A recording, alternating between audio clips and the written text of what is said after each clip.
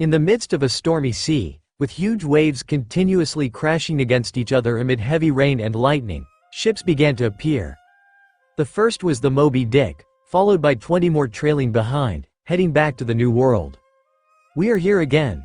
The members of the Whitebeard pirates maintained a satisfied look, surveying the tumultuous waters. Bubbles burst from the Moby Dick, and more coatings exploded from the other ships until the entire fleet was finally ready to sail towards their territories. The rain and lightning continued to pour down from the sky, lighting up the entire area. Luffy gazed with a bit of admiration at the chaotic scene before him. He and his crew would navigate these waters in the future, but he certainly already had a taste of this sea until the Black Pearl sailed here. Beside him, Ace approached. "Are you already scared of navigating the New World, Luffy?" he teased with the question. "Do you think I'm scared of this place? I'm just excited because I've officially come to this sea. I will conquer the whole New World, Ace. Remember that?" Luffy retorted, mocking his brother's provocation. "Arrogant as always, aren't you, Luffy?" Ace murmured, but soon smiled. "Anyway, we'll be waiting for that. Are you going already?" he asked. Luffy nodded, looking into the darkness of the night, raising an arm and looking at his wrist. "Yes, Ace. I need to do some things and it has to be somewhat quick." He lowered his arm and looked in a certain direction. "After all, many forces are in motion now. Probably this organization I'm targeting must be in chaos with the death of their leader. I need to hurry to execute my plan." Luffy then turned his attention to the other crew members, with them watching him at that moment. "So you're leaving, Straw Hat?" Marco asked with a friendly smile. "Looks like we won't see each other soon," Vista spoke. "It's a shame we can't exchange a few blows, since I wanted to see the skills of the one who possesses the sword of the ancient king of pirates," he commented. "In the future, we will have a chance," Luffy said. "Anyway, thank you for your help, Monkey D. Luffy. I'm sure that we got out of Marineford so well thanks to your crew," Jozu acknowledged. Luffy nodded, turning his attention to Whitebeard. "Goodbye, kid. Good luck, and when you return to these waters in the future, make your name," he said. Luffy nodded. "You can count on it, Whitebeard. I hope to find you strong and healthy still. You hear me?" Luffy spoke smiling. They looked at each other with some respect. Truthfully, Luffy didn't believe he would meet him again and this would probably be their last meeting, but without saying anything more, he turned around. "Good luck, Straw Hat," Marco said. "Thank you. Ace's brother, see you. Get back to the ship when you can, we'll have a feast," the Whitebeard crew exclaimed cheerfully. "You are our friend, visit when you can." Various exclamations came from the pirates of the divisions. Luffy nodded. He liked these people and now Whitebeard would have a chance to live a little longer with his family. Putting that aside, Luffy bent his knees on the ship's deck and exploded into the air, flying with Jeppo. Quickly approaching the dark clouds in the sky, and looking at his wrist where there were 3 eternal pose, he chose one specifically before sensing its magnetic field and moving in that direction, bursting through the air, slicing through the rain and dodging falling lightning at that moment. The Whitebeard crew watched as Luffy disappeared into the horizon. "Hope to see him soon," Marco commented. "Yes, Luffy will be here with his crew soon, so, we can't fall behind. I'll get so strong that I'll kick his ass when I see him," Ace said with a challenging smile. "Well, men, let's move forward now. After all, we have our territories to reach and see the chaos they made in them," Whitebeard said and everyone nodded.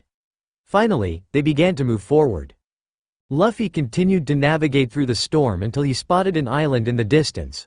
With a Jeppo, it didn't take long for him to finally see it, as it was enveloped by toxic smoke.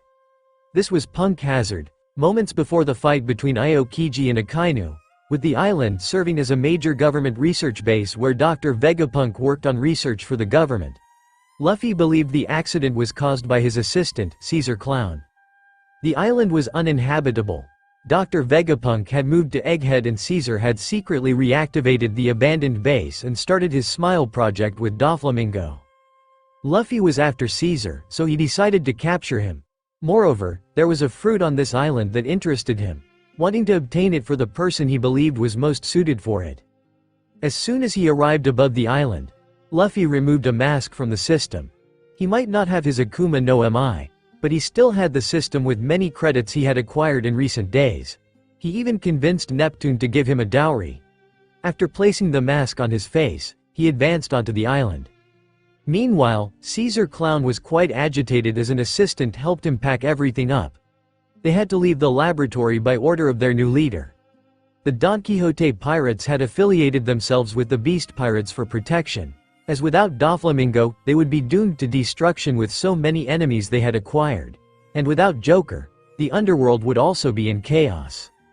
It was at that moment that an explosion occurred, shaking the entire station, with Caesar and Monet immediately looking towards the source of the sound. "What's happening?" Caesar exclaimed with a look of fear.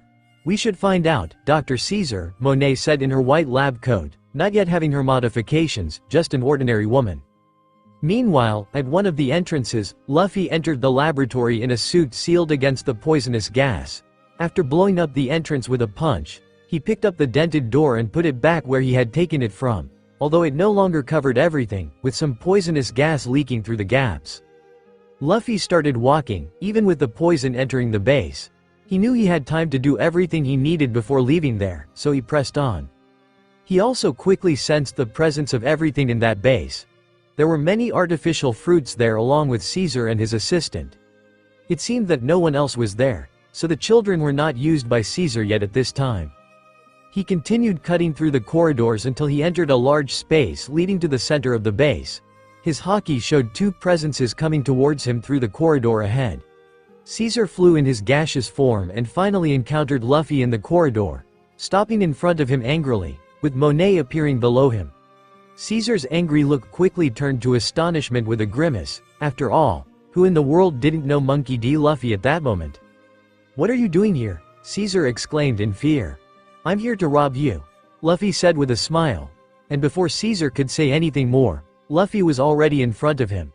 He simply clenched his fist with haki and struck him in the face, making Caesar fly a considerable distance, with blood spraying in the air from his broken nose, before he collapsed defeated on one side of the corridor. Meanwhile, Monet immediately stepped back, with Luffy landing in front of her, looking at her with interest. So it seems that what was expected is happening. The Don Quixote pirates are acting. I would like to understand the situation now that Doflamingo is dead, Luffy said calmly. Monet couldn't act while she transformed into snow, but Luffy hit her on the head, causing her to faint. "So easy to deal with them," Luffy commented, looking at the two fallen on the ground. "Anyway," he said, taking some handcuffs from the system and placing them on Monet, then moving towards Caesar. Caesar opened his eyes a moment later and was stunned as he saw Luffy staring at him with handcuffs placed on his arm. Hey, what are you doing? Do you know who I am? I am the greatest scientist of all," he exclaimed immediately. "You really are a good scientist, which is why I will be capturing you. I'll need your help in my plans." Luffy did not hide his greed. Caesar would be very useful. Caesar, trying to maintain his pride, now understood why Luffy was there. He valued his abilities, and this immediately made him fearful that he was about to be used by another pirate. Wait, you can't do this. We are directly affiliated with Kaido and the Beast Pirates." Caesar tried to argue, but Luffy just laughed. "That doesn't matter, since we will take down Kaido in the future, so you will come with me anyway," he said before slapping Caesar again, making him truly faint this time. Luffy made sure they would stay locked up and left them there while he entered a base and quickly began to explore the whole place. There was a smile factory and a reasonable stock of artificial fruits, but his real interest was in the junkyard of the place. As he was at its entrance, he blew up the place entering the junk dump and walked through it until he found a pink fruit. This fruit was an experiment classified as a failure by the world government when Dr. Vegapunk was working here, trying to develop an artificial fruit for Kaido. However, in the tests, it was deemed a disposable experiment, making the world government very disappointed, as they had spent many resources on this project. In the end, after that, Caesar went mad and caused the incident that led to the chaos the island is in today. Failed experiment? What foolishness! Luffy murmured, looking at the fruit in his hand. Momonosuke had managed to transform into a giant dragon, though not as large as Kaido. After all, this fruit is inferior to the Uo no Mi model. Seryu, a dragonfish, but still, it gives more power than most fruits. Satisfied, Luffy stored the fruit as he left the place, going to other areas to steal some money and take the resources. He could put Caesar's treasures with his money in the system, but since he didn't have his Moa Moa no Mi at the moment, he would have to carry the other things he picked up at the base. He was not interested in the fruits, so he decided to destroy them, along with the whole laboratory. But just as he was about to start, he felt a presence entering the base through another of the large laboratory's entrances. "Look what we have here, a Vice Admiral of the Navy." Luffy murmured and opened a smile, giving up his move as he walked towards the entrance. A man with a bamboo, wearing navy robes, walked in, surprised to see Caesar and Monet handcuffed in the middle of the corridor. Luffy approached along the corridor, while his steps echoed through the place. "Hello, Vice Admiral Virgo," he commented calmly, appearing in front of the man. "I'm going to handle something." Vice Admiral Virgo stepped out of his office and notified the men of G5, who looked more like bandits than Navy soldiers, saluting the Vice Admiral who stayed in the New World to protect them while the rest of the Navy fought against the Whitebeard pirates. The New World was a chaos, unsurprisingly, and Virgo was trying to keep the sea controlled, dispatching soldiers and ships to manage those regions. He had been in touch with Dressrosa while they reported on the path the Don Quixote family would take. Thirsty for revenge to kill those who caused Doflamingo's death, Virgo ended up agreeing to affiliate with Kaido. He received the latest updates on the plans and decided to head to Punk Hazard with a ship to escort Caesar to Wano to work with Queen in the land of the Samura's factories. Vice Admiral Virgo is leaving. Where is he going? The sea is a chaos, with a growing number of pirates emerging. As they complained, Virgo kept leaving without caring about the comments. He simply left the base and flew into the air with Jeppo, as he advanced towards a ship from Dressrosa on the sea heading to Punk Hazard. He arrived at the ship a moment later and everyone greeted him. "Virgo, it's been a long time since I've seen you." A man with spiky hair crossed his arms. "Yes." Virgo was terse. He was not in a good mood, as everyone was mourning the fall of their former boss. The ship continued sailing until Punk Hazard finally appeared to them, while Virgo left the ship to meet Caesar and Monet. But as soon as he walked through the doors where he had access and encountered the two tied up with sea stone, and with their mouths shut. "What's going on here?" he murmured, looking at Caesar, trying to speak to him, but with an incomprehensible voice. But in the next moment, his attention was drawn to the corridor ahead, when he heard footsteps approaching, and from one of the corridors, a person emerged, walking calmly towards him. Virgo looked at Luffy behind his glasses with a quite bewildered expression, seeing one of the people he and his family wanted to destroy, there in front of him. "Vice Admiral Virgo. So you're here." Luffy spoke with a smile. "Mugiwara." Virgo murmured with a dark tone despite keeping serious. "It's good to see a dog of Doflamingo here too.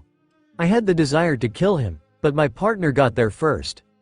Not that I can blame her, since my wife would be very sad if I took her goal of revenge." Luffy started calmly. Virgo looked at him, unstartled that Luffy knew about his affiliation with the Don Quixote pirates, as he tested himself, burning with rage inside, so much that he couldn't hold back anymore and exploded the floor, passing through Caesar and Monet, ready to kill the Straw Hat. The reports indicate that Monkey D. Luffy could no longer use the abilities of his fruits at the end of the war. This is the chance to kill him when there seems to be no one else from his crew here, Virgo thought as he approached Luffy with his still open smile. Luffy saw the man raise his staff as he moved towards him. Luffy quickly drew his sword at the last second, clashing against the weapon with haki and generating a wave of yellow lightning. Virgo clenched his teeth, seeing that Luffy was truly powerful with haki, trying to put as much power into his haki. But Luffy had evolved even further with basic haki and began to cut through Virgo's haki.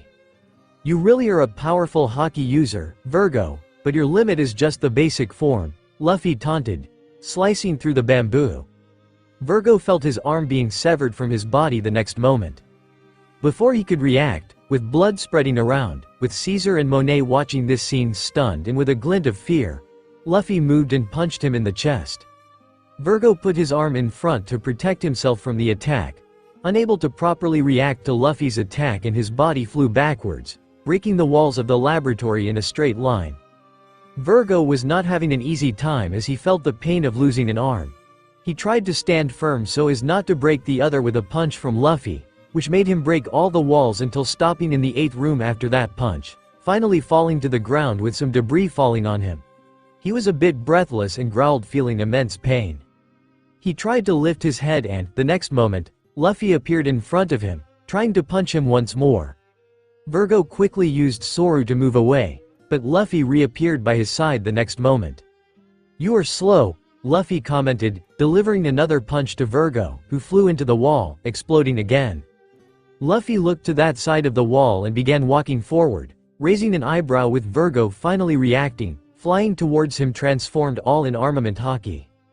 Even with just one arm, Virgo did not seem to give up, at a disadvantage, trying to hit Luffy, who quickly put his hand in front, waiting to see the strength of the opponent, as he was dragged a few meters back, but nothing compared to what he did to Virgo, not even passing 5 meters. "Interesting," Luffy murmured and sheathed his sword while his arms transformed, coated in haki, getting ready to fight. He flew the next moment towards Virgo. Meanwhile, Caesar and Monet could only hear the explosions while the whole place trembled with the intense battle in the next moments. "They are destroying my entire laboratory," Caesar complained with his muffled voice, as he could not speak with his mouth gagged with a rope. Monet was frightened seeing Virgo's arm fallen on the ground in front of them. The explosions continued until Virgo, again, flew into that room, hitting against the wall, cracking it. He tried to stay standing, but he was all bruised. Even with his whole body wrapped in haki, blood was spread all over the place. He had his arm broken, his ribs, and his organs were all damaged. Even his glasses had already fallen off, leaving him in a deplorable state. Luffy burst through the wall he came from, while approaching calmly, looking at the man mockingly. "I thought you would be a greater challenge, but you were too weak," Luffy commented. Despite having faced several vice admirals and used just haki and the 6 styles to defeat many of them in the war, he expected more from Virgo, since he was a challenge for Trafalgar Law in the original. Luffy, sighing, decided to finish this. He simply removed his sword again from its sheath and showed it to Virgo, who could only look at it now without being able to do much. Virgo was without his weapon and his whole body was broken. The only thing he could maintain was his haki, but it was also already at its limit after just a few blows from Luffy. Luffy didn't care. He turned his body as he placed his sword behind him. It began to glow with red lightning. Preparing to make his move, he then spun quickly, releasing his attack. At the last millisecond, Virgo, even with a broken arm, put his hand in his pocket and was cut the next moment. Monet and Caesar, who were crouched on the ground, saw the blow passing over their heads. "Hey, what's going on up there?" one of the Don Quixote family members asked curiously, hearing the explosions coming from the large mountain on Punk Hazard Island, not understanding what was happening there. "Who knows? Maybe Virgo is annoyed with Monet or something," another man spoke. But then, the next moment, a huge lightning strike in the shape of a cut emerged from the mountain and went in all directions of the island, piercing all the other peaks of the island as they were cut along that line. The lightning passed over the ship, generating wind, with the members only able to protect themselves by putting their hands in front. "Hey, what was that?" The lackeys of the Don Quixote pirates quickly ducked in fear, as Gladius looked with narrowed eyes, wondering what was happening and looking up at the sky. "Hey, look there," a man pointed to the island again. "What?" others exclaimed. The next moment, everyone was looking at the mountain from where that cut with electricity came out, seeing it fly in half, with the Smile Factory being cut by Luffy's sword, which made a 360 degrees movement. Everything turned into chaos after that in the laboratory. Explosions began to emerge all over the place, while Caesar and Monet were in the middle of it all, with the former screaming desperately, not wanting to die or complaining about the destruction of his laboratory. The mountain began to fly over the laboratory, while falling down, creating a cataclysm on the island with explosions and tremors. Luffy saw this with satisfaction, as the Smile Factory was destroyed with this movement, with Virgo being cut. He looked ahead, where there was Virgo, with half of his body cut. Unlike what happened with Law, Virgo was really cut and his life was quickly ending as he couldn't react while having only half of his body. Luffy raised an eyebrow, seeing him with a look of despair holding a Den Den Mushi that he had pulled from his pocket before Luffy cut him. "Vice Admiral Virgo, are you there?" A female voice continued calling from the Den Den Mushi. "What is all this noise? Where are you and what is happening?" Monkey D. Luffy, Virgo murmured as he was dying, still managing to speak in his last moments. He killed me at Punk Hazard, he said, dropping the Den Den Mushi the next moment, while Virgo looked at the now open sky. Soon I'll be meeting you, Doflamingo. He couldn't help but murmur, and Luffy raised an eyebrow at that. This guy is certainly loyal. He couldn't help feeling a bit of admiration for the man as he died. Vice Admiral Virgo, Vice Admiral Virgo. The voice on the fallen female Den Den Mushi kept calling. He's dead. Luffy decided to speak as the woman on the other end of the line opened her eyes and was stunned before glaring with hatred. You are Monkey D. Luffy, aren't you? You think you can get away with all this? You will face the justice of the Navy and pay for all your crimes, she exclaimed angrily.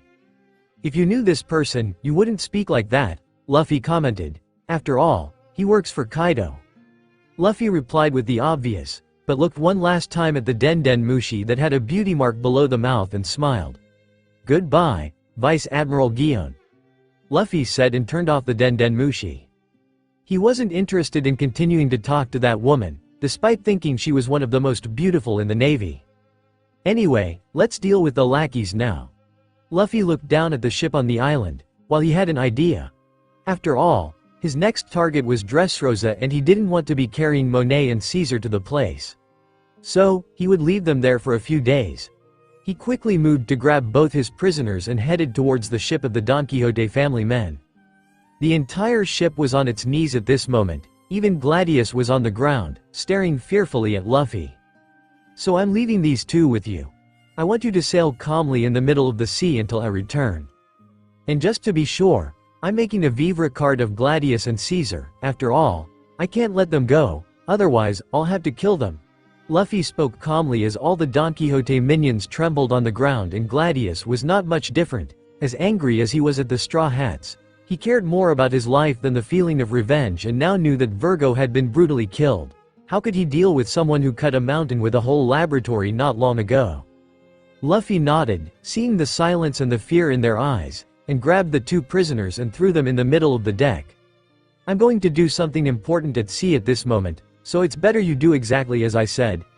After all, I don't want to kill you, Luffy said with a very firm tone, while everyone felt fear, with Caesar being the most fearful, starting to cry, wanting to wake up from this nightmare. Luffy approached the frightened Caesar and took one of his hairs and did the same with Gladius, while doing what he learned with Yamato during their travels. Luffy was not just a captain who gave orders and planned the future of the crew, but also lived learning things with his companions, whether making vivre card with Yamato, learning to read poneglyphs with Robin, feeling the weather with Nami, and learning to be a better swordsman with Stealing or a better shooter with Usopp. After that, Luffy smiled at everyone. I'm leaving, see you in about 2 days. Goodbye, Luffy said, and disappeared the next moment, flying high, leaving Punk Hazard behind, while following the path to Dressrosa with his second eternal pose of the three on his arm, disappearing into the middle of the sky. Dressrosa is known as the land of fairies, the land of romances and passion. While countless toys walked through all the streets of the city, couples met and kissed, while some toys seemed enraged with them, but they didn't care. This is terrible, Trabol shouted quickly in a meeting where the crew members gathered there to discuss urgent matters, and this time it was a very delicate issue. After all, there was a vivre card starting to disappear while burning quickly in front of everyone. Virgo is dying. Diamante was shocked by this. After all, Virgo was one of the elite members and there were only 4 of them, being Trabol, Pika, Diamante himself, and Virgo, with the latter about to die. He was in Punk Hazard to escort Dr. Caesar Crown to Wano. Something happened, Pika said in his thin tone. The other members also looked around with tense and fearful glances. We should call Gladius. He must know what's going on, he said, and they tried to make a call, but the Den Den Mushi wasn't working. After all, Luffy made sure to remove all of them from the ship as soon as he left. Buffalo, go there immediately, Pika exclaimed while he nodded immediately, leaving through the window. Viola. I want to know about anything suspicious that might show up here, you understand? Trabol said, and Viola in a corner nodded. Viola was quite confused. It seemed that all Joker's allies were turning against him and his family was not managing the situation. Even with Kaido's name on them, some forces didn't seem to care. not believing that the family would continue with their arms sales as they had provided before. The meeting began and many members began to cry with the fall of Virgo as his paper disappeared completely, showing that he died. Viola spent a day thinking about what to do, and when she went to her room the next day planning to see her niece at the Colosseum today, since this kingdom belonged to Kaido now, she feared for her father's death. She needed to find a way to keep him safe. But as soon as she reached the door, she immediately opened her eyes with her X-ray vision, while she was paralyzed, debating whether to open the doorknob or not. In the end, she nervously opened the door with the room appearing to her while there was a man near the window looking at the kingdom. I was wondering how long you would stand at the door, and for a moment I thought you were going to call the rest of the Don Quixote family. Princess Viola. Luffy commented calmly without turning to the woman. Monkey D. Luffy. You're here, Viola murmured. Yes. I came here from Punk Hazard. Luffy spoke as Viola opened her eyes at that moment. So you? She asked, shocked. If I killed Virgo and captured Caesar Crown? Yes. Luffy admitted. Viola was still quite surprised by this, and she almost wanted to know the intentions of this man as she began to activate her eyes. If you try to read my mind, I won't be kind at all, Princess of Dressrosa, Luffy immediately warned. He did not want someone reading his mind. Viola quickly deactivated her eyes to not enrage the pirate in front of her. But what do you want? What are you doing here? She asked cautiously. You want this country to be free again. I heard it's now Kaido's territory, Luffy said. Yes, it belongs to Kaido. Are you planning to take him down? Viola asked. Luffy had beaten Kaido in the war, so she was thinking that he really could defeat him. I plan to take him down, but not now, Luffy said. But, Viola, with a glint of hope to see this kingdom finally free, insisted, but Luffy shook his head. I know you want to take this kingdom out of the beast pirates' hands as soon as possible. And I could even free them, by going into the factory and beating up that brat who turns people into toys. Luffy finally turned to Viola. But I won't be at sea next year, so even if I defeat the Don Quixote family here, Kaido will send forces and I can't be here. Luffy spoke. He had no plans yet to go into a war now, waiting for his entire crew to be ready for such a thing. Viola didn't know what to say about this, but still, she looked at Luffy with some hope. But you will come to this country in the future then? You will go to war with Kaido? She asked as Luffy shook his head. But what do you plan? Why do you want to help Dressrosa? Viola couldn't help asking. It was strange Luffy's actions or why he was here to talk to her after everything. I intend to make this place my territory, but I won't govern it. I'll leave that to your father, putting him back on the throne again and restoring the royal family's name again, Luffy commented. Viola wasn't so surprised by the first statement. After all, Luffy wouldn't help them for nothing. But the second part left her eyes shining with hope. She was ready to beg him to do just that no matter the cost, as long as he saved her father. Thank you, she murmured in the end while looking at Luffy with a glow of admiration.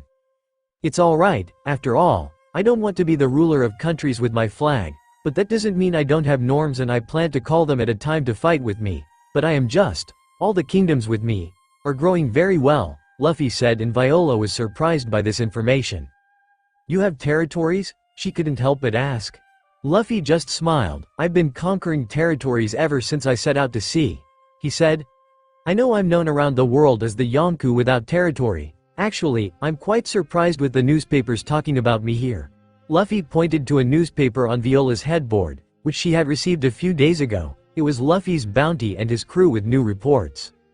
Besides, he continued while pointing to the wall with a photo of his bounty and several articles about him kept under the bed. Didn't know I had a fan in this place, he said, making Viola immediately open her eyes with this. This isn't what you're thinking, she replied with a somewhat desperate tone, while turning red with embarrassment at this moment. It's okay. Let's just say you're no stalker, he replied with a smile while the woman seemed to get even redder with that. I'm no stalker, Viola murmured. Anyway, I didn't come here just to talk about some of my plans. Luffy began as Viola tried to regain her composure to listen to him. What you want? If you are fair, the royal family will be grateful and follow you, Viola replied. I plan to have Lami free this country while she kills Doflamingo, but as you can see, she did it herself in the war and Doflamingo is dead, So I thought of another way to fight for this country, since just coming here and defeating all the remaining members of Joker is too easy. Luffy said, not wanting to do everything alone. What's the concept of a crew then? I want one person to do this. He spoke in the end. One person? Viola didn't know what Luffy was talking about. I want Princess Rebecca, I came here to pick her up, Luffy said. Rebecca? Viola was surprised by this. Yes, my intentions are not bad, but I want to recruit her into my crew and give her the strength to free the country. Luffy said, he always had in mind the ideal crew to conquer the seas and handpicked his future crew members. Rebecca was always someone he intended to have as well. You intend to do this? Viola was somewhat suspicious of Luffy's actions, even a bit jealous that it wasn't her he was looking for his crew. Luffy guessed what she was thinking. Your skills are very useful, and I plan to make use of them in the future, but now you need to stay in the kingdom. To keep it, after all, the people of Dressrosa still need to see the royal family on this land. I don't believe anything will happen to Dressrosa this year, just keep things as they are. When we act it will be quick and to the point. The Don Quixote family will be destroyed and Dressrosa will be safe while we are in this sea, Luffy spoke. Yes. But what do you intend to do with my niece? Viola began to understand Luffy's reasoning, but still didn't understand how he would make Rebecca as strong as he claims. See this fruit? Luffy showed the pink fruit to Viola. It's a replica of Kaido's fruit, although not perfect, it is still very similar, Luffy declared while Viola was shocked by this information. Really? This fruit is like that of the Yonkou? She murmured. Yes, anyway, take this. Luffy handed a Den Den Mushi to Viola. If everything is working as usual, avoid contacting, but if something happens, call me, Luffy requested, and Viola stepped forward, taking the Den Den Mushi before looking at Luffy gratefully. Thank you, she couldn't help but murmur with a blush. It's okay. Rebecca is in the arena and they're having games today. Luffy looked back out, towards the Colosseum in the middle of the city. Yes. Members of the Don Quixote family are trying to keep order in the kingdom and believe that keeping people busy fighting will work, Viola responded while Luffy nodded. Alright, I will take Rebecca to get her out of the kingdom. You don't need to lie when they ask who attacked the Colosseum, but keep it discreet and contact me if something happens to you or Dressrosa, Luffy requested. Yes, Viola responded in the same tone as before. Anyway, I'm going. I need to save a princess while she is forced to wear erotic clothes in front of the whole kingdom. That's too disgusting. Luffy spoke with some disdain. Viola just looked at him as Luffy merely smiled. See you later. I hope we meet soon, Princess Viola, he said before jumping into the air out of the window and flying towards the Colosseum as fast as he could. Viola continued to look at Luffy disappearing with her own thoughts, while placing the Den Den Mushi she received on her right chest with quite conflicting thoughts while keeping the image of Luffy in her mind with a blush on her face. Let's start another round of the next fight, the announcer shouted, hoping for another day of the tournament despite Dressrosa being quite agitated lately. Still, the Colosseum was open to everyone in the kingdom while they seemed to enjoy it. Two men in armor, one 7 meters tall and the other 4 meters, began a fight while citizens and toys continued to scream, seeming to forget that their king had been killed over a week ago. Meanwhile, no one noticed something coming towards the Colosseum from the royal castle at high speed, creating a huge impact in the middle of the place the next moment. The Colosseum shook at this moment with the impact. What is happening here? An attack on the Colosseum? The announcer shouted as the bikini-clad women beside him put their hands on their faces, worried. The crowd in the stands showed expressions of fear, while the two gladiators stopped their fight to see what was happening. Meanwhile, inside the Colosseum, debris flew in all directions, with several gladiators who had not yet entered the arena looking horrified at the destruction of the place next to them. The Colosseum was fortified so no one could leave, but here it was being destroyed, as a shadow began to emerge from the wreckage, moving into the place. Who is this? A gladiator asked, raising his sword with some fear. An enemy of Doflamingo taking advantage of his death? Another expressed his thoughts. We should call the Don Quixote family, a guard exclaimed as the shadow finally came out of the wreckage while Luffy wore his usual casual clothes, his hat showing his symbol. Wait, this is... All the gladiators immediately recognized who this person was. He is Monkey D. Luffy. a Yonku. The one who is captain of the woman who killed Doflamingo. He killed a Gorosei, one of the people who ruled the world, fought against Garp, Sengoku, 3 admirals, and even hit Kaido. Everyone immediately became shocked by who was in front of them, feeling very afraid and immediately backing away. He has a bounty of 3.5 billion berries, another exclaimed, trembling. Luffy continued walking, listening to the comments while cracking a small smile. But the next moment, he released his haki, making everyone in that place fall to the ground. Luffy saw everyone collapsing, except for one person he excluded from his haki as soon as he felt her. Rebecca was in a corner wearing classic clothes that showed most of her body like a kind of bikini, something used to ridicule her while turning the princess of the kingdom into being exposed like a prostitute. She was surprised by the explosion and heard everyone exclaiming Luffy's name as soon as she appeared. She wasn't sure how to act, though she was grateful for Straw Hat beating and humiliating Doflamingo while that Lami killed him in the war. She didn't know why this powerful pirate was here and her first thought was to run from there, but as she was about to take the first step, a powerful wind swept through the place and the next moment she saw the crowd falling to the ground with white eyes and open mouths, fainted instantly. She saw this in the war shown on the screen and she took a step back with so much fear, and it reached its peak when Monkey D. Luffy stared at her from that distance with a smile. "Why is he looking at me?" Rebecca murmured as she raised her sword against Luffy, waiting for him to make a move. "Rebecca," Luffy said calmly as he began to walk towards her. "How do you know who I am? What do you want?" Rebecca kept her sword as she began to tremble. She knew she couldn't handle this man. "I know who you are because I came looking for you and I want to take you from here," Luffy replied calmly. This caught Rebecca by surprise as she narrowed her eyes trying to look at him with courage. "What do you mean by that?" "Simple. I'm here to take you. I want to make you stronger. Do you want to be free? Want to free Dressrosa?" Luffy asked calmly. "Make stronger. Freedom," she murmured, a bit confused by these words. "I have a proposal for you. I want you in my crew. I wish to make you so strong that in 1 year, you will return and almost destroy the entire Don Quixote family and free Dressrosa. And I will go to war against Kaido, but I want you to follow me until the end of my journey." Luffy gave her his proposal. Rebecca had stunned eyes, almost dizzy from hearing this. She could never have imagined receiving such a proposal as Luffy walked up to a few meters from her. "Are you serious?" she murmured. "Yes. I just spoke with your aunt and I know she is watching this from the castle right now. I want to free you and restore the Riku family, with your grandfather returning as king and you receiving the title of Princess of Dressrosa along with your aunt, and not living in this humiliating way. You want a better life, so I want you by my side."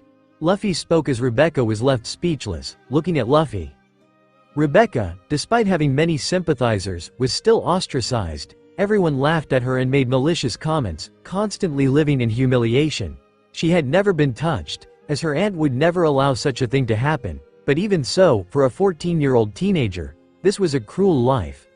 Everyone had fierce voices against the Riku family and took it out on her and her grandfather, who often came to the Colosseum. Now she was hearing something from a stranger she never imagined, saying he would take her away and make her strong, her family and her country would be saved by her. This caught her by surprise, and as someone living this kind of life, she always clung to anything that gave her hope, even suffering in the Colosseum. She wanted to become strong enough to have killed Doflamingo and free her aunt and grandfather from the clutches of their enemies. That's why at that moment, she started to tear up, looking at Luffy as tears began to fall. "Really? Do you think I can become strong enough to free this country? Do you want to take me with you?" she asked as tears started to fall. "Yes, we'll spend 1 year away training and I want to recruit you to my crew. Although you will become a pirate, you are not the first princess in my crew. Vivi, the princess of Alabasta, and Shirahoshi, the mermaid princess, are with me and have become powerful women, although today they are also my wives." Luffy murmured at the end, and hearing this, Rebecca blushed, but looked at Luffy with hope. She didn't know why, but she felt she could trust this man. "Be careful, Rebecca." A voice emerged at this moment, and a toy soldier in dark and red clothes with only one leg, using a type of toy weapon, jumped and stood in front of Rebecca and Luffy. "Toy-san." She was surprised by this. The toy soldier seemed to look at Luffy unafraid and Luffy looked at him with interest. Don't trust what this pirate is saying, you don't know him to believe in his words, he said firmly. So you appeared, Luffy commented looking at Kairos calmly. Sorry, Toy-san, but I will accept Monkey D. Luffy's proposal. Rebecca spoke and Luffy was surprised with the system putting her as an official member. I've never had such a quick acceptance in the crew, Luffy commented internally, quite pleased. But the same could not be said of the toy, who looked at Rebecca stunned. Don't do it, Rebecca, he exclaimed, but Rebecca shook her head. I will believe in him, he defeated Doflamingo once and I will do anything to become stronger, she said determinedly. As the toy soldier was about to try to convince Rebecca not to agree to this, because it was very suspicious for one of the world's greatest pirates to appear at this moment, and wanting to take Rebecca saying he will train her, as a father, he didn't trust Luffy at all with this attitude, even though he is an enemy of the Don Quixote family. I'm not surprised by this, toy soldier, Luffy interrupted before continuing. She is your daughter, so I understand your concern, Luffy admitted, catching both the toy soldier and Rebecca looking at Luffy confused. What do you mean by that, Mr. Luffy? Rebecca asked bewildered. Do you know who I am? The soldier exclaimed, stunned. After all, even the Don Quixote family doesn't know about him, with everyone forgetting his existence as soon as he turned into a toy. Yes, you are Kairos, married to Princess Scarlet, mother of Rebecca, and she is your daughter, that's why you always accompany her, Luffy spoke. Wait. Father. I have a father? Rebecca couldn't be more stunned as she looked at Luffy and the supposed father who had been accompanying her for years while helping her train, but she had never imagined that he would be her father. Yes, the toy in front of you is your father, his name is Kairos, the one you treat as a legend when you see his statue in the arena. He is your father transformed by a devil fruit user, and that makes you forget his existence too. I am the only one who really knows who he is, Luffy said, and at that moment, Rebecca was completely taken aback. She had always heard about the statue of Kairos in the middle of the Colosseum, symbolizing a legendary gladiator that existed, but no one remembered him, like a true legend. Is this really true? She murmured while even Kairos didn't know what to say. Let's leave this reunion for later, we have to get out of Dressrosa, I'll take you with me and if you want to come along, feel free, Luffy said, not wanting to separate the father from the daughter. They didn't even know how to respond to what they had just heard, and Luffy just sighed as he appeared next to Rebecca, grabbed her by the waist and the toy soldier by the arm, and began to leave before anyone could react, through the hole he had created. As soon as they left, a sword appeared in front of them, as Diamante tried to cut him at that moment, but Luffy maneuvered carrying the two by his side and dodged the attack as Diamante appeared in front of him. Mugiwara! Diamante exclaimed with hatred, ready to launch another attack. Hey, Rebecca, grab your father, I need a free hand, Luffy exclaimed and threw the toy to the girl who caught him, while he advanced towards the high-ranking man from the Don Quixote family. Once again the sword tried to attack him but making curves in the air with Geppo and Soru. Luffy surprised Diamante, as he delivered a punch to his face, making the makeup-clad man fly backwards, hitting against a building in the city. One down, now the other, Luffy commented as the city transformed in front of him with a giant of houses and rocks emerging. Mugiwara! Pika exclaimed, only 20 meters tall, while Luffy puffed his cheeks. Ha ha ha ha ha ha, look at your voice, Pika, I didn't know it was so funny. Luffy exclaimed, unable to stop laughing at the giant, while the toy soldier continued to be held by Rebecca, watching everything here without being able to react properly due to Luffy's incredible speed. You bastard! Pika tried to hit him with a punch. Ha ha ha ha! Take that! Pika! Ha ha ha ha! Luffy continued laughing and went straight into his punch, hitting it, still laughing. The next moment, the two fists collided, but Luffy didn't give his opponent a chance as his haki was much more powerful, making Pika's fist explode. And Luffy took this opportunity to take off into the sky with Rebecca and the soldier, leaving Dressrosa in chaos with this little fight. Luffy treated them like children, but it wasn't the time for them to interfere with Dressrosa. Mr. Luffy, I am a bit tired. Rebecca's voice sounded from behind Luffy as she clung tightly to his neck. With a soldier behind her, the girl had a slight blush on her face. Luffy nodded, understanding that this girl, who had been traveling through the night, was exhausted and needed some rest. Alright, let's find a ship. Luffy said and continued across the open sea. They spotted a pirate ship in a corner and advanced towards it in the next moment. Let's choose an island to replenish our supplies before going further into this sea. The captain with a 40 million berries bounty exclaimed as his crew raised their weapons. This ship belonged to a pirate group that had just entered the New World, deciding to sail these waters after the battle in a strong manner, excited to conquer their own territories and make their name in this new era. However, they did not expect an object at high speed to explode from the sky onto the deck, sinking the ship in the next moment. As the ship returned to normal while rocking uncontrollably, the pirates quickly panicked, with most of them falling to the ground unbalanced by the impact. What is that? Enemy attack, where is it? The pirates quickly exclaimed various words in fear, looking for any ship that might have fired that cannonball at them. Wait, there's someone there, someone shouted, pointing a finger at the explosion, seeing a shadow emerging from the debris of the wood. As Luffy stepped out from that spot, he appeared in front of them, staring them down. All the men quickly raised their swords at him with a look of caution and anger for invading their ship.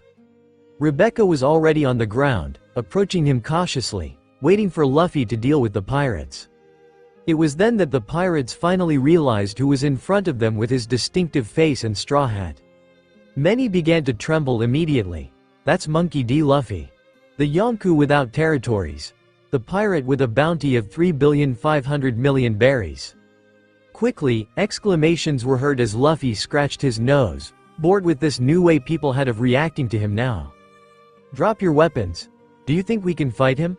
The captain quickly shouted, making all his men drop their swords, not wanting to present a threat to this monster. As the captain rubbed his hands, he approached Luffy.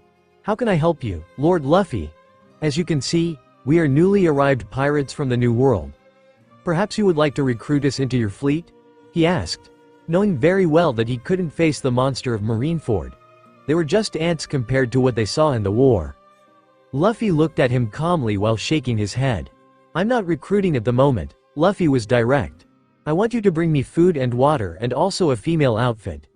I'm tired of feeling these irons resounding on my back, Luffy murmured while Rebecca blushed even more at this comment. Hey, what do you think you're talking about, my daughter? The toy soldier immediately shouted, but Luffy didn't care and continued looking at the pirates.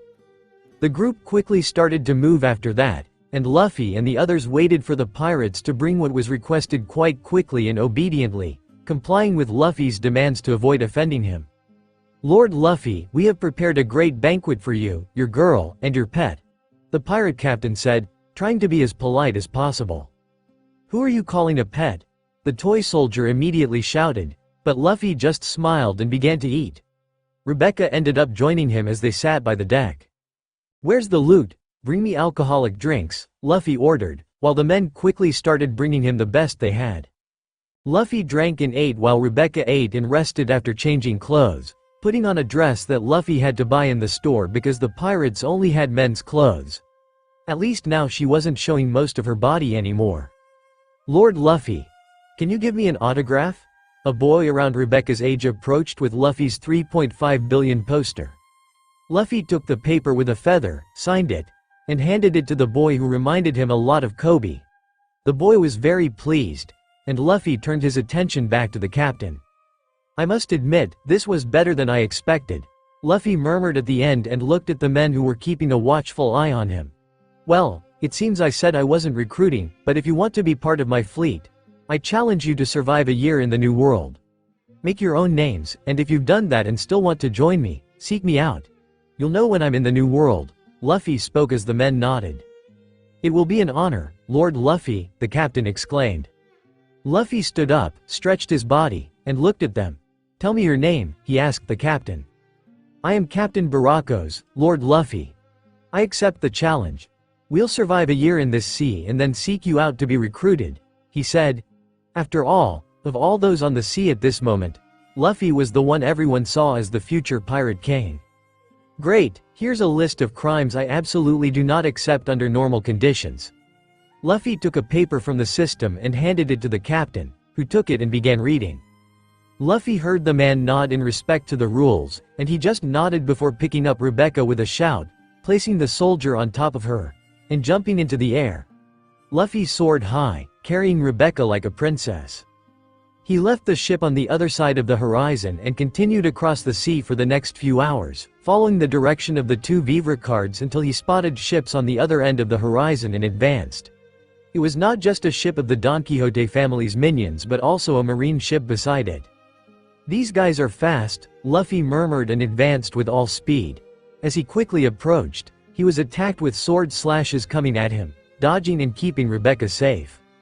"It's him, he's here!" Luffy began to hear the sailors quickly start shouting, stunned, trying to flee from the man worth over 3 billion. "Where are you going, you idiots? We can't run from fighting for justice. We must stop this pirate right here," a female voice exclaimed as Luffy saw Gion, who quickly set out with her ship as soon as Virgo made the call. She didn't like that vice admiral, but still, he was a member of the navy. She took the ship and advanced to Punk Hazard until she found this ship in the middle of the sea. Understanding that it left the island and was frustrated that Luffy had escaped to another place. Luffy had no difficulty in passing through all her attacks and reaching a ship, while Gion pointed her weapon at him, looking angry. "Pirate Monkey D. Luffy. I am here to arrest you and bring you to justice after all your crimes," she exclaimed while everyone looked at Gion a bit cautiously, wondering if she saw what he did in Marineford, be they lackeys or sailors on the ships. Luffy looked with interest. "So you are the famous Gion, Vice Admiral of the Marines, operating in the New World. You are more beautiful than I imagined," Luffy said with a smile, looking at the girl with oriental touches and a mole below her mouth. "He's trying to hit on Vice Admiral Gion," the sailors quickly shouted jealously. "Enough of this crap, pirate," Gion said, advancing towards Luffy. Luffy just looked at her, unfazed by her attacking him. Even without using his devil fruit powers, Luffy could easily handle several vice admirals. Throwing Rebecca up, he dodged Gaio's attack and reappeared behind the woman, and before she could react, Luffy moved to strike and gave her a slap on the butt so hard that it made her fly a few meters before falling, scratching her bottom as she looked at him with a glare of hatred. "You bastard," she exclaimed, her anger reaching a new level towards Luffy. He slapped the vice admiral's butt. "Bastard," the sailors immediately began shouting. Luffy just smiled. "Don't be like that, Gion, it wasn't that bad," he commented before picking Rebecca up again and placing her on the ground. "Wait a bit, I'll deal with these marines," he said. In the next moment, he disappeared. Gion, even with immense pain in her right buttock, prepared to face the pirate, and the fight lasted a few more minutes. However, all the marines were shocked as their vice admiral was already on the ground defeated. Luffy looked at them. It didn't take long for him to knock everyone else down with haki while looking at Doflamingo's subordinates, who were trembling as they faced Luffy. "Mr. Luffy, it wasn't our fault," they immediately shouted, not wanting to die.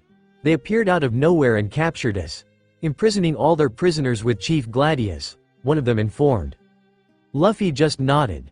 "I'll be right back, so, if you try anything against these girls, I promise you will suffer in hell," he said in a threatening tone, making them all kneel.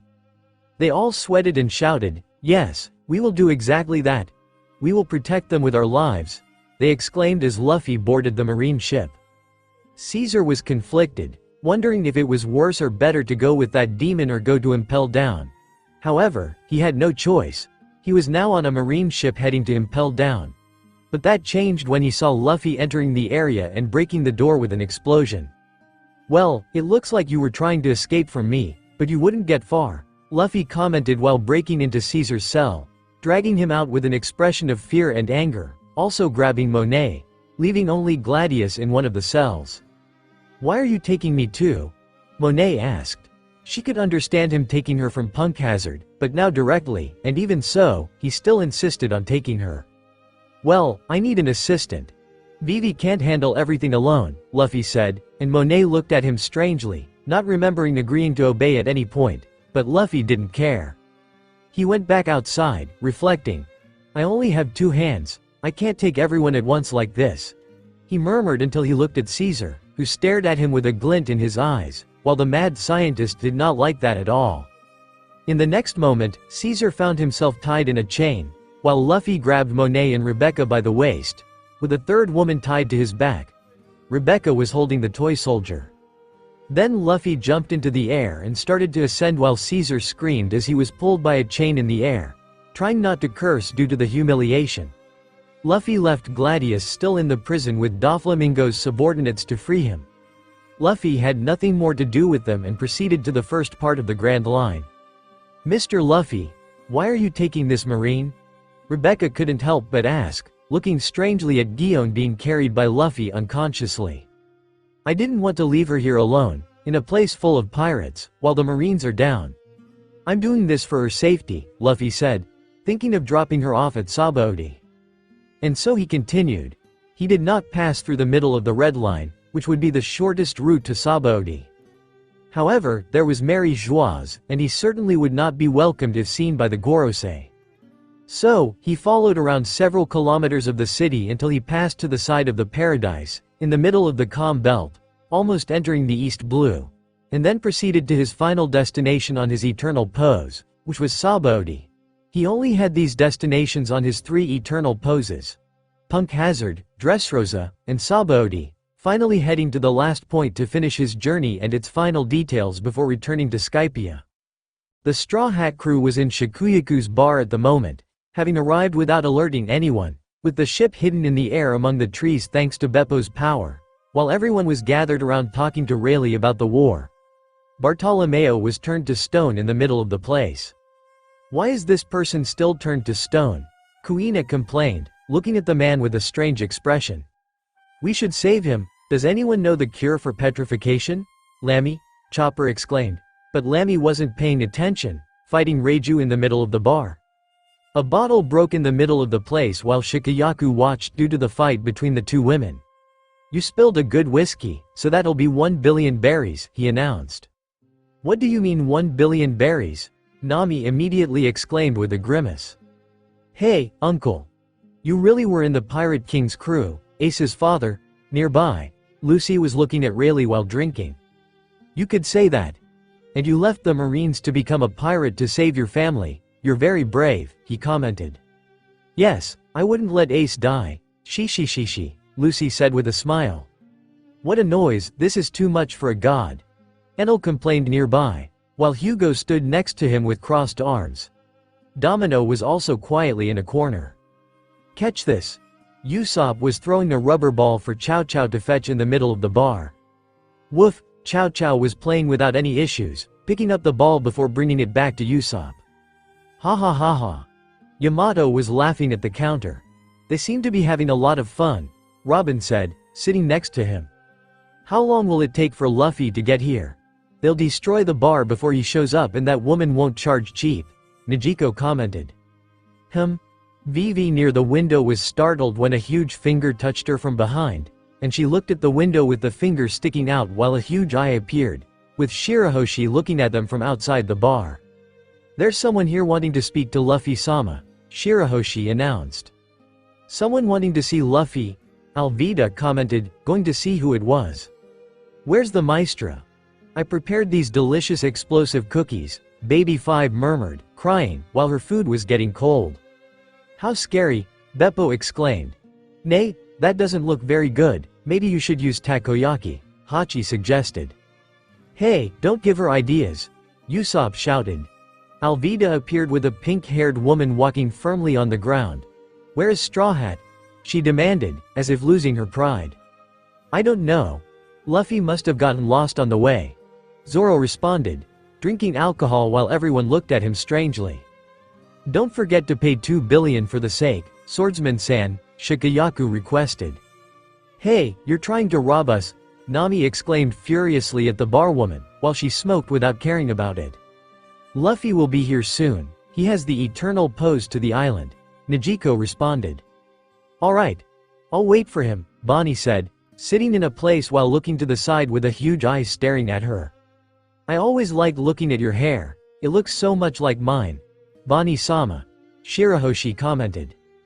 "Don't stare at me like that." Bonnie was slightly startled by the giant mermaid. It was a moment later that Usopp and Enel sensed something with their observation haki before everyone else. "Luffy is coming," Usopp exclaimed while it didn't take long for the others to feel it, and the next moment, Someone descended from the sky, landing in front of the bar with Shirahoshi beside him. "Finally we're back," Luffy commented with a smile, looking at their destination finally found.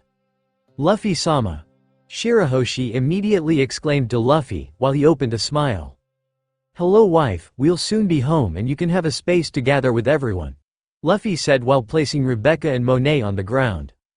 "Hey, what is this?" Nami immediately looked at Luffy with an unsatisfied tone. "I'm seeing 1, 2 women with you, not 3, you damn womanizer," she exclaimed angrily.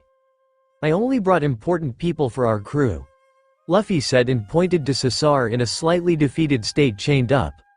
"I brought a scientist, an assistant, and a princess," Luffy declared. "Who is this marine woman?" Vivi also appeared, looking suspiciously at Luffy. "Luffy," Lucy exclaimed from the door, her 2 arms stretching out to grab Luffy. She approached a moment later, placing her face against Luffy's cheek until she noticed someone behind him. "Wait, this is Zion," Luffy was surprised. "It's Gion, Lucy," Luffy said, laughing. "Anyway, how are things, everyone?" Luffy asked them. "We arrived early in the morning on the island and have been waiting for you since then," Yamato replied, after they had left Fishman Island and returned to the surface with a small farewell from the fishmen. "That's good, we just need to do a few more things, and then we'll head to Skypia," Luffy said, satisfied, and started to walk. "Now let's go inside, I need to drink something," he said, leaving Monet, Caesar, and Gion tied up outside the bar while he entered. Luffy walked into the place with most of his crew and was surprised to see someone he didn't expect to be there. "Wait, is that Bartolomeo? What's he doing here?" he said, surprised, seeing a petrified man. "Wait, is Hancock here too?" he asked, not sensing her presence.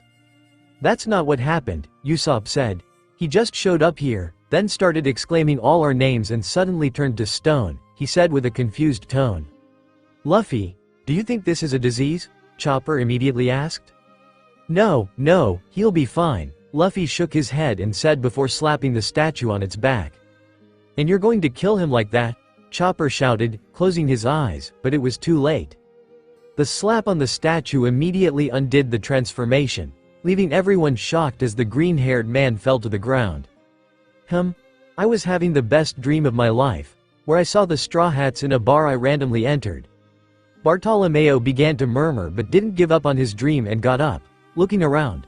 "Where are the Straw Hats?" he exclaimed, still thinking he was dreaming. He turned his face and found someone he didn't expect, Monkey D. Luffy, in front of him, who looked at him indifferently, seeing this peculiar pirate who was supposed to be his fan with this kind of reaction. Bartolomeo looked at Luffy speechlessly for seconds while everyone watched the scene in the bar, and suddenly, he turned to stone once again. He turned to stone again, everyone shouted simultaneously. "What a strange guy." Luffy began to laugh. "Leave him be, he's just a fan," Luffy said in the end. "That's a fan," Kuina murmured, surprised. "To me, he's a subject," Enel said. "Wolf." Chow Chow went next to Bartolomeo and peed on his stone foot. "You peed in my bar, 500 million in damages," Shikayaku warned. Luffy laughed a little and approached the counter. "Give me a good alcoholic drink, Shikayaku," he requested while the woman brought a bottle of whiskey. "That'll be 5 billion berries," she demanded. Hey, Luffy murmured, but in the end, he drank. "Master, I made these takoyaki." Baby 5 approached with a loving expression, handing the food to Luffy after Hachi suggested making them. Luffy thanked her and ate with the drink, before his mouth exploded, inflating his cheeks, and he only let out smoke from his mouth without any damage. "It's not as good as Hachi's, but it's an explosion of flavor," Luffy said in the end. "I'm glad you liked it, Master," Baby 5 said, placing her hands on her cheeks like a lovesick girl. "Rebecca, this man is dangerous." The soldier who entered the bar with his daughter saw Luffy's relationship with the women and immediately disliked it. Rebecca was speechless, seeing that strange crew.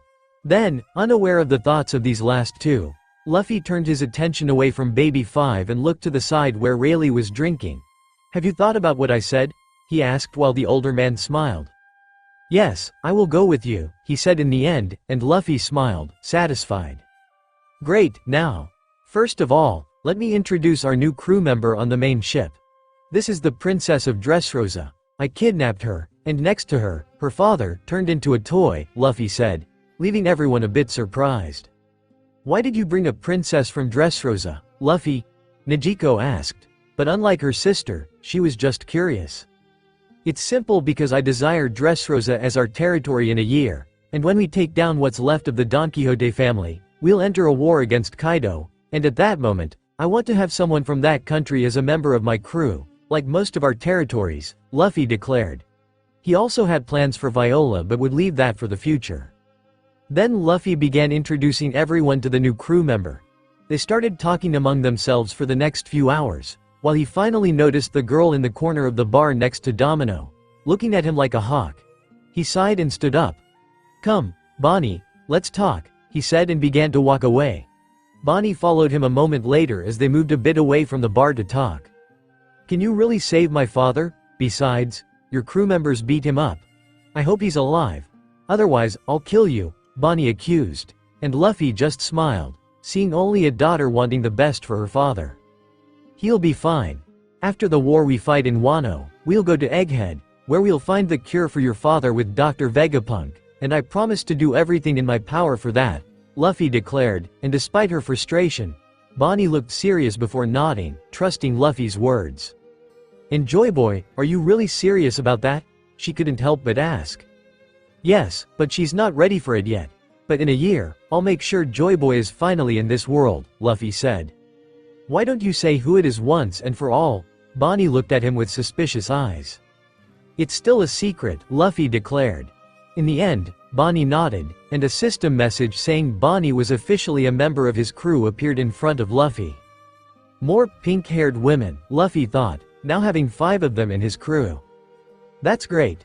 You have a crew here, right? I'll ask Beppo to accompany you to your ship, and he'll bring you flying back here, Luffy said, and Bonnie nodded. Beppo ended up leaving with Bonnie shortly after, heading to her ship. In the end, Luffy still chatted a bit with his crew while the festive atmosphere returned to normal, as always, the same atmosphere that had started since the beginning of their journey, in East Blue, to this point. It was only after some time, with Beppo arriving with a ship picked up from one of the docks with Bonnie and also bringing a ship with Luffy's face on it, along with Bartolomeo's crew, as Luffy had asked his mink, that they began to prepare to depart. Black Pearl started descending at this moment. In the end, everyone began boarding the ship, including the official crew, Rayleigh, and a petrified Bartolomeo. Ah, help me, Caesar exclaimed, but Hugo was taking him to the prison while Reiju ended up taking Monet. Mugiwara. Gion woke up at this moment while Luffy approached her. Here you're safe, he said, while the woman looked at Luffy, confused. Zion, Lucy also exclaimed, seeing her awake while waving cheerfully at her. Lucy, did you really leave the Marines? She murmured, while Lucy, already over such things, just stuck her tongue out at her. Her gaze fell on Luffy. Why did you bring me here? She saw him approaching until he got close enough to cut her ropes and hand her sword back, leaving the woman stunned and confused. I brought you from the other world precisely so no one would hurt you. Here you're safe. You can return to the Marines. Benedina, Luffy said, leaving Gion speechless next to Shikayaku, smoking a cigarette, watching Luffy jump onto the ship as it began to take off to the sky along with all the other ships that belonged to Luffy. Now their next stop was Amazon Lily since they were going to remove the entire island from the location while more than 7 ships departed, flying from this Sabaody towards the Calm Belt. Vice Admiral Gion was left in Sabaody and is coming through the route that leads to the New World via the Red Line, an officer said at a temporary marine base near Marie-Joise, as Sengoku listened to the report with his senior officers. The mood wasn't good for the Marines since the beginning of the war, with pirate activity starting worldwide stronger than it had been in the first weeks after the Pirate King's death and the announcement of the One Piece. This was due to, besides the sea changing, the defeat of the Navy giving a sense of daring to all outlaws with the Navy at such a low point. And now to help matters, Straw Hat had started moving right after the war. I want the complete report on Monkey D. Luffy, Sengoku requested to an officer who nodded as he picked up a sheet and began to read aloud to everyone there. Pirate activities began reaching a new peak worldwide, and just over a week later, the the Whitebeard pirates were spotted returning to the New World without the Straw Hats. But Captain Straw Hat appeared in the New World. His first recorded activity was on Punk Hazard with Vice Admiral Virgo, warning of his death by the pirate captain. We don't know why Virgo was there. But we are now aware that there was a scientist wanted by the government who had worked with Dr. Vegapunk for many years. Luffy captured him and Virgo tried to stop it but ended up dying brutally. He began. How is Virgo there? Someone asked. We don't know, only that he told his subordinates he would be going out but didn't notify where. But there's something related to the pirates of the late Shichibukai Doflamingo, the man said. Strange. We need to investigate this later, but now it doesn't matter, continue the report, Sengoku requested and the man continued reading. After that, he went to Dressrosa, invaded the country, entered the arena, and kidnapped the granddaughter of the former king of Dressrosa, Riku, the 14-year-old Princess Rebecca, who was kept in the arena as punishment for her family's crimes and had to fight every day, to be humiliated, he read, despite grimacing at this part. Keeping a child in that way? Has Dressrosa fallen so far? Suru couldn't help but comment. We don't have much activity in the country due to it belonging to a Shichibukai. Another replied, but with dissatisfaction. Another reason to destroy this system. Another suggested. We still need them. We have to fill the vacancies that are missing and we have some ideal candidates, Sengoku said. Even if it makes Zeph leave the Navy, you know he will do that if we invite that guy. Suru spoke to Sengoku. This is the decision of the world government. We can't do anything more about it, Sengoku said and looked at the man with the sheet in his hand for him to continue. Monkey D. Luffy managed to get out of the country even though the former members of the Don Quixote family tried to stop him, they weren't successful. He returned to the start of the New World, where he encountered Gion anticipating the ship that came from Punk Hazard and Straw Hat defeated all the Marines there, easily. He took Caesar Crown and another assistant of his from the Marine ship along with the defeated Gion herself and took everyone to Sabodi. He spoke but was interrupted by a frustrated tone. So he got the better of us. How did we not catch him? A person with a cigar snarled. There are many ways to get around Mary Joieuse. You shouldn't be surprised and Straw Hat is certainly not dumb, another replied. The man sighed and continued. He met his crew and left shortly after with some more crews. Reports say people saw ships in the port flying out to the middle of the island, he said. The damn one is recruiting more members for his own force. Sengoku said. There was a member of the worst generation who didn't leave with the others, wasn't there? He asked. Yes, Bonnie. Kizaru was the one who answered that. That's bad. The government was interested in her, Sengoku said. What happened next? Kuzan asked. They took their ship and left without anyone seeing. Then they left the island. The man from the report spoke in front of everyone as they pondered everything they had heard. Everyone there had fought in the war and was trying to find a solution to all the problems it had brought.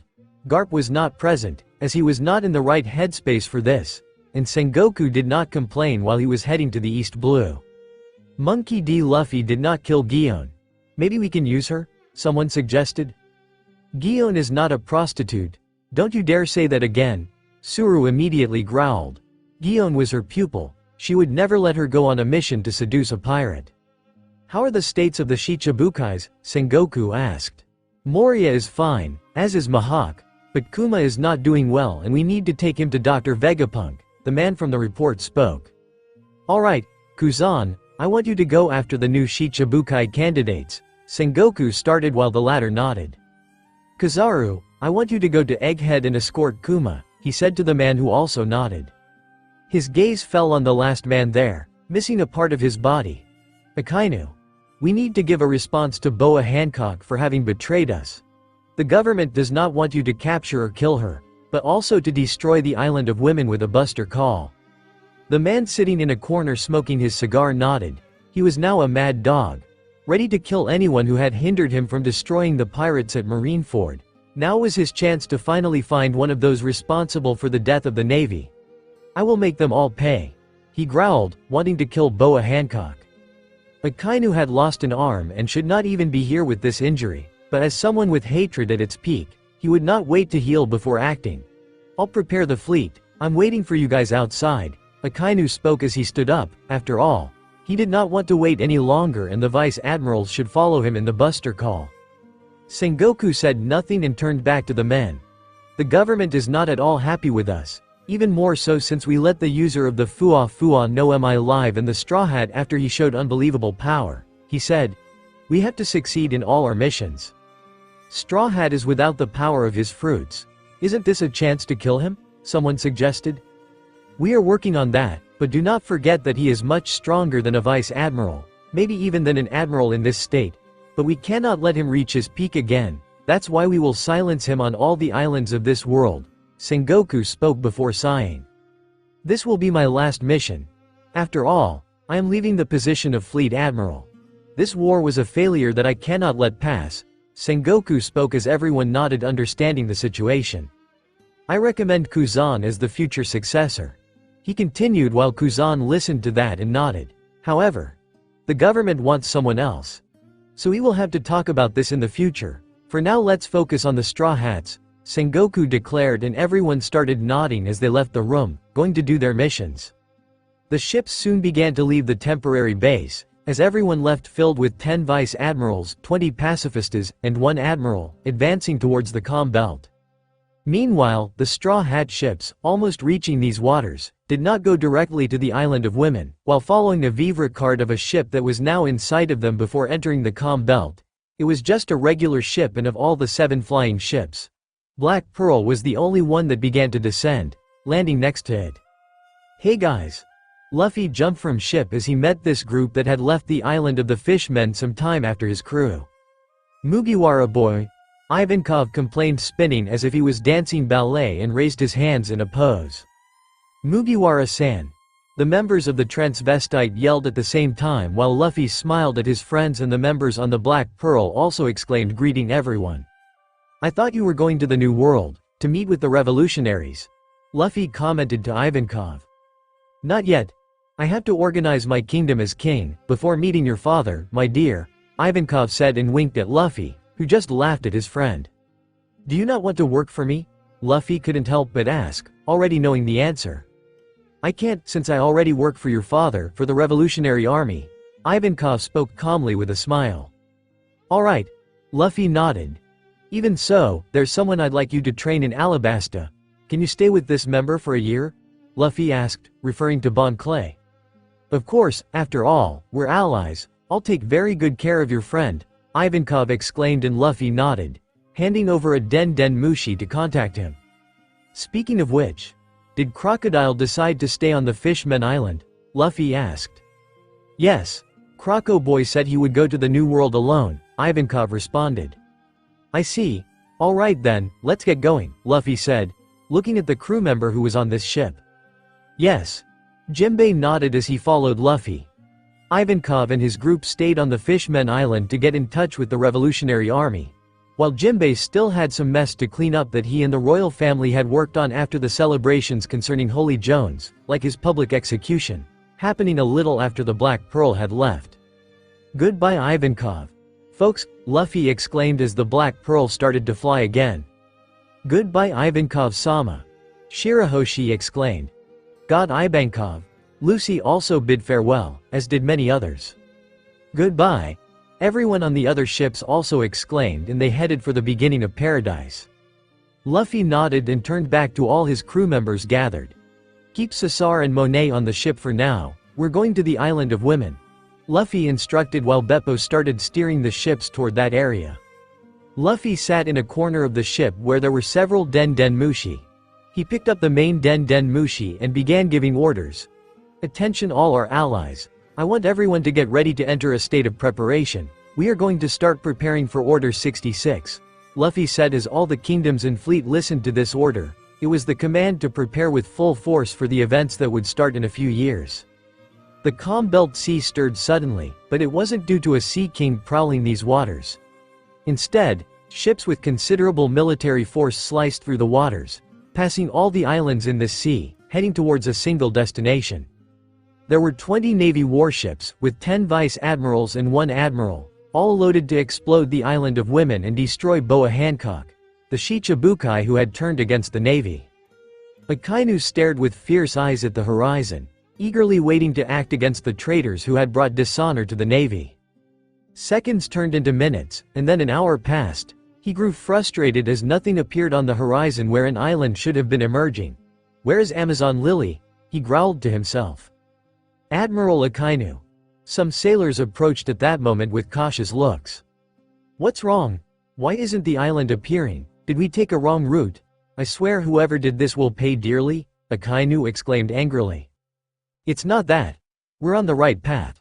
But the man seemed hesitant and lost. "We reviewed the route and the Navy's maps for the region. The island should have appeared by now. In fact, we passed where it should have been more than an hour ago," he said. "What do you mean?" Akainu growled. "The island disappeared," he declared, leaving Akainu stunned as the ships were almost entering the East Blue through the calm belt.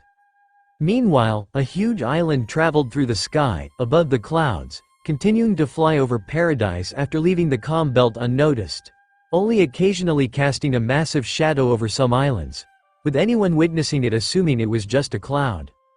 On this island, which was indeed Amazon Lily, dozens of women looked from the edge of the island as they gazed at the clouds around them, excitedly exclaiming at the unique view in their lives while traveling over 10,000 meters in the air. Luffy's crew was all present on the island along with his friends and allies, leaving all the ships stationary in the middle of the island, while a huge festival began with all the island's women welcoming the Straw Hats in a grand feast. As night fell with Beppo still steering the island towards Skypia, Luffy struggled to please so many wives gathered, especially Hancock, who wanted to spend hours in the act with Luffy, without anyone interrupting. But even with her dissatisfaction, she shared the bed with other women, staying for at least 2 days behind closed doors until Luffy seemed to emerge tired at the end, leaving the room alone. "Don't you ever settle down, boy? What kind of life is this? Don't you even go out to eat?" Gloriosa exclaimed as soon as she saw Luffy leaving the women sleeping. "Do you think just some women can bring me down?" Luffy challenged her, but he looked at her with dark circles under his eyes. "You're clearly tired," she grimaced. "Ha ha ha ha. Don't be like that. Now tell me what's been happening these 2 days," Luffy asked, laughing. "Well, your crew is scattered across the island, but Amazon Lily is turning into chaos," she exclaimed, shaking her staff.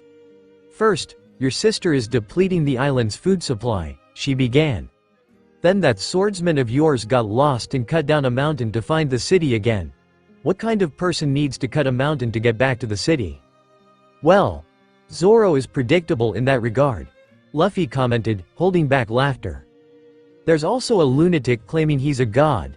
Now the women of this island are wondering if men are gods," she exclaimed, unsatisfied. "Enel. Another predictable one," Luffy murmured. "There's also an extremely angry girl on this island. She's turning everyone into children while asking for pizza, something we don't have on the island," she spoke, and Luffy immediately knew. "She's mad because we beat up her dad." Luffy shrugged it off. "As for the others, they're doing strange things, but nothing as noticeable as these first 3, Gloriosa said at the end a bit more calmly. "I see. Anyway, I promised something. You can call Hancock's sisters. We'll start removing her brand," Luffy requested, and the door behind him immediately opened with Hancock looking at him with shining eyes.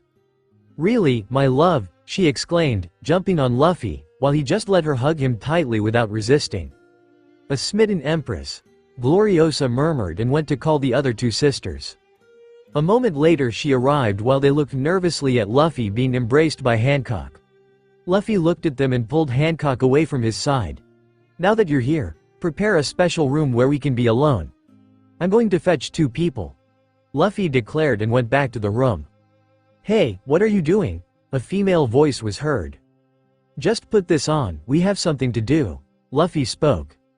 "Hey, I thought you liked seeing me naked. I do appreciate you 2 naked, believe me, but I need you out there. Put on this dress," Luffy declared as he opened the doors, taking 2 women by the waist as they came out tired from the room. Luffy followed the Boa sisters and they went to a special room, where Luffy gave instructions to Lami and Reiju. As you can see, they have a mark on their backs. Lami will be in charge of cutting their skin to remove the ink and Reiju will regenerate it with the phoenix flames. Luffy spoke, while the 2 women, still sleepy, nodded at the end. "Don't interfere, you hear? Do your job and I'll do mine. Got it?" Both started to argue quickly. "Are we going to be okay?" Marigold murmured fearfully. Of course you will, just. Luffy said before slapping each on the head. Stop fighting and help these sisters, Luffy exclaimed. They finally stopped while even Boa Sandersonia watched cautiously. But Hancock didn't care as she continued to gaze at Luffy. I'm going to leave now. You can start, Luffy said and left the room as he began to wander through the castle, pausing at a painting of Lily. She's a copy of Vivi, Luffy murmured. She's not, Gloriosa approached. Yeah. I learned a bit about her life in the Lost Century from a poneglyph in Alabasta, Luffy murmured. But there are still doubts about her, aren't there? Gloriosa couldn't help noticing that in Luffy's look. Yes. There are things I still don't understand. Important things, he admitted.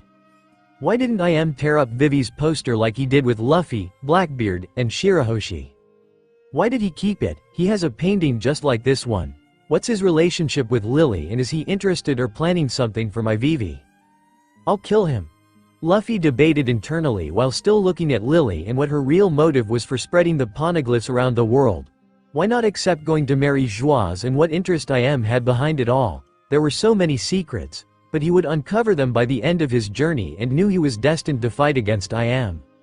His thoughts were interrupted when a sound of thunder emerged at one of the windows and Luffy sighed, wondering what this guy wanted now. After all, he was there to talk to him.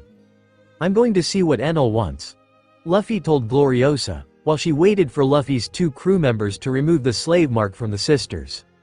Tell me, Enel. Luffy stepped out onto the balcony with the former god of Skypia sitting there looking at him with a calm expression. I'm leaving. He spoke. You're leaving? Luffy looked at him a bit confused. You will return to Skypa and train everyone, but I don't want to be a part of that. I'm going to do my own training, he spoke seriously. What are your plans? Luffy asked, although surprised. He wasn't upset. After all, Enel's presence would cause discord with the former inhabitants of the Sky Kingdom, although it could also be good training for everyone. I'm going to the moon, he declared. Well, I see nothing wrong with that, as long as you don't come back weak from this trip. Luffy spoke. I will be so strong that I could defeat you, demon. Then I will become a god. Enel said confidently and mockingly, but Luffy didn't mind. I hope so. After all, even in this state, I can defeat you. I don't want weak people in what's about to happen in this world, not in my main crew. Luffy declared while Enel clicked his tongue. Do not underestimate me. My destiny is to become the god of this world and I will prove it to everyone by subjugating you, Enel said in his usual tone.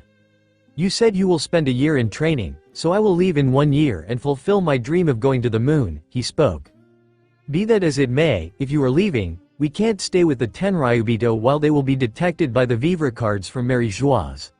Luffy said, after all, it was Enel who was blocking that. Those false gods. Enel scoffed. Take them with you. Do whatever you want with them, it doesn't matter to me. Luffy said, indifferent to whatever suffering they might endure at Enel's hands. That sounds interesting. I can show the false gods what a true god is like. Enel seemed pleased with the idea. I'm going then, he declared and Luffy nodded. Enel transformed into a bolt of lightning and went to Black Pearl, taking the prisoners with Hugo's help and went to his ark, beginning to place them in his vessel before starting to head towards the sky. Where is Enel going? Nijiko approached at that moment next to Robin. He will have different plans for the next year, so let him be. Luffy spoke, returning inside again. We're done. Reiju came out of the room with Lami at that moment. AHHHHHHH. A cry of joy erupted from the other side of the door, as the 3 sisters seemed overwhelmed by their disappearing brand, and it wasn't long before they came out and rushed to Luffy, embracing him. Thank you, they cried and shouted at the same time. I just made the suggestion. It was Lami and Reiju who did it. Luffy murmured, being crushed. This continued for a while until Luffy finally managed to calm them down, at least 2 of them, while Hancock continued to cling to him. Well, if we're here celebrating, let's have a big feast today, Luffy declared as his other women also came out of the room, and they organized a grand feast at that moment for the rest of the day going into the next, with Amazon Lily not far from Skypia as the islands began to appear at that moment. You're going out again? Nami looked past Vivi to Luffy. There's another group of people nearby. I can meet them without drawing attention while I plan to recruit them, Luffy told his entire crew. No one could disagree with that as Luffy nodded. They were almost reaching Skypia and Luffy wanted to see a few more people he had secretly kept Vivre cards for, to follow them in the near future, which would be used at this moment. After all, his fleet needed new powerful members. I want you all to organize everything in Skypia, see what damage the prison break has caused and check on the rest of the crew. I'll head there when I can. Luffy spoke again before leaving Amazon Lily, floating through the air. He quickly advanced over the blue sea using Jeppo as he spotted some islands, but he followed his Vivre card directly to a specific one. It was a small island, where there was a port village, trading fish, and resources that some pirates bought to stock up their supplies. With the fall of the Marines, their ports were busier than ever, while everyone laughed and even fought with each other. The pirates themselves fought to preserve the town. After all, if it lacked resources to fill their ships, they would be without a place to refuel on their journeys. In a tavern where pirates met, it was quiet at this moment, while a man watched attentively ahead, being the tavern keeper. He used to work in Jaya, but the island was destroyed by powerful pirates fighting against each other. So he decided to open his bar here but ended up encountering one of the pirates involved in the chaos of Jaya's destruction. This same man seemed in a bad mood as he hit everyone else present, and the entire bar was full of bodies thrown around. He was cautious despite not wanting a fight in his bar. He didn't have the courage to contradict this pirate. "Give me more alcohol," the blonde man demanded while the bartender, with no choice, nodded. He still remembers that everything started with that supernova kid starting a fight with this man in his bar, who got beaten so badly that Doflamingo came to Jaya and the chaos began even with the arrival of the Beast Pirates and Monkey D. Luffy himself. I still remember that pirate kid wanting to go after Straw Hat back then. Surely the man had no idea who he was dealing with. The man quickly dismissed this thought and went to the drink showcase to get another bottle to hand to the pirate before he became the target of his fury. As soon as he placed the bottle on the table, the doors burst open at that moment, while the owner looked up with a furrowed brow, knowing he could be yet another victim of this frustrated lunatic. "Bellamy," the voice of the stranger said as he began to enter the bar. The owner finally began to see who was entering the place and couldn't be more shocked, as he froze completely standing in that position, seeing that man of all people at sea at this moment, entering his bar. Bellamy turned around at this moment, frustrated, to see who had called him, but as soon as he saw Luffy, he recognized him immediately. "You?" He was furious about everything that had started happening months ago, having left his pirate group after learning of Doflamingo's death at Marineford. He didn't know what to do anymore. After all, Doflamingo was the person he most admired in this world, a person he wanted to become. And standing in front of him was none other than Monkey D. Luffy, the one who had overcome Doflamingo, had him imprisoned in Jaya, and had crew members so powerful that one of them ended the life of the one he most admired in the world. "I see you're handling your frustration in a rather odd way," Luffy spoke calmly, practically mocking Bellamy. "What are you doing here?" Bellamy demanded immediately, but Luffy just smiled. "Isn't it obvious? I came here to recruit you. You seem lost here," he said. Bellamy really was lost, but his plans were to go to the New World and speak with the remnants of the Don Quixote family members to find out what their plans were, looking for a new path in his life. "Why would I join you?" Bellamy immediately questioned. The last crew he would think of joining were the Straw Hats themselves. However, Luffy didn't care about his response as he approached.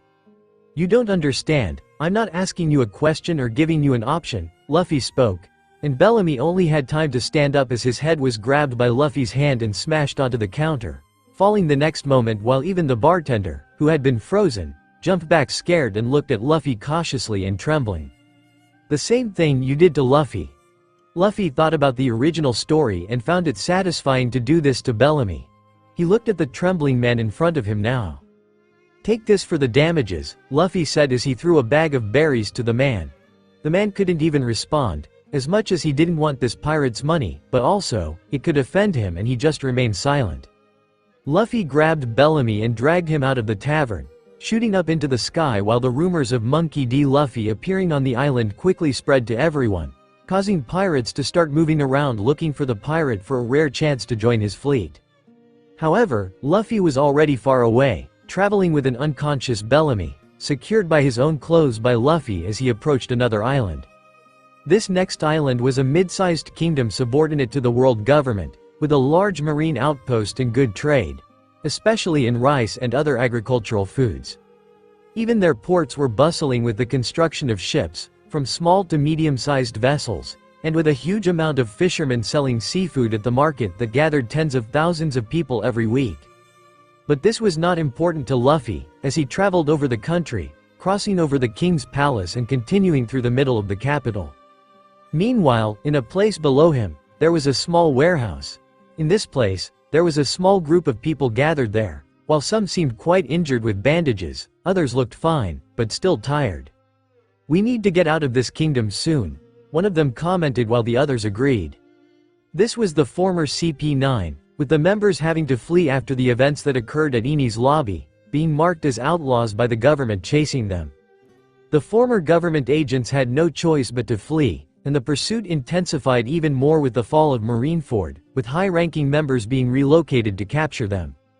Their last encounter with their pursuers did not end very well, as they faced a member of CP0 in person and managed to escape by luck.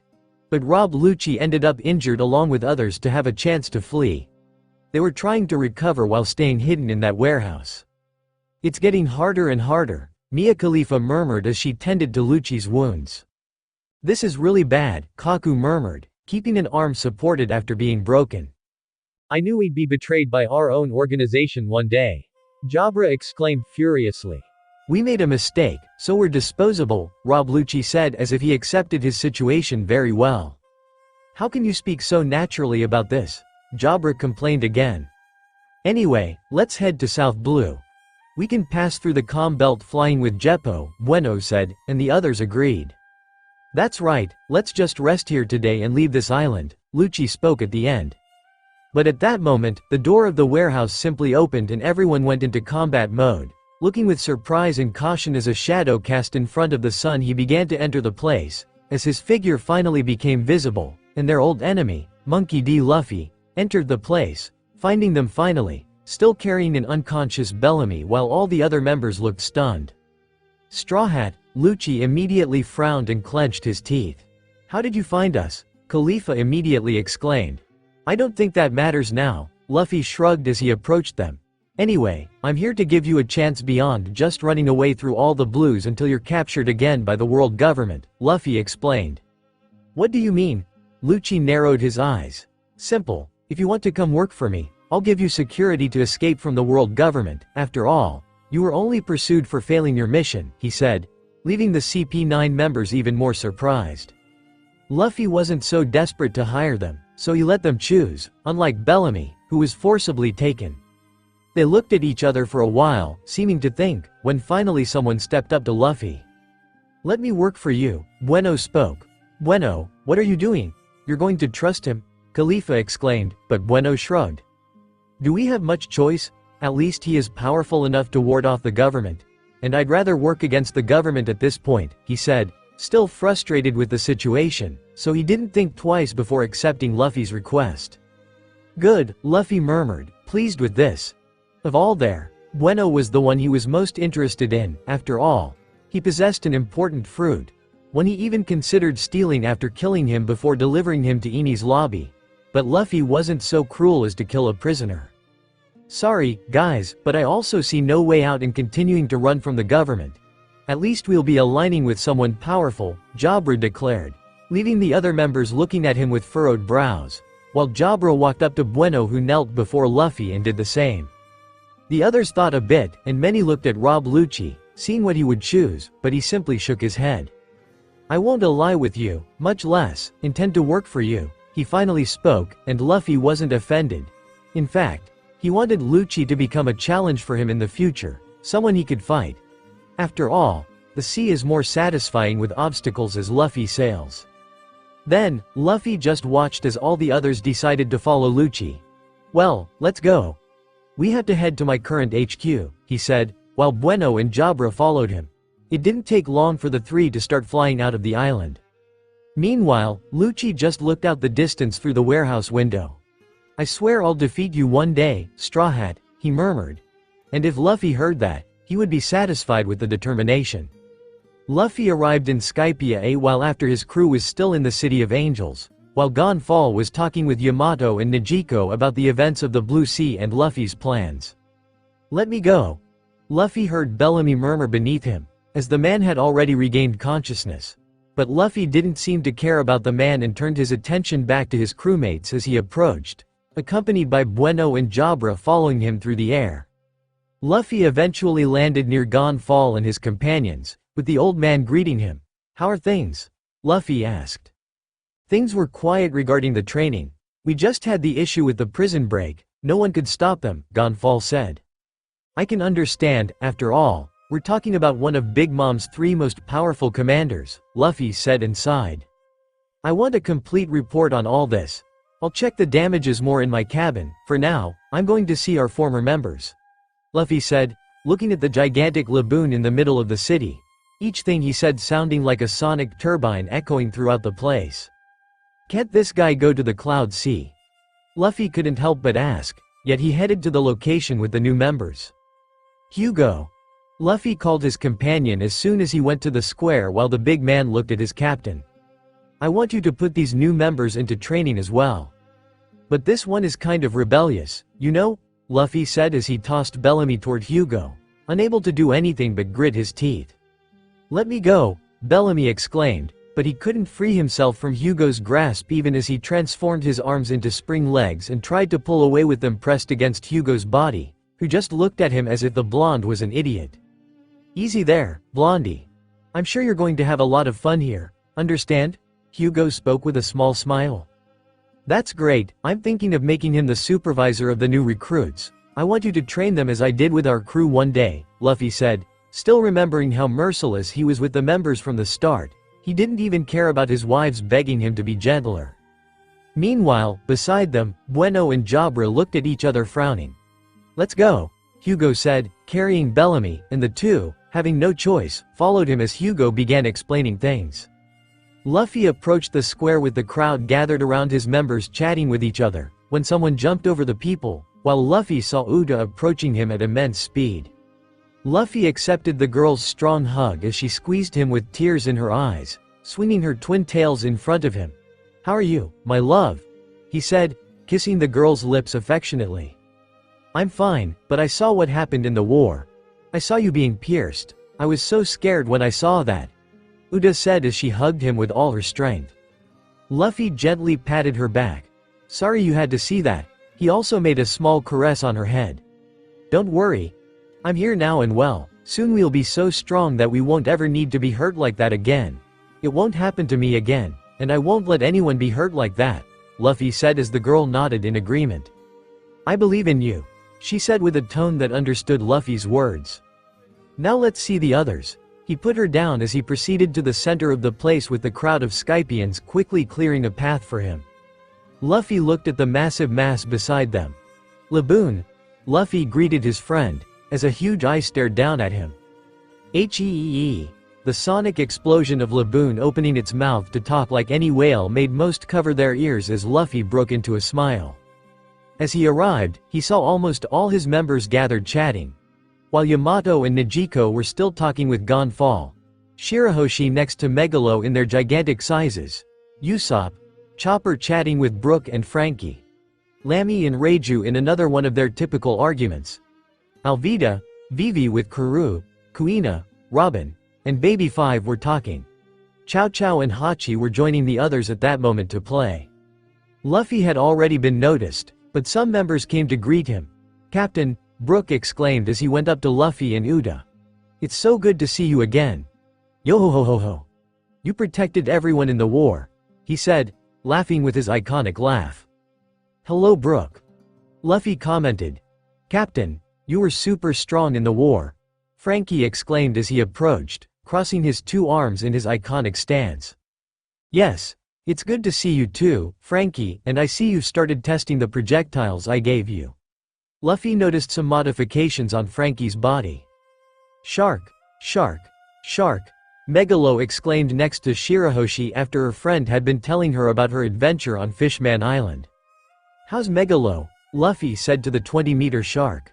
There was also a giant monkey staring at Luffy a few meters from Shirahoshi and giant Megalo.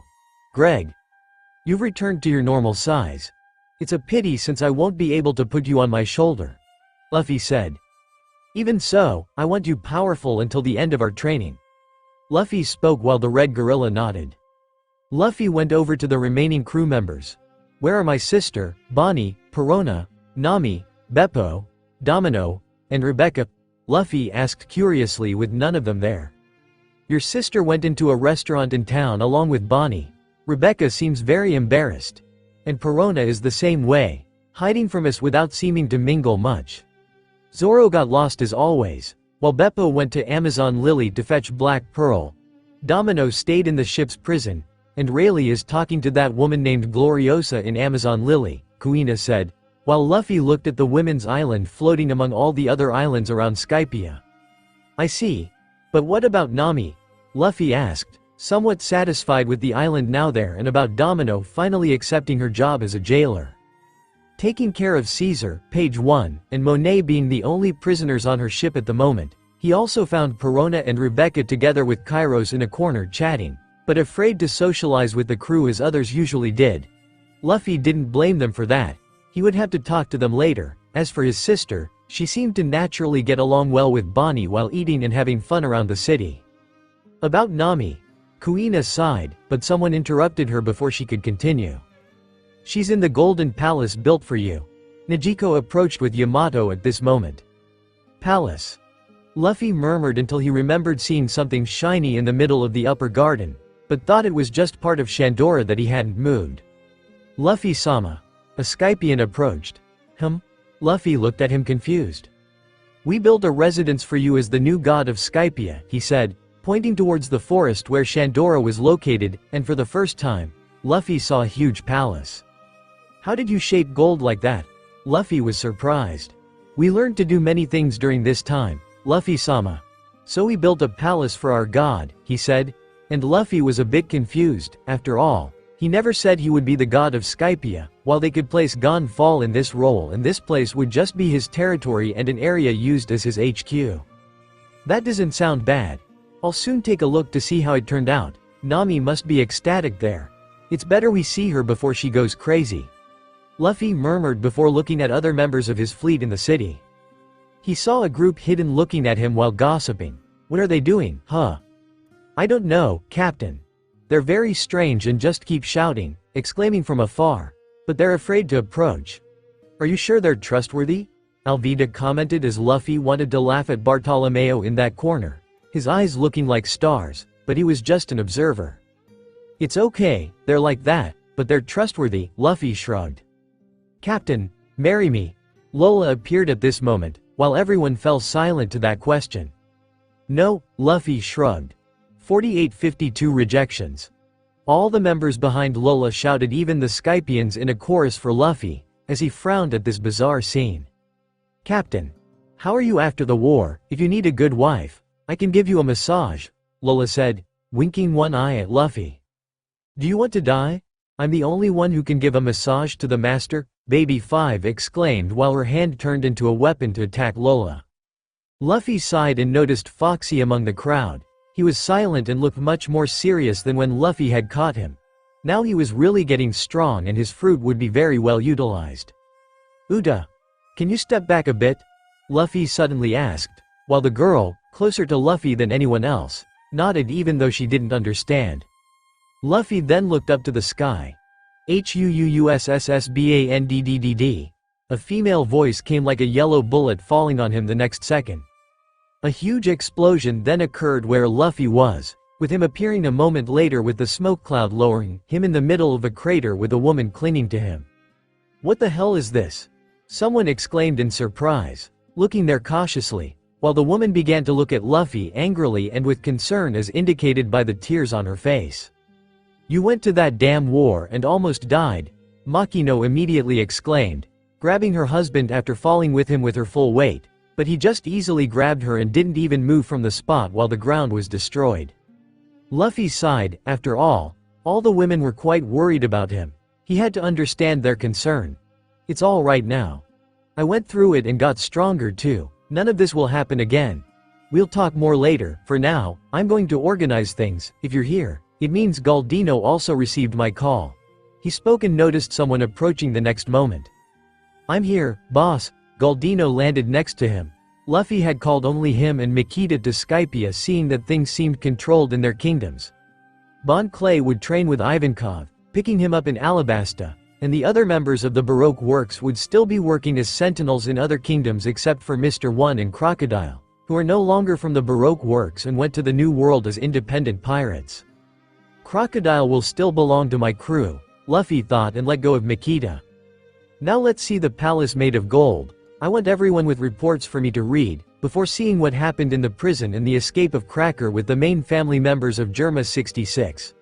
Luffy declared before heading to the upper yard with his members. Some information about the Straw Hats below. Information. Harem.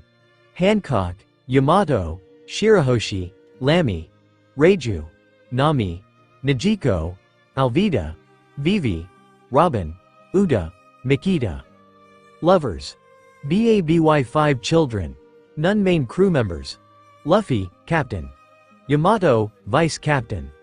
Zoro, Kuina, Shirahoshi, Usopp, Chopper, Lami, Reiju, Nami, Najiko, Alvida, Vivi, Robin, Hachi, BABY 5, Chow Chow, Beppo, Enel, Hugo, Jimbei, Lucy, Domino, Perona, Rebecca, and Bonnie, Frank, Brooke, Uda. Official animals: Karoo, Laboon, Greg, and Megalo. Main fleet members: Hancock, Foxy, Makita, Galdino, Lola, Bellamy, Bueno, Jabra, Viola, Spy, Kairos, Bartholomew. Potential contractors: Page 1, Monet. Scientists: Shiki's Scientist and Cesar Crown. Future projects: genetic enhancement of giant animals, dinosaurs from Little Garden, Germa 66 clones, creating Wapamadal, Super Soldier Project, shipbuilding, secret project, a project only between Luffy and Enel, which will be done on the moon, enhancing the 3 hockey types with all members, studying the secret Conqueror's hockey technique of the lost century. Ships: 20 fleet members, 5,000 soldiers. Countries in his territory: Goa Kingdom, Syrup Kingdom, Kokoyasi Kingdom, Shimotsuki Village, Whiskey Peak, Drum Kingdom, Alabasta, Skypia, Luminarchy, Water 7, Amazon Lily. Soldiers from all kingdoms: 100,000 future kingdom projects: Little Garden, Jaya, Dressrosa, Wano, Egghead, Sabaody. Allies: Rayleigh, Whitebeard Pirates, Red Hair Pirates. Available fruits: Uo no Mi, Model. Seryu, Smile Project. Baku Baku no Mi. Eikon Eikon no Mi. Rama. Am I forgetting any information? I won't research about pacifistas. Luffy has no interest. I took a long time to write this because there was a lot of information I had to look up. Luffy approached the Golden Castle created for him with the current title of God of Skypia. The place had a Japanese design. It's a Wano designer. How did they manage to do this with gold? Luffy couldn't help but ask, looking at the enormous structure. This is like Wano? Yamato asked curiously beside him. After all, he had never left Onigashima, so he had never been to Wano to really see what the country was like, besides reading Oden's diary. Let's go in. I'm sure Nami is somewhere, Luffy said, and he was right. Nami was lying in a corner, hugging the golden floor. Luffy just shook his head and continued walking to the room that would be the main one. I think this castle is cool. But I prefer the Black Pearl.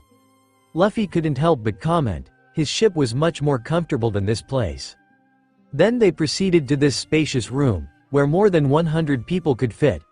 The place continued to be entirely made of gold, something that Luffy didn't like because it was so bright.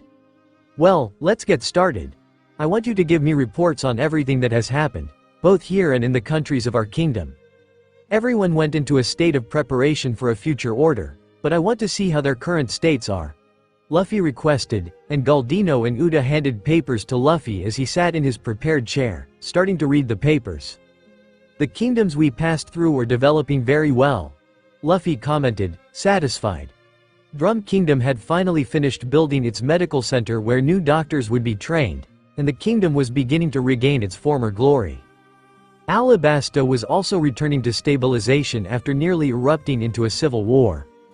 The rains had returned since Crocodile was defeated, starting the prosperity of the desert country, while Luffy suggested some type of agriculture for the country. He followed a machine that bought the project in the system with authorship by Dr. Vegapunk but incomplete, which transforms seawater into potable water for consumption. Luffy worked a bit on this machine, trying to complete the project with his knowledge of the modern world. His father-in-law initiated a project to place underground pipes throughout Alabasta in a way that would connect the entire kingdom and not rely so much on rain. This would be executed as soon as they started supplying Wapol metal to the kingdoms. Luminarchy wasn't a very difficult kingdom to conquer after he robbed the auction house and stole from the king himself. He was interested in the giant crystal on the island but ended up leaving it in the kingdom since now, with Doflamingo dead, the king contacted him and practically gave the kingdom away. Luffy abolished any slave auctions in the kingdom, still allowing the activity of selling rare items.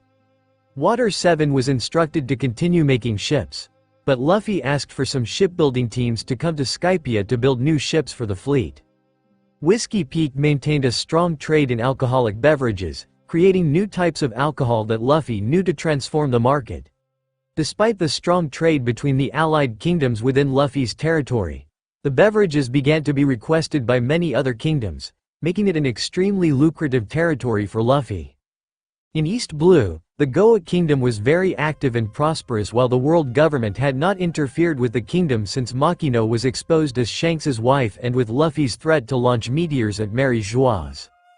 The kingdom used its strong trade while the trade continued strong, and the Goa Kingdom greatly strengthened the rising kingdoms like Syrup and Kokoyasi, which grew a lot and ended up attracting many people from other blues seeking a better life and finding opportunities in these places. The Syrup Kingdom was becoming so strong in economic activity, a palace was built, and Kaya had transformed her boat-building company almost into a monopoly of shipbuilding in East Blue, providing many commercial ships for the other islands.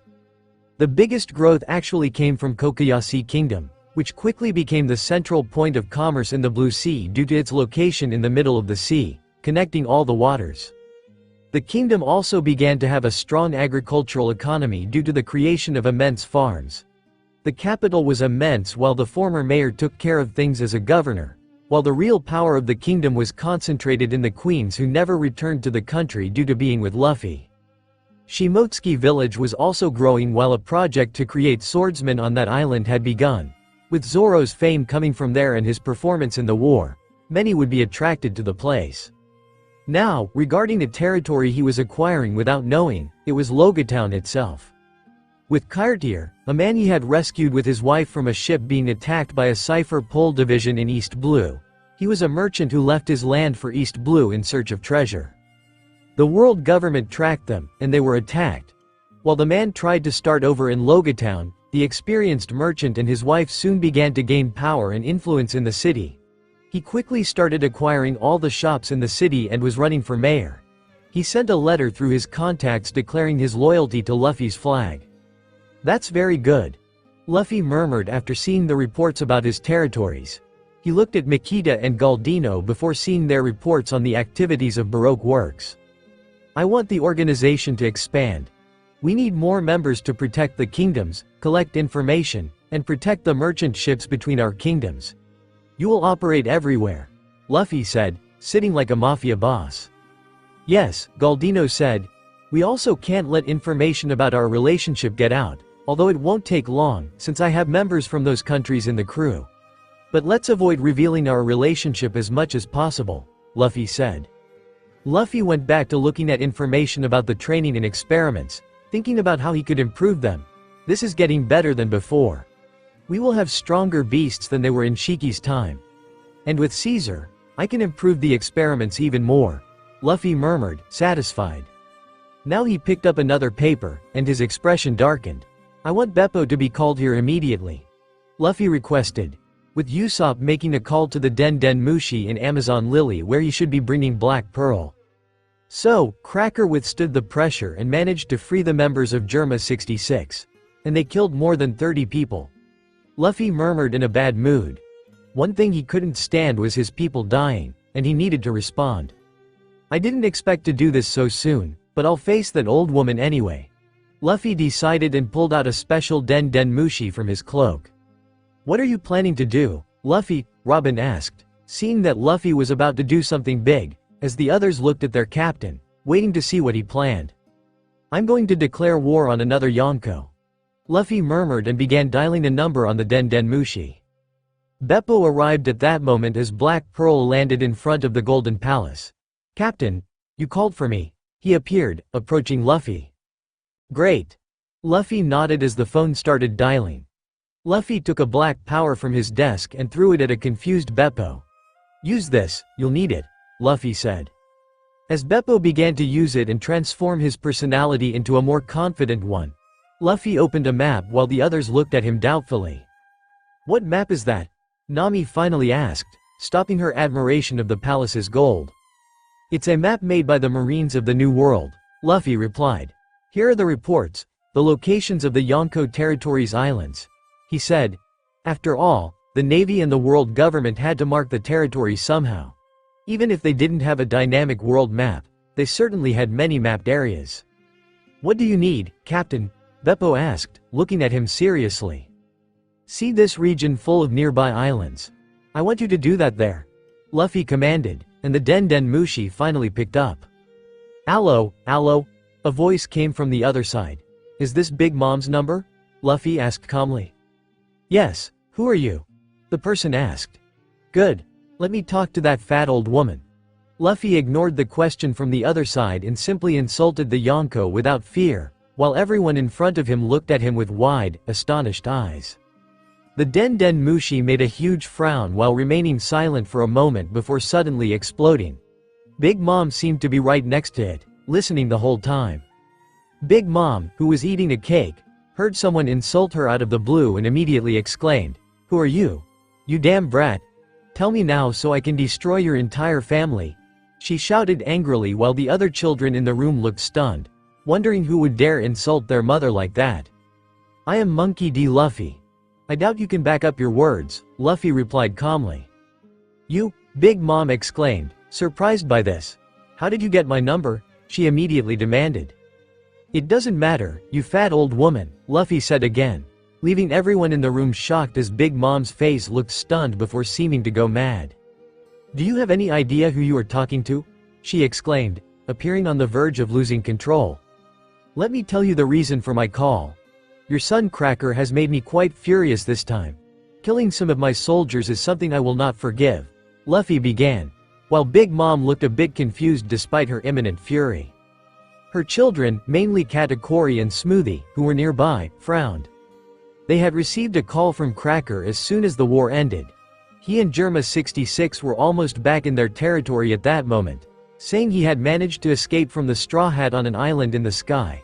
So, the siblings finally sighed in relief, seeing that despite the surprising strength of the Straw Hat, their brother would finally return alive.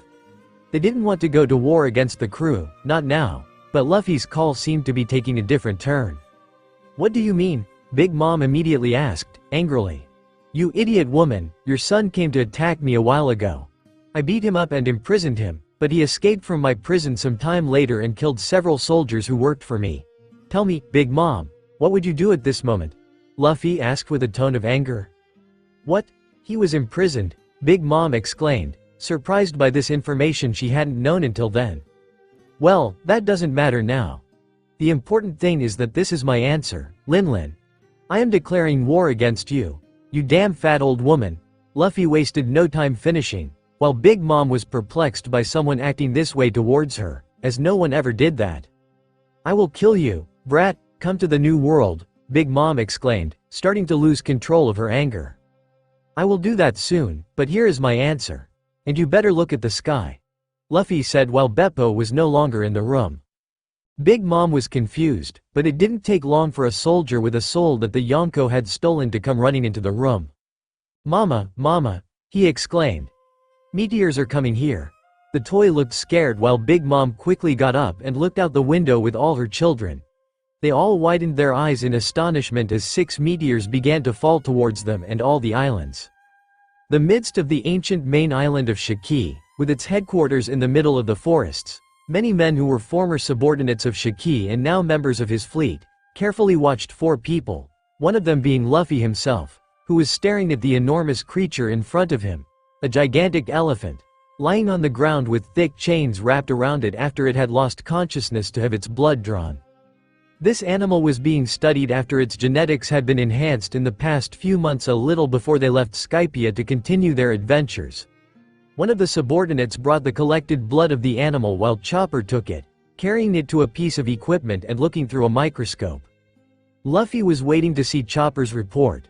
By his side were Shiki's scientist and Caesar, who was quite well behaved beside him, as he could do nothing but obey Luffy, now that his heart had been removed by Lami after Luffy's request. It had been 3 days since the event between Luffy and Big Mom. He had hung up the Den Den Mushi after the announcement of Big Mom's soldiers with meteors falling, while Beppo had managed to aim at Big Mom's island with his wig of trust. Luffy did not know what had really happened and how Big Mom managed to defend herself from the attack, or if she really did so, but the news of 6 meteors falling on her territory was published in the newspaper, with some people taking pictures of them in the New World. This indirectly ended up sending a message to the world government that they would have to worry not just about one meteor falling on Mary Joieuse. The last few days were just a feast, celebrating the victory of the war and everything they had gone through and survived. Now Luffy really began to execute his real plans. The first thing he did was to release Monet from the ship's prison. The girl had no choice, after all, she couldn't just fly off the island if she tried to escape. Luffy set her free, provided she did not hurt anyone. Otherwise, she would lose her chance with him.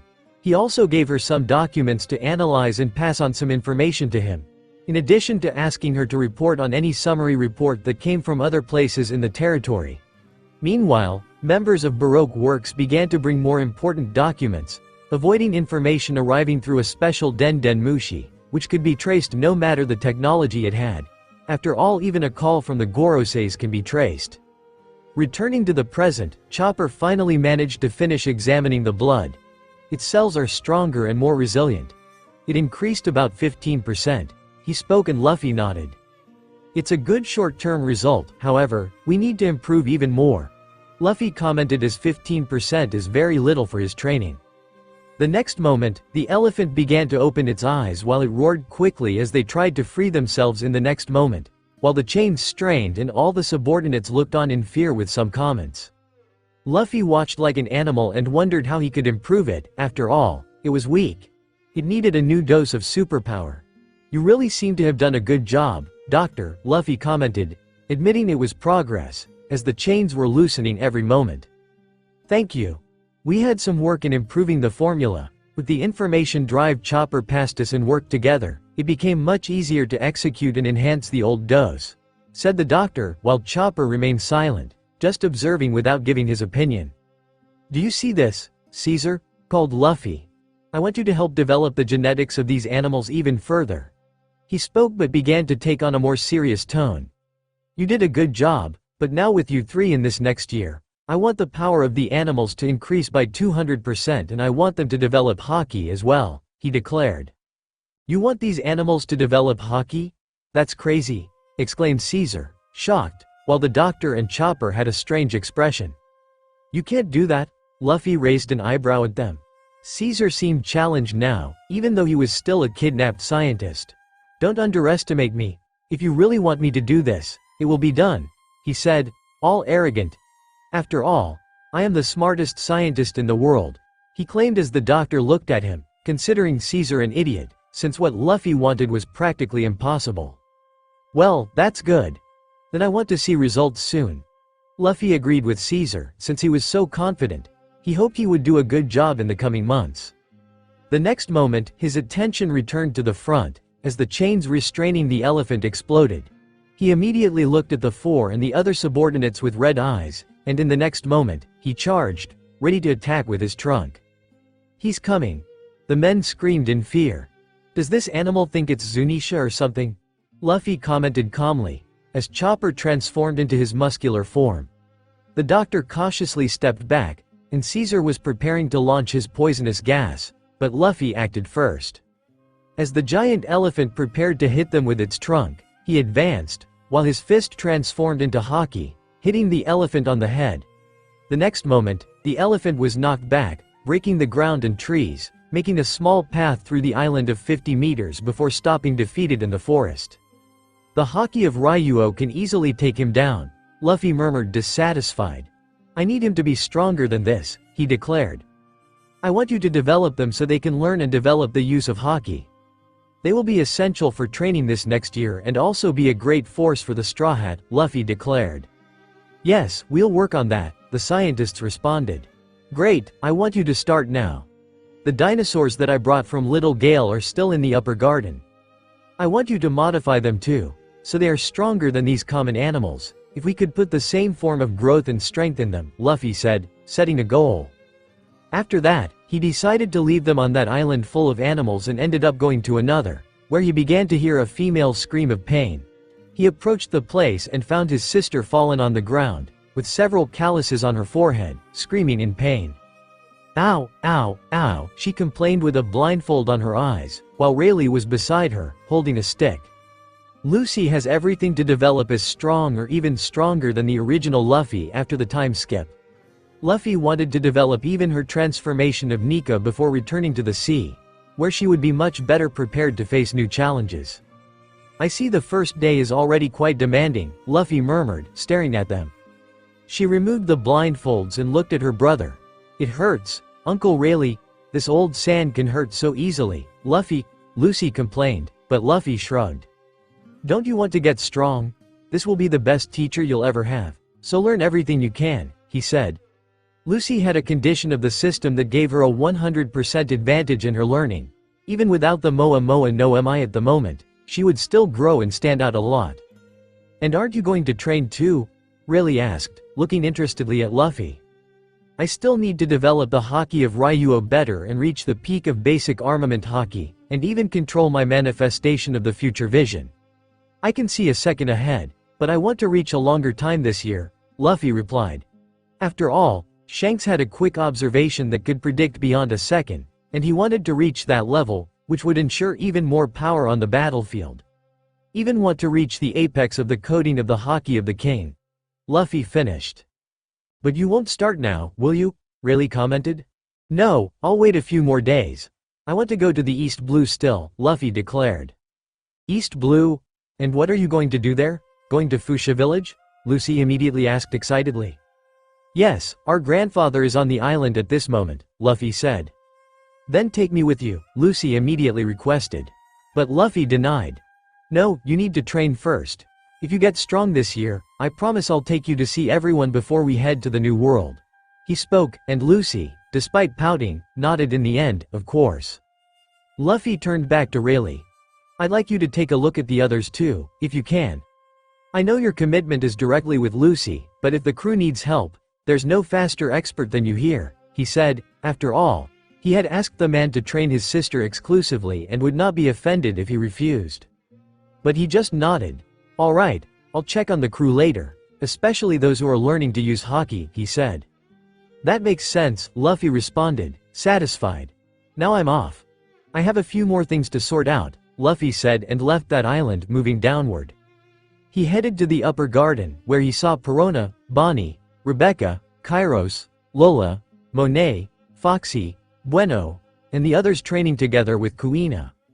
As the girl began to teach them about the 6 styles, those who already knew were developing to an even higher level, reaching the level of the 6 styles of the Holy Knights. Luffy appeared at this moment, and almost everyone stopped training for a second to look at him. Anything, Captain? Kuina asked. Yes, I want Lola and Rebecca with me at this moment, he requested. The 2 girls followed him, while the others continued training. Even Kairos was reluctant to let his daughter alone with that man. They went to a corner where there was a waterfall, while the others waited for Luffy to speak. Lola quickly exclaimed as soon as Luffy stopped near a waterfall. Captain, are you calling me here for a marriage proposal? She exclaimed. Luffy looked tired of these requests from the woman, while Rebecca blushed, but he just sighed and shook his head negatively. No, I'm here to talk about your fruits, he replied, as he took out 2 fruits from 2 boxes. "This one is for you, Rebecca. And this is for you, Lola. In one box is the Baku Baku no Mi, a special fruit that I want you to use to create a special medal for the entire army and kingdoms," he declared, while Lola looked at the fruit before nodding. "I'll do this for you, my future husband," she said excitedly. Luffy ignored her and looked at Rebecca, analyzing her fruit. "This is the prototype of Kaido's Uo Uo no Mi. As I said earlier, it does not possess the same power or level as the original.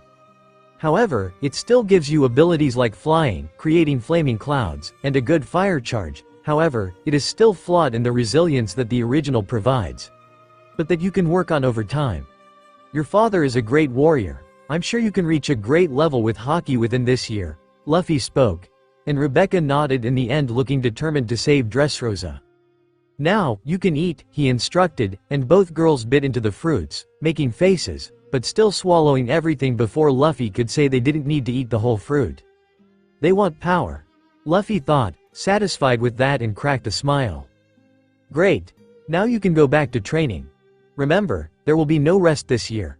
So, become strong before we sail the seas again," he declared, and the girls nodded, returning to their training. Luffy then left Skypia, while the rest of his crew was training at various locations, further improving their skills. In the air, he could see Nami trying to control the wind transformed into Garuda at the edge of the island, while Reiju and Lamy were fighting each other, which was not new. Luffy ignored all this and headed to Amazon Lily, where the women also began their special training after Luffy gave them some training manuals. He wanted them to learn at least the 6 styles. He landed at the Empress's castle, and it didn't take long for Hancock to appear. "Luffy," she exclaimed, raising her hands and running toward him. "Hancock, what did I tell you about not getting out of bed? In less than 7 months, we'll have these children, and I want them to be born healthy," Luffy said, now that she had begun to show the first signs of the 2nd month of pregnancy, with a slight bulge in her belly. Luffy also noticed something among his girls, as they looked at Hancock's belly with a gleam of desire in their eyes. It was no lie that Luffy wanted to have a bunch of kids, and he already had many women for that, but he didn't want to have many children now with all the chaos happening. Despite this, it was also good for him to already have heirs, since he was not exempt from death, and leaving someone in the world to continue his legacy was important to him or any conqueror. Luffy decided to let things go naturally. If any woman turned up pregnant, he would take care of his child like any father. Anyway, he just picked up Hancock and went to bed, pampering her, as he often did. The girl also forced him to do this, taking up most of Luffy's free time. The training continued among the members on Skype, and as Luffy monitored all the trainings, he read reports here and there, with Vivi and Monet appearing in his cabin delivering papers from the kingdoms to him and making calls all the time.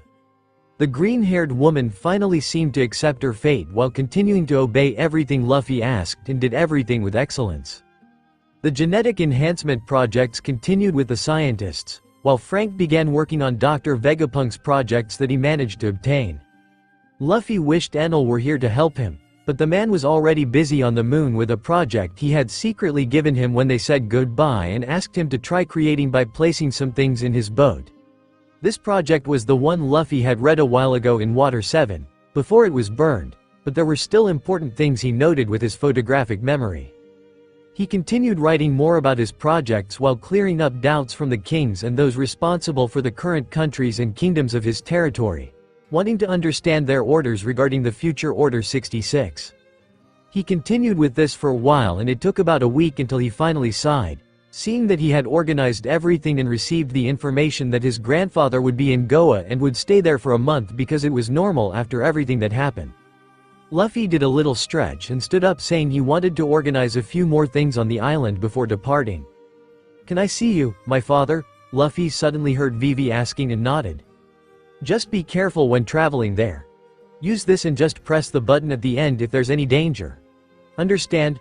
Luffy said, handing a special alert Den Den Mushi to Vivi, while the girl nodded. Luffy continued getting everything organized while the new members of the fleet and crew trained hard and the others struggled to develop their haki. It was after a few days that he gathered everyone at a banquet to make the announcement. "I will be departing along with the others tomorrow and will be away for a few weeks," Luffy said. Vivi wasn't the only one who would leave with Luffy, After all, Chopper would go to Drum Kingdom, Nami and Nijiko to Kokoyashi Kingdom, Reiju to Bharati, and Usopp to Syrup Kingdom. When the captain returns, we'll show him that we are stronger, right, Brogy? A giant spoke to his friend. Yes, Dory, we will be stronger, another giant said with a confident tone. Luffy nodded, and after that, they continued the banquet, and the next day everyone who was leaving departed while Vivi and Chopper headed for the start of the Grand Line.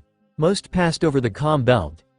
Entering the East Blue, they split up going to each of their kingdoms while Luffy was the last still in the air, heading for the island at the tip of the East Blue, Boa Kingdom, while viewing from the air the huge city at one end and the small Fuchsia village at another corner of the island. Luffy looked at the island while remembering the mountains and forests where he, Ace, Sabo, and Lucy played when they were children.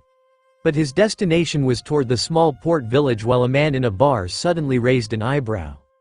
The bar was full of security while the Queen of the Gold Kingdom was working there again, but this time no one could complain as she served the marine hero, Garp, spending some time here. Garp, you damn! You almost let Ace die, Dayton immediately complained, accusing him angrily. Calm down, isn't Ace alive? Whoop Slap said beside. Here, this will improve your mood, Makino said as she approached, placing a glass in front of Garp, who drank in silence as if he were waiting for something. Aren't you going to answer me? Dayton exclaimed to Garp, but he kept ignoring her. Calm down, Dayton. A new voice emerged as the doors of the bar opened while a man with a straw hat entered at that moment. Luffy, Dayton, Slap, and Makino exclaimed at the same time with Luffy there. Garp remained silent without turning around, already noticing his grandson approaching from many kilometers away. Makino seemed so excited that she left the counter side and ran to hug him. It's so good to see you, she commented, flashing him a wide smile as he nodded. It's good to see you too, Makino. I see you've become a powerful queen and are taking great care of the kingdom, he said, and she responded with an excited smile. Yokata. Dayton was another who jumped to hug Luffy, crying like a little girl. I thought you were going to die, you idiot, Yokata. She continued while Slap approached, and all the other guards and ministers there did not approach that terrible pirate who ruled the kingdom and killed its last king. You brought more shame to the village, I mean, to the Goa Kingdom, Slap commented with dissatisfaction, but he cracked a small smile afterward. Luffy left the three aside and looked at the counter with Garp still keeping his drink in front of him. So you're here then, brat, Garp commented, and Luffy looked at him with a more serious gaze. Grandpa. Why don't we go camping on the mountain today like old times, Luffy suggested. Garp remained silent for a while longer before getting up and walking past Luffy. Let's go, he murmured, and Luffy followed him, leaving Makino and the rest of the High Council members behind. Before I leave, I will return, Luffy said as he continued following his grandfather. They headed to the mountain and entered the forest. You prepare the fire, I'll go hunt something, Garp said indifferently, and Luffy just nodded.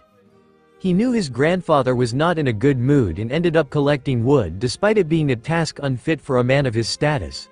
Yet he did it and felt pleasure in it, as if it reminded him of old times. His grandfather returned a while later with a giant dead pig. While he took the initiative to cut it, Luffy prepared a large fire, pulling out some spices from the system. Everything was done in silence as Luffy prepared the food, placing these items, and finally they sat down to eat as the day disappeared and everything became dark in the middle of the kingdom's forest. You know, Luffy. Garp finally broke the silence, making Luffy look at him curiously. I always wondered why you and Ace never chose the path of the Navy. And now Lucy ended up following you guys too. But maybe it's the best path suited for you, even though I think justice is always the best path, Garp commented with a sad tone, and Luffy felt sorry for his grandfather. You know very well that there are things we couldn't do in the Navy, Grandpa. I don't consider myself a psychopath, but despite people seeing me that way, I still own my path. The Navy limits you to obeying any order from those bastards of Mary Joies, Luffy commented sincerely. The Navy can resort to the philosophy of justice when the world government isn't threatened, but when they are, they will commit atrocities. You know very well what happened to one of my crew members, Robin, and how her island was tragically destroyed. And even one of the current admirals, Kuzan, who participated in that attack, had to obey orders and committed atrocity, even if his view of justice is solid. Luffy sighed before speaking more seriously to his very serious grandfather listening. As long as the Navy is affiliated with the world government, your path of justice won't always be correct, he said while Garp continued in silence. You know why that Gorosei wanted to kill Lucy when he announced? Among so many people he could have, she was chosen. He chose Beppo because he has the power to destroy Mary Joyce, or at least cause them a great headache. They chose Robin because she possesses the knowledge of the lost century. They chose to kill me because of everything I represent and all the information I have from this world. Luffy continued, looking into the fire. They chose Lucy in the end, and you know why? He asked, looking at his grandfather. Garp had always had this doubt since the announcement of Saturn. I don't know, he admitted. Luffy was surprised that he didn't know about the Nika fruit. It's because of her fruit. Luffy spoke as Garp looked on with a raised eyebrow. He believed that Lucy had a common fruit, although he still believed that Lucy would be the strongest sailor and that she would do great things. The government hides that fruit because it carries the name of a god. The real name of the fruit is Hito Hito no Mi, mythical type, he said, leaving Garp surprised by this, looking puzzled, before continuing. Its model is Nika, the god of the sun, Luffy declared. What? Garp exclaimed, making a funny face at this moment. You must be joking, he didn't believe Luffy. There's hardly any record of Nika, but he could change the world around him, turning everything into rubber and even shaping reality. It's the most absurd power in this world. Luffy believed that this power was even ahead of the power of the Gura Gura no Mi. Are you sure about this, brat? Garp couldn't help but ask, surprised. I'm not lying to you. Lucy would meet her end in the Navy as soon as she showed this awakening of the fruit. The world government fears her power because in the lost century, the government's greatest enemy was called Joy Boy. He had the same power as Lucy, with her awakened fruit. And if she demonstrated it, they would do anything and even kill him to kill Lucy. Luffy spoke. Garp looked on for a while and fell silent, thinking about what his grandson had said. What are you planning to achieve with this, Luffy? What are your real goals for the seas? He asked, curious. Luffy cracked a small smile. I'm not sure, but this world is in danger. I don't know the details, but something big is going to happen and it has to do with Roger's prophecy. That's why he threw the world into chaos by creating this era, so the right person could find his treasure. I want to create a world where there is no central government, a world where countries have their own sovereignty, but still, it would be the one who conquers all the seas. I've always had my will to face a great adventure, face powerful enemies, have my own family and raise my children, and be strong enough to do all this. Luffy spoke. He had always had these ambitions, despite his memories having come just over 6 months ago. He had always thought about this since he became aware of this world and was just following his ambitions normally. I see, Garp murmured. After that, they remained silent, sleeping there on the ground, leaning against the wall. Luffy, in the end, put out the fire and saw his grandfather dozing off. He pulled a blanket from the system and covered him carefully, before lying down near another tree. Garp and Luffy were sleeping like in the old days while Garp, too, couldn't help but crack a small smile while he also slept. Raccoon here. I had forgotten about the 2 giants, Dory and Brogy. I included some interactions of them in Skypia to indicate that they are alive. In the East Blue, an island shook as 2 figures dashed toward each other, clashing and releasing a wave of haki all around as each tried to best the other in this confrontation. The island rocked until one of them lost, being thrown backward as his body dragged dirt and trees before colliding with a mountain in the middle of the place. Luffy sighed as his body was buried among all that rubble. I'm not at Grandpa's level yet. Luffy murmured internally as he felt himself struck by future sight the next second. Luffy. Don't go soft, you brat. Garp appeared at that moment, digging through the earth behind Luffy and emerging in front of him. Luffy immediately tried to retaliate, but in the next moment, he was struck again, his body digging even deeper into the ground, while from the outside view, the entire mountain began to crumble. Luffy fell into a huge underground cavern. As he got back on his feet, his fists immediately layered more haki before he dodged Garp's next move, entering the underground cavern trying to hit him.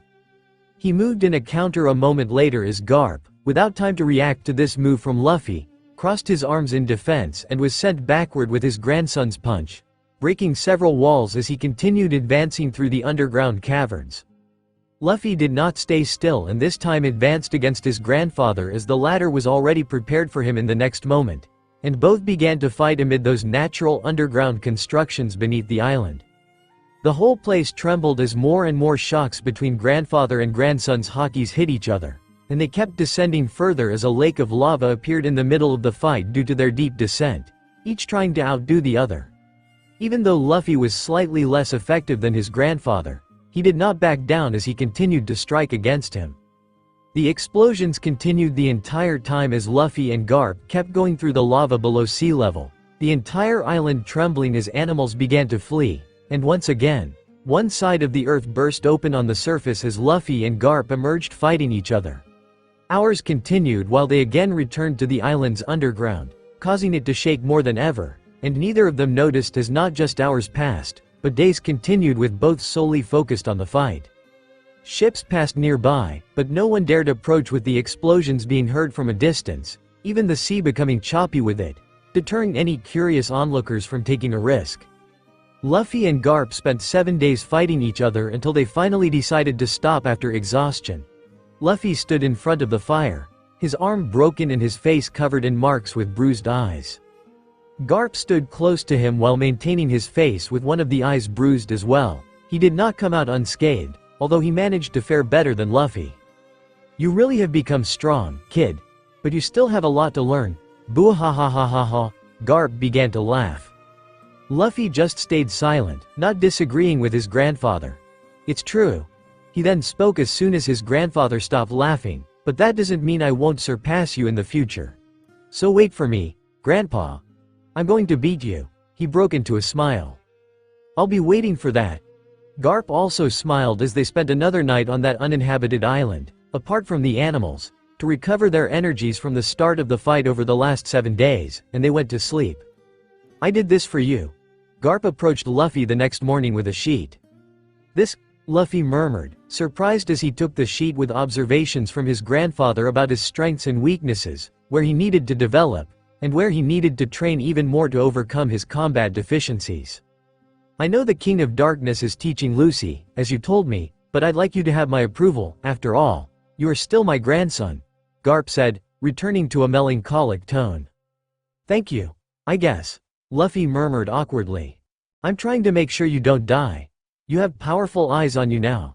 So protect Lucy and my future granddaughters," he immediately demanded. "I'm heading to Logatown then." "Thanks, Grandpa," Luffy murmured in the end before hugging Garp in the middle of the almost entirely destroyed island. "Take care, Luffy," Garp commented. "Will you stay in Goa?" Luffy asked. "Yes, I have 1 more week off before I go back to the Navy." "You're lucky I'm on vacation. Otherwise you'd be heading to Impel Down," Garp said with a cocky smile. "You talk as if you could really catch me," Luffy mocked. "You." Garp ended up not finishing his sentence. With things now calmer, the animals began to emerge from their hiding spots, trying to see if those two were gone. A monkey and a lioness approached the beach and were surprised to find both the two monsters that had been destroying the island until a few hours ago, standing in front of each other while sleeping upright. Both animals looked at each other, lost, as they started to leave so as not to wake them, returning to their hiding spot hoping the two would leave the island. Luffy and Garp continued to nap, possibly due to exhaustion from fighting for 7 consecutive days.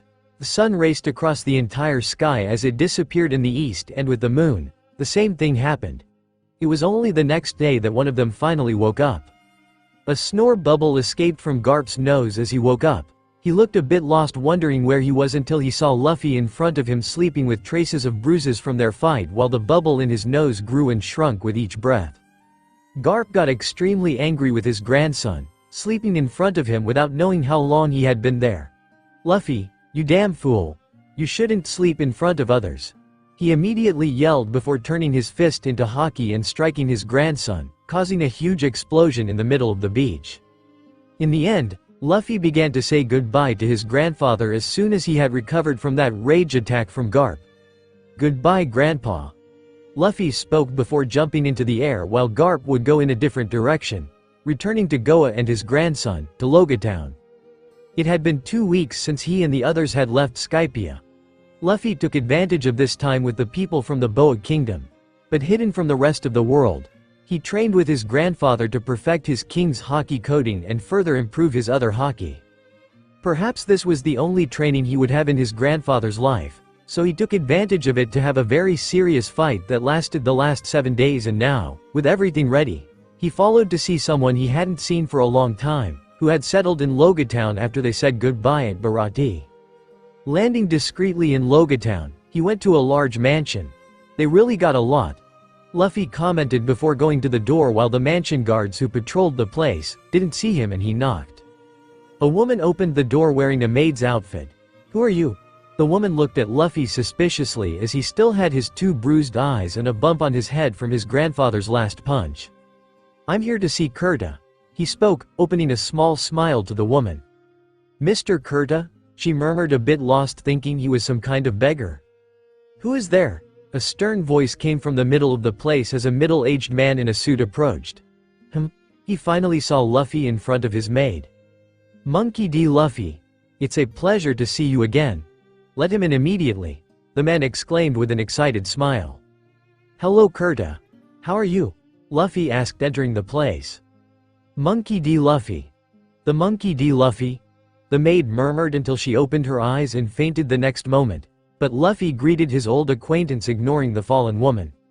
"Come to my office," Kurta said, and Luffy followed him.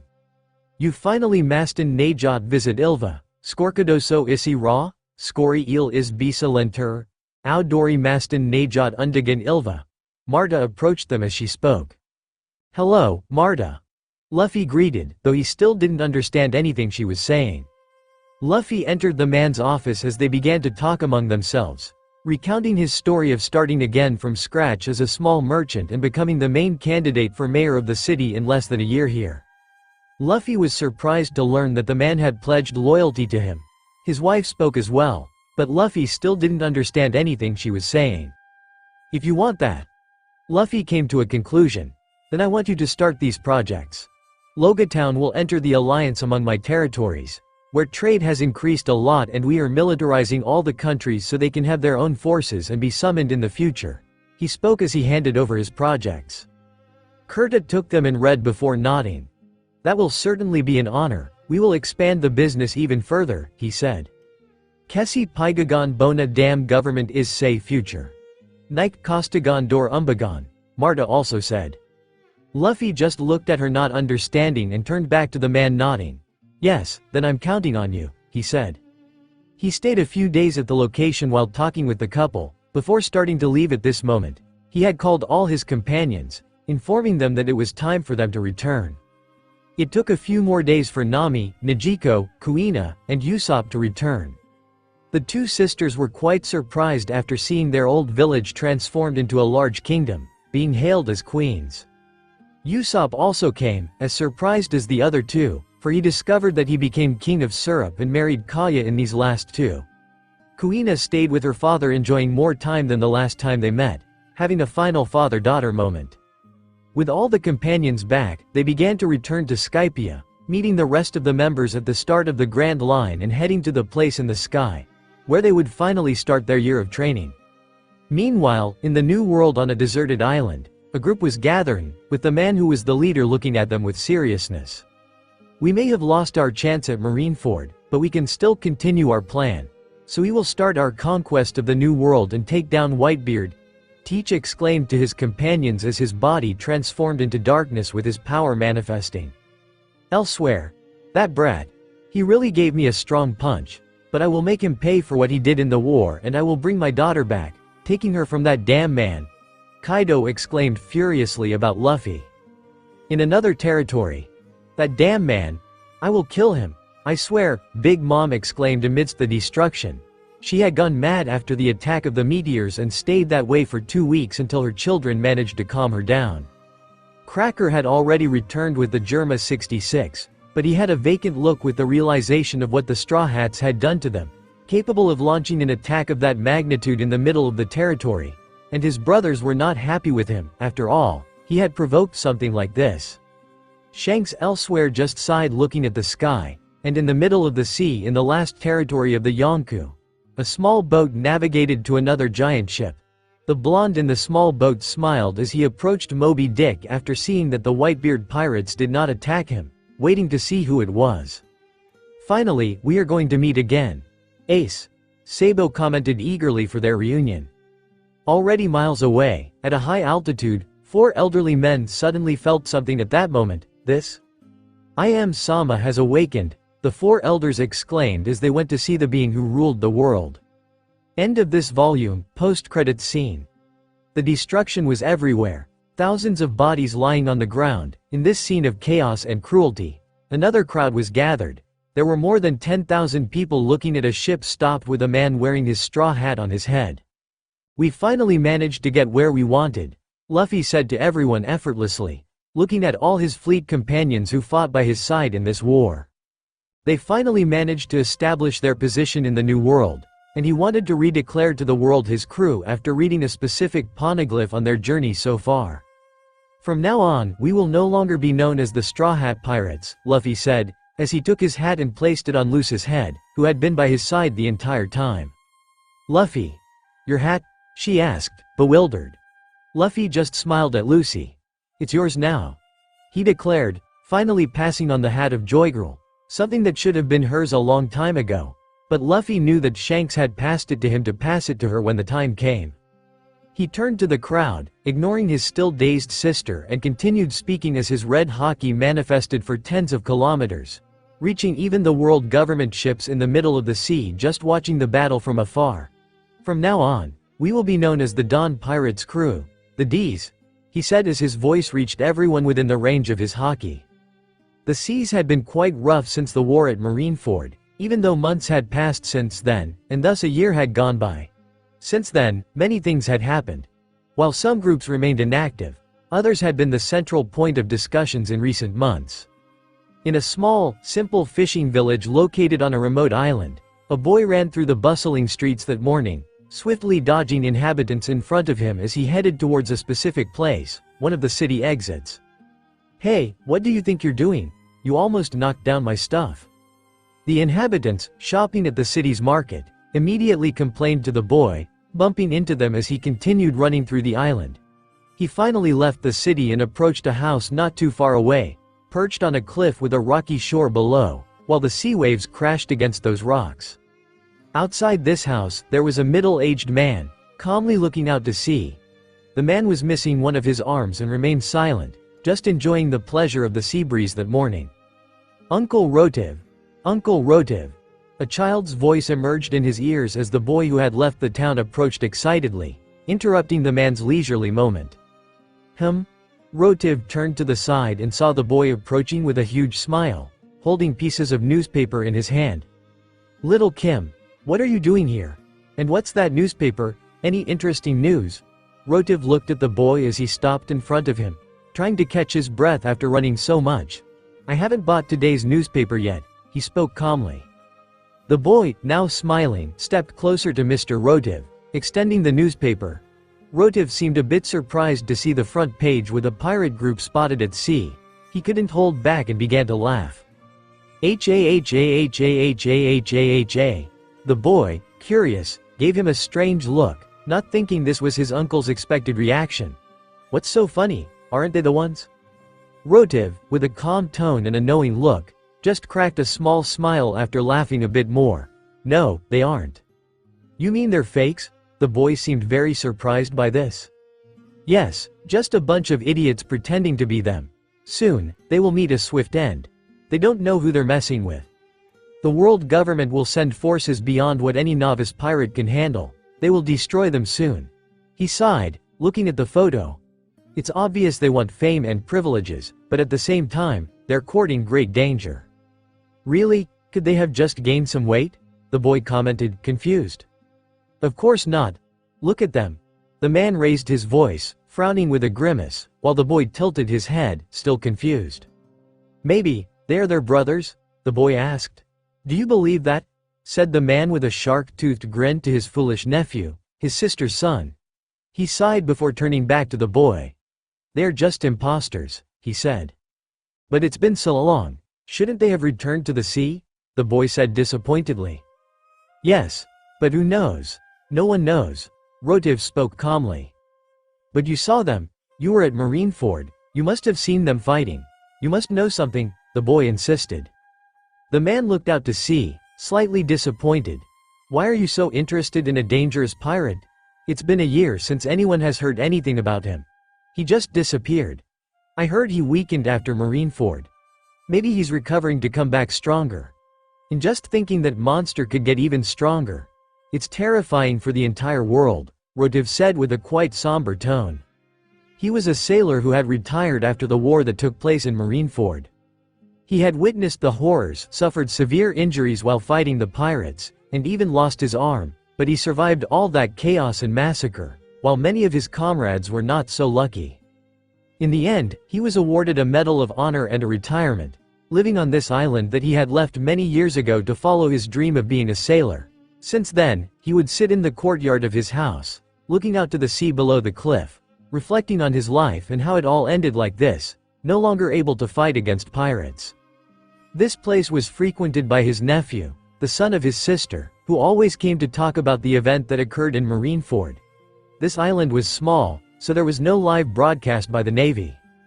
The boy would constantly ask him many questions, with newspapers coming in about the war, wanting him to narrate the battles, and especially asking questions about Monkey D. Luffy, which was a source of dissatisfaction for the retired sailor. His nephew was a big fan of that pirate monster. Ever since he saw that monster appear, he has nightmares every night as a kind of film began to run in his mind, seeing himself again on that battlefield while watching all his comrades dying by his side and in front of him, witnessing the battles of Monkey D. Luffy, a monster that turned out to be worse than Whitebeard himself. He was just a low-ranking soldier fighting against common pirates, while that monster passed by them without even looking at him. It was a humiliating situation, but he survived in the end, with some traumas. Nobody knows where Straw Hat is. Many claim that he is secretly training with his crew, and as I said before, others say that Monkey D. Luffy weakened at the end of Marineford and is recovering, while others say he fled and even died. There are even some who say he never existed and is just a legend, despite thousands of witnesses in that damned war. The man spoke in a somewhat somber tone. Of course he exists. The boy spoke confidently. I want to see him in the newspaper. I'm a big fan of his, he exclaimed. You shouldn't be so excited to see a pirate, the man said with a tone of disappointment. I don't care, I'm a fan of Monkey D. Luffy. He will be the man who becomes the king of the pirates, the boy asserted, sticking his tongue out at his retired Navy uncle. But before the former sailor could say something, the boy looked at him with a calmer gleam. Do you think we can see the Straw Hat Comet tonight? Asked the boy. Rotiv looked at him. Yes, Kim. Today is the day it will appear on this side of the world, he spoke. That's great, then I'll see it with you, Uncle Rotiv, the boy spoke excitedly. My sister won't be happy with you staying here, but it's okay. He spoke at the end. After all, the retired sailor did not dislike the presence of his nephew, who was one of the few things that did him good, despite the rebellious boy being a fan of those he swore to defeat at sea. The young man had become addicted to the story of Luffy, especially when the comet that the pirate created to fight against one of the great forces of the world government circled the world once a month, and everyone could see it one day in all parts of the world. They continued talking, while the boy asked for the 1000th time about Monkey D. Luffy and what happened in Marineford.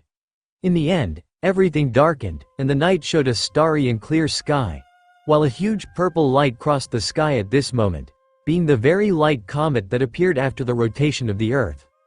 I hope to see him one day, Uncle, said the boy with eyes shining to the sky at this moment. He will appear one day, despite not liking that monster among monsters again from the sea. He is not something easily defeated and soon we will hear about him, but I still fear for the future of this world, the man murmured. As the nephew and uncle watched the spectacle in the sky, the child eventually fell asleep as the hours went by. Monkey D. Luffy. The boy murmured in a chair next to his uncle, with his eyes closed in sleep, seemingly dreaming at the moment. His uncle picked him up before taking him inside and placing him in bed. He sighed, looking once more at the sea through the window, before closing up the house and going to sleep as well, since it was quite late. He would have to take his nephew back to his sister's house in the town the next day. But his gaze kept returning to the comet reflecting on the sea as it streaked across the sky. What will happen in the future of this world? He thought, not having much hope that the future would be so appealing. The comet continued to shine in the sky, leaving a luminous trail. Many other people around the world also had this view, and the comet was named Straw Hat due to its creation in the war. It was a reminder that Monkey D. Luffy was not a legend made up, but someone who had already left his mark on the world, someone who had been absent for more than a year, but surely somewhere, waiting for the ideal moment to appear in the world. Once a month, everyone, without exception, remembered him, that one day he would be back. Questions continued to be asked around the world, still. Where is he and what is he doing? Why hasn't he returned to the world? Even those who hated and feared him, as well as those who admired and loved him, pondered this type of question in their minds, some hopeful for the future while others had thoughts not as optimistic as Rotiv. Meanwhile, the man in question, out of sight of the entire world, was in his current headquarters, amidst the clouds.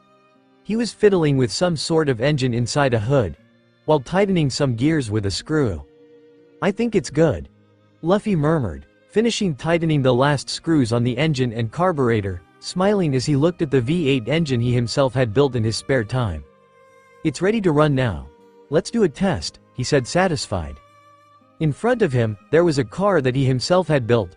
Quickly closing the hood, he was ready to get in and see if his machine really worked. Looking at the car, in the glass with 2 leather seats, a baby's sound came from inside the car.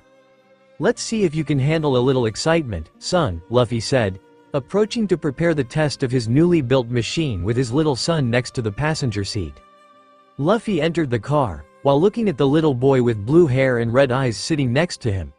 The boy looked back curiously, making small drinking gestures as Luffy smiled.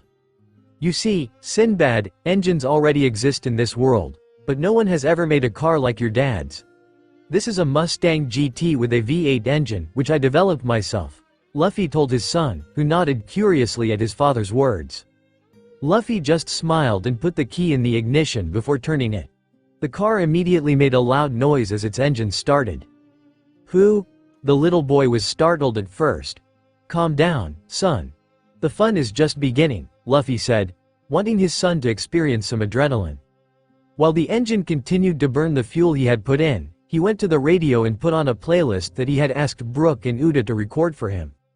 Then the music started to play, AC/DC's Thunderstruck, as he began to press the pedal in neutral, while the car roared louder and louder, with his son looking more excited now. He wasted no time as he quickly shifted from neutral to first gear, starting to release the clutch and accelerate as the car sped off, tires skidding, going as fast as the engine allowed. The car quickly started speeding through the forest on a road built for this in the upper garden, making turns here and there. "Are you enjoying it, son?" Luffy asked as he turned the steering wheel to make a turn, pulling the handbrake with the tires squealing as he drifted. "Ah." The boy made fearless baby sounds as he watched everything through the window. "Let's add a bit more excitement," Luffy said. He had experienced much to simply enjoy driving a car at high speed, but it was nostalgic for him as he continued making turns and wanted Sinbad to share this moment with him. At a distance, suddenly a giant gorilla appeared from over a hill as it looked at the car moving through the forest, quickly starting to pick up rocks and moving its arm to throw them. Luffy watched calmly, as he had asked that animal to do exactly this. After all, he wanted to test his steering skills while his car began to dodge the first rock hitting beside the car. The rocks didn't stop. Luffy turned the steering wheel from one side to the other, dodging rocks that could easily crush the car. His voice still continued excited with his voice muffled by the rock and roll music.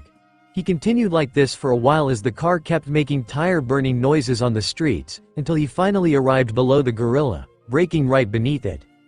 However, the gorilla did not stop after all. Luffy had promised a lot of food if it could hit him and threw the rock below him, closer to Luffy than ever. However, the rock exploded as a shot advanced and hit the gorilla's face, making it explode as it appeared burned with the gorilla having white eyes as it fell unconscious and defeated. In the midst of the smoke, Luffy appeared pointing his pistol upward while looking with an unpleasant gaze. "I told this idiot not to keep throwing when the car looks like," he commented. "Ah."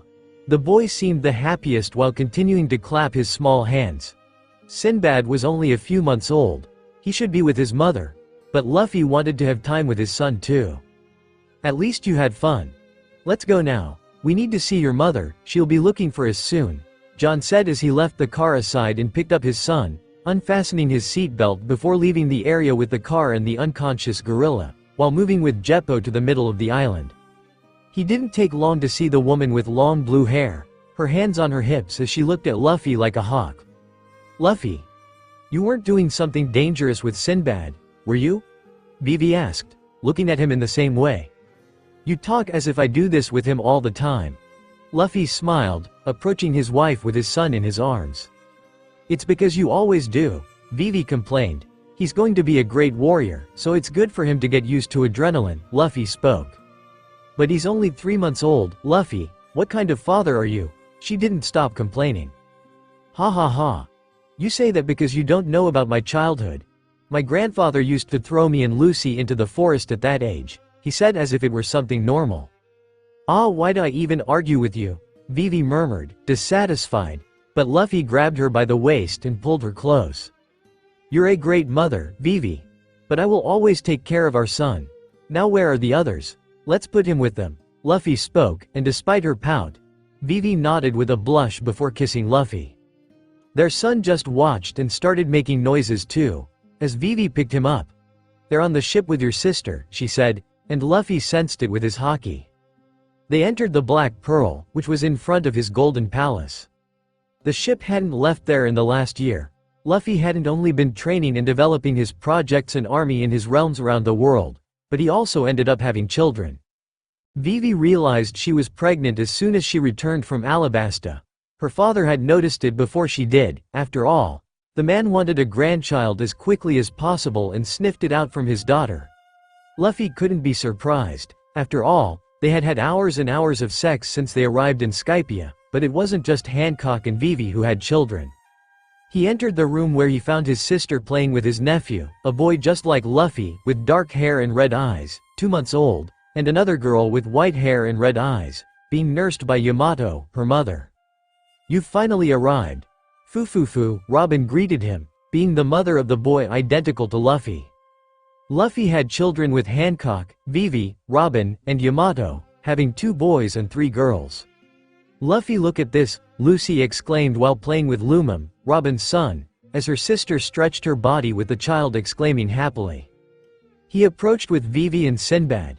How's our Lumum? He approached his son stretching in his aunt's arms, while the little boy looked at his father asking to be held immediately. Luffy ended up picking him up and moved next to Robin and Yamato. How's Nymeria? Luffy asked, his daughter not even bothering to look up while being breastfed. Very well. She's eating a lot, as always, Yamato commented. That's good. Luffy remarked and looked around for some people on the ship. Where are Makita and Uda? Luffy asked. They went out for some air, Robin commented, picking up the boy who still didn't want to leave his father. Luffy quickly scanned the island and saw the 2 dipping their feet in an empty waterfall. I'm going to pick up Hancock from Amazon Lily. I want to spend tonight with all my children, Luffy said as the others nodded, and he started to leave the place. However, as soon as he opened the door to leave, a woman appeared blocking his path, while holding a hand extended on the wall in a pose trying to seduce him. So, future husband, don't you think it's time for you and me to have a child too? The woman with pink hair spoke with a confident smile, as Luffy sighed. This was none other than Lola. However, this Lola was very different from what she was a year ago. After she ate the Baku Baku no Mi and began to eat things to generate metal, she started to lose weight. Her formerly round body began to gain curves in the right place as the fruit eliminated all her fat, leaving her as beautiful as her mother in her youth. Luffy had to admit that it was an incredible transformation and that he would certainly be tempted by this woman, especially since she flirted with him all the time, and she did it only with him. We haven't even slept together and you're talking about children? Luffy raised an eyebrow. Then we can easily resolve that, she exclaimed, advancing towards him with puckered lips, but Luffy dodged. Another time perhaps, now I must see my daughters, Luffy spoke and quickly passed by the woman, who lost her balance and fell to the ground, her enormous breasts cushioning her fall as the other women looked at Lola, sighing at a scene that was quite common. Luffy proceeded to Amazon Lily and went straight to the palace. It didn't take long for the door to open with Hancock appearing, holding 2 daughters. "Luff why," she exclaimed as she approached. "Daddy, Papa." The 2 daughters, nearly a year old, were already speaking some words and had immediately learned to say daddy. Both had characteristics of their father and mother, with their dark hair, one of them having Luffy's eyes and the other having Hancock's eyes. Luffy approached with a smile while Gloriosa and Hancock's sisters craned their necks from the door. Luna and Aurora. He approached the 2 with a loving touch. She. They laughed at Luffy's touch as he caressed them. "Come on, let's go inside. I want to spend some time with you," Luffy said, and they entered the palace. "It's been over a year and a few months.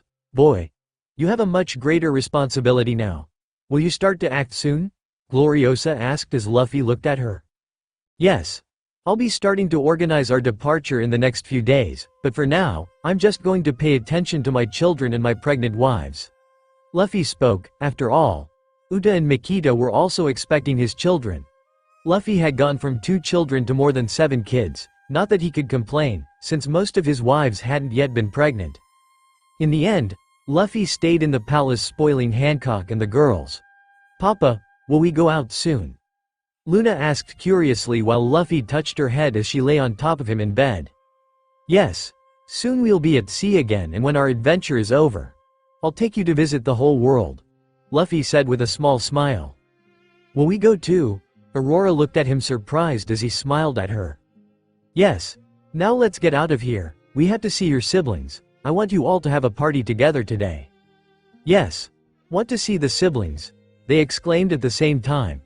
Hancock liked to keep them with her all the time here on Amazon Lily. Luffy always asked her to keep them together, and she did often, but not as much as Luffy would like. In the end, they left the palace and returned to the Black Pearl, each carrying a daughter, and Luffy gathered all the children. His 4 children played while the youngest still needed Yamato's lap, but Luffy also kept his daughter with him, and even the siblings played a bit with her there. Nikita and Uta also joined, and Luffy was surrounded by mothers of his children with 5 kids and 2 more on the way soon. This was his real family, one he had solidified in the last year by spreading his seed for the first time in this world, but he still couldn't fully enjoy his family. After all, he had an entire world to conquer, and soon, he would be executing his plan to start conquering the entire new world and finding the One Piece. Luffy woke up the following day feeling some pleasure as he opened his eyes, slightly surprised. "You finally woke up." A female voice was heard as Luffy saw Shirahoshi looking at him with a small smile while wiping her lips after giving him a brief blowjob. "Shira." Luffy murmured as he looked at the naked mermaid, but not at her 17 meters. Luffy had regained some of his fruit powers over the last few months and could shrink things again while the mermaid returned to her 1.7 meters, being able to sleep again with Luffy in the same bed. "Did you like how you woke up?" she asked with a mischievous smile. "I can't complain." Luffy looked at his mermaid wife and couldn't help but see how she had changed over the last year. She had matured so much that her voice was now that of a woman and not a frightened little girl. The same could be said of her personality. She was braver and more confident. Her gaze had changed a lot too, like a true ruler, and Luffy was satisfied with it. "Why don't you reciprocate and fuck me while there's no one in the room?" she asked with a seductive smile as she moved her tail to the side and pulled it up where her butt was, revealing a type of pussy that mermaids had. Luffy wouldn't deny his wife's request as his dick was already hardened from the blowjob he had received shortly before as he approached and positioned it near the already lubricated hole as he fitted in. It was like fucking any other woman, while the scales on the tail didn't hurt him as he began to move. Shirahoshi looked at Luffy with a face lost in pleasure as he started to pound against her ass, going in and out of her. "Luffy, I want a child of yours," she murmured while moaning at the same time. It was no secret that she also wanted to be a mother. Luffy saw it on the faces of all the women, as they felt envy while watching the children running back and forth around the place, or even when he saw their hands nursing the children. Luffy got carried away as was usual in morning sex and began to pound Shirahoshi hard while squeezing her large breasts, and continued this for the next hour until he finally found himself back in bed, with the mermaid glued to his side maintaining a closed smile as she slept clinging to him. Luffy smiled at Shirahoshi before giving her a kiss on the forehead and leaving the bed, taking a shower to prepare to start the day. After all, he had to prepare everything to start his new journey. He left the room after putting on some clothes with Shirahoshi still sleeping in bed. His wives had left him alone early in the morning and Shira was the only one who stayed to enjoy her husband. He walked down the hallway while encountering a baby stopped in the hallway who immediately stared at him. "Sinbad, shouldn't you be with your mother?" Luffy approached as he picked up the boy who did nothing more than look at him curiously. He made a sound trying to say something, but Luffy just laughed at it. "Come on. Let's see your mother and the others," he said as he continued through the ship, finding his daughter running with some difficulty toward him, with her learning to walk. "Papa," Aurora shouted seeing Sinbad in Luffy's arms, clinging to his legs. "You found him?" Sinbad had disappeared. She complained with her childlike voice and Luffy quickly picked her up. "Did he hide from you?" He couldn't help but smile at Sinbad. "Yes, Papa, he disappeared," she exclaimed with her little arms raised. Luffy just played a bit more as he moved to another room. There were some of his women playing with the children while eating. "Did you find your dad, Sinbad?" Vivi approached as Luffy handed over the boy giving a kiss to the wife, then went to the table sitting next to Hancock with his other daughter, handing Aurora to her. "Good morning." Luffy greeted everyone present. "Here, your breakfast." Reiju handed him a tray with meat and scrambled eggs. "Nami, are you doing what I asked?" Luffy inquired as the girl nodded. "Yes, I'm setting all the routes, but do you plan to start a war that way in the New World?" Nami asked with a raised eyebrow. "Of course, just set the route for the chaos we will create and leave the rest to me and the others." Luffy smiled. "Daddy, take this, it's really good," Luna exclaimed from beside Hancock, trying to give a fruit to Luffy, who took it before ruffling his daughter's hair. "Where are the others?" "They're training. Kuina and Zoro are training on the White Sea a few kilometers from here to keep it quiet. Usopp, Brook, Frankie, Bonnie, Kairos, Rebecca, Perona, Lola, Jimbei, Beppo, Chow Chow, and Chopper are fighting on the island of experiments. Lucy is with Rayleigh and I don't know about the others. But Hugo..." Nejiko was about to speak. "He's with my sisters," Hancock said with a smile. "So they really are together." Luffy murmured. "You like a gossip, don't you?" Alvida raised an eyebrow at Luffy. "Of course. I wondered when they would have something since I noticed their looks more than 6 months ago," Luffy commented. Hugo and Hancock's sisters had been flirting a lot lately, so he was happy with what happened, especially since Hugo had a sad story with his wife and daughter killed by a world noble while he became a slave before being rescued by Luffy. It wasn't just that. Many women from Amazon Lily ended up relating with men from Skypia. The birth rate exploded this year, but Luffy asked that they ensure that they learned the 6 styles, which happened with some of them. Luffy had 2,000 Amazons with 6 styles, 5,000 Skypians. His entire fleet increased to 10,000 and they all knew the 6 styles as well. Some members from each country were selected to be here and train, creating a unique military force in each country to ensure that they could protect them. "I see. How are things with all the thousands of soldiers? They can already go to the kingdoms." Luffy spoke with his wife who had let her hair grow in the last year. Nami and Nejiko both had long hair. Nejiko's was a bit darker than Vivi's, so there was no confusing them. "Yes. As you said, they are preparing to leave soon, but they want you to do it formally." Nejiko spoke as Luffy raised an eyebrow. "I understand. All right. I'll do that," Luffy said as he went back to eating. He talked with his wives and Shirahoshi joined them a moment later and talked about a few more things before leaving the ship. He looked over all the activity on the island with his observation haki and his attention turned to an island exploding in Conqueror's haki coming from it and crossing the entire sky of Skypia.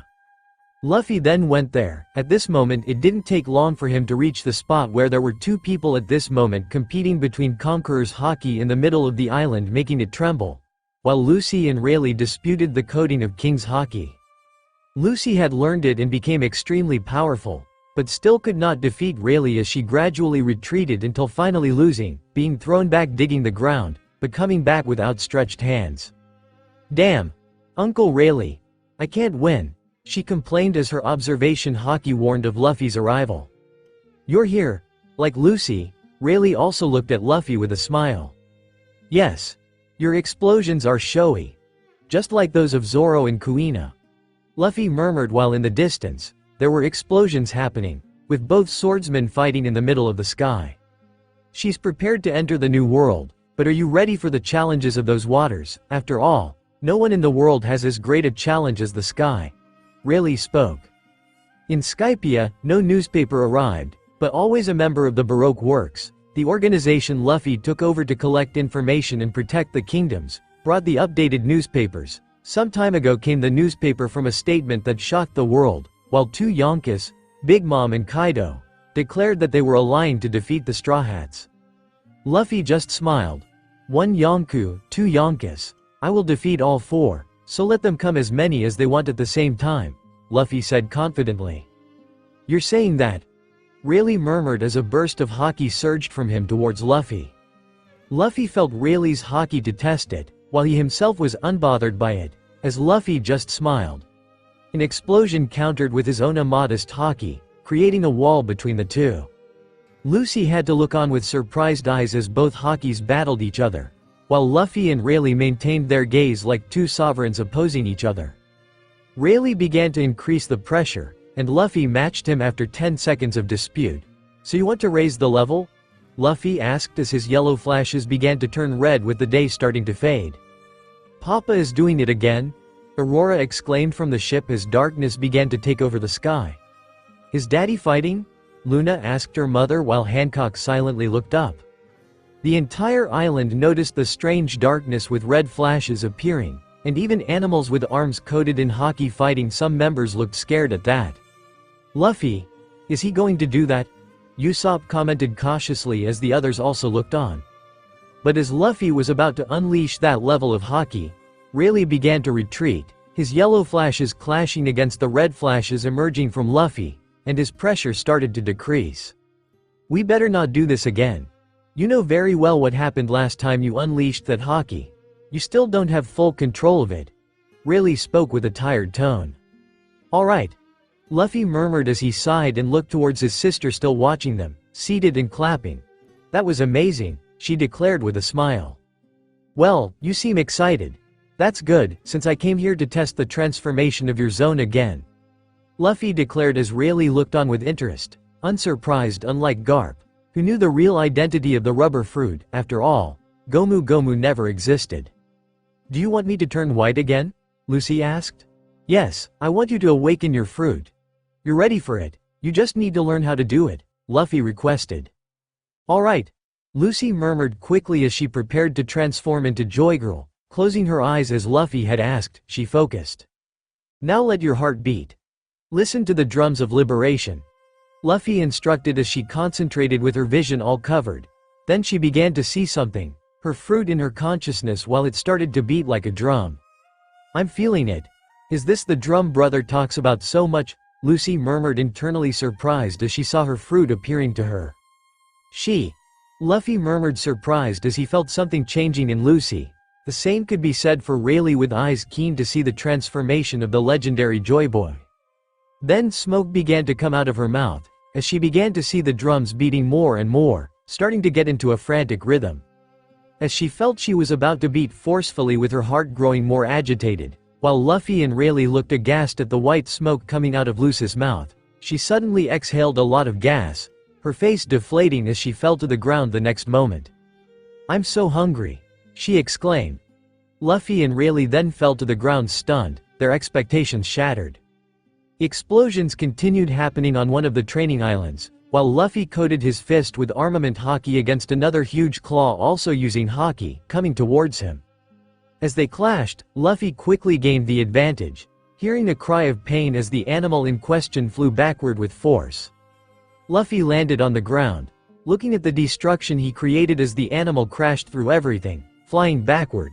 "Too weak," Luffy said while a group of lions, snakes, zebras, rhinoceroses, monkeys, gorillas, wolves, and many other animals looked at him with defeated eyes around him. "You've learned to use haki. But you're too weak with Ryuo haki," Luffy murmured while the animals lowered their heads in shame. Luffy saw this and continued.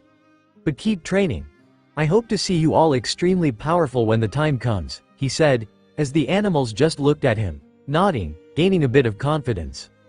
These animals, besides their scientists managing to teach them Haki, which was something deemed impossible, had even gained some intelligence and were no longer beasts thinking only of killing each other. They even began to form some kind of society. Grandpa would be very happy if he saw this place. He's an enthusiast when it comes to forests or islands for training. Here, he would be living a big dream. Luffy thought as he imagined his grandfather with stars in his eyes, starting to fight all the animals. Luffy. Rebecca approached him while watching the fight with other crew members. Yes. Luffy looked at her. I wanted to know if we're going to Dressrosa soon. Rebecca murmured while Luffy nodded. You're eager to return to Dressrosa, aren't you? Luffy smiled at her, while she nodded shyly. Do you think you're ready to free your country? He asked. Yes, Rebecca exclaimed with a more confident smile. That's good. We'll leave soon, Luffy said as he looked at his other members. I want you all to fight with the animals. I'll check the other island, Luffy said, while the members who were honing their Haki returned to training. Luffy then headed to where the dinosaurs he had taken from Little Garden over a year ago were, and he had modified them as well, like the common animals. As he approached the island from the sky, he found a battle taking place. Dory and Brogy were fighting against two huge T-Rexes, while they struck with their weapons in the areas they coated with Haki, causing a metallic sound. Nearby, Hachi, Domino, Monet, Perona, Bonnie, Frank, Brooke, Foxy, Galdino, Lola, Bellamy, Bueno, Jabra, Bartholomew, and Margareth, Wiper, Reiki, were fighting using Haki against various other dinosaurs that also had mastery of Haki. As on the previous island, the dinosaurs began forming their own society due to the high intelligence they received while their bodies were larger and stronger. This island was used for those who had already mastered Haki and wanted to refine it to the next stage. Luffy looked at the battle from a distance with a satisfied look on his face, placing this group at level 3. Luffy's main crew was divided into 3 groups according to their captain. The main and strongest group, level 1, consisted of all the users of Conqueror's Haki, including Luffy, Lami, Reiju, Yamato, Lucy, Zoro, Kuina, and Shirahoshi. The second group included members who had already mastered all other types of Haki and were also extremely powerful, like Usopp, Chopper, Nami, Nejiko, Alvida, Vivi, Robin, BABY5, Chow Chow, Beppo, Enel, Hugo, Jimbei. The third group of the main crew, level 3, consisted of those who were still in the Haki development phase, like Hachi, Domino, Monet, Perona, Bonnie, Frank, Brooke, Uta, with Rebecca being the furthest behind, still developing her Haki. The girl wanted to go to Dressrosa, and despite her lack of Haki, her fruit was extremely powerful, and she could end the members of the Don Quixote family. As for his fleet, the main members were on par with the third group, mastering the 6 styles and developing their Haki. Hancock was the most powerful person in Luffy's fleet and had further increased her Haki to be on par with level 1. But Hancock was not part of the main crew, as she had the Kuja pirates to lead, and Luffy wanted her to take care of their children. Uta and Mikita were not training because Luffy prioritized their children being born healthy, so they weren't on the island with the others.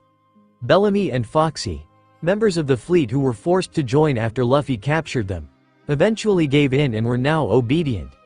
Kairos had some issues in his toy form, but he perfected his Haki training and accompanied his daughter on the other island. Johnny and Yosaku, old acquaintances who sailed on the Black Pearl in East Blue, were also in Skypia. Luffy summoned them to train, and they were mastering the 6 styles and learning Haki while staying in the Kokoyashi Kingdom to protect it. Margareth was someone Luffy had given special attention to and brought into the main group after observing her in Amazon Lily. Luffy planned to remove Hancock from her position as the island's queen and place her in the main crew. Believing Margareth could replace her, Margareth quickly mastered the 6 styles and was learning a greater mastery than regular Haki. Due to the training conducted in this location, Amazon Lily and Skypia had become more powerful among their territories due to easy access to Luffy's training. In the past year, he had formed a real army of 6 styles, while many main members from these countries and others Luffy had called to train were increasingly developing haki. Additionally, some women from Amazon Lily were also training at this location, and many of these talented members were placed in the Baroque works. Wiper and Reiki were the main members Luffy brought from Skypia and ended up putting them in a leadership position in his fleet, so they participated in the main group during training. Luffy watched the group fighting against the animals while Dory and Brogy faced a T-Rex. Foxy, Aladdin, Bellamy, Bueno, Uruj, Bartolomeo were fighting against other types of dinosaurs, who were extremely powerful with haki. They were under some pressure because their haki wasn't fully developed yet, but many were close to mastering one of the types. The battle continued against the dinosaurs, and after fighting for a while, there was almost no clear winner, with most groups ending in a draw, except for a few winners like Hachi, Bonnie, and Perona, the latter having a power that could easily defeat any opponent. "We'll be back in a few hours and show them, won't we, Brogy?" said Dory with a huge smile. "Definitely, goodbye, Dinosaur-san. We'll see you later," Brogy replied, exhausted. Their routine was to fight each other for a while and then return after a few hours with some rest. It wasn't just the members who were learning and perfecting themselves. Even the animals were learning. "I need to get the last group of animals. Those monkeys on the island where Mihawk lives. But I don't know where he lives yet. If I could get my hands on those animals, I would create the perfect animal army," Luffy murmured, thinking about the animals that learned very quickly and trained Zoro in the original story. He couldn't imagine what would come out if they had genetic modifications like these animals. "Finally, it's over," Foxy murmured, a bit bruised. He had a fairly powerful slowing ability, but he was fighting against animals using haki, and he had to use it in his gloves, fighting in a boxing style. The others also had tired faces. "Are you all tired already?" Bartolomeo started to ask everyone with a mocking smile. "You practically stand still hiding behind your shield. That's not how a warrior acts. He must fight," Wiper said with dissatisfaction. Bartolomeo was about to mock him, but when he looked ahead, he saw Luffy standing there, and he immediately opened his eyes with stars. "Luffy-senpai," he exclaimed as he ran towards the captain approaching the group, catching everyone's attention. "Bartolomeo." Luffy looked at the man kneeling in front of him, as he no longer turned to stone, but certainly acted like a crazed fan. "My future husband," Lola exclaimed at the same time, while she jumped on Luffy with a bold smile, hugging him tightly and smothering him with her large breasts in his face. "Hey, cut that out, you idiot, you're too forward," Bonnie exclaimed as she punched Lola off Luffy with her arm stretching. Luffy hadn't yet revealed who Joy Girl was, as Lucy hadn't completed her transformation, so there was no point in mentioning it to her now, but Luffy did give some hints. Bonnie used the distorted future to transform her body into giant fists here and there while stretching along with her haki. She was becoming extremely strong. Luffy wanted her to complete this transformation because that way, they would have not just one Joy Girl in the crew, but 2, making them unstoppable. Perona also approached Luffy afterward, flying with her umbrella while Lola got up in the distance, unfazed by being punched. "Luffy, you jerk, you finally showed up. Where's my hot chocolate that you promised?" Perona immediately demanded, as it was a way for Luffy to motivate her to train. The girl was extremely lazy, and Luffy had to entice her with sweets. "I want pizza too," Bonnie complained, crossing her arms. "Alright. Galdino, I need a huge table," Luffy requested, and the man did as asked with wax. In a few seconds, the place looked like a dining room while Luffy summoned various things from the system, filling the table with all kinds of food for them to recover before returning to training. "Well, this is your reward for training," he said as everyone gathered around, except for a few people. "Is there Coca-Cola?" A muscular cyborg appeared at that moment. Luffy took out a bottle of Coca-Cola and handed it to Frankie, who had modified his body over the last year and done various other things. "Food, Dory, yes, Brogy." The 2 giants approached and started eating while Lola also joined, offering food to Luffy, but he refused. "Lola, I need to talk to you later, meet me at the depot at the end of the day," Luffy said to Lola. Of course, Lola replied with an excited smile. Luffy ignored the flirtation and went to another part of the island, where he found Margaret, who hadn't joined them at the banquet. She was bathing after training and quickly turned her face away when she saw Luffy approaching. "Why weren't you with the others?" Luffy asked calmly as he approached. "Because I knew you'd come after me," she replied with a smile.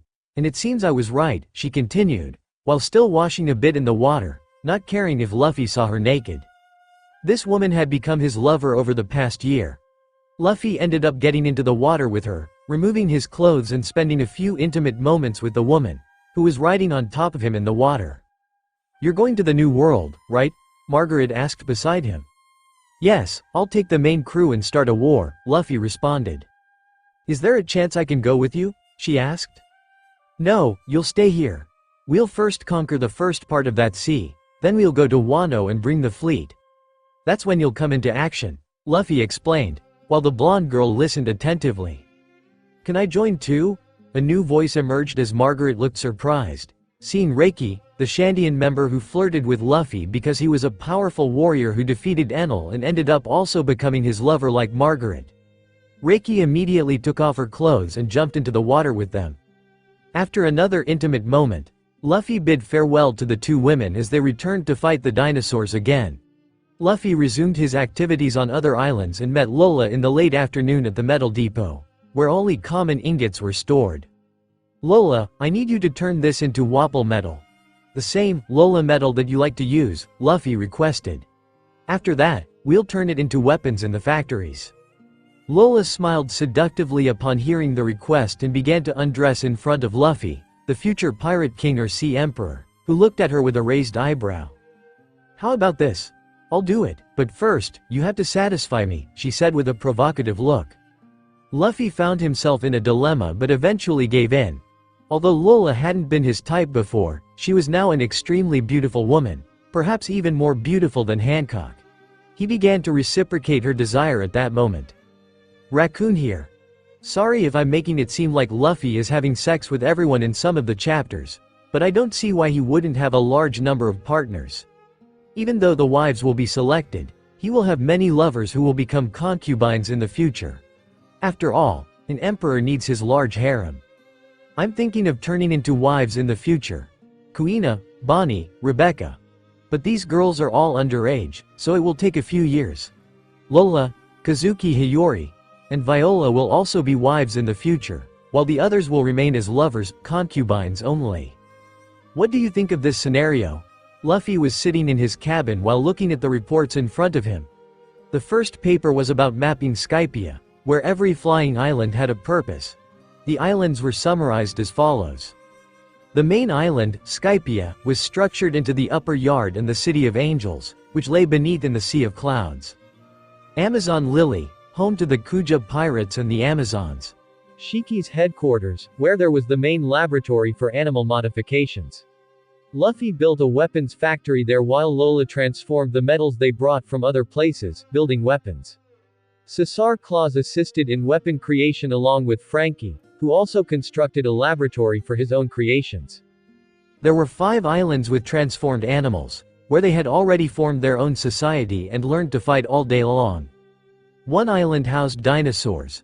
There was also Little Garden itself, where Luffy had asked Beppo to remove the island from the sea 6 months ago and bring them to the sky, where he could have a large number of these dinosaurs for experiments, but the island was still untouched. It had many plants that Chopper used to make medicines. Setting aside the structure of Skypia, he read another report about countries reporting economic growth, trade, and military strength while Luffy managed to improve the quality of life for the people living there. After all, they are his people and he wants them all to thrive. These reports were sent by Baroque Works, but now he set them aside as he needed to know about activities in the New World and his organization was not yet operational there. He dropped the papers and looked forward, as Jimbei, who had been out of Skypia for the last few weeks, returned today with new reports Luffy had requested from the New World. "Let me see them," Luffy requested as Jimbei approached, handing over the papers while Luffy began to read. Jimbei had been sent to Fishman Island in the New World to gather some information, some of it from Viola, his spy. Big Mom is still bothering to try and take Fishman Island. Luffy murmured as Jinbei nodded. However, she doesn't dare take it directly, Jinbei said. After all, Luffy had already shown that they could attack from a distance, and she wouldn't even leave her territory to take revenge on Luffy with him being able to attack them. So this year, she allied with Kaido and was waiting for Luffy to arrive in the New World. Fishman Island is mine.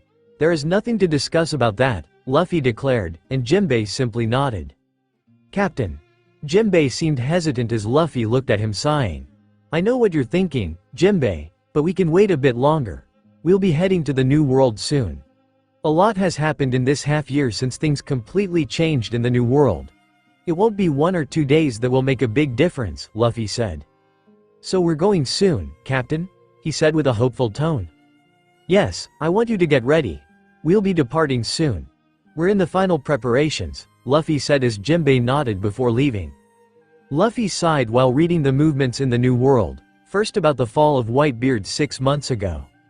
Since then, the remnants of the fleet have been fighting against Blackbeard and his crew, which also made the New World restless. After all, Kaido and Big Mom also took the opportunity to grab some territories. Ace and the other commanders fought tooth and nail, but in the end, they were losing in a scenario against 3 Yonkas. Now that Whitebeard was also recognized by the world as such, only maintaining some of the territories trying to protect them. Luffy was a bit sad about the death of Whitebeard. His last farewell with the old man was really as he had foreseen, the last contact he had with the strongest man in the world, but there was nothing he could do about it. Whitebeard had his own adventure on the sea, and he was training to prepare for his own, and as if by fate, Teach managed to get the power of the shock fruit. Luffy was also excited to face Blackbeard. At least now he was more powerful, and Luffy wanted to see which of them would win with their current abilities. This excited him. His gaze fell on Domino, who was looking at him while staying in the cabin with another person. Do you want to go to the New World? Luffy asked her. After all, she came to talk to him. Yes, she murmured. Domino had become quite obedient over the past year and had agreed to join the crew in the end. Alright. You get your things ready, since you'll be with us, Luffy said as the woman left after nodding gratefully. How is my schedule? Luffy asked the second woman, Monet, who acted as his secretary. Vivi did that too, but she was taking care of Sinbad. You will train with Rayleigh this afternoon and have a meeting with the entire main crew, she said. Monet had become obedient. What's bothering you? Luffy asked the woman, who seemed hesitant to say something. You're going to Dressrosa to overthrow the current government of Kaido there, aren't you? She asked as Luffy sighed, understanding why she was talking about it. You're worried about your sister, aren't you? Luffy said as the woman nodded. Sorry, Monet, but I will have to remove all effects of your Akuma no Mi. And she is dangerous. I can't let her roam free as she was. I can spare her life, but that is the most I will do, and I'm doing this for you. Luffy said as Monet, despite still looking worried, nodded in the end. Luffy also picked up a newspaper from the last few days, something that made him scoff and almost laugh. After all, this newspaper talked about him, or at least his name, as a return, while there was a pirate group disguising themselves as him going to Sabaody. It was funny to think that people believed they were really them, while the crew was made up of only a few of the members of the Straw Hats from the original work. Sanji was replaced by Enel, who was also blonde, and the character wore some very heavy drums on his back, seeing the effort on his face or even the twisted spine he was having. Luffy would deal with them before heading to the New World. He opened a drawer of his desk and took out a stack of papers from it, spreading them out on the table, while Monet remained silent with Luffy looking at all the wanted posters there. The first poster was his. These rewards were changed a year ago, after the war, but he just kept it, especially the first edition. Monkey D. Luffy, the Straw Hat, 3,500,000,000 berries, dead only. IMG. Luffy smiling with his arms crossed, while he was on the prow of his ship arriving at the war with several Tenryubitos tied up and beaten on his mast. Yamato, Kaido's daughter, 1,800,000,000 berries, dead or alive. IMG. Yamato transformed into her mythical beast form while fighting Kong alone and using Kaido's technique. Roronoa Zoro, the Dark Swordsman, 1,500,000,000 berries, dead or alive. IMG. Zoro with a serious look crossing his swords against Mihawk's Yuru as they both cut through the two frozen tsunamis of Marineford. Trafalgar Lami, the Surgeon of Death. 1,300,000,000 berries, alive only. IMG. Lami cutting off Doflamingo's head. Reiju, the Red Phoenix. 800,000,000 berries, dead or alive. IMG. Reiju striking Kuzan while fighting in Marineford. Nami, the Angel. 500,000,000 berries, dead or alive. IMG. Nami transformed in her final form wreaking havoc on Marineford. Nijiko, the Bomb Woman. 300,000,000 berries, dead or alive. IMG. Nijiko using the Bomb Fruit, fighting against a Shichibukai. Kuina, the Ice Swords Woman. 500,000,000 berries, dead or alive. IMG. Kuina using her final form against a Holy Knight. Alvida, the Merciless. 200,000,000 berries, dead or alive. IMG. Alvida fighting against a Shichibukai. Vivi, the Princess of Alabasta. 300,000,000 berries, dead or alive. IMG. Vivi using her wind powers creating hurricanes. Hugo, the Titan. 600,000,000 berries, dead or alive. IMG. Hugo transformed into his final form while Marineford looked small compared in his form. Chow Chow, the Watchdog. 400,000,000 berries, dead or alive. IMG. Chow Chow crossing paths with a female dog in an alley in the first city where Luffy stopped in Alabasta. Shirahoshi, the Mermaid. 500,000,000 berries, dead or alive. IMG. Shirahoshi using her giant form while fighting with her trident. Beppo, the Bear. 2,000,000,000 berries, dead only. IMG. Beppo levitating all the flaming rocks of Marineford. Usopp. 500,000,000 berries, dead or alive. IMG. Usopp transformed into Bahamut. Hachi, the six-armed fishman. 100,000,000 berries, dead or alive. IMG. Hachi in his giant form after Luffy used his powers on him while he devastated Marineford Square with a six style combined with his six swords. Nico Robin, the Demon Child. 500,000,000 berries, dead only. IMG. Robin using her powers of a demon giant against the Vice Admirals. Tony Chopper, the Cotton Candy Lover. 10 berries, dead or alive. IMG. Chopper eating cotton candy. Laboon. 5 berries, dead or alive. IMG. Laboon playing on the ship with others. Karoo. 5 berries, dead or alive. IMG. Karoo playing on the ship with others. Megalo. 5 berries, dead or alive. IMG. Megalo playing on the ship with others. Enel. 600,000,000 berries, dead or alive. IMG. Enel arrogantly smiling while surrounded by lightning. Uta, the Singer. 20,000,000 berries, dead or alive. IMG. Uta singing in a photo of the musical island. Frankie, the Cyborg. 10,000,000 berries, dead or alive. IMG. Frankie doing his strange pose. Jimbei, the Warrior of the Sea. 600,000,000 berries, dead or alive. IMG. Jimbei just crossing his arms with a serious face. Monkey D. Lucy. 1,000,000,000 berries, dead only. IMG. Lucy just smiling with a piece of meat in his hand. Perona, the Ghost Girl. 20,000,000 berries, dead or alive. IMG. Perona flying with her niece and ghosts. Bonnie, the Gluttonous Devourer. 140,000,000 berries, dead or alive. IMG. Bonnie with her feathers open while eating pizza. Domino, the Jailer. 10,000,000 berries, dead or alive. IMG. Domino with a whip in her hand.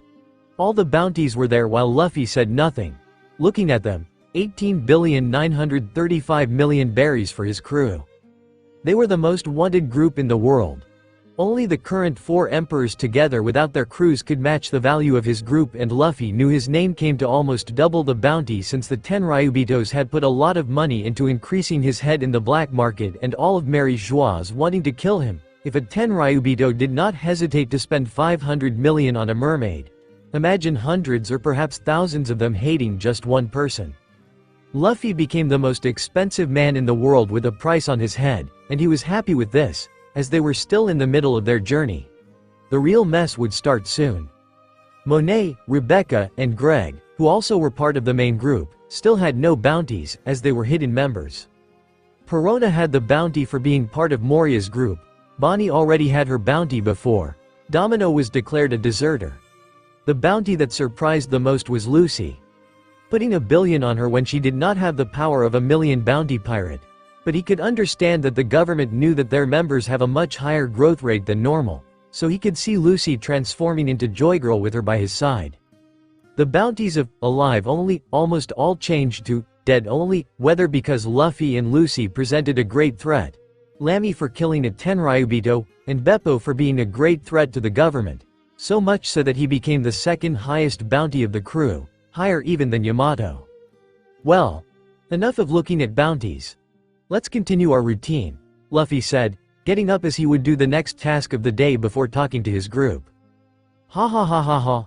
Luffy began laughing while seated in the middle of the deck, looking at his crew and flashing a joyful smile after hearing some updates from his members, as everyone returned to the routine of a grand feast.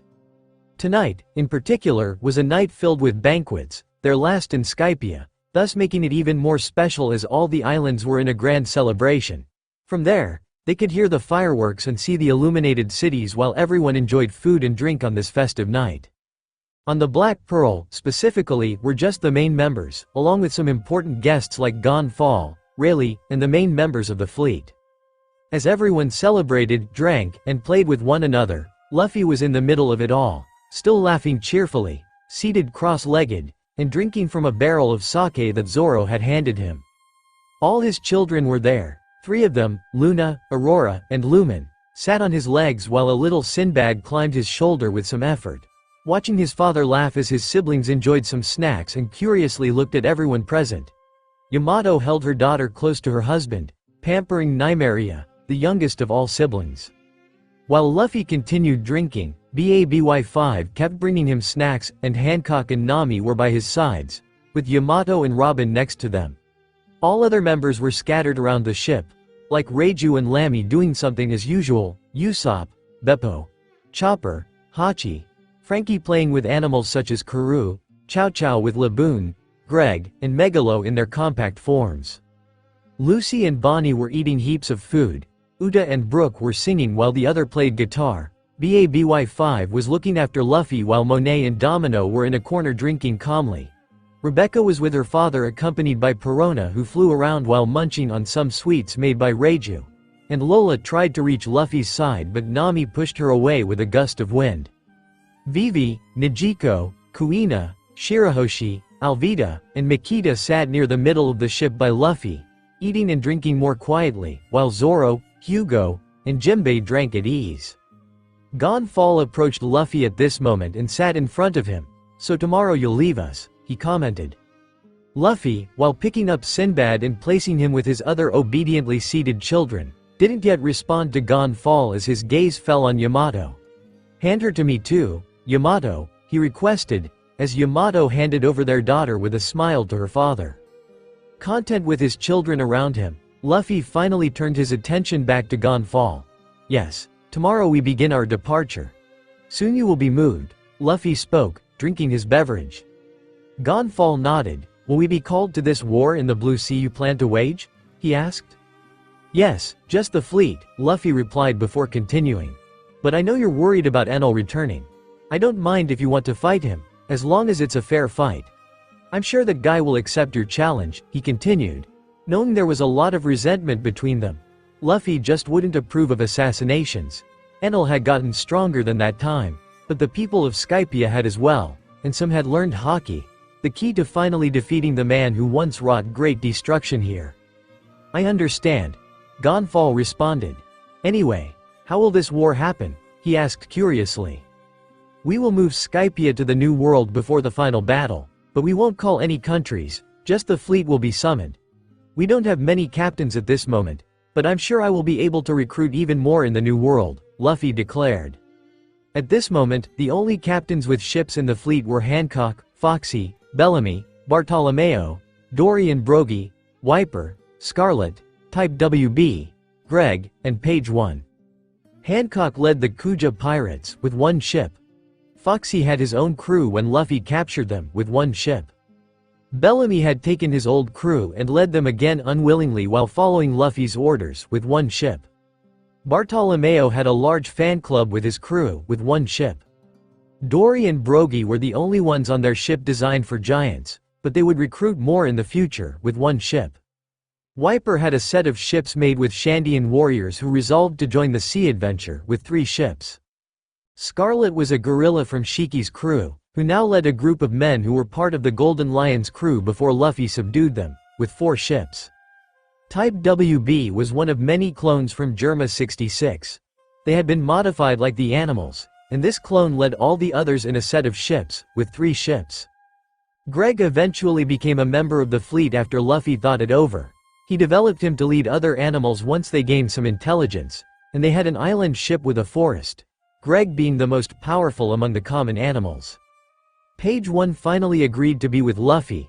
Luffy put him to lead the modified dinosaurs like Greg with the common animals. They had an island ship too. Their fleet was based on 17 ships outside of Black Pearl and the other ships in Luffy's collection. But Luffy was still not on par with the other Yonkas, but that would change soon. Makita, Galdino, and Bon Clay were part of Baroque Works. Luffy decided to leave this organization out of the combat fleet while they focused on finding things in the illegal market and gathering information. Bueno and Jabra also joined this division, while Luffy put Lola to stay in Skypia, and although Kairos accompanied them to Dressrosa, he would be part of Dressrosa's army for the final war. The fleets were for wars against the Marines and Yonkas. The armies in the countries were designed for Order 66, in the World War. This will really be interesting. It's a shame that training is finally over. Rayleigh approached at this moment as he sat down next to Gon Fall and smiled at Luffy with his children. "Yes, we will soon say goodbye. But you've helped a lot," said Luffy, looking at the old man with a small smile. "Have you mastered the voice of all things?" Rayleigh couldn't help but ask. "Yes, I have almost complete control over it," admitted Luffy. "After all, now I can hear any object, anything in this world." He spoke, now understanding how Roger did it with the poneglyphs, able to hear their meaning. "You will certainly make history in the New World," continued Rayleigh. "However, that technique you possess, it's a shame I'm too old to learn." "It would have made a big difference in our journey," he commented, as they talked about the secret technique found in the East Blue. Luffy nodded in agreement, while removing Sinbad once more as he tried to climb under his clothes and placing him between his legs along with the other children. "That will make a difference in the final battle, but it is also too early for us to learn it," admitted Luffy, still not having mastery over this technique, which didn't seem easy to learn with just training, hoping that with the challenges that would come, it might finally be awakened. "I understand. Then let's drink. To celebrate the future of this crew and even the world," Rayleigh said, raising his glass and drinking, looking at the straw hat and remembering the time Roger wore it. "Yes." Luffy toasted. "Papa, are you going to fight bad men?" Aurora asked, looking at Luffy. "Yes, Daddy is going on a great adventure, and when you are older, the world will be a much better place and Daddy will take you on adventures too," Luffy said, smiling. In the end, they continued the feast until the next day, as various people were found sleeping in the midst of all the islands, with the party finally ending. Suddenly, Luffy woke up in the middle of the bed with Domino, Bonnie, Lola, Baby 5, Perona, and Reiki, who were the only ones who hadn't left yet, and Luffy took the opportunity to rest a bit too. Luffy looked at the last warrior woman and asked curiously and a bit confused, "How did you get in here?" He didn't remember seeing her on the ship. "I sneaked in the middle of the night. You were already sleeping, so I had to do the job alone." "Will I now give birth to a great warrior?" she asked, looking at her belly. She wanted to have a child like a great warrior from Luffy, as she always spoke. Luffy sighed at this and began to get up, leaving the embrace of Lola, starting to leave the bed and the room for the women to continue resting. The island quickly became a bustle that day, as various troops prepared to return to their countries to put their knowledge into practice and train new soldiers in their lands. Meanwhile, everyone came to Black Pearl to say goodbye, as a crowd filled around the ship. "Goodbye, big brother. Good luck, big brother," Yosaku and Johnny exclaimed at the same time, heading back to the East Blue with great force now. Goodbye, Luffy-sama, the other members shouted. Good luck. Soon we will head to the New World to fight with you. We will defeat anyone. No one can overcome the situation, the entire crowd exclaimed. At that moment, Hancock appeared on the ship and looked at Luffy. I'm coming with you, it's decided, she stamped her foot. Her sisters shook their heads with Gloriosa beside them. Luffy approached his first wife, Hancock. I need you to stay a bit longer. I want you to take care of all my children, he requested. After all, he would have to leave them in Skypia. She looked at the children, waiting on their mother's lap, pouted, and felt sorry for those cute little things that reminded her so much of the man she loved. All right, I'll take care of them, she said. She didn't mind taking care of the children of other wives, after all, they all reminded her of Luffy. She was happy with that in the end. I will become the best mother in the world, she exclaimed, picking up the children. The other Amazon pirates repeated in chorus right after, the best mother in the world, while Hancock's sisters sighed. Hugo approached Boa Sandersonia and Boa Marigold. After all, the three had become lovers over the last year. Hugo wasn't the only one distancing himself from his lover. Even Karoo found one, Billy, a duck of the same species, and they formed a couple in Skypia. Well, folks, let's not waste time. After all, we have a sea to officially conquer. We are the 5th emperor without territory in the eyes of the world. It's time we made our name and turned the entire world upside down. Luffy declared for all the islands to hear his amplified voice as he was smiling, and everyone began to prepare after saying goodbye to the children. After the ship was left with just the main crew along with some others, Luffy went to the deck while fiddling with his hat, waiting for the adventure to begin. Lucy stretched out his arm, grabbing Luffy's shoulder as he approached and stood by his side with a big smile, excited for the adventure. Zoro checked his swords. We're ready, he said, looking forward. Kuina did the same, with a determined look holding her single katana. Yamato adjusted herself, placing her weapon on her shoulder, smiling. Nami, with her spear, got ready while Najiko put away her book and looked forward.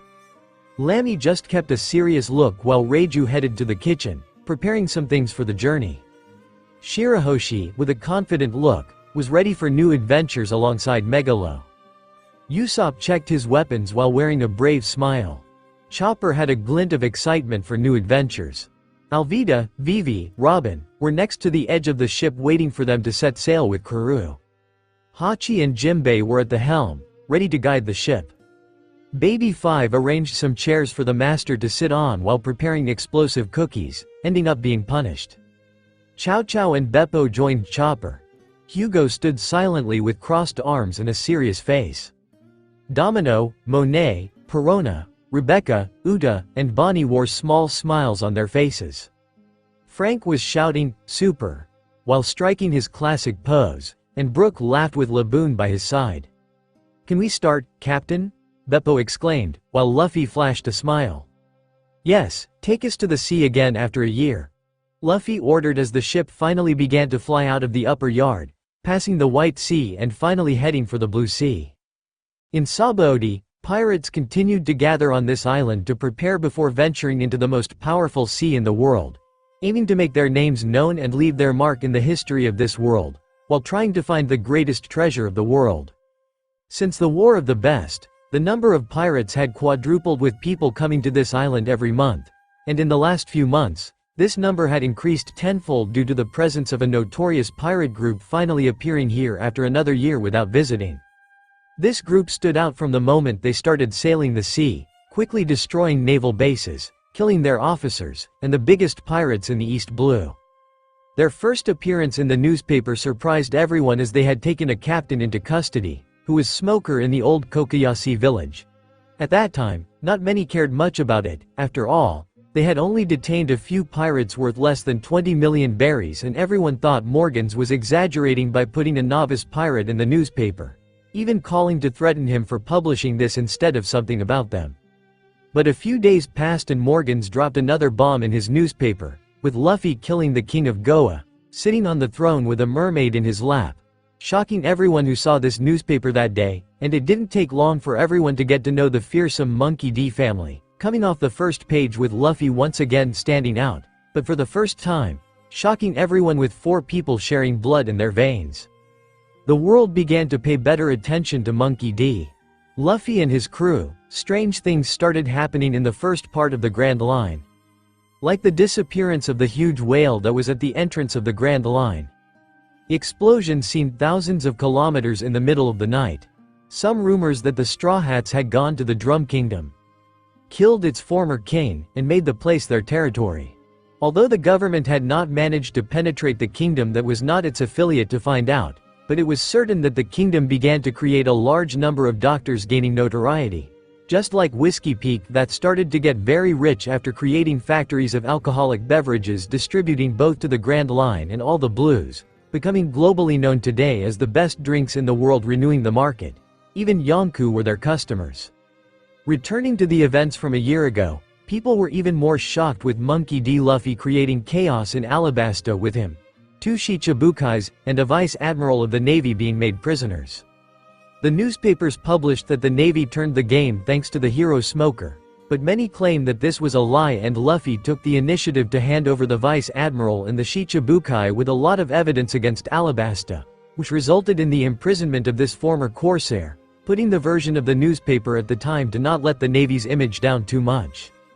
Their ship continued and Luminarchy became the next stop, creating another chaos, with rumors that Luffy challenged the very Doflamingo. With that, they departed, so while the world was beginning to wait for new news after the bounty posters after Alabasta, they simply disappeared for weeks. The next news of Monkey D. Luffy came weeks later, while he and a mysterious man and user of the legendary Guro no Mi appeared with Luffy showing off his new subordinate, and they attacked various islands in the middle of the Grand Line and faced Kuzan, an admiral. Luffy managed to fight against him and came out of the fight without a defined winner, something that immediately caught the attention even of the Yonkas, seeing Luffy as a potential subordinate with such a feat in so little time. And the world trembled once again, because after the event with Kuzan, he faced along with his new companion, Doflamingo and Jack. The drought, it was not enough to face a third Shichibukai in so little time, but one of the 3 calamities of Kaido. Then the newspaper published the destruction of the island along with the defeat of their adversaries, making it clear that besides defeating one of Kaido's main commanders, he even declared war and called Kaido his father-in-law, saying that he was going to marry his daughter, revealing that Yamato, his vice-captain, was the daughter of the strongest creature in the world. After that, he disappeared. Some rumors say that he entered the Calm Belt and encountered Hancock, taming her somehow after defeating her, as they say after what was seen in the war. Then, the Straw Hats remained inactive for months after Jaya. There were rumors of Monkey D. Luffy being in the South Blue, on the Music Island, but no one knows for sure if these rumors are real. However, the Navy and the government continued searching for him everywhere because, after all, he had a member of Kaido and even Doflamingo in custody, kept prisoner on his ship.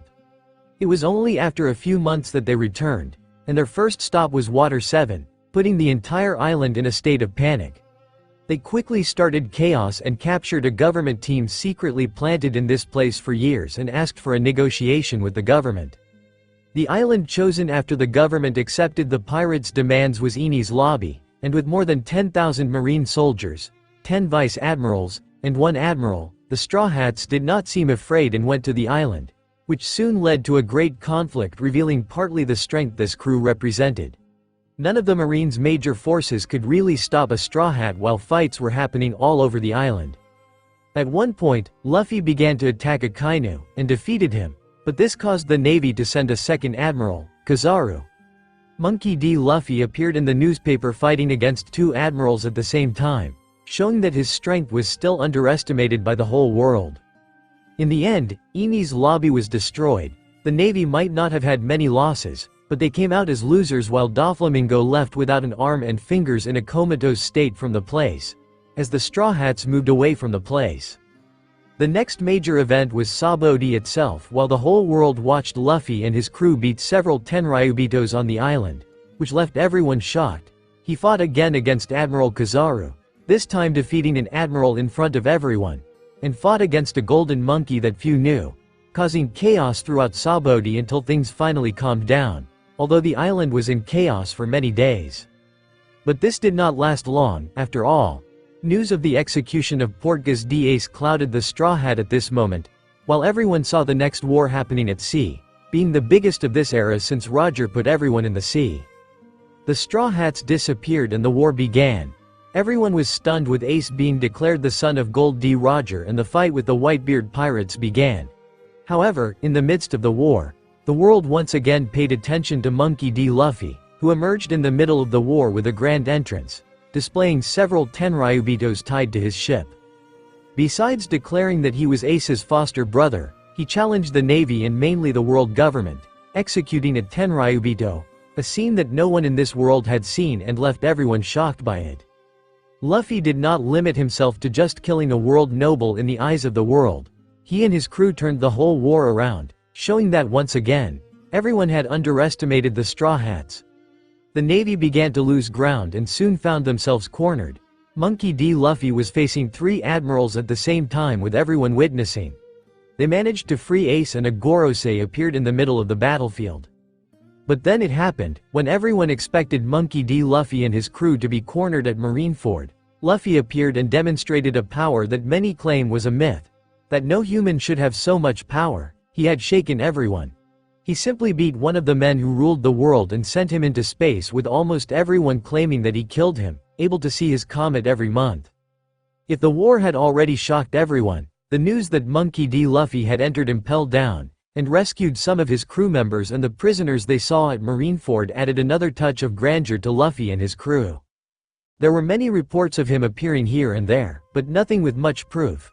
Monkey D. Luffy then disappeared with his bounty of 3.5 billion. Making the world wonder where he was and what he was doing. The government had sent agents to all possible islands across all the seas, but with no success in finding him. Many things changed then. The transfer of the marine headquarters to the New World, Sengoku resigned his position, and another took his place after fighting for 10 days against another contender for the position of Fleet Admiral. Whitebeard shocked the world with the news of his death, and the New World became a great chaos after that as Yonkus tried to steal pieces of Whitebeard's territories, mainly Big Mom and Kaido, while a new rising Yonku appears, being Blackbeard, leaving everyone shocked with him possessing the power of the Gura Gura no Mi in addition to his Dark Akuma no Mi.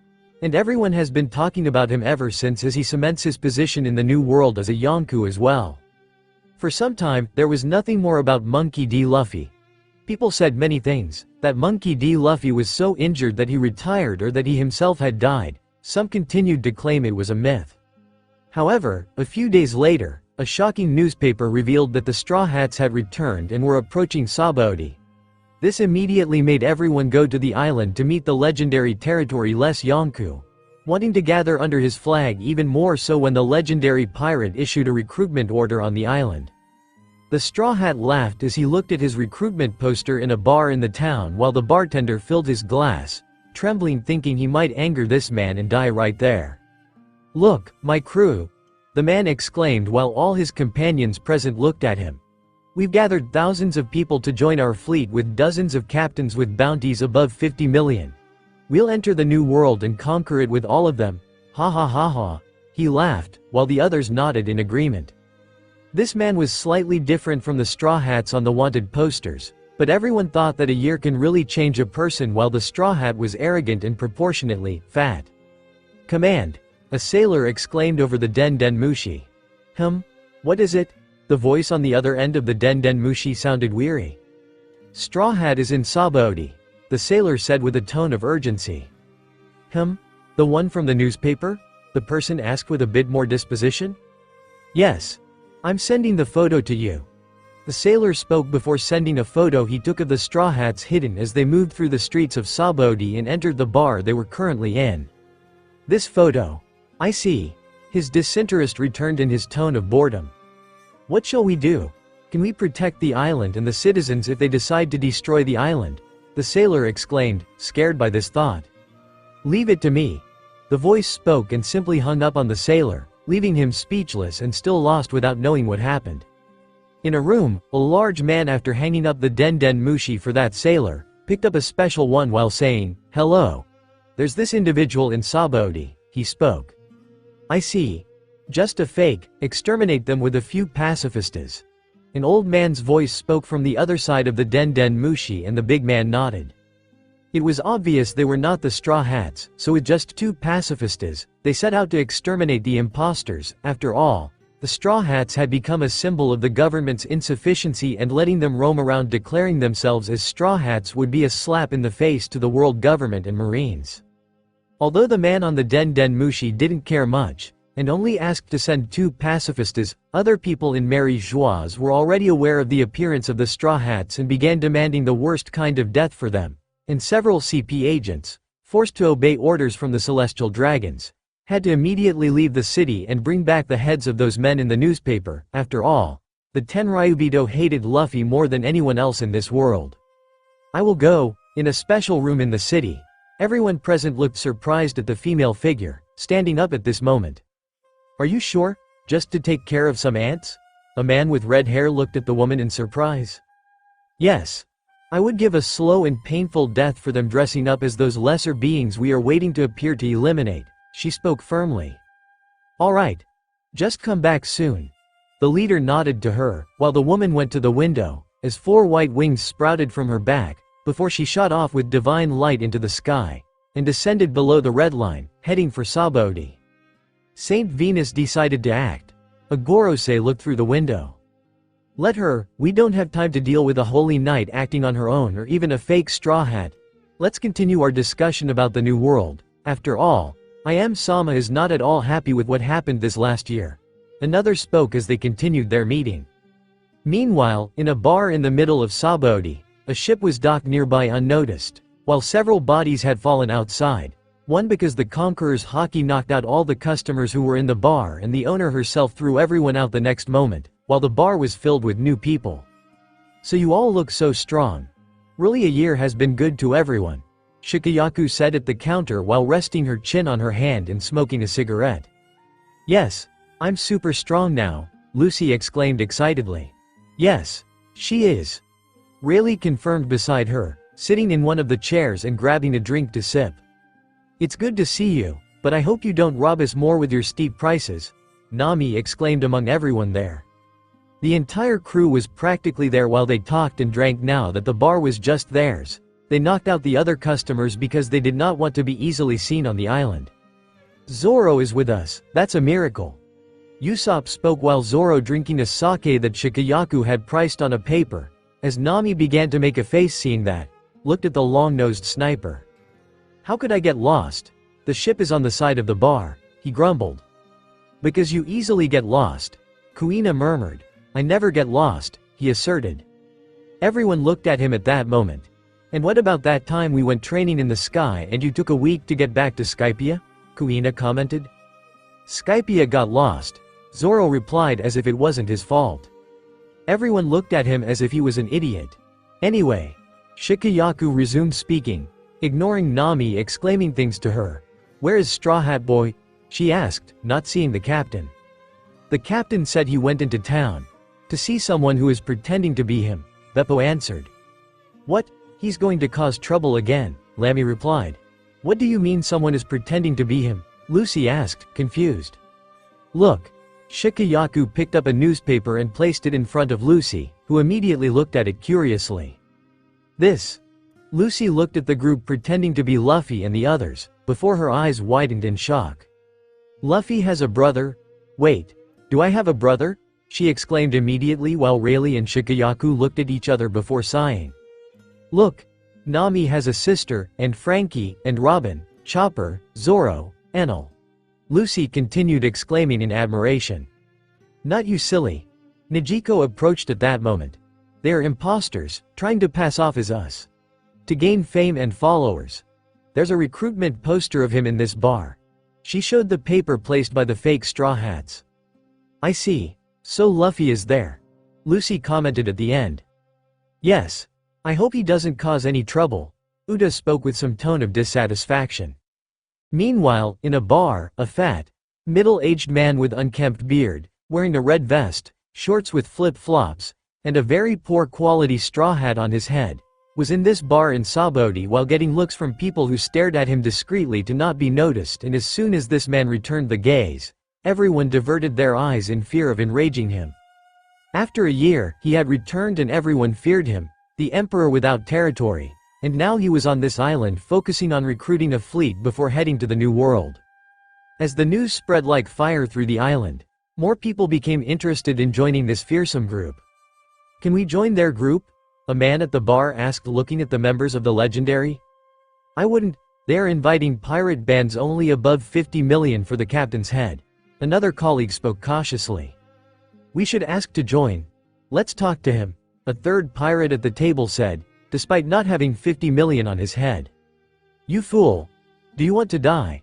This man has the power to destroy the whole island," a fourth said, wanting to hit his colleague before he got them all killed there. "Better we go to the meeting they're gathering than we try any luck, we might end up dying here," he spoke with some fear. "All right," the others agreed. "Hey, bartender, I want some of your whiskey," the fat straw hat shouted while the man at the bar quickly nodded, grabbing a bottle from the shelf. The bartender was walking around the counter at this moment to bring it to him, but it was at this moment that the door of the bar opened. While everyone immediately looked at that, which was a person wearing a cloak, and calmly, he entered the bar. Since the supposed straw hat arrived at this bar, no one had dared to show up here for fear of enraging the emperor's gang. So everyone looked at this individual entering the place surprised, but he seemed oblivious to it, proceeding to the counter and sitting down calmly, with his face covered so no one knew who he was. The bartender passed by him with a bottle at this moment, but without realizing how, the bottle simply disappeared from his hand. Looking frightened to all sides as he stopped, the man found the bottle in the hand of that stranger. He shocked everyone in the bar immediately, while the bartender became desperate. "Sir, that bottle was for an important client. You can't take it, please give it back, otherwise you and I will die terrible deaths," he exclaimed immediately. But the hooded man didn't care. Calmly, he removed the cap and began drinking in front of everyone, leaving them with their eyes wide open. Does he know what he's doing? He's drinking Straw Hat's drink. Does this guy not know what he's doing? He must be a lunatic seeking fame or trying his luck at provoking Straw Hat. The onlookers whispered. "My lord, you shouldn't have done that." The bartender began to tremble. "Get out of here now, or he'll kill you," he continued, not sure if he would survive this himself. The stranger continued drinking the whole bottle to the last drop, sighing at the end. "This is delicious. This whiskey is from Whiskey Peak, isn't it?" he commented pleasantly. "My lord." The bartender didn't know how to respond to that, while a shadow appeared behind him at this moment, making him tremble, and he cautiously looked back, while everyone in the bar watched with some fear. The bartender looked back and saw the supposed Straw Hat himself, who was glaring angrily at the stranger. Everyone in the bar stopped breathing, believing they were about to witness the cruel execution of this man who had challenged the one who alone had faced the Navy and the world government. "Hey, do you know who I am?" Straw Hat spoke with eyes as arrogant as his voice, while he took his pistol from his pocket and began to raise it to aim at the stranger's head. "I don't know. Can you tell me?" The man replied calmly with his young voice, which made Straw Hat even more furious. "Listen here, you bastard. I am Monkey D. Luffy, son of the revolutionary dragon and grandson of the marine hero, Garp. The man who is considered the emperor without territory, who will soon conquer the New World, reach the peak and become the king of pirates. The one who has already, alone, changed the course of an entire war. The one who no one, not even the world government, can challenge easily. I am the closest to reaching the top of this world, and I declare you dead," he spoke, and without waiting any longer, moved his finger to pull the trigger. The supposed Straw Hat believed his words were enough to leave his fame at the peak in Sabaody while showing he was cruel to those who challenged him on this island. But, in the next moment, the space around changed, as a wave emanated from the stranger, catching the supposed Straw Hat, and the wave traveled throughout the bar, reaching even his companions, who were sitting in a corner. Before Luffy could pull the trigger or even know he was within that wave of hockey, he simply dropped the gun from his hand and his eyes turned white with foam coming directly from his mouth. Both he and his companions fell to the ground the next moment, and a collective scream arose in the bar. "What?" The outside heard the commotion, in the street of that district in Sabaody. What happened?" The men in the bar exclaimed, seeing all the Straw Hats falling to the ground, trying to understand what had occurred, but no one knew for sure. No one there knew about Conqueror's hockey, as their gazes returned in astonishment to the mysterious man, who continued drinking unconcerned with what he had just done. This can't be true.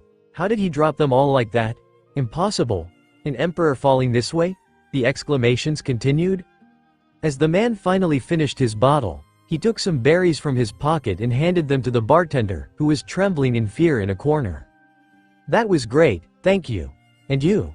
Or just as I imagined, he said, looking at the fallen bodies, and continued walking, stepping over the straw hat without showing any interest, and then he calmly left the bar, disappearing into the crowd of the city. What happened? The so-called straw hat awoke at this moment, while he calmly stood up with everyone in the bar not moving an inch since that stranger left the bar. And it has been 20 minutes. The questions about what happened were on Straw Hat's mind as he touched his head with some pain, and all his crew members also stood up at this moment. Does anyone know what happened? Tell me immediately, he exclaimed, looking at the people in the bar, but everyone was too afraid to answer. Nobody knows. Lord Straw Hat. That stranger simply did something and left the bar. No one knows where he went. The bartender replied, trembling. Tisk. Where did that bastard go? Let's look for him. The supposed Straw Hat exclaimed as his entire crew nodded, leaving with frustration, leaving the bartender aside, going after this man who humiliated him, something he would not let pass. Meanwhile, powerful people were getting ever closer to Sabaody. The man with the cloak, moving calmly, continued walking through the streets and entering the forest of giant trees, looking for a place to sit after going to an open side of the area. He finally found a place near some old structures of abandoned buildings. There were a few groups in that place, but he kept his distance. He removed his cape, revealing his own Monkey D. Luffy. Or at least the real one. Smiling after settling down, Luffy took another bottle out of the system to drink immediately after. He had gone to that bar just out of curiosity, wanting to meet the iconic crew that was impersonating the Straw Hats in the original work. Although surprised that they had appeared a year earlier than expected, he understood the situation. After all, the Straw Hat had accumulated so much fame and power in his name that they did not want to wait 2 years of inactivity to emerge with their flag. He wondered who would appear in that square soon, so he decided to wait and see. After all, this would be a good opportunity to start recruiting some groups that interested him for his fleet, if they pleased him. He remained there, feeling someone approaching.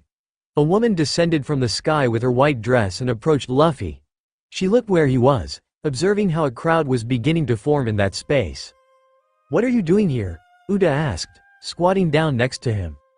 I'm just enjoying Sabaody, Luffy simply said while drinking. I see. But then, you don't mind if I stay by your side, right? She asked.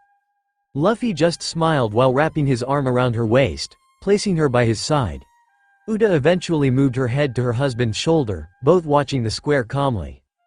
The search for the supposed Straw Hat by the mysterious man ended up being a frustration for the fake pirates. Quickly, having no results, they called through the Den Den Mushi and asked everyone to meet at the location mentioned in the poster ahead of time. After all, the recruitment would begin soon. The crowd began to grow while Luffy continued at a distance, along with Uda, watching more and more groups gathering. Wait, this is what we saw in the recruitment paper. Those people are pretending to be you and many of our crew. Uda murmured in surprise, now seeing what this crowd of pirates gathering here was about. Yes, it will start soon. Luffy spoke before opening a smile, before he glanced at the crowd a bit surprised by who was there. So he is here, he murmured with the appearance of some members he did not believe he would see there this year. If that mud guy is here, I won't treat them like the Straw Hat did in the original, he decided and waited. Then, after a while, the crowd went into a frenzy with the arrival of the main group, as the supposed Straw Hat approached the place. They are, Uda murmured. Yes. Let's see what they are going to do, Luffy said. At any moment, he could simply unleash his King's Haki and knock down the whole group, but he found it amusing. He also began to sense the approach of the Navy, which was starting to encircle the area, even some sailors trying to come to where he was. Unseen, he released an invisible wave of Haki, and the whole group of sailors who might encounter him as they advanced to the crowd, while he still observed the meeting. Listen up everyone, the supposed Straw Hat exclaimed, already on stage, with his crew behind him, addressing the entire crowd. Today, you will have the honor of joining my fleet. where we will immediately head to the New World for the first time and dominate the entire sea, with no one able to stop us. You will be part of the crew that conquered the sea. Remember this and the opportunity I am giving you." He began his speech, all arrogant, while the captains in the crowd felt most excited by it, while others had darker intentions with this supposed straw hat. It wasn't a surprise, after all. Taking down the straw hat would bring great fame. He continued exclaiming his words when, suddenly, he went to the edge of the stage and started on the matter that weighed on his heart. "Listen up everyone. There's someone on this island who dared to challenge me. I want you to help me look for him. He wears a cloak covering his body. I want you to look for all the people wearing that kind of thing in Sabaody. Whoever manages to do this will join the main crew. Are we understood?" he exclaimed, as everyone quickly raised their arms, smiling greedily.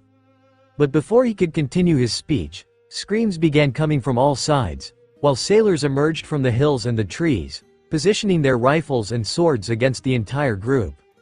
"The Navy is here," they shouted. Immediately, the fake Straw Hat clenched his teeth and yelled, "Don't let them get close. Let them know the power of Straw Hat and how we deal with those who dare to challenge us. Stop all of them." "Yes. Take that, Navy, do you dare to challenge us?" While the supposed Straw Hat stayed on the stage, a battle began on all sides, except where the original Luffy was, between pirates and sailors. The sound of swords and gunfire filled the air, but the pirates were quite powerful and quickly began to win, with their captains with bounties above 50 million going to fight. "We are the Straw Hat crew now, sailors, you are all already dead," a captain shouted before destroying a sailor with a punch. The battle continued for a while, as Luffy calmly drank. "These sailors are going to lose easily," Uda murmured. "Don't think so," Luffy replied, raising an eyebrow as he looked up. After all, he hadn't expected this to happen. But soon hundreds of men dressed as government agents began to advance into the middle of the area.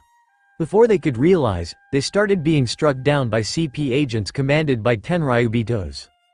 "What is this? Who are they?" murmured one of the pirates as he was struck and killed. "Ah!" another exclaimed, having his heart pierced with an agent's finger. "They are too strong," another exclaimed before dying. "Government agents are here," some finally discovered and exclaimed. The fake Straw Hat was stunned, seeing his future crew and fleet starting to be defeated quickly. The agents had no mercy, killing even a captain with a bounty of 130 million with just one move. "Straw Hat, we need you. They are too strong, help us." The pirates began to ask for help immediately, with the fight tilting towards the group of sailors and government. "We should get out of here," Zoro from the fake crew spoke to the supposed Straw Hat. "Yes," the supposed Straw Hat exclaimed as he saw that he could not fight there and would use the crowd to give him time. He turned to the crowd and fight. "Keep fighting. I will help you soon," he spoke and returned to his group. "Let's get out of here, we can't stay here," he murmured. However, at this moment, there was an explosion, as everyone looked surprised with two pacifistas appearing in the middle of the battlefield, with Sentomaru with his huge axe resting on his shoulder. "Oh, this seems more nostalgic," the original Luffy laughed at that as he hadn't seen Sentomaru since the war. "So you are the Straw Hat?" Sentomaru looked at the supposed Straw Hat. "Of course it's me. You better clear the way for me. Otherwise I'll act as I did with the war and eliminate all of you," the supposed Luffy said with an arrogant tone, but at the same time with fear. "No," Sentomaru said, looking at a fool. "You're just trash. To think you are the real Straw Hat? You are just a fraud." He spoke in front of everyone, as everyone looked on in surprise. "What do you mean by a fraud? Are you saying he's not the real one?" the pirates asked, confused. "Yes, I'm saying he's a fraud. The real Straw Hat would never need a fleet like this. And certainly wouldn't recruit so ostentatiously. You have to be very foolish to use that man's name, when the world government is using all its forces to look for him. You will be eliminated quickly," Sentomaru declared, as his pacifistas began to attack amidst the crowd, firing beams from their mouths, and the agents continued to kill other pirates using the 6 styles. "This is going to be a massacre," Uda murmured next to Luffy, still standing as a couple of love-struck teenagers. Luffy just watched until Sentomaru delivered an axe blow to the head of the fake Straw Hat, knocking him out. "You really are an idiotic trash," Sentomaru murmured, as everyone around was shocked and frustrated to realize they had been deceived. He was just a fraud, we were deceived, now we're screwed. The pirates exclaimed, frustrated, watching the man who they thought would challenge the world government, knocked out. Eliminate all the pirates, Sentomaru ordered, and the pacifista began searching for everyone, until it found someone sitting at a distance. Damalo Black, 26 million berries, the pacifista started with that fake straw hat. Just 26 million? People thought, frustrated. Caribou, 210 million berries. The pacifistas began scanning the entire area to name the captains.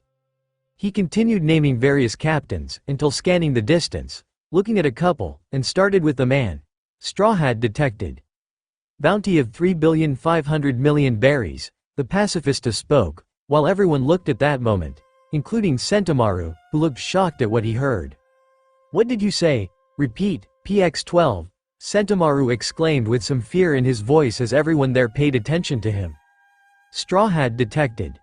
Bounty of 3,500,000,000 berries, PX12 repeated. Where is he? Sentomaru murmured, while the pacifista simply opened his hand and fired a beam, which advanced through the crowd. Everyone watched the beam cut through the air until, at a distance, it approached two people. Before hitting them, one of them simply slapped the beam, causing it to fly up and explode near the giant trees. You should be careful with those pacifistas, Sentomaru. Aren't you seeing that I'm in the middle of a date with my wife? Luffy's voice was heard as the whole place fell silent. It can't be, Sentomaru murmured with a trembling voice. Well, it looks like I'm going to have to act, Luffy said as he stretched, looking at his wife. I'll be right back, he said and disappeared. Well, it looks like this guy was pretending to be me, Luffy spoke calmly, appearing behind Sentomaru and the pacifistas without anyone being able to perceive or follow his speed. Luffy looked at the fake straw hat with interest, as everyone around kept their eyes fixed on him, holding their breath. A real emperor, they murmured, trembling in the presence of Luffy, who had a very different atmosphere from the one who was pretending to be him. I can't even breathe or move. So this is what it's like to see someone who is at the top of this world in strength. The pirates continued to comment among themselves, while the sailors sweated, believing they would die there. Even the agents, previously confident, took a step back, knowing that if they were dealing with the real Straw Hat, death was certain for everyone there. It's good to see you back, Sentomaru, but I'm going to take a few members here and then I'll take my leave. Luffy spoke calmly and even politely in a playful tone. Sentomaru was very scared now, and before he could react, a burst of haki erupted from Luffy. Immediately, the entire place was enveloped, expanding across the island, while Uta's twin capes at a distance immediately flew backwards with the force of the haki sweeping through every corner. At Shaki's bar, everyone immediately felt the haki and raised their heads in the direction it came from, wondering what Luffy was doing. The entire island began to be enveloped by his haki, and in the next moment, everyone at that place began to fall, whether pirates with bounties of hundreds of thousands, government agents, or even Sentomaru and the navy. No one resisted his haki and fell to the ground in the next moment. Luffy saw the sound of bodies falling everywhere, but two beings were still standing in front of Luffy. Being machines, the pacifistas were not affected by the haki, which only affects living beings in their souls. Luffy looked at the pacifistas as they opened their mouths to attack him. But, in the next moment, their bodies were crushed with someone appearing on top of them and punching them with both arms wrapped in haki. Uta landed as they exploded approaching Luffy. She had defeated two pacifistas with one blow. I thought you didn't want to draw attention, but I was wrong, she murmured. Well, I had no choice. After all, someone interesting is coming this way, Luffy murmured, having already sensed the presence of this being even before releasing his haki. He simply used his strength to draw her here, and that's exactly what happened. Something fell from the sky like a meteor, near them, making Uta look up, slightly scared, feeling that she could not defeat this person while her instincts told her to flee. Meanwhile, Luffy calmly looked at the debris and smoke being dispersed, revealing a beautiful blonde Tenryubito woman with 4 wings on her back. You. The woman spoke, looking at him angrily. I don't know who you are, but I didn't know the Tenryubitos could produce someone so beautiful, Luffy commented, looking at the beautiful woman who stared at him as if he were already dead. Despite Luffy finding the woman in front of him pleasantly beautiful, his eyes soon turned serious, knowing he was dealing with someone quite powerful. "Uda, get out of here immediately," Luffy said, as the girl nodded, jumping back. However, the woman in front did not seem to let her go so easily and advanced the next moment, her wings flexing back and she sped forward, creating a spear in her hands with a white light similar to Kong's, summoning her staff. But, as soon as she moved to stop Uda, she was immediately halted by Luffy's sword, with an explosion cracking the ground the next moment. Luffy looked at her with a tone of disapproval. "I thought you wanted to face me, not attack someone who has nothing to do with our fight. I want you to feel the same as we did when you dared to hurt one of us, inferior creature. You and all those related to you will die terrible deaths. Understand this from us, the true rulers of this world," she exclaimed, moving her spear back as she spun and again prepared to advance against Luffy, who immediately struck against her weapon and the whole space in the area exploded into cracks as both Luffy and this woman released the Conqueror's Haki. Luffy was not surprised that she could possess this power. Both rays exploded the whole place, tossing the ground around them with bodies of pirates, sailors, and government agents unconscious to all sides to the distance. Uda had to protect herself from debris flying everywhere.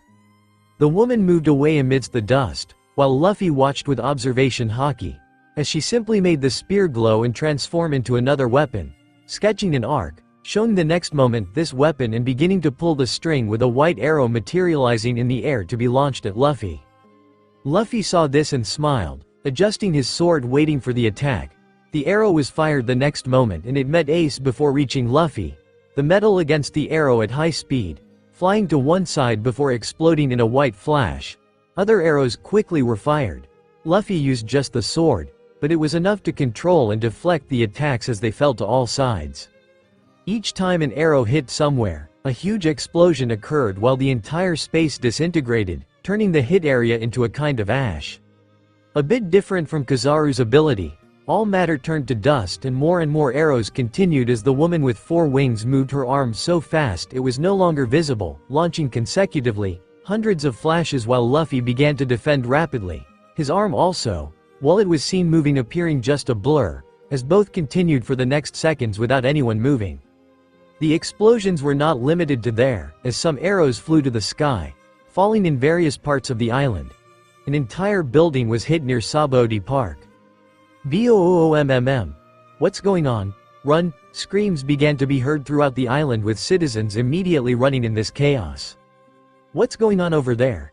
Vivi murmured in the bar, hearing the explosions from afar, while everyone looked to that distance and also by the shock of 2 conquerors' Haki spreading across the island, recognizing Luffy's. "Luffy is fighting against someone powerful," Usopp said, scanning with Haki several kilometers ahead until he found Luffy very close, as he fought against a woman. Returning to the fight, Luffy immediately continued defending, and his sword began to summon a red lightning, releasing his Akuma no Mi power, charging as the woman continued launching divine arrows at him, but raising an eyebrow feeling the next second he attacked with his future sight. Luffy took advantage of a few milliseconds from one arrow to another to counterattack. He launched his sword with red electricity forward and the attack quickly ran up to the woman, while a scarlet explosion advanced against her. She immediately stopped attacking and prepared to defend, as the lightning covered her and quickly advanced several kilometers back, coming out one side of the island with a huge thunder, hitting against the sea and generating an explosion shaking the entire area. "What's happening?" people there exclaimed, feeling the island shake. "She's really strong. She defended against all that attack so easily." Luffy couldn't help but murmur. "You are doomed here, inferior being. I will judge all your crimes against the gods." The voice came out amid the smoke. "You're being very aggressive when we still have some Tenryubito holding hostages." Luffy spoke. "After all, there were supposed to be some Tenryubito with Enel. They are all dead, you liar. We saw all their deaths from the Vivre cards," she exclaimed with a tone of anger. "Everyone dead. So Enel killed them. Well, that doesn't matter, but we have 2 hearts of those who fought at Marineford." Luffy spoke as Lami had handed over the 2 hearts. "I will reclaim them," the woman immediately growled, finally appearing as the smoke dissipated amid all the destruction left by Luffy's sword. She was enveloped in wings that quickly opened, revealing her final hybrid form, having the same shape as the woman, but with a different design. Her blonde hair was even longer, reaching her feet, and she wore a queen's tiara, holding a shield and a sword, and wore armor in a Greco-Roman style. "Are you some kind of angel? To think I'd see such a fruit," Luffy murmured. "Yes, I ate the Tenshi no Mi, the mythical fruit of the angel warrior. And you, inferior being, dweller of the underworld, your existence dared to challenge the gods of this world," she growled with a firm tone, and her voice sounded truly divine. "Cutting out this talk of you being gods. It's kind of stupid, but your voice really is nice. Do you sing opera?" Luffy asked. "You really are some kind of monkey. I don't even know why I'm arguing with someone from this world," she growled. "Let's fight and stop with this strange speech. Your form looks interesting. Let's see who's stronger," Luffy said, excited. He was basically just playing around until now with the woman and wanted to see the level of power of the Holy Knights at their peak. After all, he thought those he had faced were much weaker than this woman. Even those who fought at Marineford were below the level of this woman. The next moment, the two disappeared and quickly her sword clashed against Luffy's ace. This immediately launched rays of the Conqueror to all sides, and the whole island trembled, feeling the power of both as it devastated the entire area. And it wasn't just the island. The sky received the blow of both with the Conqueror's haki and split the next moment, opening up over the whole island. And, just like the event that happened more than a year ago, a tree that indicated the district number was simply cut as both appeared next to it. They flew through space, hitting against each other at high speed.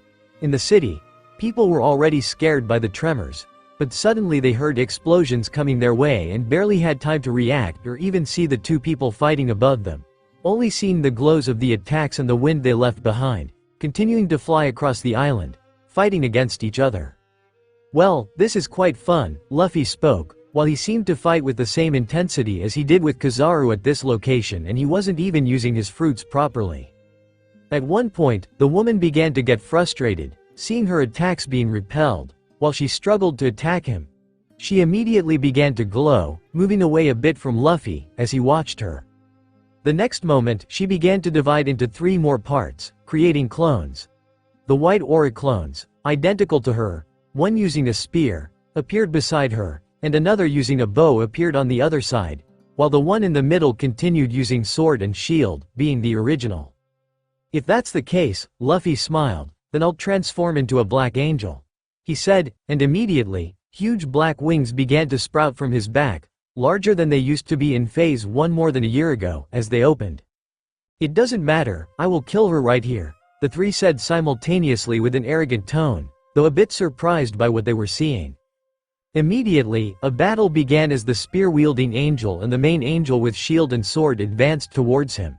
The archer angel began to attack from a distance, while Luffy immediately flapped his wings and advanced against his 3 opponents. Flashes of light began at this moment as Luffy used the Conqueror's haki, embedded in his weapon, fighting the 2 to try to even the odds. He parried the spear and dodged the sword, while counter-attacking the main body. She put up the shield to defend with Luffy, noticing that shield was quite powerful. He had to flap his black wings to disappear into the air as white light arrows flew towards him, but he managed to dodge by mere inches as she used future sight to follow him. The arrows hit the ground, causing it to explode and turn to ashes. And the battle had just begun. As Uda quickly approached the location, watching Luffy fight, while Zoro reappeared along with Yamato, looking curiously at the fight happening among the tallest trees in the air. "Who is that fighting against Luffy?" asked Yamato. "From what Luffy said, she's a holy knight," Uda replied. "Really?" Yamato murmured in surprise. "A holy knight? We haven't even entered the new world with me, and we've already found one here," Zoro responded. "This one is different from the others," Yamato murmured. Luffy was flirting with her. As always, Uda crossed her arms with a dissatisfied tone. The fight continued while the woman grew increasingly frustrated with Luffy being able to keep up with her, and Luffy flashed a smile. Despite having to dodge several times, he was not touched once. Finding an opening, he quickly flapped his wings and advanced, grabbing the spear-wielding angel, knocking his weapon away while slashing him with that opening. He immediately shone and disappeared. The archer angel launched a series of arrows at Luffy, who quickly wrapped his sword with haki and electricity, striking against the attack that seemed to hold it for a moment, before wrapping it in red electricity and hurling it against the one who had generated it. The angel woman was surprised by this, as she saw another attack with the other arrows being accumulated on the sword and advancing towards the original soon after. The archer woman couldn't react as the attack exploded on her, as the arrow became even faster with Ace's electricity. However, the original raised her shield as the attack hit it. The shield did not explode as Luffy thought. It just glowed as strange symbols around the metal shone white. "You see? This shield can reflect everything," she said, as the shield fired the attack back at a surprised Luffy, who ended up receiving it without being able to react even with future sight. "It also doubles the attack. Have you fallen already?" The woman seemed to crack a victorious smile. "That's a nice move." Luffy appeared in the midst of the smoke, just spitting out a bit of blood before flashing a smile at the woman. "If you weren't someone with such a sick god complex, I'd even ask you out, considering I hate Tenryubito and their ilk," Luffy said as the woman raised an eyebrow at him. "Blasphemy, you think I would go out with an inferior being like you?" She growled and prepared to attack him. "Let's continue." Luffy spoke, maintaining his rogue smile. The battle between the man and woman continued to spread throughout Sabaody. Even the other Straw Hats had to step out of the bar to see what was happening. It didn't take long for them to see Luffy running, flapping his wings through the forest, knocking down a tree here and there while many places exploded with clashing energies as he fought against the woman. At the same time he was launching lightning with his sword. The woman defended herself with a shield, reflecting and throwing back the attacks. The battle was between winged beings, and Luffy even looked like an angel while fighting the woman who was determined to destroy him. This perception was not limited to the Straw Hats. Others noticed it too, despite the sailors who were in reserve and at bases, monitoring the entire operation, were frightened by the fight on such a scale, yet unaware of who was involved. "Commander Sentomaru! Commander Sentomaru! Commander Sentomaru!" Calling his name several times, Kizaru's nephew finally managed to move his still closed eyes as he woke up in an area completely destroyed by Luffy's initial clash with the woman. "What's happening?" he murmured. Then, in the next moment, explosions came from the sky before another tree was cut down and an attack blew up an entire column, disintegrating it not far from where he was, staring with wide eyes. He quickly grabbed his special Den Den Mushi, making a high-level call to Mary Joie. "Straw Hat is in Sabaody. The real one has appeared," he exclaimed. "What? Tell me exactly what's happening. We're getting some reports from Sabaody." The voice, initially surprised, returned to a calm tone asking about the situation, and he began to recount everything that happened. "I see, let's see what we can do," a voice from one of the four elders responded from the other side. Then he just hung up the Den Den Mushi and continued to observe all the chaos being created, merely watching the ongoing battle as a spectator. "So he's back," one of the elders said in a somber tone.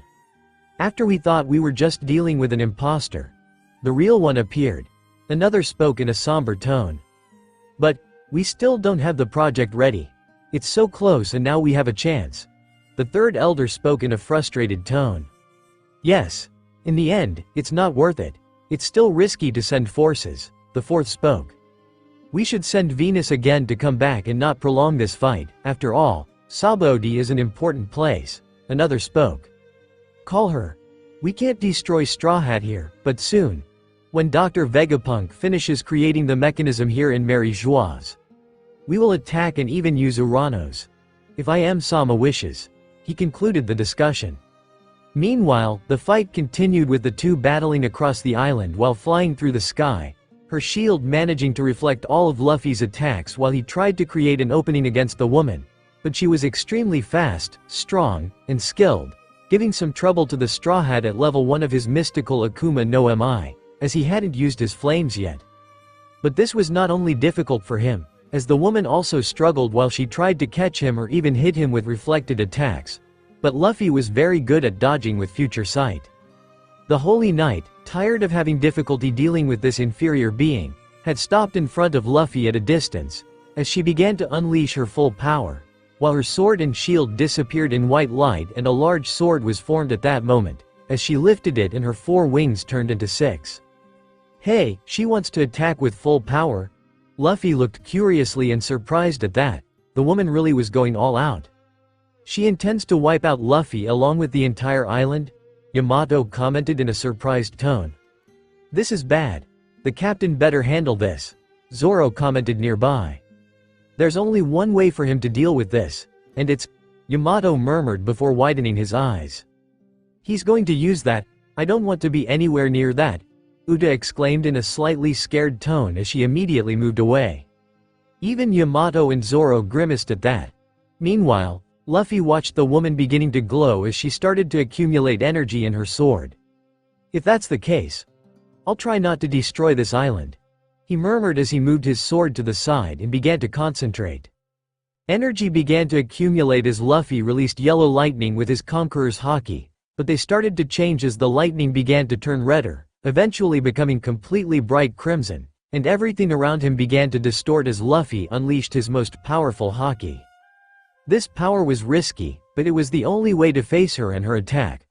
Purple flames began to appear soon after, burning much more intensely than over a year ago, as they seemed to even disintegrate the matter in the air.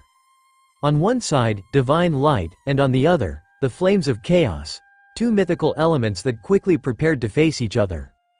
The space above the island began to change, and a storm started to form, as if the end of the world was beginning there.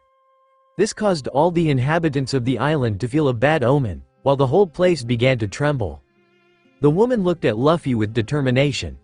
I will eliminate you, she murmured, as her energy began to finish accumulating for the attack. Luffy did the same, releasing his red Conqueror's Haki with his powers of his mythical beast for the first time since training. They were moments away from finally facing each other. However, a Den Den Mushi in the woman's armor rang at this moment, and she didn't even need to answer to hear it. After all, the person on the other side was at the top of the hierarchy. Stop this immediately. The voice was none other than one of the four elders. Although surprised, she quickly nodded. Even though she was frustrated at the moment, she had no choice but to obey.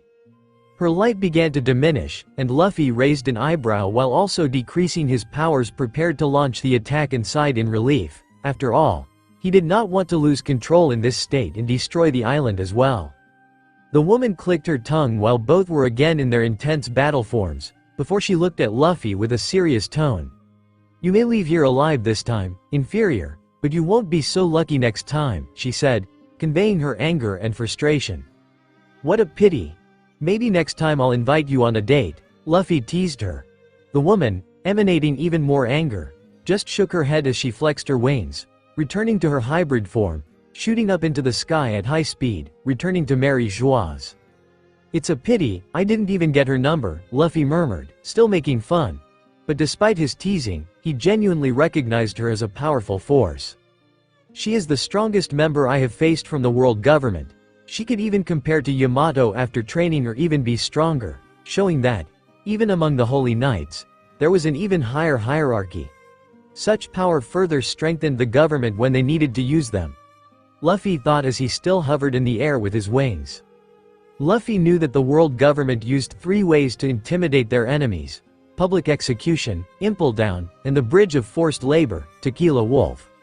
But the latter was made chaotic by his father, Sabo, and the other revolutionaries releasing the prisoners that the world government had placed there, even being whole kingdoms that don't pay taxes to the Tenryubito.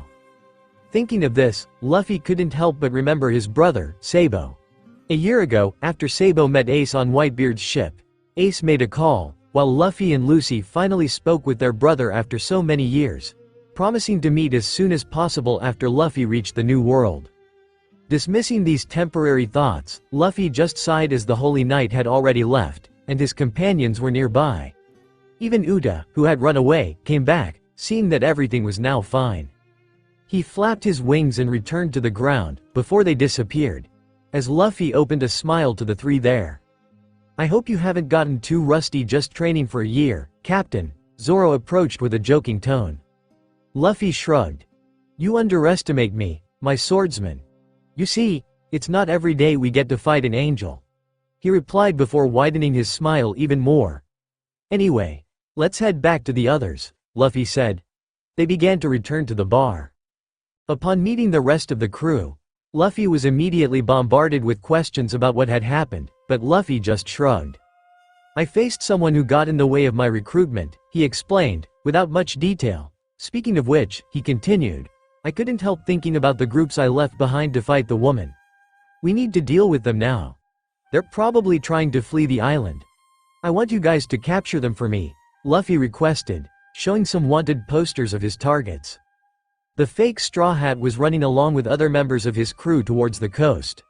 They had suddenly woken up and found themselves many meters from where they should have been before Luffy's haki knocked them down. They quickly woke those who were still sleeping and ran to save themselves. We have to get out of here immediately. We can no longer use these clothes or we'll be killed. The fake Luffy spoke as he ran as fast as his fat body could manage. Captain, this was a terrible idea, the man dressed as Zoro murmured as they continued running. I know, it's pretty obvious, but now we have no choice. Let's run, the fake Luffy replied. I don't want to stay here anymore, the fake Nami exclaimed. Quick, the fake Robin said alongside, who was actually a man dressed as a woman. They finally reached the coast, where there was a ship with a crookedly drawn Straw Hat flag. As they approached to set sail, hoping to never appear here again, an explosive sound occurred and the ship suddenly began to lift, immediately frightening them. What is that? They exclaimed. But Beppo appeared on deck and, before they could react, he began to attack each of them, disappearing and reappearing in front of the first. Oh, oh, oh, oh, Beppo shouted with each kung fu blow, until he dealt with the last of the imposters falling to the ground unconscious and looked with a funny glance at them, especially at the fake Luffy.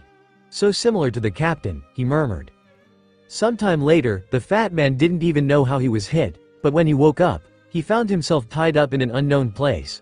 What's happening? He said, before looking ahead and seeing Luffy watching him with crossed arms and a not-so-pleasant smile for him. He immediately became speechless, while sweat dripped from his face. Captain, we're dead. I knew it was a terrible idea, the fake Enel said. Luffy waited for everyone to wake up while all returned their frightened eyes to him. What should I do with you, huh? Luffy spoke, looking at them with interest, while they continued to stare at him in fear. They couldn't even speak, paralyzed by fear. Luffy sighed. Well, if you're wondering if you're going to die, and the answer is no, I'm not going to kill you, he said before flashing an even wider smile. However, I liked your creativity. You're going to join my fleet and go through hell, until you're strong enough, or at least die trying. Luffy declared. The imposters didn't even know how to respond to that. Now, I can't let you use my name, so I will name you myself. From now on, you'll be known as the Two-Piece Crew. Luffy declared, remembering a YouTube video that made him laugh in his past life. Luffy looked at a group of pirates in front of him, including at least 4 pirate crews, among them Two-Piece, Caribou and his brother, plus 2 other unknown groups that caught Luffy's interest. Since you wanted to sail under my flag, I'll grant your wish, Luffy said calmly, looking at the crowd staring back at him with fear and anger towards the fake Straw Hat crew, who had deceived them. I know you're angry with him, but don't kill them. After all, they'll be under training from now on. Luffy continued as the fake Straw Hats, or now, the Two-Piece, frowned, unsure how to respond, their lives being decided by these people. Luffy then went on, anyway, let's begin, he said, looking at each of his captains. The 2 unknowns seemed to look at him with admiration, but they still didn't fully trust Caribou and his crew, who was as treacherous as Sasar, so it was a good way to keep him under control. Lami, Luffy spoke to his companion standing next to him while the woman looked at him. Take their hearts out, Luffy pointed at the brothers. As soon as he requested, the woman raised her hands and before they could react, she simply created her room and removed their hearts the next moment.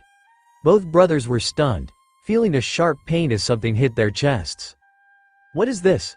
Caribou exclaimed, scared upon seeing their hearts there, frozen in front of him, not understanding how his mud body had been attacked in such a way. We have your 2 hearts now. You are not trustworthy after all. I can feel the malice bursting from both of you. So while you are in the crew, any act of betrayal will be the death of you. Got it? Luffy spoke firmly, not caring about taking the freedom of treacherous people as long as they were with him. But, Lord Luffy, Caribou's brother begged, stop crying and just make sure not to try to deceive us. Otherwise, these hearts won't end up well, Luffy threatened, leaving everyone there shivering. Yonkers are so brutal, we really can't slip up. Our lives depend on our performance. The lower-ranked pirates began to murmur, swallowing dryly. And Luffy stopped his menacing face to break into a smile. Now let's begin. We're going to the New World and I want you to have been here for a month. But your mission is very simple. I scoured the island and found some mermaids and even mermen still being traded, trapped in auction houses. You don't know, but I declared Fishman Island as my territory since Whitebeard died, he declared. Fishman Island is Lord Luffy's territory. They murmured in surprise, not knowing this information. Yes, it is. So you know what you have to do. After all, there's no forgiveness for those who try to challenge me. Joker is a dead name in the underworld and his family has been trying to maintain their businesses over the last year. However, their live merchandise are my people. That's why I want the blood of those who dare challenge me, Luffy said with a firm tone. Nay, these damn. Hachi murmured. Tisk, Jinbei looked serious. Shirahoshi had a determined look. All three main crew members from Fishman Island quickly had only one thought: to destroy those who dare harm the island. The pirates heard this and began to nod in agreement. They dare to attack the captain's people? Exactly, we must destroy them? We must take down all the slave traders. The pirates, initially afraid, now engaged with Luffy's words as well, growing angry knowing they were now part of this crew and quickly began to gather inspiration along with anger towards those harming the group they now belonged to. Let's defeat them, Captain. Give us the order and we'll destroy all the auction houses on the island. Yes, let's go as soon as you command. Luffy looked at the entire crowd shouting at the same time and liked what he was seeing. Well, that's what I wanted to see, he murmured satisfied and continued speaking. Listen up everyone, I want to clean up this island. So follow my order, exterminate all those auction houses and save the slaves. From today all the business on this island belongs to my organization and there will be no more slave trading here, Luffy exclaimed, as everyone raised their weapons. Yeah, let's follow the captain's order, the pirates shouted. Despite Caribou and his brother not being as enthusiastic as everyone around them or even their crew that joined the others, they no longer had their hearts, so they had no choice, as their fates were now tied to the Straw Hat crew, starting to bitterly regret getting involved in this in the first place. Meanwhile, at a remote location, a fishman was chained next to a tank, with a mermaid inside it, both wearing explosive collars. They had been captured by pirates who secretly invaded Fishman Island. Even though it was declared as belonging to the Straw Hat, they did not seem to fear due to his disappearance a year ago, so they took advantage of that time to catch mermaids and mermen after the fall of Whitebeard. But what they were not aware of was that the near destruction of the island a few hours ago was due to Luffy's own fight. A guard was walking past the cells where the prisoners were. Are we safe? The whole island was trembling before. What happened?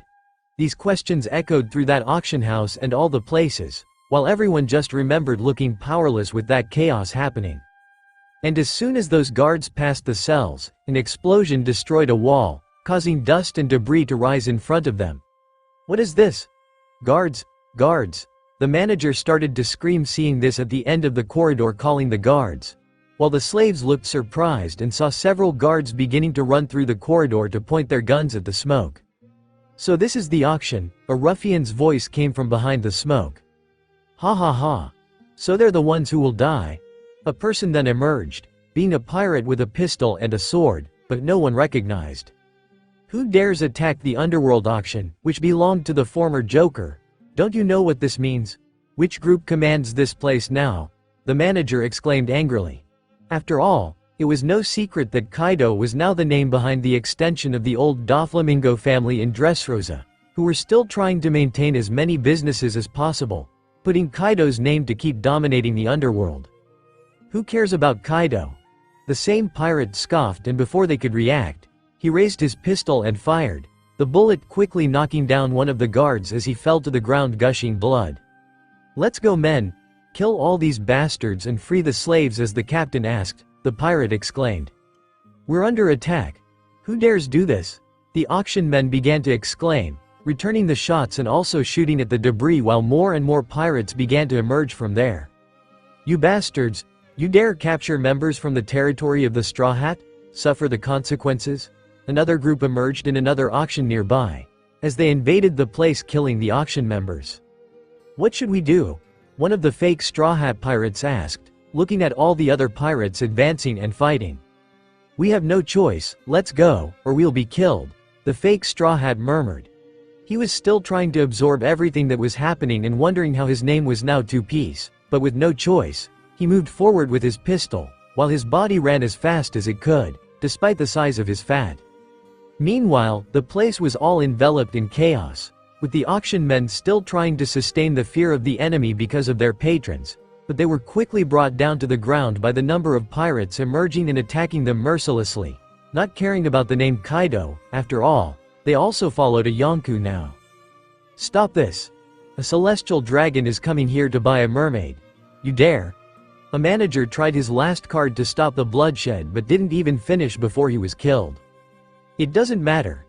Those who dare mess with the captain's people must suffer the consequences, the pirates said. Elsewhere, a mermaid was being carried off a pirate ship that had just arrived from Fishman Island, docking in a forest to take her to a nearby auction. Look what we've caught. This will make us rich, one of the pirates said excitedly. Please, release me, please. The mermaid murmured, frightened, struggling as the men continued to carry her with ease, laughing at her misfortune.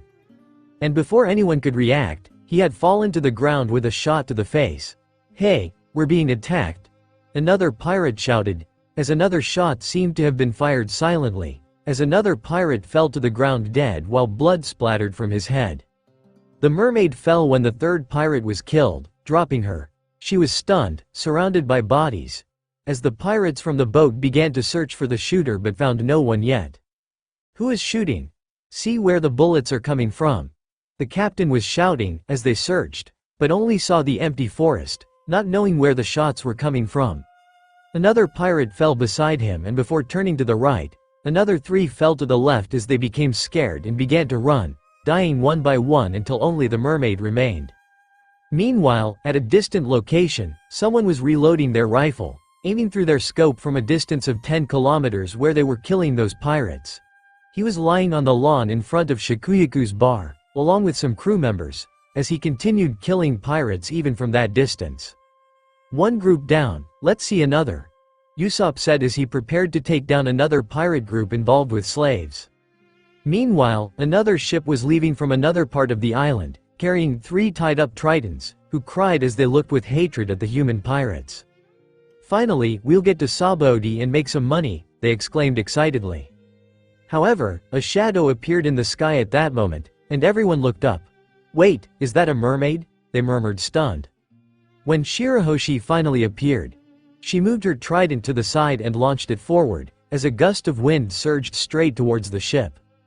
Before they could react, the entire ship exploded, shattering quickly. The sea below them swirled into a whirlpool, sucking them down, while Shirahoshi moved her trident again, as if commanding the sea. She then pulled the tridents from that whirlpool, while the maelstrom continued to suck everything, making all the pirates disappear as they screamed in despair, disappearing from this world as their bodies went straight to the bottom of the sea with the power of the Leviathan. You're the mermaid princess! The tritons exclaimed in awe as soon as they saw Shirahoshi. You're going home. We'll take care of the rest. Understood? Shirahoshi warned with a firm tone, and the tritons nodded, returning to the sea. Several other pirate ships with tritons and mermaids captured from Fishman Island were heading to the surface while still moving upwards from the bottom of the sea. They didn't see the shadows approaching them while Jimbei and Hachi appeared and quickly attacked them, destroying all the ships and freeing all the tritons. The entire island was in chaos at this moment, while Luffy, main members, and new fleet members acted, also destroying entire auctions and massacring those who dared touch his people, just because he had been absent for a year. Massacre at the auction houses in Sabaody. The return of the Straw Hats marked with blood and death. This was the front page of the newspaper the other day, as it began reporting on the massacre conducted by the group at the auction houses across the island, with at least hundreds of people slaughtered, if not thousands. The return of the Straw Hat not only limited itself to attacking the auction houses, but he also gave an interview. The newspaper continued as Luffy appeared with several reporters below him taking pictures with connected Den Mushis to record him, while Luffy stood there, arms crossed and looking seriously at the cameras. Luffy declared this to the entire world. representing his return to the sea again. Fishman Island is my territory. Anyone who invaded the island knowing that this people was protected by me, because Jimbei had announced it, paid with their lives. I'm taking all the records of smuggling that happened in these months. From now on, I will hunt them down, one by one. No matter where they are in this world, because you messed with my people and now you have paid with your lives. His statement in the newspaper quickly stirred up the sea, declaring war and a massacre to all those pirates who invaded the island and those who bought from them. People were already fearing the unexpected return of Monkey D. Luffy. Now those who were involved in the trafficking of fishmen and mermaids were at this moment terrified, calling the Navy and even the government asking for help and protection. You certainly know how to surprise with that interview you gave yesterday. Robin commented with a smile while Luffy looked at the newspaper beside him. Well, what else did they expect by taking my people like that? It's time for people to fear my name. Just because I was training for a year, doesn't mean I will let them go unpunished. It's time for them to regret their sins against my people, Luffy said. Would you forgive them? Robin asked, raising an eyebrow. No, Luffy shrugged. Obviously he wouldn't forgive them after going against those under his flag. Captain. Everything is ready for us to head to the New World. Beppo approached at that moment, as Frankie came with Rayleigh. After him they put a coating on the Black Pearl to return to the sea. Frankie ended up learning from Rayleigh in Skypia, so it was very quick for them to do it, besides waiting 3 days, since Frankie installed some devices on the ship that can do this and expedite the coating process. Now everyone was ready to depart. Then, Luffy stood up from his chair next to the bar, with Robin at his side and picked up his Den Den Mushi. Everyone come here in front of the bar. We are leaving soon, Luffy said on the phone. While only they were in that area, they began to head to the meeting point. The crew gathered along with some new members of the fleet, while a new crowd formed in front of them. We are leaving soon and will organize the mess that happened on Fishman Island. Meanwhile, I want you all to stay on this island for the next month, dominate all the black market trade and control everything that goes through here. I don't want to see any more illegal trade on this island.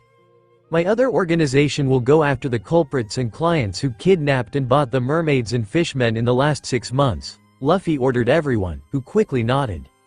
Yes, Captain, we will do a job you will be proud of, everyone immediately exclaimed. Luffy knew that preventing any kidnapping from Fishman Island would be very difficult. Even Whitebeard couldn't prevent it. But Luffy would do something no one had ever done before. He would go after the people who bought the merchandise in the last 6 months. After all, the island was now his responsibility after the death of Whitebeard, and he would show the world that he would set an example for those who messed with his territory. Therefore, on the last day, he stayed with Nijiko and Robin, researching all the trade done in the last 6 months, looking for names of people, famous families, and rich pirates who had bought fishmen and mermaids. There were many celestial dragons who had bought as well, but Luffy would have his revenge one day. Despite not being able to act immediately against Mary Joieuse, but he would not allow any more mermaids or fishmen to be kidnapped. He wanted everyone to know that he was coming after them and put his Baroque works to do all the work. In the end, things were already set in Sabaody, as he had planned. It was time to finally start the journey to the New World with his main crew. The pirates would stay in Sabaody for a month, and as soon as they were summoned for war, they would come to the New World. Luffy had spoken with Baroque Works to come here to start controlling all the trade and information of this island, but being careful with the government being so close. Yes, Captain, we will bring pride to your flag, the crowd continued exclaiming. Now, we are departing. We will see you soon. I hope you are strong for the challenges, Luffy said, as he looked at his crew. Let's go, he exclaimed and quickly boarded the ship along with the ship. As the Black Pearl began to rise with the power of Beppo, and all the Straw Hats began to move towards it as well. But it was not the only crew, after all. Nami jumped with a group of individuals, being the fake Straw Hats themselves, since they would be killed if they were left with the other pirates. The ship flew on, while Luffy kept the ship of the fake Straw Hats minimized in his pocket. The entire crowd exclaimed as the ship began to fly away, heading towards the sea. It looks like they have finally departed, Rayleigh murmured beside his wife. I can't wait to hear from them. What will they get up to in the New World? It's going to be quite fun, she said with a small smile. Things have become interesting from now on, Rayleigh also commented, opening a smile. In the end, the Black Pearl continued advancing until the ship finally left the island and turned directly down into the sea, crashing against the water and quickly having a view of the sea bottom as it began to descend straight down. Well, now we don't need to go all the way again, right? Let's take a shortcut. What do you say, Shira? Luffy called to his wife. While Shirahoshi quickly flapped her tails coming out from the side of little Megalo and went to the front of the ship, moving her trident forward. She began to command the sea with her power, while the water stirred as if it created a space within it, pushing away all the water molecules and creating a water tube inside the sea like a direct whirlpool to the sea, different from what she had used against those pirates who had captured the fishmen from her island. This time, it was smoother, while the ship seemed to stabilize on top of it, quickly advancing downward at high speed to the bottom of the sea. This is so much fun, Lucy exclaimed, approaching the bow of the ship, stretching her hand and looking amused forward. Like it happened on Reverse Mountain when there were much fewer of us, now we are heading for the next adventure, the new world, Luffy exclaimed while also looking at the high speed of the ship. But unlike Reverse Mountain where the members were Luffy, Yamato, Zoro, Kuina, Shirahoshi, Megalo, Usopp, Lamy, Reiju, Nami, Nejiko, Alvida, Hachi, Chow Chow, Beppo, Hugo. Now the ship was filled with new members: Chopper, Vivi, Robin, BABY5, Enel, Jimbei, Lucy, Domino, Monet, Perona, Rebecca, Bonnie, Frank, Brooke, Uda, Karoo, and Laboon, doubling the initial number. Additionally, the ship was also filled with Kairos and the members of Two Piece. So this is the bottom of the sea? So beautiful? Rebecca murmured excitedly next to her father. Domino also looked through her glasses with some admiration, despite keeping a serious face. This is too fast, Perona was complaining about the speed of the ship, while Monet tried not to show fear, but she was also a bit scared as they descended so rapidly. It's really beautiful, Bonnie murmured, crossing her arms and looking at the sea. Super speed, Frankie was enjoying the speed of the ship. It's so fast that my soul is leaving my body. Yo-ho-ho-ho, Brooke began to laugh, but quickly felt his soul actually leaving his body. He exclaimed in his ghostly state. Ah, a ghost, Perona exclaimed in fear as she flew to the back of the ship. Why is she afraid of ghosts? Bonnie murmured, not understanding what was happening. Jimbei was just at the helm steering the ship at high speed. Hachi by his side was calm, before returning to the crew. I'm going to make something for us to eat, he said, thinking about his favorite food. I'll also go to the kitchen, Reiju murmured as she followed the fishman. Foo. So fun, Robin commented. Well, it looks like everyone's comfortable, Luffy murmured, watching the group interacting while he was at the bow of the ship. Look, Luffy, a sea monster, Lucy exclaimed, seeing the giant shadow pass by them. Yes, Luffy murmured, turning his attention forward. The stronger part of the crew was just enjoying the show in front of them, smiling in anticipation of new adventures as the ship quickly descended deeper. However, the same could not be said for those who were desperate, screaming behind the ship, Sorry, no, I don't want to die like this, the two-piece exclaimed, trying to deal with the fear of seeing the ship advancing so fast to the bottom of the sea. The Black Pearl continued descending until it finally disappeared completely, heading to the deepest part of the ocean. As the ship continued its journey, a meeting was taking place in Mary Joie's. After seeing the newspaper, a hand slammed down on the front page on the table. We wanted to spare Sabaody from being destroyed in a fight, but it seems the Straw Hats still made a mess of it, one of the elders exclaimed. We can't do anything yet, even if we wanted to, another elder replied. After all, if we attacked them, they could launch meteors at us. We would have to divide our forces. It would be total chaos. We should wait a bit. As soon as Dr. Vegapunk's project is ready, we won't have to worry about a meteor shower falling on Mary Joie's, he clarified. You know, the longer he is at sea, the more he will grow, and the wilder the sea will become with this man doing whatever he wants. The less control the government will have with each day he stays alive. We should resolve this as soon as possible, the third elder spoke. Yes, even Venus reported on his strength, and even she had trouble facing him. being one of the strongest of the sacred knights. This just shows how much more powerful he has become. But we don't know if he can reach that form that attacked Saturn. The fourth elder concluded. We should test him to find out exactly who we are dealing with, the first elder returned. Are you thinking? Yes. Let's put them against a huge force as soon as they arrive in the new world. We need to know the strength of this individual. Alright. That project is ready. Let's put it to work. It will also be good to see his strength at this moment. They concluded, hoping to study the person most hated by the world government. Fishman Island quickly appeared ahead of the Black Pearl as they approached it again. As always, the island's glow stood out from the ocean floor as the ship finally emerged from the vortex created by Shirahoshi, highlighting the beauty of the kingdom beneath the sea. How beautiful! Rebecca couldn't help but admire as she saw the island for the first time, and others shared this view. Mermaid! I want to see mermaids, Brooke started to exclaim. We've finally arrived, Luffy murmured as the ship slowly approached. His gaze fell to a dark side of the sea. His sister, next to him, noticed. What are you looking at, Luffy? She asked curiously. Don't you feel it yet? Luffy said, as his voice calmly directed toward that side. Are you there? Come here, he said calmly. Him? Lucy managed to see with her observation haki as a huge shadow began to emerge from that side at this moment. That, Zoro murmured, recognizing the shadow that was approaching with several tentacles. Luffy broke into a smile. Yes, it's my last companion I made on this island, whom I left here a year ago, as I couldn't bring him to Skypia due to his size. Serum heard Luffy's call through the voice of all things and immediately approached as soon as he felt it. He smiled as he came closer to the ship. Serum, how are you? Luffy greeted him, while other small octopuses were beside him. I see that your siblings are doing great. He looked with interest at the small creatures.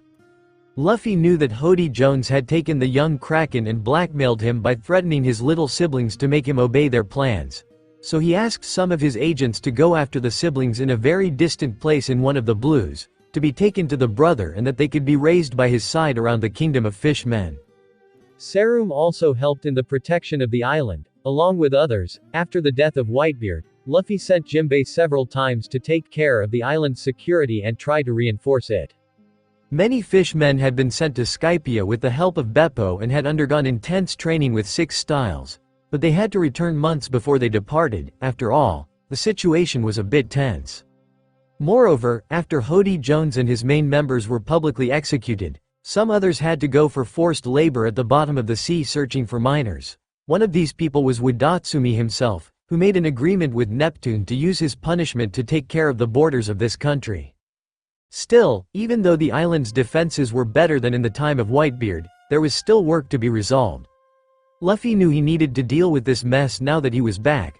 His first step was on the surface, with the destruction of the auction houses and his declaration of war against all those who had traded in Sabaody. They would hunt them across the world. Now here he was, who opted to navigate through the passage under the sea to the New World, instead of going directly over the Red Mountain. He also needed to see how things were with his father-in-law. After greeting his crew, Serum along with his siblings, who were small folks by his side, Black Pearl advanced towards the island's port. At the port, Wadatsumi was in the water as they approached and a large group of soldiers and a crowd were already waiting, recognizing the ship's flag. The ship finally docked and everyone shouted as Neptune waited with his sons on the side in front of everyone. Daddy! Shirahoshi immediately got off the ship to greet her father. My sweet daughter, you look so small, you look more beautiful when you're bigger, she complained, despite crying with the return of her daughter. But my husband prefers it this way. Shirahoshi spoke with a calm smile as she hugged her father. Your husband? Neptune grumbled, as Luffy was a thorn in his side, for having stolen his precious daughter from him and turned her into a pirate. And, speaking of him, Luffy landed on the land at that moment. Hello, father-in-law, how are things? I hope well. Luffy spoke with a smile. Neptune snorted but quickly returned to his serious demeanor. Welcome back to Fishman Island, Monkey D. Luffy. I'm sure you want to know everything that has happened here in recent months. Your help has managed to calm things down, although we still have many pirate attacks. He spoke. Please, I need to know exactly what happened these months, in detail. and I want to reinforce the security of this island before we definitively head to the New World. You must already know what we did on the surface before coming here, right? Luffy responded and asked. Yes, we received news. Several fishmen and mermaids who returned from Sabaody, being saved by you. They told us what happened there. We are thankful for that. Neptune spoke with a tone of respect and gratitude. Neptune then continued, announcing to all the Straw Hats who were still disembarking from the ship and approaching them. Anyway, let's go to the palace. We'll have a feast. There is also someone on this island who has been waiting for more than a month, said Neptune, as Luffy raised an eyebrow, scanning the island. He found him at the Ryugu Palace, surprised to see that person there, or part of him. The people seemed quite excited about the presence of the Straw Hats as they had given hope in protecting the island again, especially after knowing that numerous mermaids and fishmen had already been rescued by them on the surface and returned with the stories. Let's first go to the palace, then we'll stay a few days here and you can enjoy the island, especially those who weren't here before. Luffy spoke while everyone nodded and floating boats were brought for them to head towards the palace. It's good to see you again, Megalo. Shirahoshi's brothers greeted their sister's friend, as everyone proceeded to the palace. In the end, there was a great feast while the crew was inside the palace. Shirahoshi was with her family, and the other members had fun all around as usual. Luffy was eating with his sister and talking with the members when he was called by one of Neptune's ministers. Lord Luffy. Our guest would like to know if you can see him. He spoke as Luffy, eating a piece of meat, set it aside and nodded. Let's see him, Luffy said as he stood up and left the crew in the banquet hall behind. He is behind this room, the minister said as he stopped in front of the door. Luffy nodded and entered another separate audience room and found a man standing looking at the aquariums around the room. It's been a long time since I've seen you. Luffy greeted one of the old members of Whitebeard's crew. It's good to see you again, Monkey D. Luffy, the man murmured. Luffy looked at the one-armed man in front of him, probably lost in the fight against Teach and his crew, while defending Whitebeard's territories. Whitebeard fell and Ace and the others were in a very bad situation since then. Luffy couldn't help wondering if things would be different with him there, but soon shook his head, thinking about, what ifs, is a defeat, things happened as they should. And Luffy couldn't be the nanny of this group, they were allies, but he and his crew had their own adventure. After all, they had to have that isolated training to be prepared for all the challenges that would fall on the group from now on. He cared about his brother and no matter how many executions I have to invade, I would do everything to bring him back, but Ace also had his own crew and couldn't be his nanny. How is Ace? Luffy couldn't help asking looking at Vista. He's fine, along with the other members, the man replied, with a sad smile, they are in what remains of Daddy's territories, protecting them. Big Mom and Kaido are quite aggressive, but Teach really is quite insistent, isn't he? Luffy asked. Vista clenched his teeth at that moment. Yes. That damn. Somehow. He got Dad's powers, he said with a dark tone. I see. Luffy murmured to the man, understanding Vista's anger. Luffy didn't show it, but he was also eager to face Teach, the man who probably possesses the Kraken fruit, unlike Serum. This one must be much more powerful, and now has two unique powers, Darkness and Earthquake. Ifrit of Chaos with the Moa Moa no Mi versus the Kraken with these powers. Who will be victorious in the end? Luffy murmured internally. He couldn't help but be excited about the final fight between these two mystical beasts. Who would win would be an answer to the chaotic future he would create. Luffy set his thoughts aside and turned back to Vista. I know why you're here, but you know that I'm also at war with two other Yonko at this moment, right? He began. I'm already preparing to face them, strengthening all my territories. I'll be invading Wano in a war against Kaido and Big Mom. I won't be able to assist you now. Luffy spoke firmly. He still had his own adventure, his own war, and he knew that his brother could hold on until then, or they should come to him, but he was sure that Whitebeard's crew would not abandon Whitebeard's lands. I understand. Vista murmured. The revolutionaries are helping us in some ways, but with the meeting of all the kings happening soon, they are preparing for that and will not be able to help us much, the man commented. Yes. That meeting will happen soon, and it seems that the world government changed its date, which is no surprise with the world as chaotic as it is. Luffy commented calmly. Do you believe we can protect our territories? Vista couldn't help but comment with a bit of discouragement. Let's be honest, Vista. You can't face the Yonkos. But I can help you, Luffy said with a firm tone. You're talking about? Vista murmured. Yes, I want you to come under my flag. This way, I will use all my strength to help you and protect the territories left by Whitebeard. You will become my people. Luffy said firmly while opening a smile in front of his proposal. After all, this was one of his plans in the New World, to integrate Whitebeard's fleet, when the same man had asked him to take care of his children, in this very palace more than a year ago, so it was time to start executing it with one of the members coming to talk to him. I can't make such a decision so easily for others, Vista admitted. I understand. But you still expected me to say exactly this. After all, we are pirates of the sea. It was obvious if you want my help, you would have to join my crew and fleet, but you are not here to accept it so easily, so I take the risk of saying that Marco sent you here to know exactly my plans for the future, Luffy said with a smile. Yes. Vista murmured, admitting exactly what Luffy wanted. After all, they wouldn't accept working for another leader without the same concepts that made them create Whitebeard's crew. That's good. Because listen carefully, Vista. I'm going to tell exactly my plans for the New World and for the future of all the seas of this world. Luffy began, while Vista stayed in that room listening to each of Luffy's words, with wide eyes. I know why you're here, Luffy commented while he was in a corner of the castle. But it's complicated, Jinbei murmured, approaching Luffy as they both stood alone. Do you really think we can help them while there are two Yonkas wanting war with us? Luffy asked seriously. Jinbei fell silent, understanding his reasoning. It's not that I don't want to help them, but we have something important to resolve. I also hope that Marco will listen to my proposal. If they want to join me, there will be no problem since Whitebeard spoke to me, Luffy said. Alright, you're right. Let's first finish off our enemies, and once we defeat them, we can help them, Jinbei murmured at the end.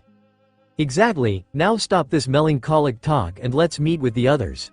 After all, we are pirates and we need to enjoy each of the feasts offered to us. Especially since this might be the last one we can enjoy in peace. Luffy spoke, knowing things would get much more intense, as he headed to the main hall with Jinbei behind. Vista left the island as soon as their conversation ended, not wanting to stay for the banquet, as he wanted to return as soon as possible to his companions in the New World, with the ship on the other side of the island, ready to set sail. He would carry the message to Marco, something he could not transmit through the Den Den Mushi, because it was very important. What? Luffy heard a huge shout standing out among all the noise of the banquet. My husband already has 5 children. They are so cute, so adorable. There are 3 girls and 2 boys. I also want to be a mommy like mommy. Shirahoshi spoke her wish with no shame to her family, while her brothers and father looked stunned at her. Listen, Shira. Since when do you think these things? You should be innocent as you always were. Neptune continued complaining while Shirahoshi just smiled. I want to be a mother, I want to have my children with my husband, she declared with determination. This triggered Neptune's tears. Why? Why has my daughter been corrupted like this? My sweet daughter now wants to become a mother, he screamed crying. What is this screaming? Please, we are at the banquet, not at a funeral. Luffy murmured, approaching the place. This is all your fault.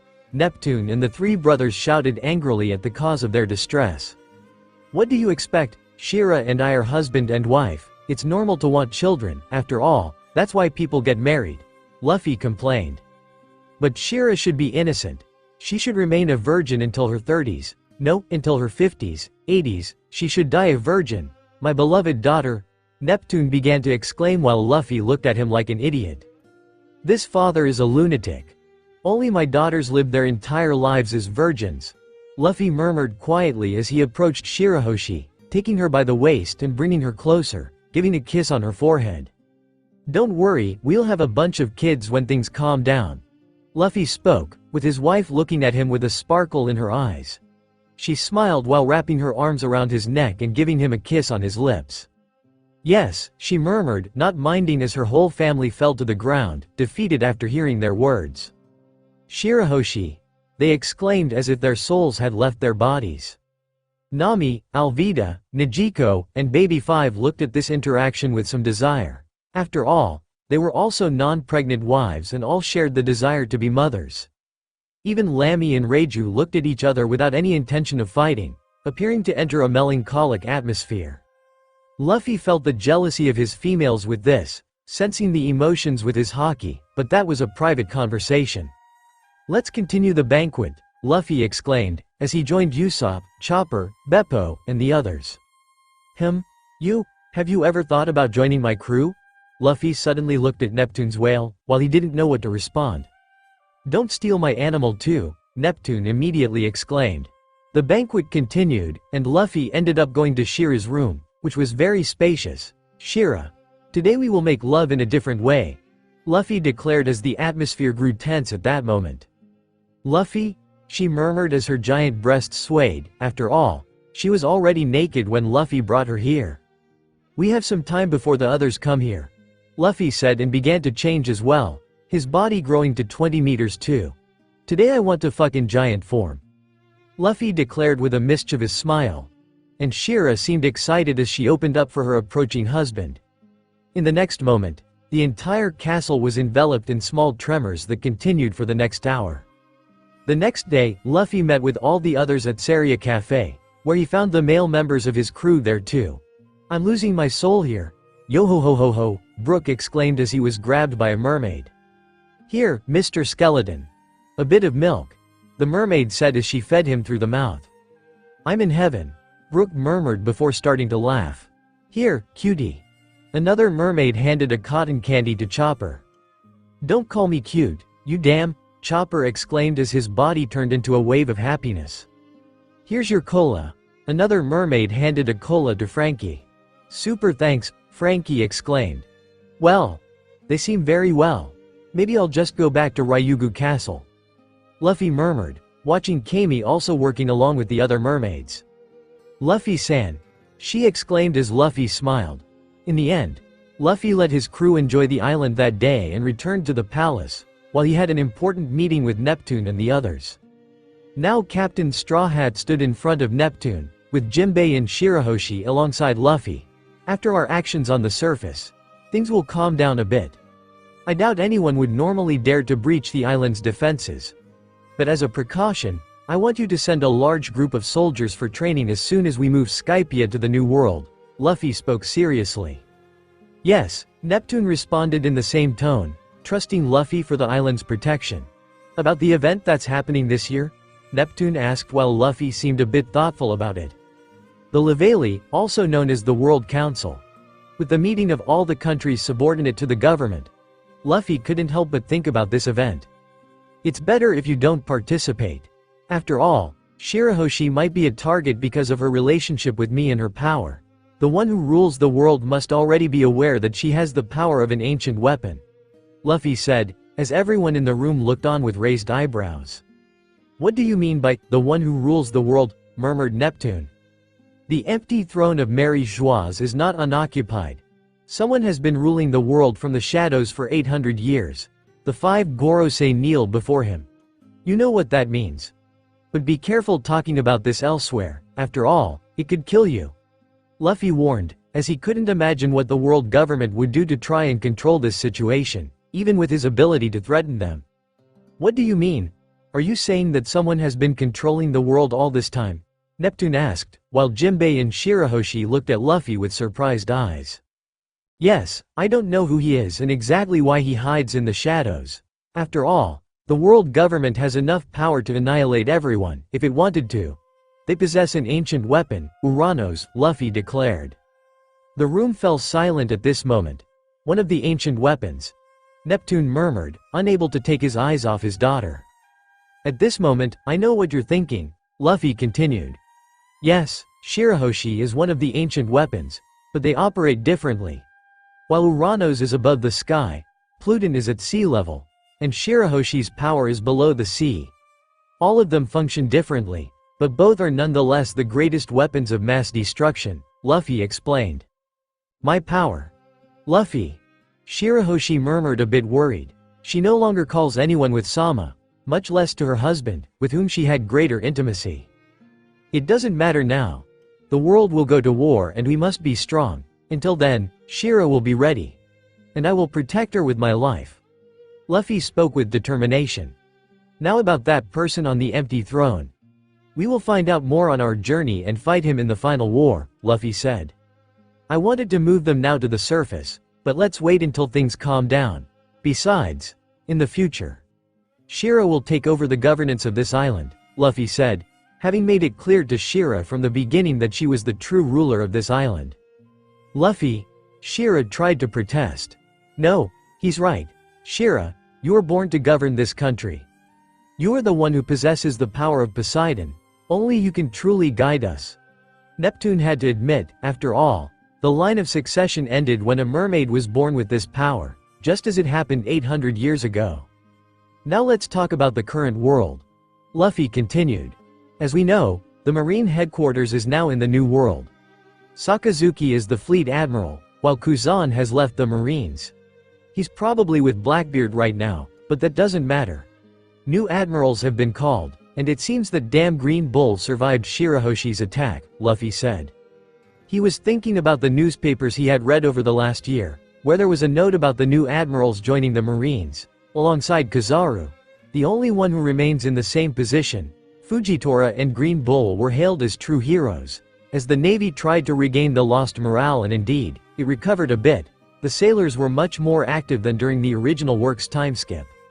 What do you plan for the Leveli, since we're not participating? Neptune asked at the end. None of my kingdoms will be sent to Mary Joieuse. This will certainly enrage the government, but we can handle this so that none of my kingdoms are affected. Even if the government imposes sanctions, trade between my territories will continue. So don't worry about resources being cut off from the island. Luffy spoke confidently, as everyone felt it. Anyway, enough with plans. Let's get ready to leave. We no longer have time to stay on this island, he declared at the end, preparing to finally depart for the New World. Black Pearl was already anchored on the other side of the island, ready to head towards the New World. The footsteps continued as more and more crew members boarded the ship, preparing to depart for the New World. Goodbye, mermaids and fishmen, Lucy exclaimed excitedly on the ship, waving to the entire crowd on the island waiting for them to depart. Farewell, friends, she shouted. Meanwhile, Shirahoshi was still with her family, saying goodbye to each of them, giving a small hug. Take care, daughter. You can call your daddy anytime you need help. Don't let that man you call a husband corrupt you even more. Neptune almost cried as his daughter departed.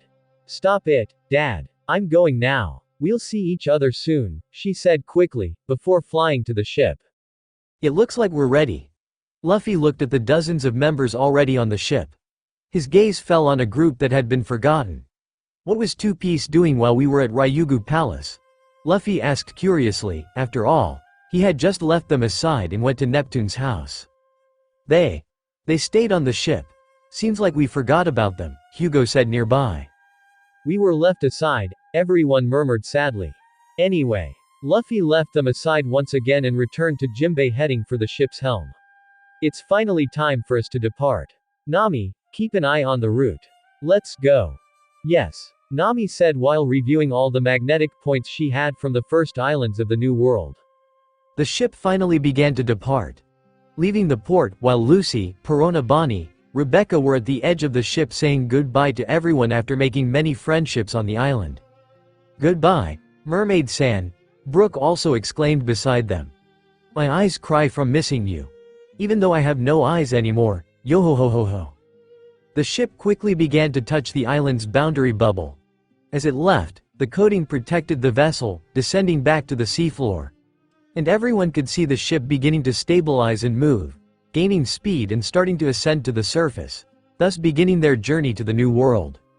Meanwhile, Black Pearl continued to advance, moving away from the island of the Fishmen, near the waters of the New World. Some pirates who had left the island of Fishmen a few hours earlier were also advancing and finally approaching the surface. We're finally getting there, men, the captain of this ship exclaimed, raising his scimitar high, excited. Yes, came the collective shout soon after as his men waited for them to finally enter the New World.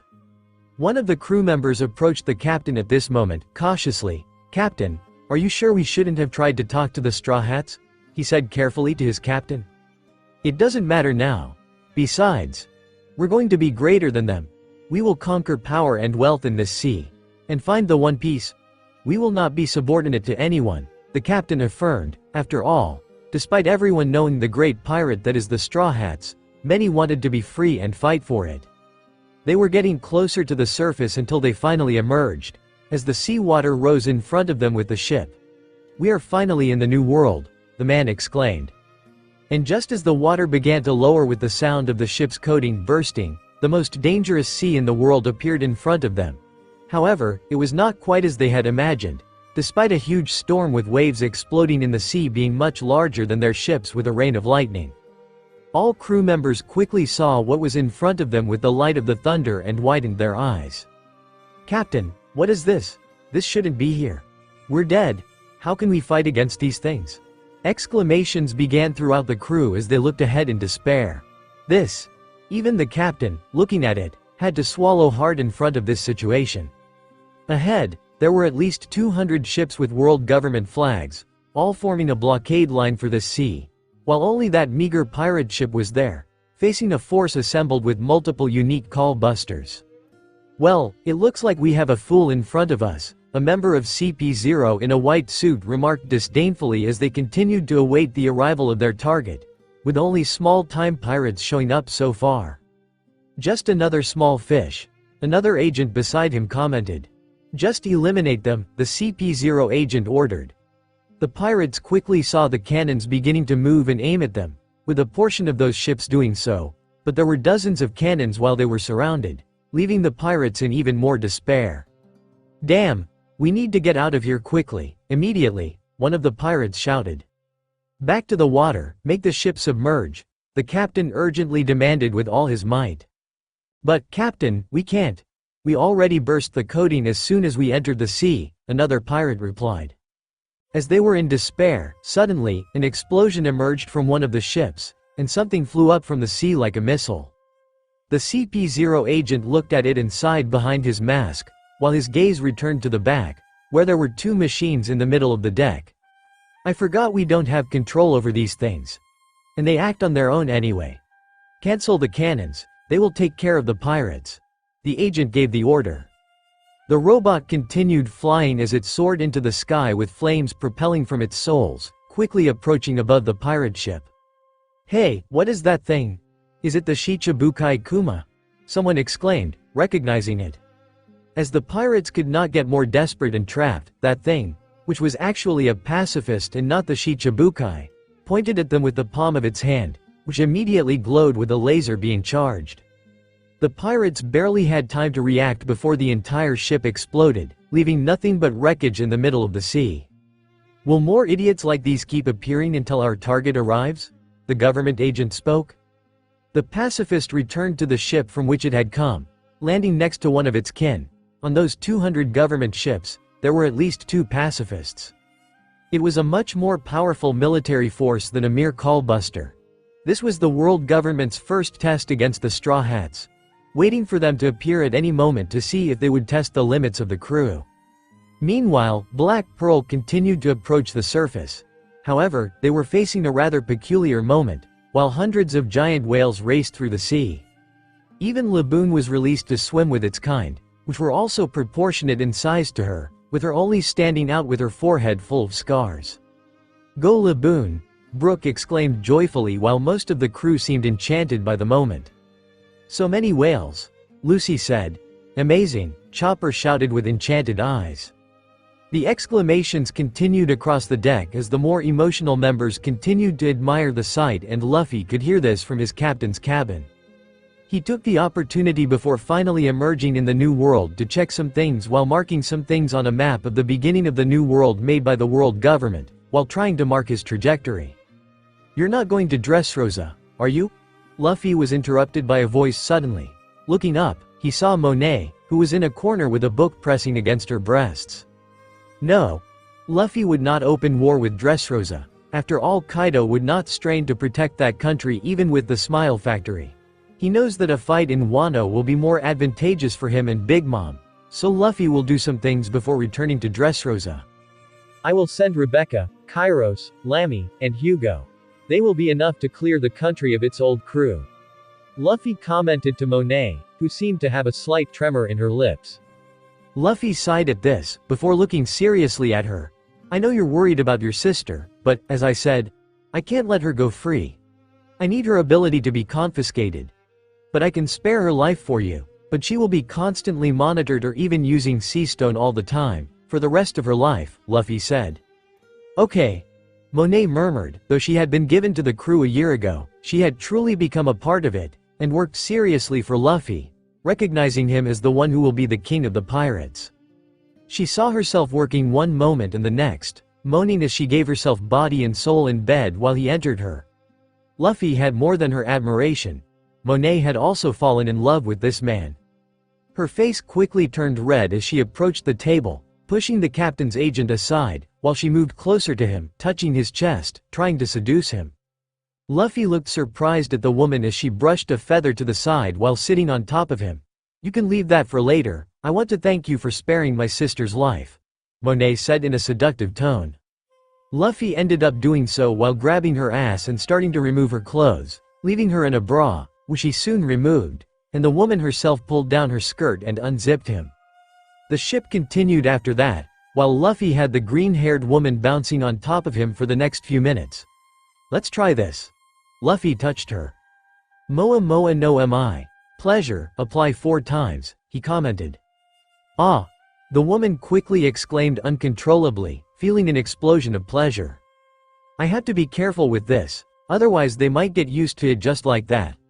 Luffy couldn't help but murmur as he watched the woman scream throughout the cabin and sit on Luffy now as if her life depended on it. Luffy had increased the powers of his Moa Moa no mi as soon as she returned. He didn't have the peak of it to increase something 400 times like he did in Marineford, or even she fully recovered, but he managed to unlock many other areas that his fruit could act on. One of them was the senses. Sex had gone to another level when he used this, but he limited its use so no one would depend only on that. After all, it could be almost like a drug. Luffy finally left the cabin 30 minutes later, while Monet was in a makeshift bed by Luffy sleeping with a small smile. Well, looks like we're arriving. Time to return Laboon. Luffy spoke as the whale was now alone next to the ship. After reducing its size and her returning to the ship, the surface continued to approach. That? Luffy murmured, and Usopp was also surprised by this, while the others with slightly lesser observation haki quickly also realized. Luffy wasted no time scanning the force that was waiting for them on the surface. Prepare for battle, he exclaimed, and this immediately caught everyone's attention. Even those with mediocre observation haki and feeling nothing, quickly prepared for battle as their captain said, while all the members grabbed their weapons waiting for the ship to emerge. The surface was finally reached as the ship jumped up from the water, with the coating bursting and with the storm still happening. Everyone saw the 200 world government ships waiting for them like a barrier to prevent them from continuing to navigate the waters of the New World. The sea formed a wave next to the Black Pearl, emerging from the water as it burst into the sea on the other side. The ship finally emerged completely from the bottom of the sea as it entered the chaotic scene of the New World. Its flag soon appeared to all 200 government ships while the pirates had the same view with thunder exploding everywhere. The Jolly Roger of the Straw Hats was impossible not to recognize as soon as it appeared there in front of the government ships, while the ship's coating burst. All the Straw Hats looked at that scene at this moment, while Luffy calmly walked across the deck while the rain continued to drip on its wood.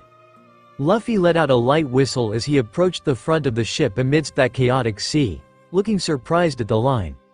Well, this is a bit unexpected, Luffy murmured. What is this? 200 warships are in front of us, Usopp exclaimed in shock. Ah help! Chopper followed Usopp as he screamed and ran through the ship. Captain! Beppo exclaimed. Nay! This is bad, Hachi murmured with a frown. What are we going to do? We should get out of here immediately, Perona exclaimed. I'm all regretful, even though I don't have skin or fur for it, yohohoho. Can you stop that? Nami exclaimed giving a kick to Brook, as she approached Luffy. Luffy, what should we do? She asked for guidance quickly seeing the situation a bit bad for them.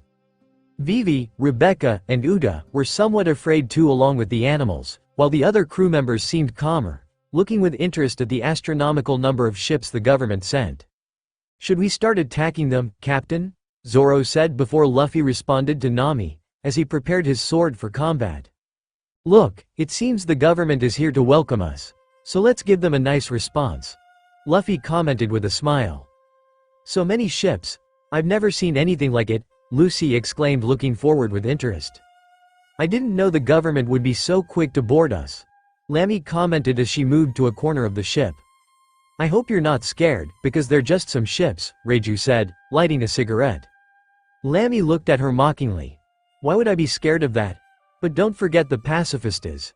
Unless you're scared to face them, she replied with a sarcastic tone. While only the Straw Hats continued chatting among themselves on their ship, the government agents looked at the ship and quickly began issuing orders. It seems they are finally here, the agent commented, looking forward. What are the orders? The other agents asked. Inform the government that they are here. The agent spoke as the others beside him quickly nodded. It was at that moment that a movement began behind them, as everyone looked to that side immediately, seeing the huge shadows beginning to move. The pacifistas seemed to finally make their move, as their eyes began to glow. Identified, Straw Hat Pirates. Group with bounty over 18 billion, danger level. Total threat, must be eliminated at all costs. The pacifistas continued identifying as the sound of the machines resonated through the ship. All 400 pacifistas quickly began to move on all ships. Target spotted, begin to attack. Repeat, begin to attack. They exclaimed, as everyone began to activate their hyper thrusters on their legs, starting to fly while generating flames from their souls. My lord, one of the agents approached their leader and murmured. The man from CP0 nodded at that. Go, point all the cannons at that ship. Let's destroy them in one attack and eliminate this threat once and for all. He gave the order. Quickly, all the Buster Call's cannons began to aim at the Black Pearl. This made Luffy raise an eyebrow on the ship, as he saw all the cannons beginning to point at them. Not only that, but numerous light arrows began to fly into the sky, as all the pacifistas began to fly. It seems the pacifistas have been upgraded. Luffy commented, seeing the sky begin to light up, as before these machines could not fly. The crew members seemed a bit worried about this, while others went into total despair. Luffy, this isn't just any pacifista. So many? Yamato murmured as he approached. Wait, Luffy. Are you thinking? Bonnie tried to argue, not wanting them to fight those things that looked like her father. Bonnie, I've already talked to you about this. At some point we would fight these things. Remember, they are not your father.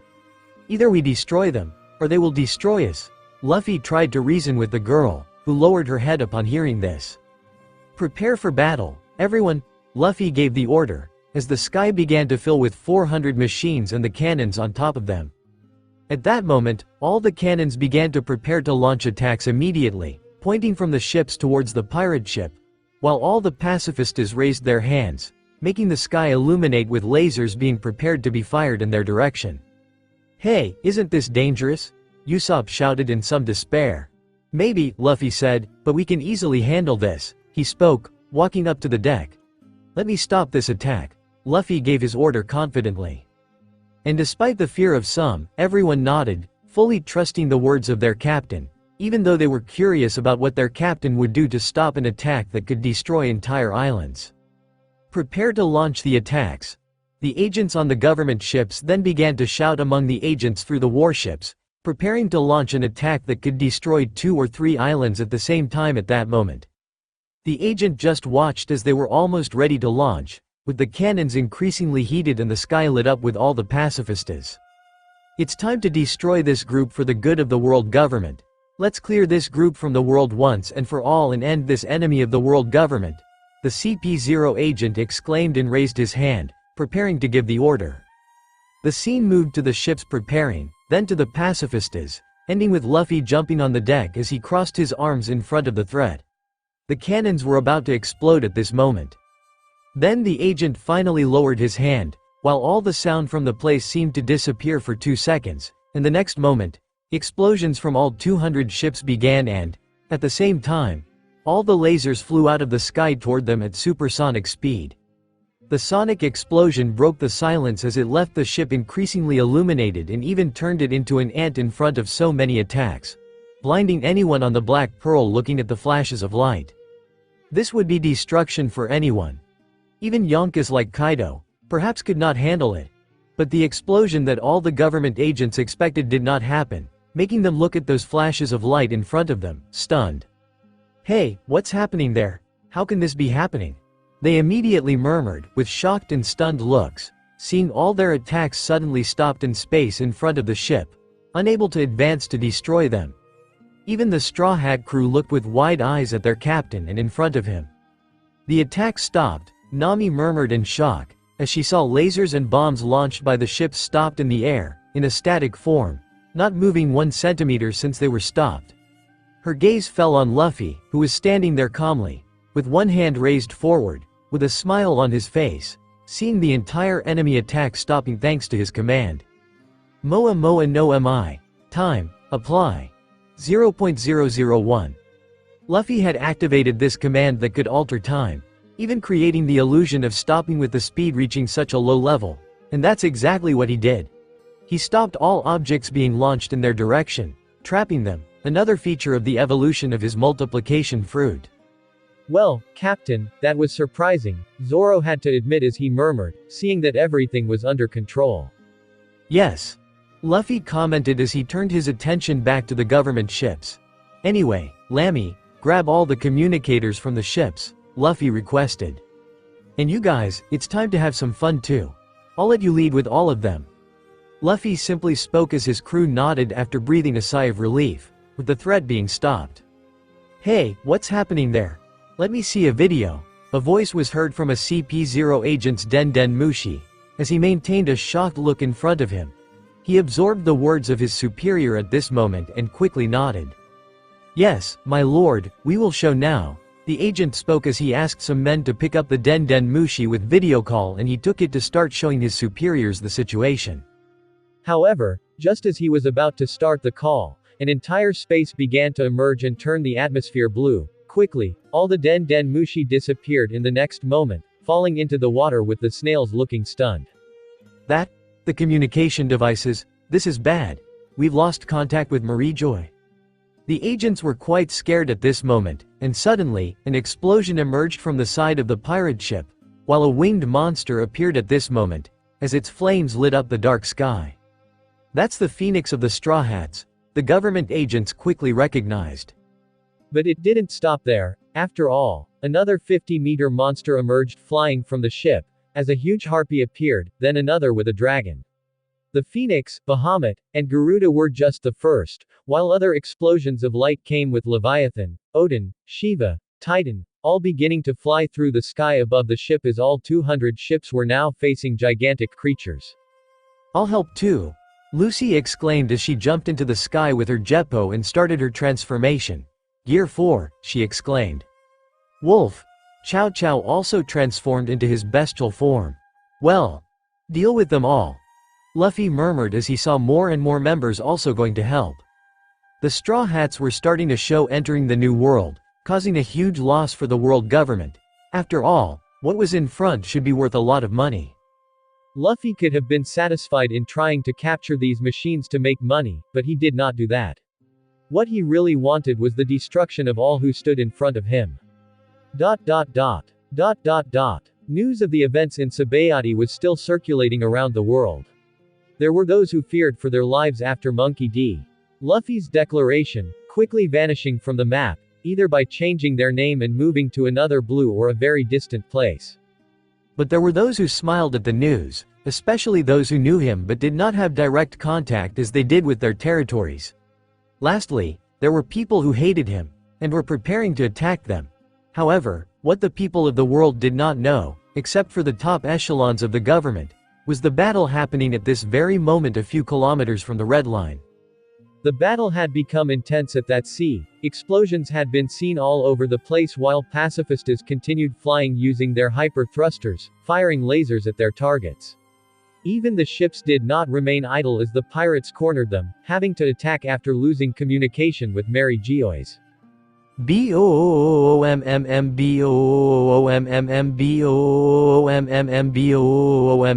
cannons kept firing while in the sky the explosions were not left behind in the chaos. And in front of it all, the Straw Hat's ship was still stationary, swaying with the ocean waves, hundreds of attacks frozen in the air by the effect of Luffy's fruit, while he himself was only on the deck, following the attack, watching his companions enter the battle against the entire group.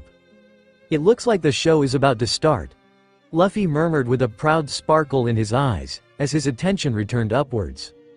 Meanwhile, in the sky, a pacifista tried to hit one of the targets in the air after joining with 10 other pacifistas, pointing their open mouths and hands, and firing shortly after at him, generating a massive explosion. The smoke rose particularly in that corner amid the chaos, and as soon as the smoke cleared, intense flames began to appear and color the sky with a huge phoenix emerging from the middle of the attack, looking at the machines with disdain in its eyes. With a flap of its wings, it advanced and its claws grabbed 2 pacifistas, squeezing them so tightly that they were crushed and exploded the next moment. The other pacifistas tried to move away, but Reiju simply spread her wings before launching fire rays, starting to hit them, as they advanced against the machines, hitting some while they were being carbonized, showing some internal parts, but still keeping connected, while other pacifistas began to launch rays against Reiju's attacks, managing to stop it temporarily. Elsewhere in the sky, Bahamut flew through the sky while the pacifistas tried to hit him, launching multiple yellow rays at him, but he easily avoided them by moving at high speed in the sky, despite his size of 50 meters. Bahamut began to accumulate energy at this moment in front of him, and while looking at the enemies, he growled and fired his light energy. Beams emerged in the sky being launched like missiles, hitting a portion of his enemies and causing a huge explosion, much more destructive than the phoenix flames, lighting up as much as the lightning and thunder of the storm. A hand emerged nearby, grabbing a pacifista and crushing it directly the next moment, punching another with a hand and making it shatter easily, while the Titan's fist made each of these enemies seem like an ant facing a colossal stature, which remained in the air using Jeppo, even in that form, despite being at a disadvantage on top of the sea. The government agents looked at it in front of them, occupying 100 meters in height, with fear and horror.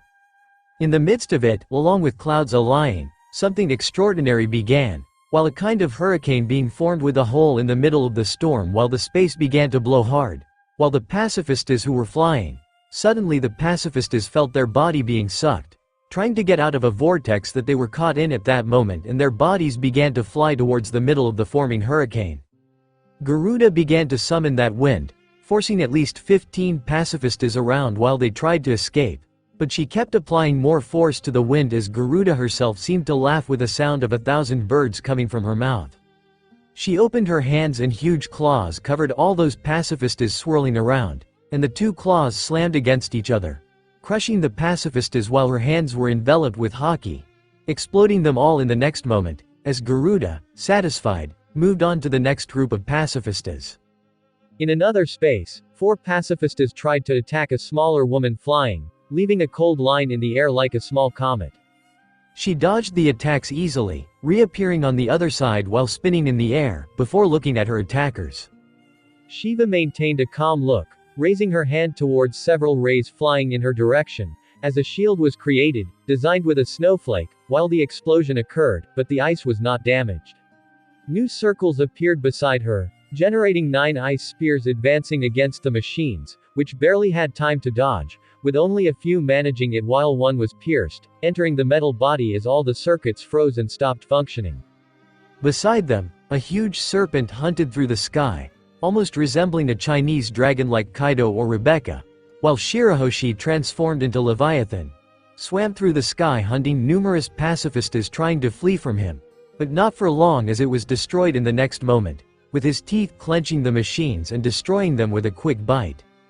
The ships could only watch those monsters destroying dozens of pacifistas with such ease that the people on the ships looked increasingly terrified, while trying desperately to hit them, but without success as they merely seemed to be playing with them. "My lord, we must retreat immediately," one of the agents asked the member of CP0. "We can't. We must continue. Shoot at them. We need to take them down," the member of CP0 gave the order, though he no longer seemed as confident as before. The other agents were having a tough time, as they looked at their boss with some despair. After all, they saw that chaos and wondered how they could possibly defeat those monsters. Lightning. It was at that moment that their gaze fell on a huge shadow emerging on another side in the middle of the storm, as another lightning bolt struck and the shadow appeared again. What is that? It's huge.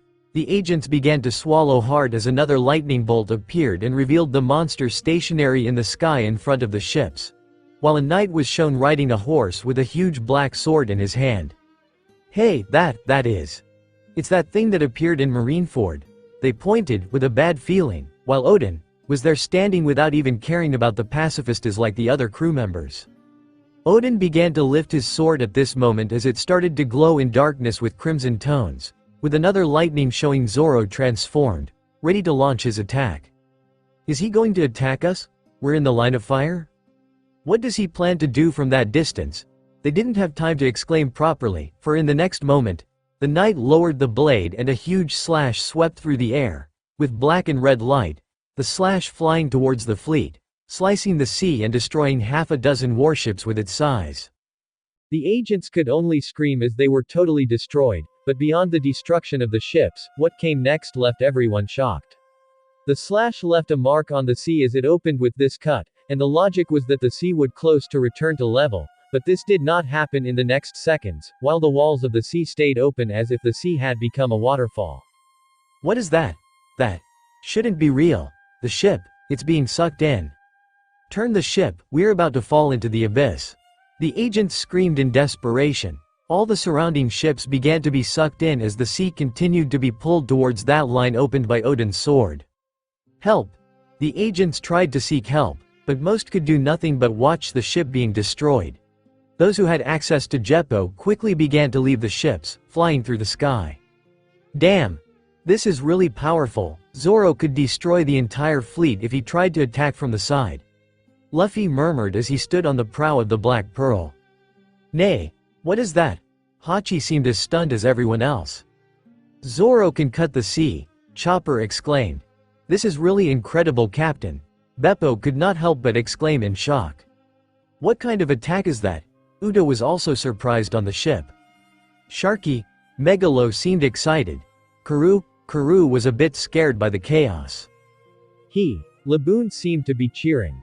Besides them, those who were on the Black Pearl included Domino, Monet, Perona, Bonnie, Frank, with almost all the animals and Luffy. The view in front of them continued as more and more government ships were falling into the precipice created by Odin. So this is the power of the icons. They are all so powerful. Jimbei approached Luffy, looking forward with admiration. Luffy nodded with all the explosions and titanic attacks. Yes, you're right, but it's not just the icon users there are others fighting too. He spoke as other people flew through the sky at high speed at this moment. A huge shadow emerged in the sky with lightning, while Chow Chow, the Straw Hat's dog, transformed into Cerberus and began to launch lightning, ice, and fire at the pacifistas here and there. Lami reappeared through space while his room covered the entire sea, beginning to destroy pacifistas without much effort, making clean cuts, while seeming to compete in destruction with Reiju in her phoenix form. Lucy had transformed into her balloon form with Gear 4th and began to devastate all the pacifistas she encountered on her way, with none of them able to handle her. Yamato also entered her giant wolf form, similar in size to Cerberus, as she froze the sea and advanced towards the ships, launching attacks that froze them and destroyed them the next moment, as they were pierced by shards of ice. Even Robin was in the middle of the fight, flapping wings created by her Akuma no Mi and advancing, punching the machines with haki in each blow, exploding one pacifista at a time.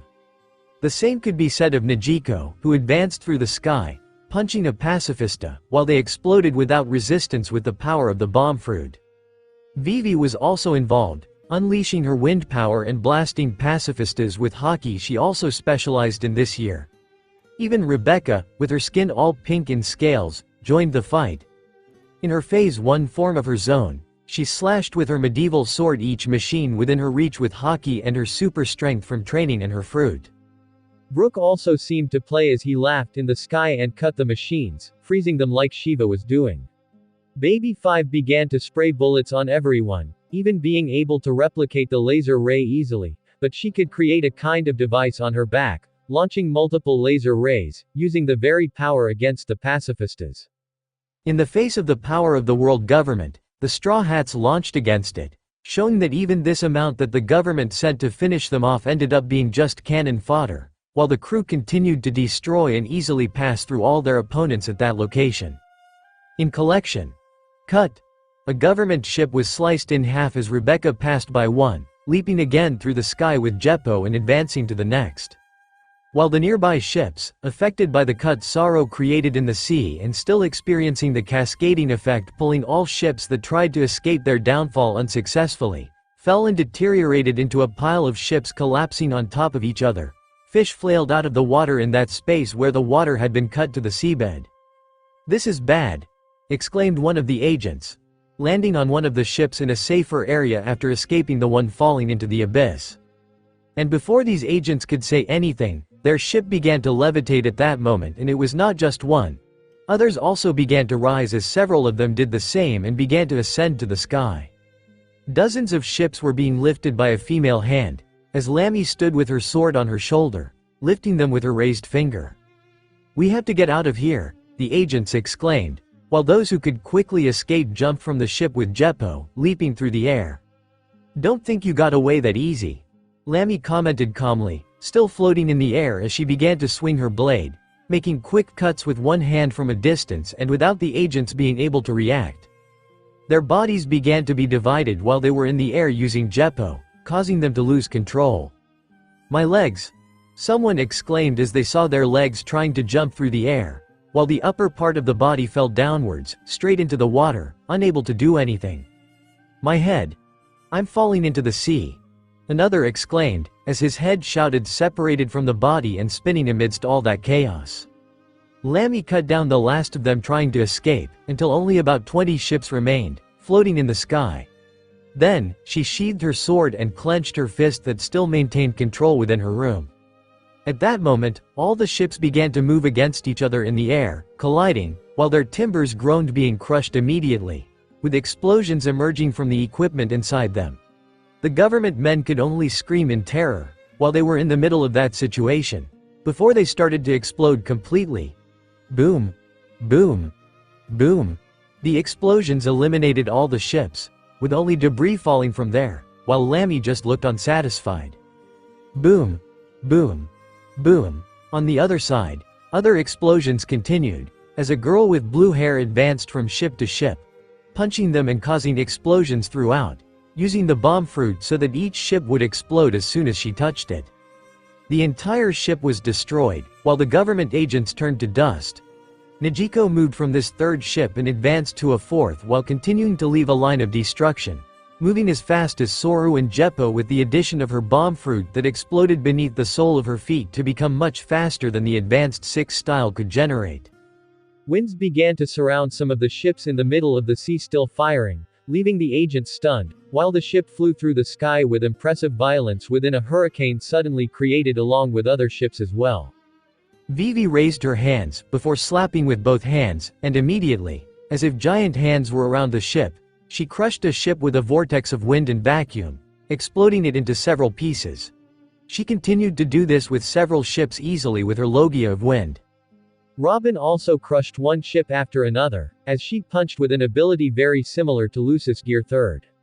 As a user of the Hana no Mi, she could easily create giant hands directly from her arm as the flowers joined, like she could create her giant version at Marineford, punching with armament hockey and devastating ship by ship as she approached, flapping her wings on her back. "You are not sailors, so I can fight with everything I've got." A voice emerged atop a ship, as the agents, already terrified by the situation of their colleagues, barely had time to react to seeing a huge black fist of hockey, crushing and exploding ship after ship, with Lucy using the power of the Gomu Gomu no Mi.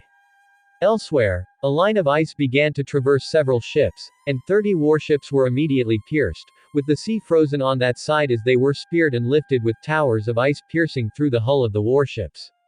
Yamato, using the power of her mythical beast, was causing enormous damage.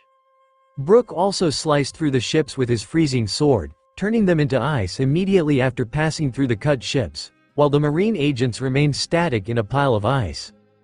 Baby 5 launched cannons on top of the ships too, while her lasers, imitating the pacifistas, hit the government agents, who had no chance to defend themselves.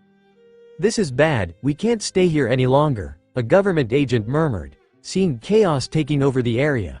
There was nothing more to be done. "This is much worse than we imagined," a CP-0 agent murmured on one of the still intact ships, seeing that half of the pacifistas and half of the fleet had already been destroyed with just the Straw Hats' advance, unable to stop any of them. While the remaining pacifistas were still being confronted by icons in the sky, they wouldn't last much longer. "You, hold him off. I would have a better chance of surviving here by escaping them," the agent in white came to this conclusion, being the strongest. He had to pass on the information of the failed mission and how the power of the Straw Hats was much greater even than at Marineford. He needed to report this to the world government so they knew the level of threat they were dealing with. The other agents nodded. "Yes, sir. Please, don't let our deaths be in vain." They knew they would die soon, so at least they wanted it to be worth something. The agent in white nodded, prepared to leave. Meanwhile, on the Black Pearl, Luffy narrowed his eyes at this. After all, he could hear everything with his observation haki. "Idiots! Think you can just leave like this? Or even that we'll let you leave?" He sighed while still keeping all the attacks stopped and static in the air. Looking at the battlefield while managing the fight and intervening as needed. Something similar to Whitebeard at the start of the war in Marineford. He looked for someone who could intervene but everyone was busy, so he decided to speak with someone else so as not to disturb anyone fighting there. He took a Den Den Mushi out of his pocket and made a call. "Puro. Puro. Puro. Kacha." It didn't take long for someone to answer on the other end without Mushi. "How long are you going to stay hidden? Can you take care of that guy in white?" Luffy simply said this. The Den Den Mushi stayed silent for a few seconds until a tongue-clicking sound emerged. "Tisk," was the only thing the other side said, simply hanging up shortly after. Luffy put away the Den Den Mushi, knowing what would follow. Suddenly, the lightning began to intensify, becoming like a rain falling all around the battlefield, noticed by everyone. The agent in white looked dazed as they seemed to be inside a cage of lightning, surrounded on all sides, seeing no way out of there, with his expression growing darker and darker. At that moment, the sky brightened above them. Quickly, they looked up, seeing that light traveling miles per second. Immediately, a huge bolt of lightning fell in the middle of the remaining ships, and 50 of them exploded in an explosion that shook the entire sea. While the lightning seemed to enter the ocean non-stop, it was such a powerful attack that it could devastate an entire small island, and the agents, not even the member of CP0 had a chance as this lightning traveled at a speed of 3 kilometers per second, devastating the entire place in milliseconds. Everyone stopped fighting for a moment and could only look on in surprise as a golden arc emerged from the clouds in the sky. With so much difficulty dealing with mere mortals, you really have weakened in this past year. Enel's voice seemed to be heard as lightning emerged throughout the region. Who is this guy? Kairos wondered, shocked by that power. Arrogant as always, hasn't changed, but at least he's gotten stronger. Luffy spoke calmly while looking satisfied at his companion who had gone to the moon and finally returned. With the agent killed and several ships destroyed, fewer than 50 warships remained at this point, while those left looked stunned and even with utterly defeated expressions. But the Straw Hats did not seem to want to stop until they destroyed the last one.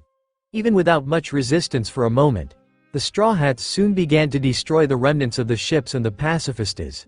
And it didn't take long for the last ship to be destroyed and the last pacifista to fall like an old can in the middle of the sea. While the agents no longer fought at the end, seeing their death coming their way. "It seems it's over," Luffy murmured and looked ahead filled with attacks that he had stopped. "Lami, can you help out here?" he asked, as Lami teleported to the ship before making it disappear and reappear amidst the wreckage of the government ships. The space in the sea opened by Zoro began to close at this moment, exploding into waters until the sea began to stabilize. Then Lucy, Zoro, Chow Chow, Yamato, Robin, Najiko, Vivi, Rebecca, Brooke, Baby 5, along with all the users of the Eikon's mythical fruits, cancelled their transformations to land on the Black Pearl. The sea finally began to calm down, and even the storm surrounding them seemed to open up, as rays of sunlight emerged in the middle of the sky, showing it blue. Enel approached the Black Pearl at this moment as the man who considered himself a god or even sought to be that, landed on the deck with lightning. Arrogant. Hugo murmured to the blonde. I am much stronger than you now, man of Earth. Enel taunted. Luffy set aside their quarrel and went to the Ark, shrinking it back to a small size, before storing it and returning to his crew. After all, they needed to get out of there with all those attacks behind them. Hey, Frankie, get us out of here, Luffy requested. Frankie quickly went to the ship's control room, which handled all the internal commands of the Black Pearl if they wanted to steer the ship from there and do other things. It was a high-tech room, and Frankie, already familiar with it, began to program the ship's nitro system. He finally pressed a button, and thrusters opened behind the ship, starting to glow blue and blasting forward. Everyone better hold on, Luffy requested, and many of them began to scramble to hold on to anything, as the ship started to blast forward and took off into the sky. Meanwhile, Luffy released the effect of his Moa Moa no Mi in its static state, and they flew forward, where the Black Pearl was just a moment ago. As soon as all the attacks advanced to the middle of the sea, they quickly generated a huge explosion the next moment, expanding for several kilometers. Meanwhile, the Straw Hats ship flew in the sky, everyone watching it as a spectacle, feeling the force of the impact the next moment, and even Mary Joie and nearby islands might have felt it at that moment. A moment later, a gust of wind and force from the explosion hit the ship, making it sway in midair. What could we do if we were hit like that? Perona seemed to panic, looking at the huge explosion in the distance with horror. The government doesn't play around, but those weren't even their main forces, Luffy commented with some calm. What do you mean by that? We faced 200 warships and 400 pacifistas. How is that not the government's full force? Monet murmured, surprised. You underestimate the government, Luffy replied. I faced a stronger threat than that force. Remember the angel woman I fought at Sabodi? So don't be surprised if even more powerful forces show up in the future. But that's good, it'll be fun to keep destroying any attempt by the government to stop us. Luffy spoke with a smile, looking back at all the destruction they had caused, before looking forward as the ship began to descend again, advancing towards the sea, ready to finally start their journey in the new world. In the sea left behind by the explosion, which had caused a tsunami throughout the region at the beginning of the New World, some nearby islands were affected. Even the giant waves crashed against the red line. There were some debris floating in the water. Among thousands of debris, there was the head of a pacifista floating in the sea. While the sun shone against its broken glasses, its eyes seemed lifeless, but suddenly, they began to glow, as if it was computing everything, blinking and emitting a computational sound, until they finally stopped blinking for a moment, and the pacifista was completely destroyed. It seems that interference has stopped, and the data has begun to be retransmitted, or at least what's left of it. In another place, a voice emerged. This place was a luxurious room, as it always had been. After all, those who were here continued to decide everything about this world, and all these men were seated. Again, these were none other than the elders themselves, all analyzing what was before them, while several Den Den Mushis were connected to each other with cables, while one in particular had the shape of a large antenna, connected to a giant tower next to the Pangaea castle. All the Den Den Mushi, which numbered over 20, emitted a screen on the wall. At this moment, it seems that the last data has been sent. Behind the Den Den Mushi, there was an elderly man. He had a giant head and seemed focused at this moment, reading the data transmission in front of him at high speed. He appeared to be typing on some sort of strange keyboard while continuing to analyze the data. It was probably those pacifista data, they were the last ones. So with that, we have nothing more to receive from the tower, and I will just process the data. The man commented as his hands moved at high speed and with pure skill, typing. We received this last data due to the effect of that guy who appeared in the middle of the fight. And he once again interrupted the data transmission. Saint Topman Valkyrie spoke with a dissatisfied tone. Yes, he can do that. After all, that Enel can even interfere with the vital static field of a Vivre card, as happened with the 10 Ryubitos who were killed and we couldn't even locate them. Saint Ethanbaron V. Nisujiro also spoke with ill humor. In any case, we still managed to get most of the data we wanted, right, Dr. Vegapunk? Marcus Mars spoke to the old man who was still typing in front of the 5 Gorosei. Yes, most of the fight is all confiscated in data, since that guy with the Thunder Logia only arrived in the last moments. Dr. Vegapunk said before continuing. My instant data collection system, passing as a massive Wi-Fi directly to this central computer, like an invisible link, was a success, Dr. Vegapunk said. He had, at the Elder's request, made an alteration to the pacifistas, and now that they were being produced in high intensity, they had new tricks in their system, like sending real-time data.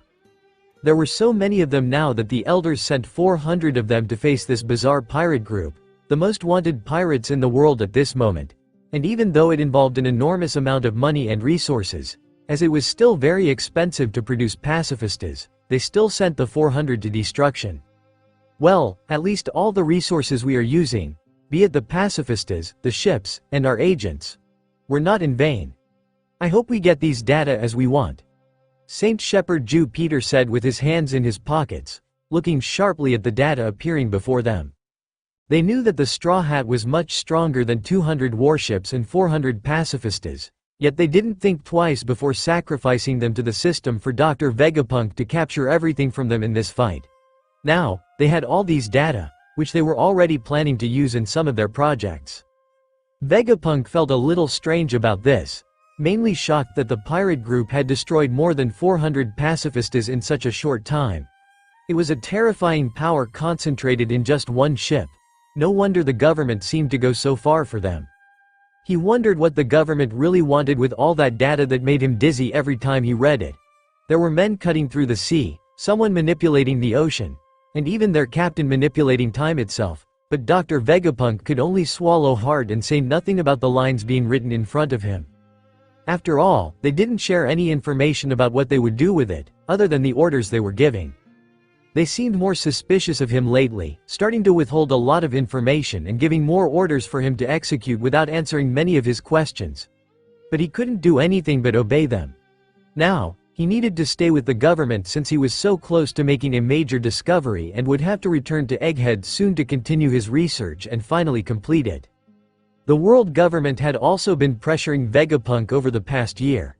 He had to get several projects ready this past year and hadn't finished many of them yet, having to put his personal research aside to attend to the government's urgencies.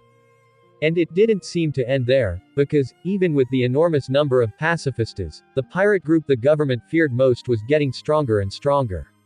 They were starting to initiate projects that Vegapunk thought were madness, but he couldn't deny any orders from those old men behind him.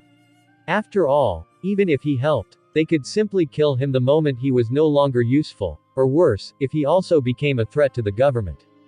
We will hunt them down soon with this, St. Marcus Mars spoke again, looking at the others. Yes, but we'll still have to wait a little longer, another said. It's still too early, but with this data, no matter how much stronger they get, from now on, we can use it against them and also to our advantage to strengthen the government. This same elder spoke in a dark tone, while Vegapunk only tried to focus on the data but couldn't help feeling a shiver hearing that voice. I thought you would be the first to try to kill them, Saint Ethanburn v. Nasujuro murmured, looking at the man on the last sofa. For me, I wanted to kill him at this moment or any other, but I'm not a fool either. We can't face them yet, with the danger they pose to Mary Joieuse. However, the man spoke, his voice emitting deep hatred. I will kill that Straw Hat, the elder said, who was none other than St. J. Garcia Saturn, appearing on the last seat. His figure was nothing like it used to be. He was missing a leg, an eye, several fingers from his hand, and half of his face was destroyed, as well as much of his body being charred. A consequence not too surprising after spending months inside a comet traveling through the planet's orbit until he finally managed to escape it. I hope to recover soon because I promise I will get my revenge, he said in a tone that made even Vegapunk tremble, wanting to leave, but having no choice, while the man seemed to release a silent hockey of pure hatred, as if Monkey D. Luffy had been marked by the wrath of a real demon. Meanwhile, somewhere else in the New World, on a calm beach, a newspaper was crumpled in a man's hands at that moment, while Luffy's picture at Sabodi appeared. It's been a week since this was issued, Beckman murmured as he smoked a cigar near Shanks. Luffy. Lucky Roo approached with a piece of meat and smiling at Luffy. This isn't a surprise, after all. We've had a banquet this whole past week on this isolated island. So he ended up not receiving the newspapers. And one of our fleet captains had to bring it. Lucky Roo explained the obvious. Shanks nodded at that before breaking into a smile. Ha ha ha ha. He laughed heartily in the area. It's a pity that fake Luffy was replaced by the real one. I laughed every time he appeared in the newspaper, so funny. Shanks continued exclaiming while slapping his leg. But as soon as he stopped laughing, he just smiled. Anyway, he's back in the newspaper. And he must already be here. The new world has already started to get quite hectic from now on, Shanks commented. Yes, Beckman nodded while still dragging on his cigarette. First, we see that Marco, Ace, and the others are trying to protect the last territories of Teach's crew. They didn't accept our help unless they joined my fleet, and now Luffy is finally in this sea and has already picked a fight with Kaido and Big Mom at the same time. There are two wars about to happen at this moment in the New World, and the Navy, the Shichibukai, and the government itself won't just stand by and watch the power shifts in the New World passively. Beckman analyzed the situation. Are we going to interfere in any of them, Captain? Usopp approached, asking with a smile toward Shanks. I don't see why we should get involved in the race for the One Piece. Shanks simply stopped smiling, maintaining a serious expression with a much more intense look in his eyes than the goofy one he used to have. While we can just take the finish line at the end. He spoke while all his crewmates looked serious at that moment. Elsewhere, in Dressrosa, the Don Quixote family seemed quite worried at this moment. No, you will have to come to Wano. A voice emerged from the Den Den Mushi in front of the whole group. This voice belonged to one of the Calamities, Queen. But we can't abandon Dressrosa, Trabol murmured in the palace of the kingdom, his tone filled with fear. Unfortunately, we can't do anything. After all, Kaido and that old hag Big Mom plan to wage their war here. So forget about Dressrosa, Queen said in a tone that left no room for discussion. But what about the Smile Factory? Diamante tried to argue anyway. Queen became a little irritated with the persistence. Forget that now. We can even recover it after we defeat the Straw Hats, but there's no point in fighting in vain just to protect that factory. Just send all the remaining Smiles to Wano, and let's gather our forces here. Queen spoke and simply hung up the moment after, not wanting to give more attention to these subordinates, as they were treated by the Beast's pirates after Doflamingo died. The said subordinates were quite desperate at this moment as everyone looked with a tone of defeat. First, after just a week, they lost all their auctions in Sabodi while countless people called them in desperation, fearing they would be killed by the Straw Hats after buying their products at the auctions, and now that cause of all their misfortune should already be in the New World and would soon be docking at their port.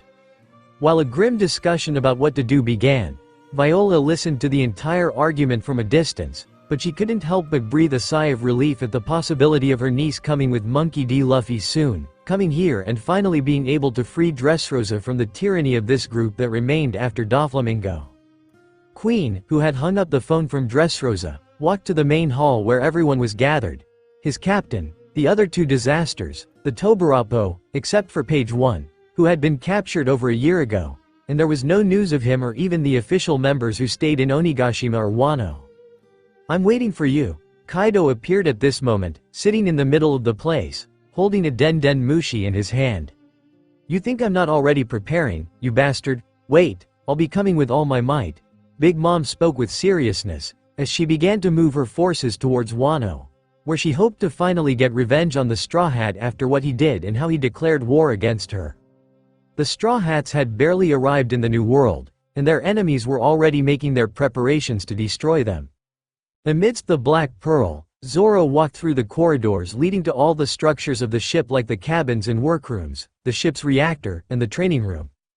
He went to his destination, entering a room filled with all sorts of boxes. It was the ship's storeroom, holding everything that wasn't food, which was stored in the refrigerator. It was at that moment that Zoro stopped in the middle of the room, looking at some shadows behind the boxes. How long will you stay there, hiding? The battle has been over for a long time. Zoro couldn't hold back and spoke as if he were looking at idiots while that group of people continued to tremble like scared cats. You're crazy, we don't want to die, the voices were collective. Tisk. What a bunch of cowards. Still consider yourselves pirates and wanted to get past us. Zoro couldn't help feeling second-hand embarrassment. These were none other than the two-piece, who continued to be forced to travel with the Straw Hats ship while still looking scared as they entered the new world, and the sight of seeing hundreds of ships trying to destroy them was frightening for all of them. They simply began running into the ship, fleeing in fear and hiding, only able to hear the explosions and tremors outside while their hearts continued to be filled with fear. The battle seemed to have finally ended while they rolled from side to side with the Black Pearl rising to its heights and landing on the water a moment later. But none of them had the courage to return to the surface yet, even though hours had passed, still trembling in that corner. What a drag! Zoro, seeing that he could not argue with these people, simply shrugged and went to a barrel of loot, paying for it by throwing it on his shoulders, before turning around and returning to the ship's deck. As soon as Zoro returned, he encountered almost the entire crew there, scattered across the ship while they chatted with each other or did something. It did not look anything like the crew that had just fought a massive force from the world government and come out victorious. Luffy was at this moment sitting in the middle of the deck in his floral shorts, sunbathing with all his skin exposed, while by his side, Yamato accompanied him in a white bikini, Vivi in blue, Robin in black, and Yuta in red and white, all around him as he simply enjoyed that sunny afternoon with his crew. Zoro, did you bring the loot? Luffy lifted the sunglasses he was wearing and looked at the swordsman. Yes, here, Captain, he spoke, throwing the entire barrel of loot after having taken a large cup for himself. Luffy just drank contentedly, sighing at the end satisfied. The women just looked at him but said nothing, accustomed to this sight of him drinking almost every day at banquets or even moments like these. Captain, what do you intend to do with those fools inside the ship? Zoro suddenly asked, still not understanding why Luffy had brought them to the new world. Them? Ha ha ha. Luffy started laughing after lounging in his chair enjoying the sun, because it will be fun. Luffy simply spoke, while Zoro grimaced, but knowing his captain, he just shrugged. Luffy, is this correct? Nami approached at that moment as she sat beside Luffy's chair, showing a map to him. Yes.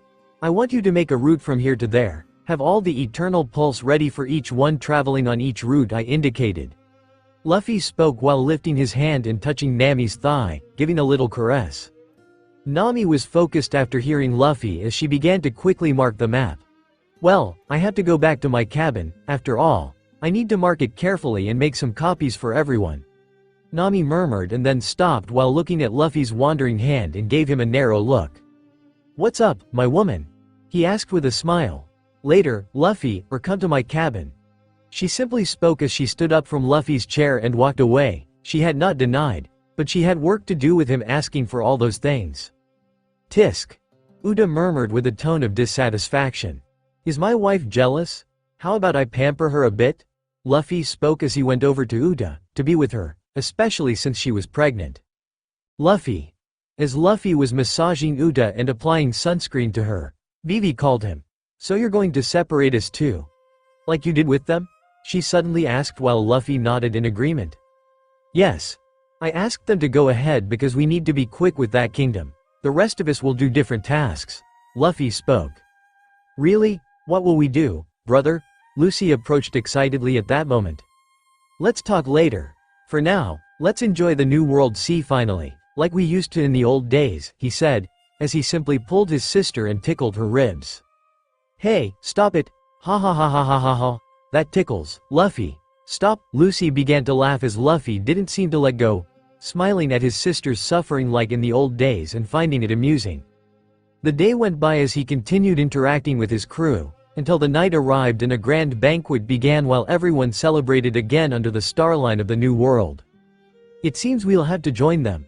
Luffy spoke as he put his shorts back on. Yes. Everything's ready. Even though you bothered me a bit. Nami murmured, dressing in her bra after they had sex in her cabin. But despite her words, Luffy knew she was joking as he showed a mischievous smile. Let's go then. Luffy finally said, as he headed out joining the crew with Nami as they enjoyed the rest of the night. The next day, even those members who had drunk too much, like Jinbei, Zoro, Alvida, and Enel, gathered with Luffy in the training room. As you know, Luffy began, yawning while everyone looked at him and he maintained his line of sight on each of them. We'll make our first move in the new world and we're going to look for more members for our fleet. Are we going to Wano after this, right? Yamato asked anxiously. We'll be there soon, Yamato. Don't worry, just wait a bit. Luffy commented, knowing Yamato's dream of freeing Wano. But now, I want to stabilize our position in the new world and get more valuable members. Luffy spoke. Is that why you sent Lami, Rebecca, Hugo, Kairos, Monet, and Perona to Dressrosa? Vivi asked. Yes, after all, I want to bring down the Don Quixote family and I'm sure that Kaido won't try to hold this kingdom in a war, while he should be concentrating his forces in Wano along with Big Mom. That's why they went ahead to bring down Dressrosa as soon as possible. Luffy spoke. The members nodded and Luffy looked at his navigator. Nami, Luffy requested as the orange-haired girl approached. Show a map to everyone, he asked. She unrolled the map with a detailed drawing of the beginning of this sea, while everyone looked at the marked lines. As you can see, I want you to go to all these places in different groups. Me and a group will be following a route where there are 2 points. You will follow the other fleets while going to Dressrosa to meet up as soon as you complete your missions and I will be with my group, meeting up with all of you there later, Luffy began to explain. Hey, Luffy. These points are kingdoms. Do you by chance want us to? Usopp murmured a bit surprised. Yes, it's true. I want you not to plunder these kingdoms, just make everyone surrender and notify them that there is a summons from me in Dressrosa, expecting their kings to appear. After all, I'll give everyone a choice, Luffy spoke. What will the teams be? Lucy asked excitedly about the adventure. Well, with me will be Shirahoshi, Lucy, Nami, Vivi, Hachi. We'll take the longest route. Yamato, Nijiko, Bonnie, and Robin will be another team, following this route. Luffy pointed to the map while the mentioned members nodded. Beppo, Alvida, Jimbei, and Frankie, you will follow this route, Luffy spoke pointing to another line. Leave it to me, Captain, Beppo responded. Enel, BABY5, Domino, Perona. Your destination is in that kingdom, Luffy said. Tisk. Enel, unsurprisingly, seemed to scoff as the others nodded. I won't be with the master, Baby 5 appeared to cry, but Luffy ignored her. Reiju, Chopper, Usopp, and Uta. Go here and lastly, Zoro, Kuina, Chow Chow. Brook will come here. Luffy finalized all the teams and routes. You can bring the animals if you want. He did not fail to add as well. Now let's get ready, we'll depart immediately. Luffy gave the order, as the others began to leave to arrange their things, at least most of them. The ship quickly started to get busy as Luffy placed new ships in the water, due to increasing their size by taking them out of his collection for the other members to use, and unsurprisingly, he handed the Sunny Go to Frankie's group, while the cyborg seemed left on the ship with hearts in his eyes. We'll see later, don't forget to report any emergency on the communicator, after all, the government and Navy might try something. Luffy spoke.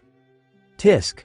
Bonnie passed by him muttering, she was still upset by the battle against so many pacifistas.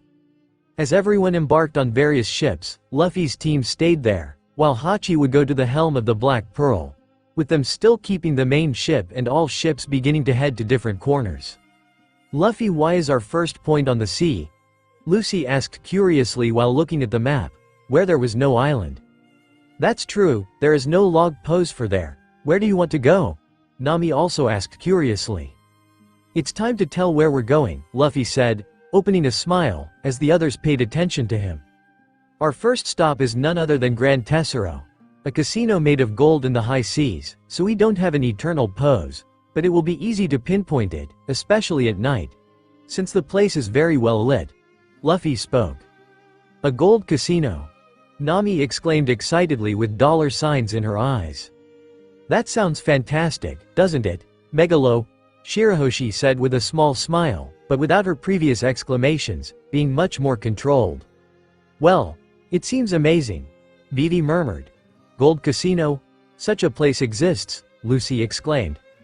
Luffy just nodded and turned his attention forward, as he saw the ship entering the sea, heading to its next point, and if he was correct, it wouldn't be difficult to convince Guild Tesoro to join him. After all, that man suffered at the hands of the celestial dragons and he knew that the man sought revenge. It was time to get another important ally, and so, The ship sailed with those members and Two-Piece still in the ship's storeroom trembling. As all the Straw Hats began to spread across various ships, following the routes that Nami had prepared for everyone on the maps Luffy distributed, hundreds of kilometers away, in Dressrosa, the kingdom was quite agitated. The kingdom entered a phase of rapid uproar as the civilian residents of the kingdom simply watched all the subordinates of the former Don Quixote family of the kingdom running back and forth, beginning to fill several ships in the harbor with soldiers, weapons, and equipment, some of which were quite expensive. After all, there was a batch of Smile with them. All these ships were preparing to go to Wano, where the war against the Straw Hats would take place, being forced to leave Dressrosa behind while even the entire army of Dressrosa was obliged to follow them, leaving the people watching everything, stunned, as they saw all the men who had commanded the kingdom for years simply leaving them at their mercy there. The Straw Hats have entered the New World. After all, this kingdom seems to be a target of theirs. But they are leaving us. The people began to talk to each other with a worried tone. Where are you going? Didn't the Straw Hats come here to destroy this country? More and more people began to get scared, shouting at the soldiers. After all, they were being abandoned and left to chance. We can't do anything. We are obliged to go. A young soldier from the Dressrosa army had to murmur embarrassedly as he had to leave his mother behind. Forgive us. But we can't disagree. Another man spoke with a sad look. Yes. Another cried. After all, there were many who did not agree with this, and they were all crucified by the kingdom. After all, Kaido had given the order to gather all possible forces to fight against the Straw Hats in Wano, and those who disobeyed this were cruelly killed while their families wept over their exposed bodies. Hey, shouldn't you be helping us? Why are you running away? Still, the people continued to question the group. Bang! Gunshots interrupted the discussions at this moment, while one of the subordinates of the Don Quixote family approached with a stern tone. We will return when the war is over. We are going to Wano, period, understood? The civilians backed off a bit scared as they were threatened in this way, leaving the audience even more dazed. This is bad, murmured one of the people, while the discussion continued throughout the country. Riku looked at all this from a distance. While he did not know what to say, he talked with his daughter Viola about why the Straw Hat appeared more than a year ago and had kidnapped Rebecca, taking her out of the country, and how Viola seemed to believe in the words of the Straw Hat. He trusted that he would be here to help this country before going to Wano, but the people here would not be thinking the same way. Riku knew that everyone in this kingdom thought that the Straw Hats were here to destroy them, since it was the Straw Hats who killed Doflamingo. Viola also said that Luffy had given surprising information, that the key for him to win his kingdom back was a girl who was protected by the executives of the Don Quixote family, that she created all the toys that are part of Dressrosa, which originally were people, but they did not remember because when becoming that, everyone was forgotten. Riku did not know what would happen. After all, the Straw Hats would be arriving here in the next few days. Probably the government and the navy would act with all the denunciations being made by desperate people, which should already be happening at this moment throughout the country, with all the military power being taken from here. His gaze fell on his old castle, while he thought about his daughter, who should be in a meeting at this moment with all the members of that group that still controlled the country. In the throne room, as Riku predicted, everyone was gathered at this moment while an open discussion had started for the latest reports of their plans before leaving. We'll be leaving soon. We can no longer stay here. In a week, probably, the Straw Hats will already be here, Trabol said with a snot hanging from his nose. I can't believe we're leaving Dressrosa and the Smile Factory. But I don't want to be here when those monsters arrive, Dellinger murmured. Yes. Now with the shipment of Smile going to the ship, we'll finally leave here and take revenge for everything the Straw Hats did to us in Wano alongside Kaido. Pika spoke in his high-pitched voice, while no one there laughed out of respect. We will avenge Doflamingo and Virgo, even Baby 5 and Monet who betrayed us in the end. Let's start leaving, Diamante declared. Don't forget that Kaido allowed us to take Sugar to another place. After all, she is still important for us to maintain this country, so she will go on a separate ship to Big Mom's territory. One of the family members said. We must depart for Big Mom's territory, as requested. After all, our protection depends on it, Trabol added, as the mentioned girl was there nodding while licking a lollipop as usual. As they continued to discuss a few more touches, Viola was in a corner just listening in silence. She couldn't stop looking out the window of the palace a few times, anxious for the Straw Hats to come at any moment. After all, if they managed to leave, countless Dressrosa soldiers would be doomed to war, and the country would never be saved with Sugar being elsewhere. She would also be going to Wano. After all, her skills would be required to be the strategic eye of the war, and she didn't want to be used in that way. Viola, she had to break her thoughts as soon as she heard someone calling her, and this time it was Diamante. You must go to the ship, understood? He spoke with a dangerous tone, knowing that the Princess of Dressrosa was not as reliable as she should be, especially now that Doflamingo was dead. Yes, she said in a neutral tone, but with a bit of anxiety growing in her heart. It was at that moment that she started to leave, that she suddenly stopped, while her eyes lifted to the sky as they opened wide. Any problem, Viola? Diamante noticed her strange behavior and asked. There's a dragon above Dressrosa, was the only thing she said, while everyone in the room immediately looked at her at that moment, wondering what she was talking about, thinking it was some bluff.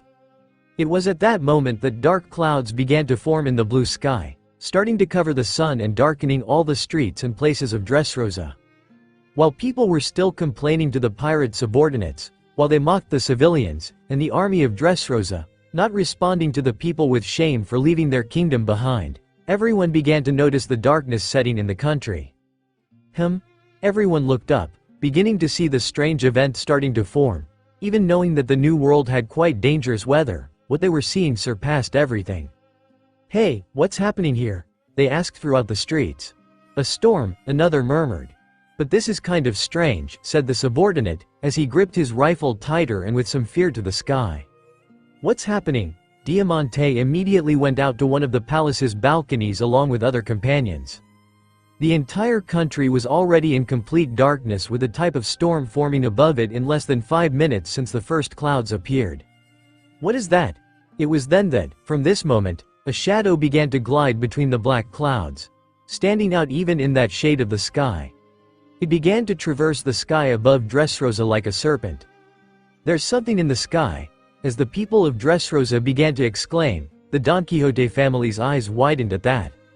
This, they murmured, seeing that shape and what it should mean with that. So, Pika murmured in his unusual tone. Why is he here? Trabol exclaimed, stunned. We were supposed to meet in a year. Why is Kaido here? These exclamations started in the palace. It must probably be to ensure that the smiles were taken to Wano. After all, Kaido is quite impatient. Diamante seemed calmer now, saying he thought why Kaido was here and why he came. As the dragon still roamed the sky, circling Dressrosa, those who did not recognize Kaido's final form panicked, and the entire country began to scream with a monster in the sky. Civilians started running to their homes, while soldiers quickly grabbed their weapons with trembling hands. It was no surprise that people were afraid. After all, everyone knew that that thing had caused these dark clouds, and it was immense, being able to race across Dressrosa with everyone watching it. Even the former King Riku, who seemed to be in an internal debate until a moment ago about the Straw Hats, was now scared. But what the Don Quixote family expected when the dragon began to descend, expecting to see the blue dragon, they ended up being stunned when pink scales appeared as the dragon continued to descend through the air. The head of the pink dragon was finally seen by everyone as it descended and began to stabilize in the air, above the main city of the kingdom. What? That's not Kaido. Diamante was stunned seeing that giant pink dragon. All the others from the Don Quixote family were scared by this unknown dragon, as it seemed too feminine to be a man there. But before they could really react, a blue space appeared, covering the entire castle at that moment. Trabol saw this and immediately became stunned, while Viola, who was also speechless, simply disappeared from the middle of the palace, leaving them stunned. And now, with no one that Rebecca wouldn't want to hurt there, her gaze became more serious towards the direction of the castle, while her body began to stabilize in the sky as people below her continued running as far away as possible from that thing. Do you not remember me? Her voice began to resonate everywhere while she did not even need to move her mouth to speak. Her tone was quite firm, but many recognized her even without seeing her for a year, mainly the people from the Colosseum. I am Princess Rebecca, she continued, as everyone immediately diverted their eyes, looking frightened and stunned. Is this Princess Rebecca? Everyone immediately murmured internally. And I. Rebecca's voice continued resonating everywhere. I'm here to avenge what you have done to this kingdom and my family all these years, she declared. And in the next moment, she simply opened her mouth and a red light began to gather between her teeth for seconds before she aimed at the castle. Since there was no longer her aunt and a fairy that Luffy had warned that Lami had to remove before destroying, Luffy also asked to destroy that ugly castle they had and make a new one after this fight. Then Rebecca charged her attack. Dragon Breath. Immediately, in the next moment, she released a blast and all the members who were in the castle could only open their eyes before the castle was enveloped in a huge explosion, with none of those who were there able to react in time. And thus began the revolution in Dressrosa, with a small group of the Straw Hats arriving faster than expected to not let the Don Quixote family escape while the entire Dressrosa castle was blown up. People barely had time to react since the dragon in the sky fired an attack towards the castle and easily destroyed it, as the place formed a ball of light exploding while completely evaporating. The whole country lit up while the sky was still filled with storm clouds, covering the space, but everything was shining thanks to Rebecca's attack. Everyone kept staring at the glare with stunned eyes. The palace was destroyed. A citizen stepped back, afraid. She just blew up the place. Another murmured as his gaze went up where several parts of the dragon passed like a serpent. We must flee. The first person seemed to be the trigger to shout as everyone else quickly began to run at this moment. Quick, we must flee. They began to exclaim as several people quickly ran along with them, starting to move away screaming in terror while the dragon in the sky continued to pass over them. Ex-King Riku looked paralyzed at this as the castle on top of the mountain disappeared, frozen for several seconds. Viola suddenly found herself in another part of the town, while looking dazed to the sides. What is this? A small fairy also appeared there, as she was on the ground surprised. You're just not in the castle anymore, so stop with this drama. A female voice said near them as their gazes fell on Lami standing with his sword on his shoulder, while she looked forward. You. Viola recognized her as she went towards the direction of the explosion while seeing the same vision that her father was having at this moment. Don't worry, it's about to start, Lami spoke calmly. Start what? The fairy princess murmured confused. Then, suddenly, chaos began throughout Dressrosa with screams being heard from all directions where they were, as the next moment, the toys that were also running with the humans and screaming in fear, began to glow at this moment throughout the city. What's happening? They shouted as their toy bodies began to grow, transforming into human forms. And in the next moment, all the memories of all the people who had become toys simply began to return to all the people of the kingdom and beyond. Remembering people they had forgotten about, a side effect of Sugar's fruit. What is this? The people around stopped running while they looked stunned at all the toys in their field of view, beginning to turn into people again. A woman looked at a toy that always followed her and said he loved her, but she just laughed at it, while the toy followed her for years, but now. She looked at the man stopping being a toy in front of her, as her eyes widened before they began to well up with tears. Now I remember, my love, the woman exclaimed in tears and began to run to her long-forgotten lover. Do you remember me? The man asked, bewildered, looking at her while seeing his human hands again, as both embraced the next moment while crying with emotion. Elsewhere, an elderly man had tears in his eyes like a waterfall. Son, how could I forget you? You always existed, and all those weird pictures in my house were not someone trying to prank me while I had to throw all away. It was actually just you, the old man exclaimed, feeling guilty for having ignored that toy all his life, while he was in fact, his true son. Dad! The man who had returned to his original form, shouted. The young man had become a toy and stayed behind the old man all the time, since he was his father and mattered for help, but the old man just looked at him like any toy. Now I remember everything, I'm so happy you're alive. My daughter. Other people began to celebrate and cry quickly, mostly, apologizing for having left their loved ones aside. Then, throughout Dressrosa, emotions manifested with the memories of people who had been forgotten for a long time and now returned, no longer caring about the dragon still above the city. Even Rebecca, in her dragon form, began to receive her memories, while a certain one-legged soldier regained his human form again. Daddy, she murmured internally, finally remembering that she had a father who had been trying to protect her all these years. He had been with her the whole time, teaching and trying to protect her after her mother's death. Even before Luffy told her exactly who he was, she didn't remember him, and even believing Luffy's words with Kairos being in a form that made her forget him, she still couldn't understand what it was to have a father, after all her memories and feelings were blocked. But now, with the feeling returning, she truly knew exactly who this person was and what he represented to the girl. Rebecca shed a tear with a serious look. "I'm going to beat all of you," she said angrily. She wasn't the only one feeling this. After all the sad and happy emotions were beginning to turn into feelings of anger, betrayal, and hatred throughout Dressrosa, with people beginning to realize they had been deceived and who their true enemy was.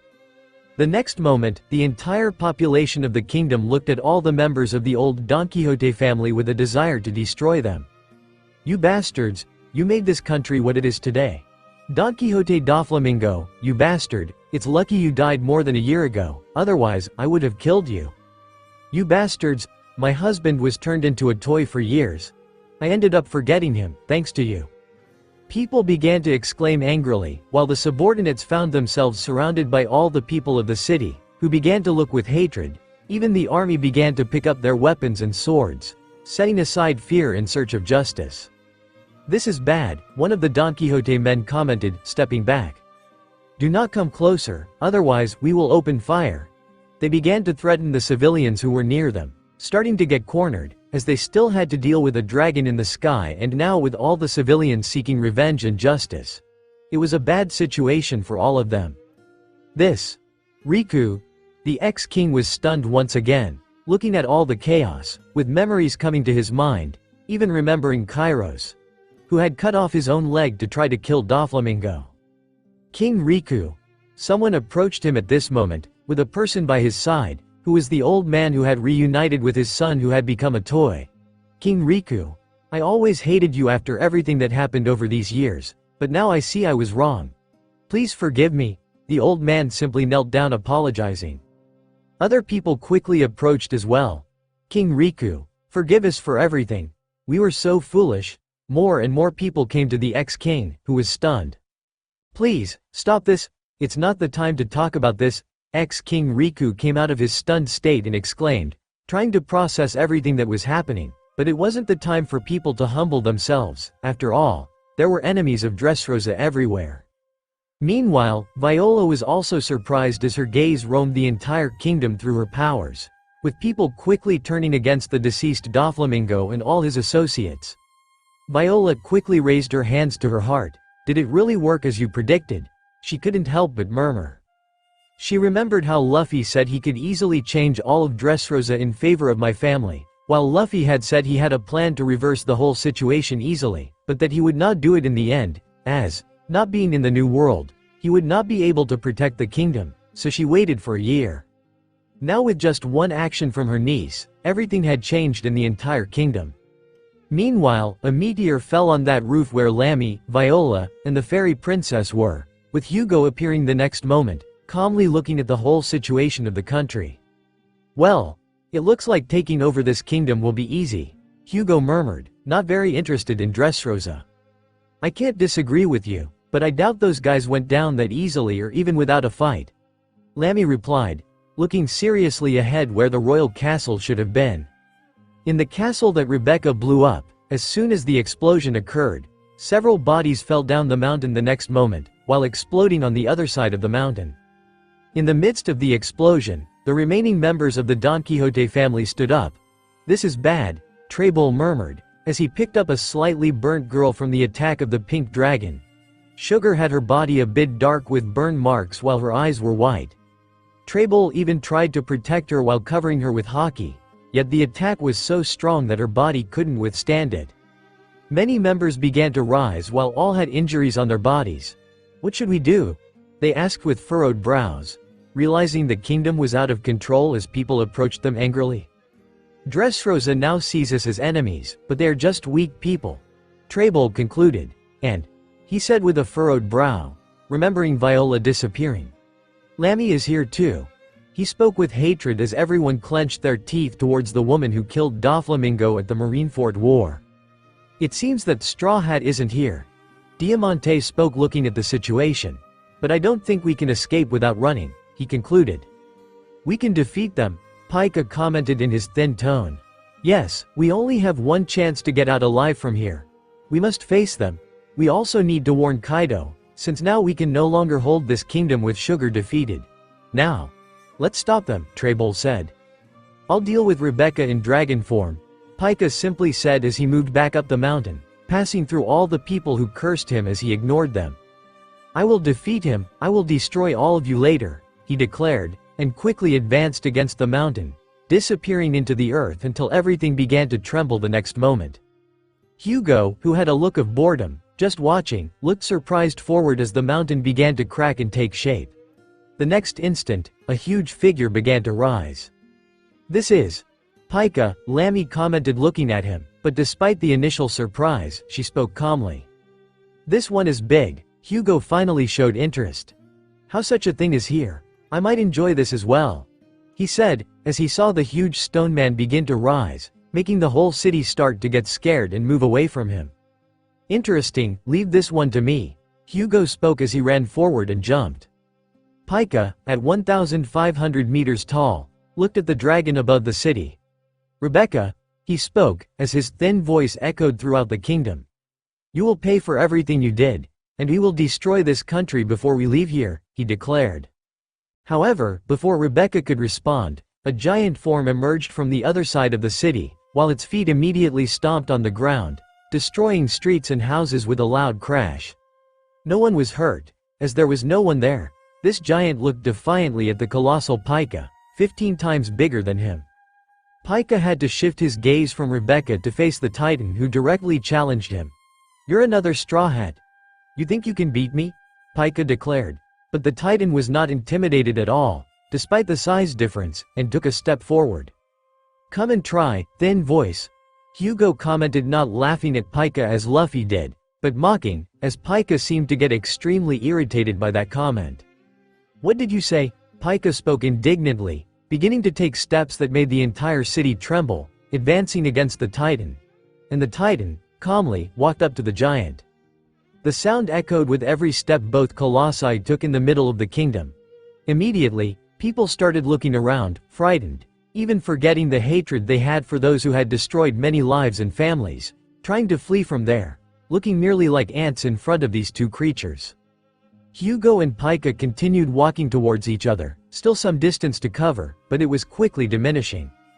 As the two creatures drew nearer, Rebecca still circled the sky, narrowing her eyes and beginning to ignore the earth giant who initially seemed to want to face her, since Hugo would be fighting him at this moment. Her gaze fell on the other members of Don Quixote's crew. Starting to advance through the air as she approached them, she quickly reached the location on the other side of the mountain that no longer existed, with Hugo taking all the earth mass. Then, her enormous size that dominated the environment, soon began to shrink until she became humanoid again as she fell to the ground like a meteor. When she hit the ground, the impact caused an explosion that shook the area. The members of the Don Quixote family quickly went into combat mode, while a woman with pink hair in her hybrid form, characterized by scales of the same coloration across her body with horns and a tail, emerged from the broken debris. She walked calmly with her sword in hand towards the group that was staring at her.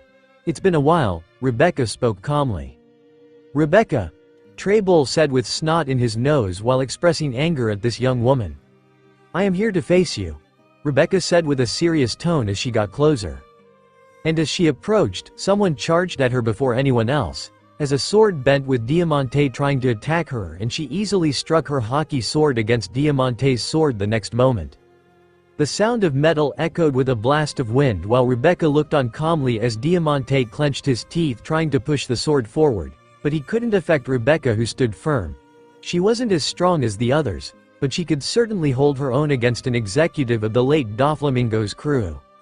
We must help him. Immediately all the present members nodded and ran to fight against Rebecca. They quickly began to advance towards the girl. Only Trabol stayed with Sugar, who was still knocked out, to protect her. All the others, Yora Portrait, Lau, Senor Pink, Macvis, Dellinger, Gladius, and Buffalo, charged against the princess to stop her. Rebecca, seeing this, had to end the impact against Diamante. while the swords exploded to the opposite side and she quickly took a few steps back, looking seriously at all the members advancing against her at this moment. "Princess Rebecca!" Buffalo exclaimed as he appeared in the sky at this moment and quickly advanced against her. At the same time, a sword also advanced against the princess, with her bending like a snake, appearing as if she was not made of metal, since Diamante was using his powers.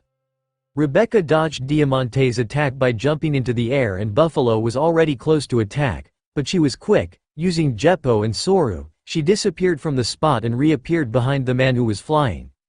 Buffalo could only see Rebecca's rapid movement, before he was cut. "Ah!"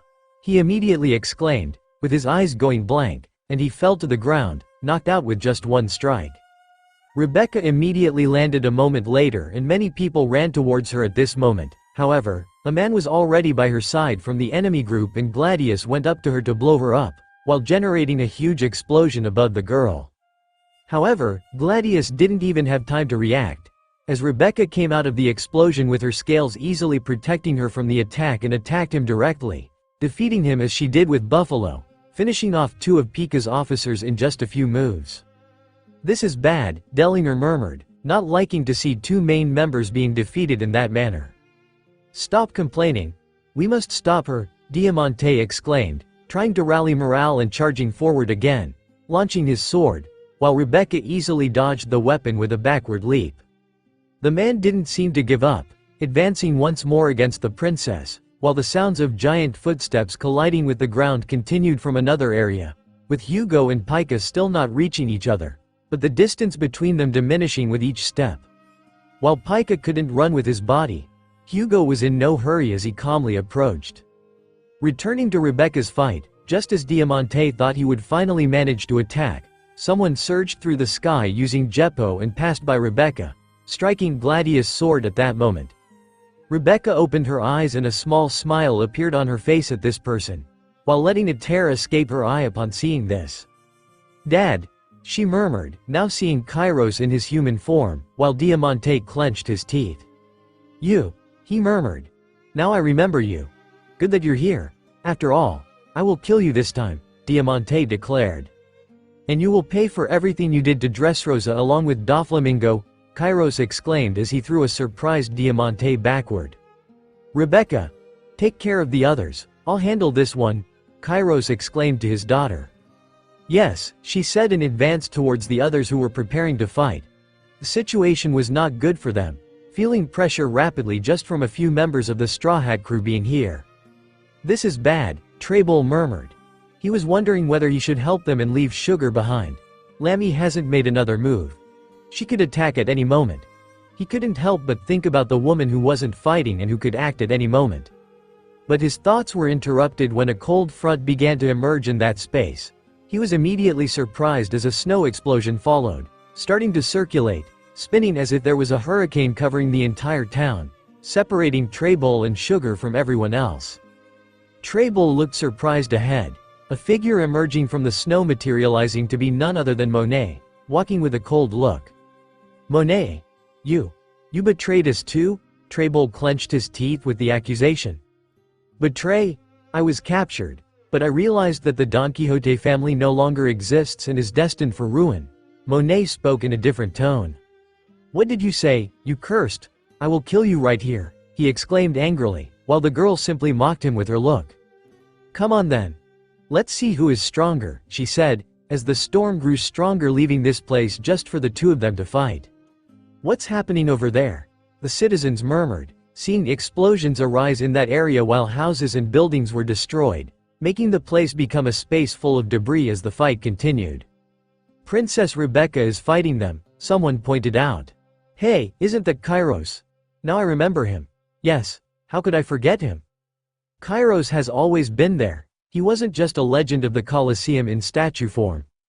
He was married to Princess Scarlet, the eldest daughter of King Riku Dole III. Go, Kairos. Save Dressrosa from those cursed. Princess Rebecca. Stop the cursed pirates who enslaved us for years." The people continued exclaiming, especially those who had returned to normal after years as toys, where they had reached the highest level of anger against the Don Quixote family. A snow explosion emerged at this moment, covering the last member of the old Doflamingo group. No one could see anything, just the snow circulating that space like a storm, wondering what was happening there, but not affecting the other fights of Kairos and Rebecca. It wasn't just the town that was in chaos, but even the factory hidden beneath the Colosseum, with toys transforming into humans again. The place turned into chaos, and the guards who were kept there to ensure things ran perfectly soon began to fall one by one, especially when giant footsteps emerged while a giant was among them. "We have to get out of here." They barely had time to finish speaking before being crushed by the giant's fist. "You will pay for everything you've done," the giant Harudi murmured angrily as he searched for the exit along with his companions. He had been captured a few months ago and had turned into a toy, hoping his crew would come to rescue him, but no one had appeared, unaware that they had all forgotten about him as soon as he turned into a toy. Back on the surface of Dressrosa, another sight was capturing the attention of all the people in the kingdom. "Look! The giants are almost close to each other," someone pointed out, seeing Pika and Hugo approaching, finally facing each other. "How dare you mock me, you damned thing!" Pika immediately exclaimed, raising his fist and advancing, generating a gigantic wind as his arm swept through the air. Titan saw this, calmly allowed the attack to come, and crossed his arms against it to receive the punch that was larger than his own body. Immediately, the explosion occurred as he shielded himself and was pushed back, his legs tearing up the ground, trying to stop the blow. He walked for 50 meters until he finally stopped with Pika failing, surprised by the giant who was 15 times smaller than him, stopping his punch. "You are big, very big, but still just a being made of earth and stone, which makes you weak," Hugo mocked, and in the next moment, Pika's fist exploded from hand to forearm after Hugo had punched it with hockey. "Damned!" Pika exclaimed angrily with his thin voice and raised another arm to try to hit him with another punch. However, Titan still maintained the same calm face, watching another punch coming, and he didn't even seem to care about defending himself. Suddenly, Pika felt paralyzed. "What?" he murmured, as he saw his punch stopping in midair before reaching his opponent. "What's happening? Why am I stuck?" he immediately complained, but could no longer move or use his powers. "I am the Earth Titan, you idiot. I can control any rock and earth, and you are entirely made of it, which allows me to take control of your body. Now, let's finish you off." Hugo was excited before to face someone powerful, but now he was disappointed and simply didn't want to prolong this fight any longer. Hugo disappeared from the ground the next moment and reappeared right under Pika's chin, over 1,000 meters off the ground, while Pika couldn't even react. With a punch, Hugo simply exploded his head, sending it flying into the sky, out of the kingdom and the island. Lami continued watching everything from a distance, seeing that she didn't need to interfere in any of the fights. She saw that the members of Dressrosa's army were fighting against the enemy's subordinate minions, so she simply thought of interfering, as her room expanded with Viola and the fairy princess just looking on in surprise. Lami's room simply took over all of Dressrosa, while before, the battle, which seemed balanced, now changed completely with all the members of the old Don Quixote family simply losing all their weapons, making them disappear while a giant pile started to form near Lami and the others, rising in the middle of one of the streets, making a huge pile with thousands of them being stacked. "What's happening? We've lost our weapons. What will we do?" One of the men dressed in black shouted before being shot, screaming as he fell to the ground dead. More and more enemies were now beginning to be killed by the Dressrosa army, which maintained their weapons in hand against unarmed opponents, completely turning the fight in favor of Dressrosa. In the midst of Dressrosa, Pika, even without his head, was still moving a moment later, as he didn't need his head to remain active. Hugo quickly descended to the ground with the weight of his body, while the arm he had previously destroyed rapidly advanced against him. Immediately, Hugo pulled his fist back and punched directly at that part of the body, hitting it head-on. Once again, an explosion erupted, with the gigantic arm, hundreds of meters long, flying off the island through the air. "Well, it seems I'm going to have to dismantle you completely," Hugo muttered in a mocking tone, while quickly searching for him with hockey, seeing that Pika was starting to descend through the body to reach the ground and try to escape, as Pika already knew he couldn't defeat Hugo. "I won't let that happen," Hugo declared before taking action. He simply jumped into the air, advancing towards the Titan. He went to the end of the other limb, passing through it, grabbed it from above the shoulder, and the Titan made an effort, gripping the 1500-meter giant of Earth before trying to move it forward. The entire stone body began to rise at this moment while everyone around the kingdom watched the scene in astonishment. Even Lami was surprised by the Titan's strength, lifting all those tons off the ground. Vivi stared in shock with her eyes and mouth wide open, an expression shared by the entire city at that moment. Meanwhile, Pika, inside the Titan, was being lifted away from the ground and entered into a state of panic upon seeing this. He could only watch as his entire body was flying towards the sky. With no other choice, he immediately exited the body through the fastest route, while the body of his giant form flew up with a titanic expression, soaring through the air, passing over the entire city, and heading off the island. Pika finally escaped before it was too late and quickly enveloped himself in haki to protect himself, as he would be in free fall at this moment. However, as soon as he looked forward, he was met with the enormous, fierce eyes of the Titan, larger than his own body. Hugo, who was looking at him with a mocking smile, said, "You're finished," squeaky voice. "You damn." For Pika, this was his only line, as he didn't even have time to react before two enormous hands advanced towards him. In the next moment, with a loud crack, they crushed him like a fly, resonating throughout the kingdom. In the following moment, Hugo separated his hands while a bloodied and unconscious Pika fell from them, his haki unable to protect him from that force, and he now fell defeated. Seeing himself falling again in the middle of the city, Hugo decided to cancel his transformation to avoid damaging the city too much with his weight. As he returned to his normal size, he grabbed the defeated Pika and headed to the part of the city where there were still explosions and destruction. In that place, multiple battles were happening simultaneously, while Kairos clashed his sword against Diamante's, both coated in haki, causing the area to be engulfed in haki and its black and red lightning. As they crossed one blade against the other, Diamante realized he was beginning to lose the duel, causing him to falter slightly. Kairos wasn't even using all his power. As Diamante distanced himself and launched another attack, his sword bent to fight differently and catch Kairos by a blind spot. Next to them, Rebecca was defeating officer after officer, as they all began to fall across the battlefield, with her easily taking a few hits and coming out unscathed. Even her dress remained intact while she enveloped herself in haki, and her fruit also provided some resistance, even though it was considered a failure. At that moment, as she finished off Lao Ji, only one of the strongest remained, who suddenly appeared above her, catching her by surprise. "Ton. 10,000 tons, Macvis said and quickly crushed Rebecca as he fell on top of her. In the next moment, the ground exploded as the entire area cracked all around, causing the earth to tremble. Macvis was satisfied, believing he had finally managed to take down this woman, but to his surprise, as it seemed he had finally defeated the girl, her body began to rise against his force. Even using the full power of his weight, Rebecca started to lift him from below. "You're quite heavy, but not as much as you think." Rebecca simply mocked as she threw him upwards. He was surprised, rising 10 meters off the ground, while his body quickly began to descend with force due to the weight and gravity pulling him back down. Seeing this, Macvis covered himself in haki as he saw Rebecca preparing her sword to cut him. "You're defeated," Rebecca simply said and advanced, slashing the heavy man as he flew backward, losing all his 10,000 tons and crashing into the ground, defeated. She had finally defeated the last official member, turning to her father, who was still fighting against Diamante. Kairos, at this moment, was not far behind his daughter.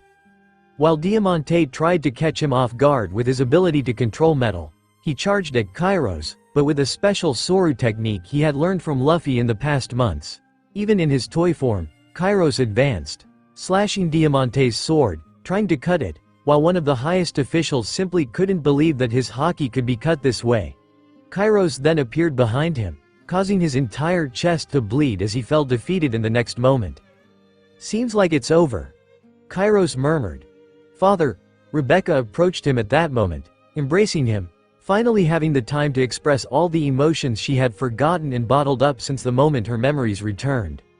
"I'm finally back, daughter," he commented, accepting Rebecca's embrace amidst the destroyed battlefield with numerous members of the deceased Shichibukai Doflamingo's group lying around. The only fight still happening at this moment was within the snowstorm, with explosions being heard inside along with the sound of snow and wind. Until finally, things began to calm down, and the snow hurricane stopped, with all the snow falling to the ground, while Monet continued walking towards them calmly. Trabol was lying on the ground, half his body covered in snow, his eyes white with defeat. Monet was carrying her sister at that moment, handling her wounded sister with a certain delicacy, using her hands to cool the burns that Sugar had suffered from Rebecca's attack. She looked at her sister for a moment before sighing, taking out a pair of handcuffs she had kept for this moment and placing them on Sugar's wrists. "Sorry, sister, but I can't let you be without these. It's the only way for you to be safe," she said as she secured the sea stone handcuffs on Sugar. As Monet approached Rebecca and Kairos, an explosion occurred nearby with Hugo emerging from the debris, dragging a defeated Pika by the arms. With the entire kingdom enclosed in a room created by Lami, she suddenly appeared near them with a blink of an eye as the fight was ending. Beside her were Viola and the fairy on her shoulder, who had been teleported by Lami. "Looks like it's over here, in the end. I didn't even need to do anything," Lami commented while the entire city was already imprisoning all the lackeys who couldn't defend themselves, and all the ships they had in the port were taken. Those who tried to escape as soon as Rebecca attacked were simply teleported back into the city by Lami. The country has been saved, so it's finally over. But so quickly? Viola couldn't contain her surprise. After all, since the Straw Hats had appeared with Rebecca blowing up the castle, no more than an hour had passed with all this chaos happening. In such a short time, the entire country had gone from a state where the population hated her family to everyone turning against Doflamingo's members while the entire population sought revenge. All the officials of that group were defeated so quickly and easily. Not even in her wildest dreams did she imagine this could happen. "Bunch of weaklings. Why be surprised?" Hugo murmured in his corner, crossing his arms. "Now we'll have to wait for the captain and the others to arrive. Which is going to be tedious." He couldn't help but comment, after all, Luffy had used the power of the Moa Moa No on them so they could travel so fast that, in an instant, they would be in Dressrosa, which is why they were here just a few hours after facing the government fleet. It was at that moment that a crowd began to approach them, initially hesitant, with people hiding throughout the kingdom, but as things calmed down, everyone came closer, seeking answers about what had happened, and King Riku was leading one of the groups. Viola, he approached and asked his daughter directly, commenting with some caution. His gaze had already swept over all the Straw Hats in the area, wondering if they were truly allies as Viola believed, despite still having Rebecca and Kairos among them. "Father," his daughter exclaimed, smiling as she ran towards him. "Look, Dressrosa is free now. We no longer need to worry about all the chaos created by Doflamingo and his group. We're finally free of them," she said excitedly as she pointed to the Straw Hats. Yes, he had to admit, as he embraced his daughter and saw Rebecca approaching as well. "My granddaughter," he said after letting go of Viola for a moment and looking at Rebecca, who had left Dressrosa more than a year ago. Initially, he was terrified by her kidnapping, but Viola assured him that she would be fine, and more than that, she had become so strong that it was the initial spark to completely change Dressrosa. "Grandfather," Rebecca exclaimed as they embraced. "Thank you. I'm sure Scarlet would be so proud of you, of how strong her daughter has become," King Riku said as they hugged. As he released her, his granddaughter no longer wearing the vulgar clothes she used to, looking like a true princess of the kingdom. His final glance was directed at Kairos, who simply smiled at him. Kairos needed nothing more and returned to his people, who watched him from behind. "The kingdom is finally free from the shadows of Doflamingo and his group," he exclaimed to the entire crowd, as the kingdom quickly erupted in cheers at this declaration. Now that the nightmare that had shrouded Dressrosa for the past years, with people forgetting the true identities of the toys, was acknowledged and resolved in such a short time by another pirate crew, the entire country celebrated in a grand festivity. Quickly, Dressrosa became engulfed in a grand celebration that echoed throughout the kingdom, where people were excited to finally have emerged from a silent nightmare caused by Doflamingo for many years and continued by the remaining members of his group. With these celebrations, a great party began as everyone looted the ships of the pirate group that was heading to Wano, taking all the supplies and distributing them among the people of the kingdom. Viva! We're free! I'm no longer a puppet. I could be with my family from this moment on. Damn Doflamingo! I wish I had taken his life myself. May King Riku set this kingdom straight as it was before that damned Shichibukai arrived here. Thank you, Straw Hats. I want to see their captain. It's a shame he's not here. Dressrosa is now a territory of the Straw Hats. After all, they are the Yonko without territory. The day went on with people talking about various subjects all around the kingdom. Meanwhile, Lami and Rebecca followed Kairos, King Riku, and Viola to a place being used as a base to start organizing the mess that Dressrosa was in. It seems they want you back on the throne, King Riku, Kairos commented. Yes. I will help organize the kingdom before passing the crown to someone else, if the people want a more deserving king, Riku commented. There's no one better than you, father. Only you can begin to lead this kingdom again, Viola opposed immediately. As I said, I won't oppose if the kingdom wants someone better, he said in the end. As they arrived at the place, Lami stood there in a corner. Where did the others go? Lami-san, Rebecca approached her. They went to deal with other matters of the kingdom. I'll be back soon. In the meantime, your grandfather can take care of the kingdom itself, Lami commented. Where is Monkey D. Luffy? I was hoping to see him here. Viola questioned Lami with a slightly disappointed voice. Luffy said he would split the crew into groups to follow different routes at the beginning of the new world, so he's handling his own business. Luffy may be arrogant, but he certainly knows what he's doing, so he only sent us and said he would meet us here soon in this kingdom. Lami commented calmly, not seeming to extend the conversation with yet another woman apparently in love with her womanizing husband. I see, Viola replied, while at that moment, a small girl, known as one of the fairies of the kingdom, jumped from her shoulder. Miss Pirate. She approached Lami at that moment, while the woman, with closed eyes, lifted her gaze to the ground as the fairy approached with hesitation. Yes, Lami said in a neutral tone. I wanted to thank you for saving me. My name is Mancheri, also known as the Princess of the Tontata tribe, she introduced herself. My captain talked about you. He said I was to get you out of the castle during the attack, so thank him. She spoke simply in a harsh tone. Well, Mancheri murmured, a bit lost with Lami's rather tough dialogue, but unable to say much, as another shadow appeared by her side. Hi. You're called Mancheri, right? You're so cute. Rebecca approached, placing both hands to pick up the little fairy.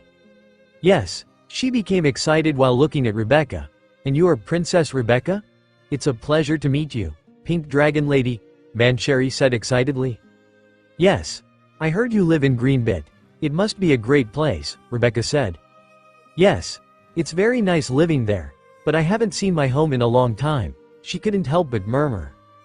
Don't worry, you'll be back soon, Rebecca said with a smile. Yes. Mancheri replied confidently, now that she was free.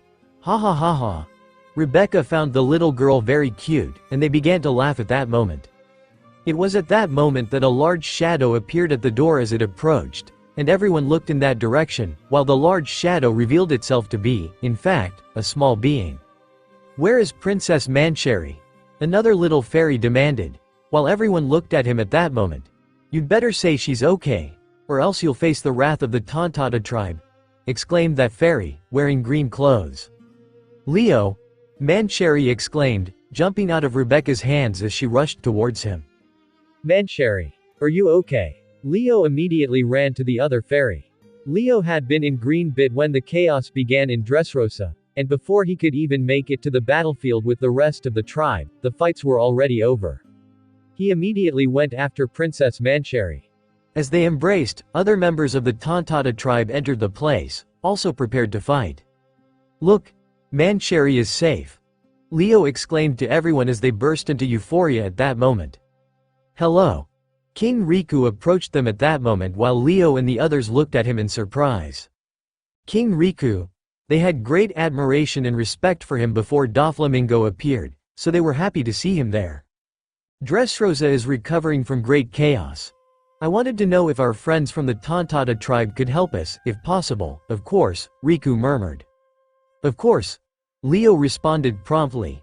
As Leo began listening to everything from Princess Mancheri and went to thank Lami again, who didn't seem to want to talk to anyone, and a lively Rebecca. Kairos approached his father-in-law. "What will you do now, King Riku?" he asked. "Isn't it obvious, Kairos? We will restore the kingdom," he said finally, while the man nodded. "Listen, everyone, I want to organize."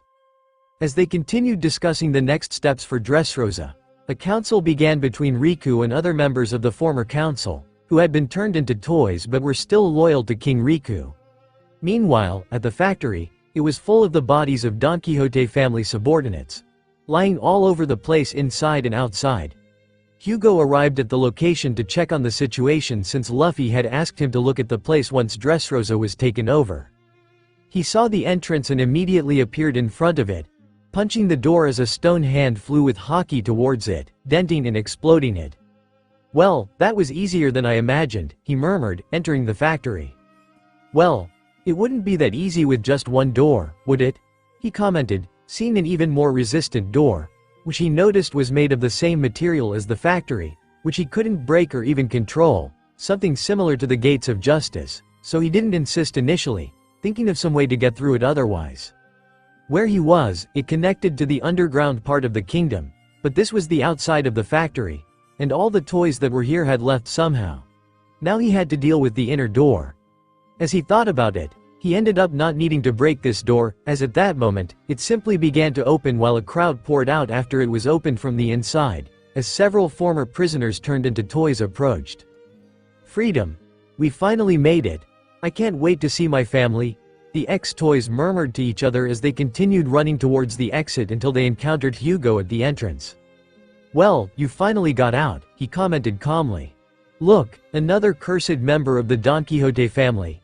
We should finish him," one of the ex-prisoners immediately exclaimed, while everyone nodded. Hugo looked at them like idiots, raising his eyebrow. "I'm not a member," he commented, but they didn't seem to hear him. A giant step began to emerge. "Leave him to me." The giant named Haruden, who had also been imprisoned as a toy, emerged to finish off this last obstacle. "Go, giant, defeat him," the men began to shout, while Hugo didn't seem to be recognized by them, despite having a large bounty. As Haruden approached, he advanced against the Straw Hat member, wanting to crush him with a punch. Hugo saw that punch coming in slow motion with a calm look, and in the next moment, he disappeared, reappearing beside the giant's head. "I already said I'm not a member of the Don Quixote family," Hugo said and suddenly punched with Haki, burying Haruden's cheek, causing him to fall immediately to the ground, messing up the entire factory area while the prisoners were frightened by what had just happened. "Damn, he's too strong. How can we get past him?" they kept exclaiming, not hearing anything Hugo had declared earlier. Hugo simply crossed his arms, his gaze shining like a titan about to be unleashed. "I am not a member of the Don Quixote family, you fools. Now, you can get out of here," he said simply, while everyone grew fearful of how this man was looking at them, and they finally paid attention to his words. They looked at each other. "Well, if he's saying that, let's keep moving," they said in the end, shrugging and starting to move forward, leaving the fallen giant behind. Hugo sighed and continued his way through the factory, checking on some things that the captain had requested. Meanwhile, in another location, a girl blinked her eyes at that moment, finally waking up. She looked around, noticing that her body was somewhat bandaged, and a sharp pain surged from her injuries. "Am I trapped? Huh, what's going on here?" she murmured, searching for answers. "You've finally woken up, sister," she heard a voice and looked ahead, surprised to see Monet standing there. "What are you doing here?" she immediately exclaimed, surprised. "Wait, why are you? Why am I trapped? Where are the others?" She demanded answers, seeing her sister after a year, knowing she had been captured by the Straw Hats. "You see, all the members of the Don Quixote family have been defeated. They have no future anymore, and I'm doing this to preserve your life. After all, many people want to kill you," Monet said, crossing her arms in front of the girl. "What do you mean? You betrayed our family," Sugar expressed her indignation. "From the moment Doflamingo died, this group was doomed to destruction. You should know that," Monet said. "Why are you doing this? Are you working with that Straw Hat group?" Sugar exclaimed like a spoiled child. "You could say that, so just stay quiet and don't be an idiot," Monet said. Sugar glared at her angrily but soon changed to a more cautious expression. What will happen to me? She asked now. You will have your life spared, but you'll have to wear this sea stone for the rest of your life. That's the deal my captain made to keep you alive, Monet murmured, not wanting to see her sister dead. But that's not fair, Sugar exclaimed bitterly. I can't do anything about it, Sugar. It's either that or death, she replied, with Sugar now at a loss for words. Meanwhile, something surprising happened. A few hours after all the chaos in Dressrosa had calmed down, while everyone was at various points in the city celebrating the victory over the Don Quixote family, Riku was still debating with his former state ministers about how Dressrosa would be governed now that there was no longer a castle.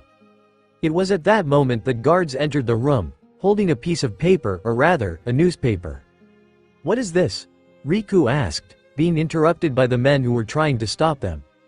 Riku, you have to see this. A new newspaper just came out. They're talking about Dressrosa, the man said. What do you mean by that?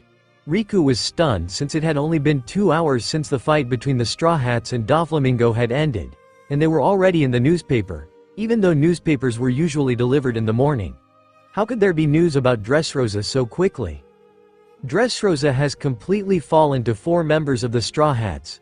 This was the headline of the newspaper as the sky darkened with night covering this part of the world, while in the photo, there was a picture of Hugo and Pika walking one in front of the other with a giant body flying in the sky. Holding this newspaper at this moment was Morgans himself, who laughed while looking at the paper in front of him. Finally, this will shake the world more than it's already shaken. He celebrated while looking down, seeing Dressrosa itself starting to glow as people lit bonfires while the country was still in celebration. Some marks of battle visible, while near the sea, the huge body of Pika was still sinking into the waters. Morgans continued to laugh, satisfied with what was happening while he hovered in the air unnoticed by anyone below due to the distance. I knew I was right to stay in Dressrosa since the Straw Hats arrived at Sabodi, Morgans commented, pleased with his decision. After all, he had come to Dressrosa and stayed hidden since he learned of the potential conflict. And that was exactly what had happened. He got great photos despite the short conflict. They were shocking photos and he was pleased to send them to his news headquarters, ordering an extra edition of the daily newspaper to be issued. Newspapers were usually issued early in the morning, but he released a special edition as soon as Dressrosa fell. After all, he knew that this newspaper would sell out immediately as news of the events happening in the New World with the Straw Hats becoming active again. Now the whole world was aware of the fall of the kingdom and of the former members of Doflamingo. And these newspapers immediately caught the attention of everyone at sea, as everyone began to buy them, keeping everyone informed of the possible war that would happen between the Straw Hats against Kaido and Big Mom.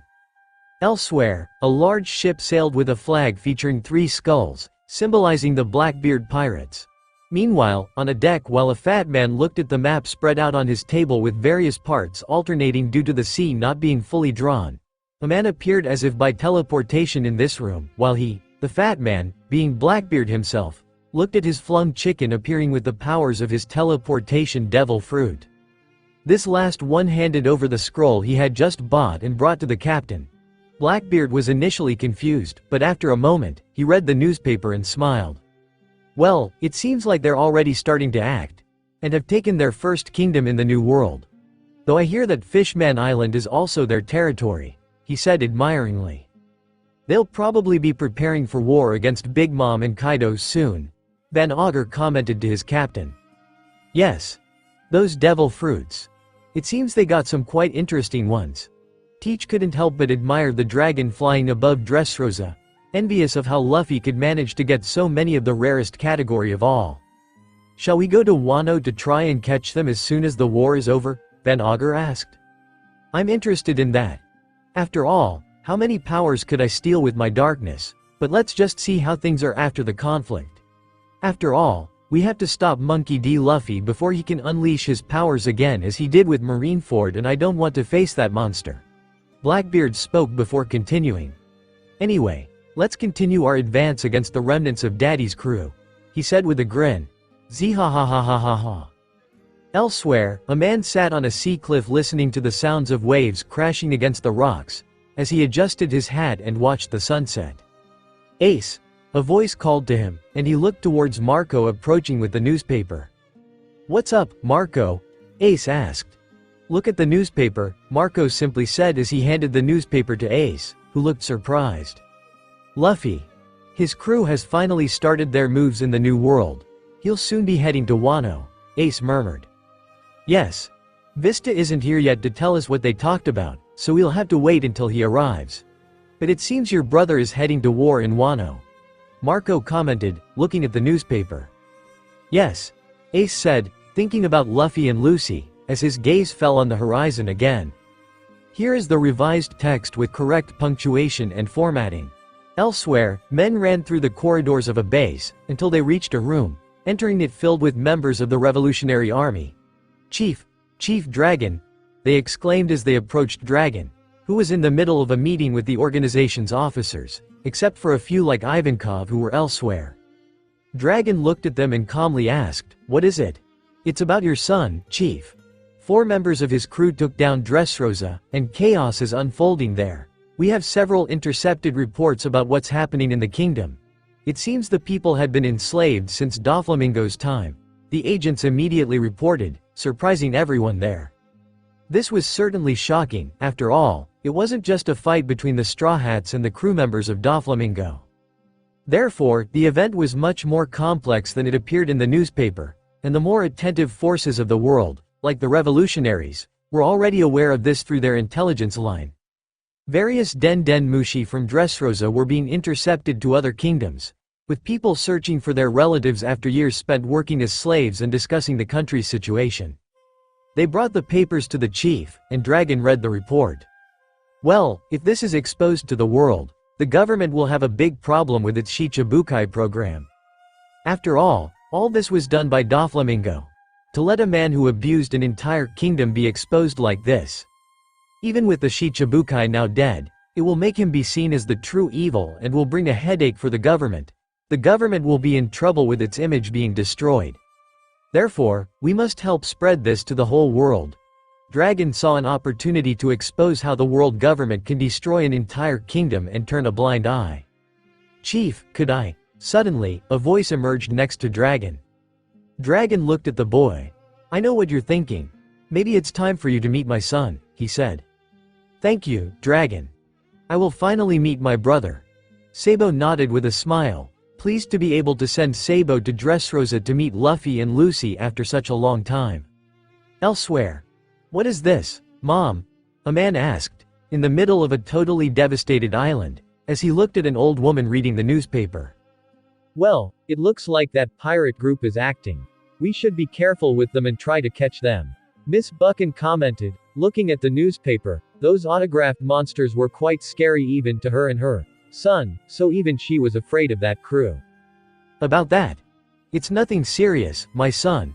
We'll deal with it later," she said at the end. "For now, let's continue chasing your old father's crew," she spoke at the end. The large man in front of her, also known as Edward Weevil, nodded in agreement. This was a Shichibukai of the government who joined the program as soon as the war ended, and many Shichibukais left the post, whether due to death, desertion, or because they were too weak. After all, the government itself issued an assassination order for one of them due to his poor performance in the war. Elsewhere, a man read the newspaper sitting in a small boat in the middle of the New World, looking calm while in this small ship amid such dangerous waters. "Well, he wanted to face me. Now that his prediction really happened and I found the fruit he said I would find, let's see if he's all that he showed to be in the war," this man said. As he continued reading the newspaper, a shadow emerged on the horizon. It was a pirate ship. The pirates looked surprised to see it in the middle of the sea and began to mock the small boat. "Fire at that dinghy. Let's show the fool that he shouldn't venture into the New World so unprepared," the captain simply said, seeing just one man on it. What he did not know was that he might have made the biggest mistake of his life, for as soon as they fired and as soon as the cannonball would explode the dinghy, the man simply raised his hand and gave a slight slap, making the cannonball drop like a toy into the sea on the other side. The man himself dropped the newspaper while looking frustrated at the ship, and then disappeared from his dinghy. The pirate ship's captain was confused with his men as they watched the cannonball being deflected, but suddenly, a chill happened as a voice emerged behind them. You know it's rude to attack a man reading a newspaper, don't you? He spoke, and immediately made everyone startle, grabbing their weapons and pointing at him. It didn't take long for that ship to simply explode with all the pirates dead after their life forces were sucked out. Well, let's continue. He spoke, and this man was none other than the legendary Patrick Redfield, now with his youth restored after eating a certain mythical fruit. Elsewhere, in a fishing village on a small island in the New World, a group of men gathered at this moment as they read the newspaper with the night beginning to take over the sky. Look, they're here in the New World. What should we do if they think of attacking us? One of the villagers asked. I highly doubt they'll be coming here. I heard they'll be at war with 2 Yonkers at the same time, another replied. The New World is turning into chaos, said a third, fear in his tone. How did things get like this? Will we be affected by this war too? Others complained, as the whole New World had been turned upside down since the death of Whitebeard, with wars happening everywhere, trying to grab the territories of the old Yonku with the rise of Blackbeard. And now, with the Straw Hats appearing in the New World and beginning to acquire territories for themselves along with an imminent war that everyone already knew would come, things were getting even more shocking. While the group was still gossiping, a huge shadow emerged behind them and grabbed the newspaper without asking for permission. Hey, what are you doing? The village man immediately complained, but as soon as he looked up at the large man, he shrank back in fear the next moment, since this man had a terrifying appearance. Let's see what you're capable of, kid. The fearsome Douglas Bullet said, reading the newspaper, while he awaited to meet this pirate for the challenge he had thrown at him and impelled down. Elsewhere, a blue-haired girl ran up to a man sitting, while he had a mechanical arm and wore glasses while his purple hair was spiked up. He was looking at the sea at that moment. Professor Zephyr, Ain called, approaching with the newspaper as well. What is it now, Ain? He asked. Something big happened here in the New World. Look, it's those pirates from Marineford who changed the war and caused chaos, she said, showing him the newspaper. The man looked at it and sighed after reading. Those damn pirates. They're an evil that will never end in this world. That's why, he said, as his eyes seemed to glow behind his glasses. We're going to destroy the New World and end the era of pirates. He declared in the end. After all, he had a grand plan to bring justice to the world. Mama, on a ship at sea, a massively large one with its eccentric name, Queen Mama Chanter, Big Mom was eating in her kitchen with various family members when one of the toy soldiers arrived with a newspaper in hand. This, Big Mom murmured, looking at the newspaper as it was shown in front of her. They've already taken Dressrosa. The Don Quixote family didn't even manage to escape in time, said the soldier. Tisk. They're just a bunch of weaklings who couldn't handle 4 members of that crew. Big Mom mocked at the end. Anyway, we'll finish him off in Wano along with Kaido, after all. He had a dangerous glint at that moment. That kid almost destroyed my islands, my dream for almost a year, and I will destroy them, understood? She said at the end. Yes. Cracker murmured, while Katakuri stood by with crossed arms. He had to protect his family and would fight anyone to do so. Behind that ship, there were at least another 60 different pirate ships from her own fleet. Among them was Capone Beige, who had come under Big Mom's flag and married one of her daughters, Lola's sister. Captain, it seems we won't take long to face them. A man dressed as a mafioso murmured as he approached Beige. That's right. We're not on their level. But we certainly have 2 Yonku on our side. Capone spoke, but hadn't finished, as his gaze fell on the ship in front of them. This is also an opportunity to get rid of her, he said with a dangerous glint. After all, he always wanted to kill Big Mom too. Thus, the 61 ships continued slicing through the sea as they approached Wano, and in this very country, things seemed quite hectic as the country itself watched various pirates from the Beast Pirates start to move around the country while the factories were being pressured to work more and the food began to run out even more with all the pirates. People looked on without understanding what was happening but knew that something big was going to happen, all watching through the city streets from their semi-open windows. What is happening? They murmured with some fear, while they continued to brave the sudden change in Wano's atmosphere. We better get involved. Elsewhere a man spoke. But, Daddy, I'm hungry. A boy pleaded, almost crying as his stomach growled. Sorry, son, we can't do anything about it right now. he said with a broken heart as he saw his son in as bad a state as they were, skinny due to the lack of food from Wano while they were extremely skinny. Today would be the day they would receive a new batch of food, but it ended up not being the case with all the food being inspected. Ha ha ha ha. Elsewhere, a person began to laugh, while another appeared behind him to cover his mouth. But the first continued laughing, looking out the window despite being nervous, but the only thing he could do was laugh, being a user of smile. On the other side of Wano, Shimotsuki Yasui was watching the troops of the beast pirates invading the cities while confiscating all the possible food. He tried to help people with his daughter by his side, Toko, as they hid with food, after grabbing a part of it before the beast pirates confiscated everything. They continued trying to hide as much food as possible in the hidden warehouses of the city so that people wouldn't run out of food later, while father and daughter, as victims of smile, laughed all the time and tried to make no noise. Elsewhere, Professor Tama, a little girl with blue hair, approached a hut in a bamboo forest. While finding a man standing at the entrance, Tama approached while carrying an apple. Tama, you went out again. I've already told you not to go into the city. Why did you take the apple I gave you? It's a valuable item and your birthday present. A man with a mask said seriously to the little girl. But I wanted to see if someone needed it more than me in the city, she said timidly. In the end, Tama had a pure heart. Just be careful. Don't do this again, said the man in the mask, known as Kazuki Sukiyaki, father of the former daimyo, Odin. But he was hiding in the forest, ashamed of everything that had happened to Wano over the last 19 years. But Professor, she spoke again. What is it? He asked, knowing Tama wanted to say more. The city is bustling. I heard some men saying that there will be a war between the fearsome dragon and an outside group, she said, listening to the soldiers while feeding some with the power of her fruit to gather information. What, are you sure about this? The man was a bit surprised, as he hadn't expected something like this after 19 years. Yes, Professor. I saw that something big is going to happen and I also got this from one of them, she exclaimed while showing the newspaper. The man immediately widened his eyes upon seeing what was written there. This, he murmured, reading the newspaper. It summarized the fight that would happen as soon as the Straw Hats reappeared in Sabaody. One of the articles spoke again about the possible war between Kaido and Big Mom against the Straw Hats.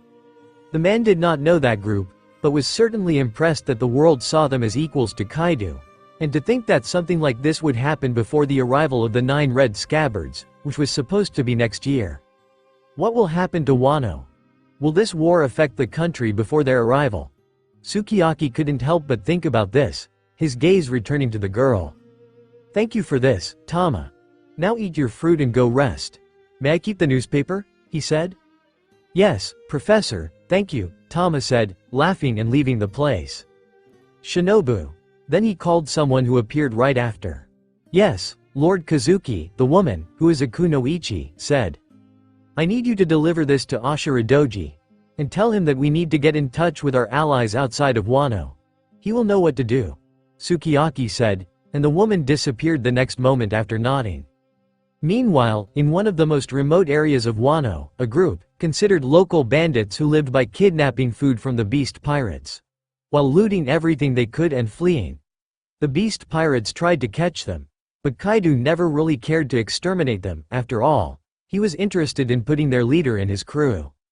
The movement of the beast pirates caught the attention of this group as they wondered what they were doing, having no choice but to retreat from their ambushes with so many officers showing up in Wano and even the calamities being present. Boss, what should we do? One of the men from the outlaw group asked the boss. For now, we should keep a low profile, Ashiradoji spoke calmly. But they are taking more food than ever. All the food and all the resources of Wano, not to mention that I saw how they are being more abusive in the factories.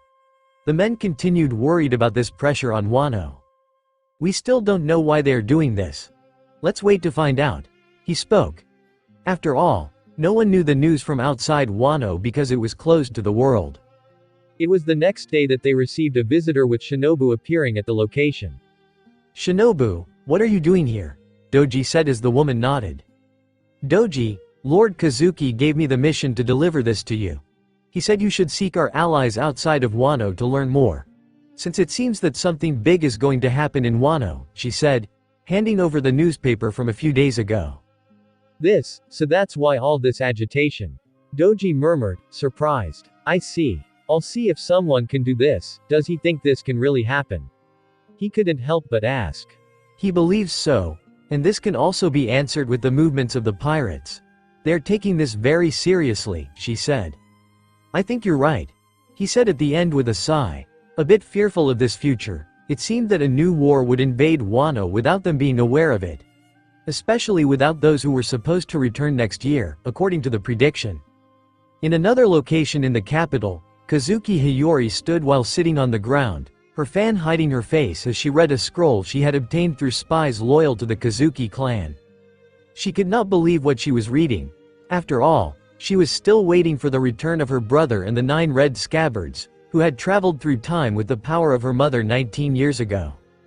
Did you read this too? What do you think, Denjiro? She asked the man beside her, also a member of the 9 red scabbards, and the man who had been looking after her since her parents' death. This is surprising, but your mother's prediction, he murmured. I can't believe what I'm reading, she simply said. After all, my mother said that only with my brother's arrival could Wano be freed. Her guards simply nodded, also believing in the last words of Toki. Meanwhile, at the palace nearby, the atmosphere was anything but calm. Queen looked at Kurozumi Orochi with disdain. You heard me well. Put even all the soldiers on alert. We will be deploying all forces in Wano and more allies are coming. He spoke to the current shogun of Wano, who took over the kingdom after Oden's death. But Orochi was not at all pleased with this. How can you do this out of nowhere? This will compromise my entire life of luxury, he exclaimed. After all, Orochi lived surrounded by women and drinking, using the money from the entire country, while the people were kept in poverty. You will also fight. After all, it's time for you to be useful, Queen said unbothered. But, Orochi tried to argue. I'm leaving. I hope you fulfill your role, otherwise, we will make sure to eliminate you. Understood, Orochi? Queen said before leaving. Over in Onigashima, news finally began to emerge. This is bad, boss. Kaido, the beast pirates arrived with the Dressrosa newspaper. As Kaido, who was drinking awaiting all his troops to be summoned, quickly read and grew annoyed with it. It seems I won't have my last smiles. It doesn't matter now. That bunch of weaklings wouldn't help at all, they would just be a meat wall in the final battle. Kaido didn't care much for the old group of Doflamingo. He just kept them protected under his flag while they continued to send smiles. I will take over the factory again once this war is over. Kaido said at the end. What matters now is to make sure to face that group and finally defeat them and have his rematch from the fight he had with Luffy at Marineford. Croc. A punch with a fist on the table immediately caused it to crack, with various papers and reports scattering from it the next moment. Those damn pirates. Atop the table was a man with a cigar clenched in his teeth, displaying an extremely irritated face. His gaze was fixed on the newspaper he had just removed his fist from. He immediately felt a sharp pain in his non-existent arm, as he read once again that word he so hated, as if it were a new curse. The officer standing in front of the fleet admiral, Akainu, trembled slightly with the action, and when the superior's gaze, blazing with fury, turned to him, it immediately made a sailor shudder and swallow dry, since Akainu was known for killing all the sailors who disobey and fail miserably, with no second chance for this superior. Speak, he said in a dangerous tone, being frustrated. Sir, we have received reports from Dressrosa. The country is in chaos because years ago, it was enslaved by Doflamingo when he arrived. The user of the Hobi Hobi no Mi was a crew member of the late Doflamingo. He spoke as Akainu raised an eyebrow, but the sailor continued. There are names of sailors that we found strange in recent years appearing in the reports while no one even remembered them. We always found that strange, until we had numerous reports of people calling HQ saying they had a relative or friend within the Navy who disappeared for years. Including our own sailors began to remember their old companions. Now, after what happened in Dressrosa, we received those same long-lost sailors, saying they were trapped for a long time living as a toy and working forcibly. The officer gave his report. Damn pirates. All a plague, even those hired by the government, Akainu exclaimed. What should we do? Whether we like it or not, These pirates ended up saving the country. The officer murmured as he immediately froze, while the room got hot the next moment. What do you mean by that? Akainu roared as his powers began to manifest. Do you want me to say that a pirate saved the country? That the Navy should thank the Straw Hats? The same ones who appeared at the old HQ over a year ago, and devastated all of Marineford in the war against Whitebeard? You want to make him a hero? He said each word as his arm began to turn red with his lava almost manifesting. No, sir, of course not, the man said fearfully as he sweated trying to move away as fast as possible from there. He couldn't even make an excuse after his words. Akainu, despite his anger, did nothing more than scoff. Just because one scum killed another scum, it does not make them not scum. Remember that. And if you haven't noticed, it is very likely that Dressrosa will fall into the hands of another pirate. Now you may leave this room, and stay alert for new orders. After all, we can't leave Dressrosa like this, he said in the end. I hadn't thought of it that way, Fleet Admiral, I'm going, he said quickly as he left the place. You wouldn't kill him just for making a silly suggestion, right? A new voice emerged while there was a man sitting there the whole time watching the sailor leave. The Navy is for the strong and those who follow absolute justice. There is no place for the weak. Akainu growled before looking at this person, who was leaning on a cane and with his eyes closed. You know I don't agree with these two ideas so severely, but my justice is strong enough to destroy evil in my path, and when I say this, I am referring to the Shichibukais too. Fujitora commented in a dangerous tone. Even so, you must obey my orders, Akainu growled at him, but continued. But I agree with you on this part. The Shichibukai program cannot continue to exist. They must be destroyed as well, Akainu said. We'll have to fight those guys then. Scary. Kizaru responded, sitting on another sofa. But now we also have a new fish in the sea, one much bigger than them. His gaze fell on the newspaper crumpled by Akainu with a certain gleam behind his glasses. That's true. Those bastards locked me in a fish for months at the bottom of the sea. I only survived because of my Akuma no Mi. Another person spoke, and it was none other than Green Bull, who also became an admiral after being invited by the government as soon as he returned from the sea bottom and reported his mission failure. We will indeed fight them. Akainu spoke again. We cannot leave Dressrosa like this, so I want Fujitora to go to Dressrosa. We have only 4 crew members apparently, and with the princess being a pirate from that crew, it's not good news. Akainu spoke swiftly. Understood. Fujitora said with a serious tone as he stood up. I'll be arranging a ship for there. He left the room after that. Well, now let's talk about the meeting that will happen among the kingdoms that are part of the world government that the government is advancing due to current events. Akainu moved on to the next topic. As you know, we will take advantage of the meeting to discuss a specific topic. As we were saying, we want an end to the Shichibukais. Akainu said as the meeting continued. Fujitora went to arrange his ship, while walking easily with his observation haki being a blind man, advancing the ship out of the new HQ. Elsewhere, a naval battle was happening at this moment. A man with pink hair advanced through the air above a pirate ship that was launching its cannons trying to hit him, but he quickly dodged the bullets easily, as he quickly reached that pirate ship and fought against several pirates. Their captain removed the sword from its sheath before exclaiming, "You damn sailor!" he shouted as he lunged at Kobe, before receiving a kick in the face, which sent him jumping from the deck to the other pirates, defeating all the enemies. In that year, he had undergone severe training with Garp, becoming stronger than he ever was. Navy ships appeared at that moment, as they began to arrest those pirates as soon as they arrived on the scene after Kobe had defeated all of them while the night took over the sky. You were amazing, Kobe. A blonde girl with a big blush on her face holding a rifle approached Kobe, praising him as he smiled at her, scratching his head. Thank you, I guess, he said. Boo ha ha ha ha ha, very good, Kobe, but still not strong enough. Need to train more, and for that we'll take advantage of some island before returning to HQ.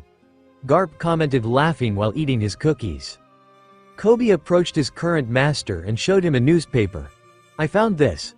He said about the pirate group they knew well as they were starting to act in the new world.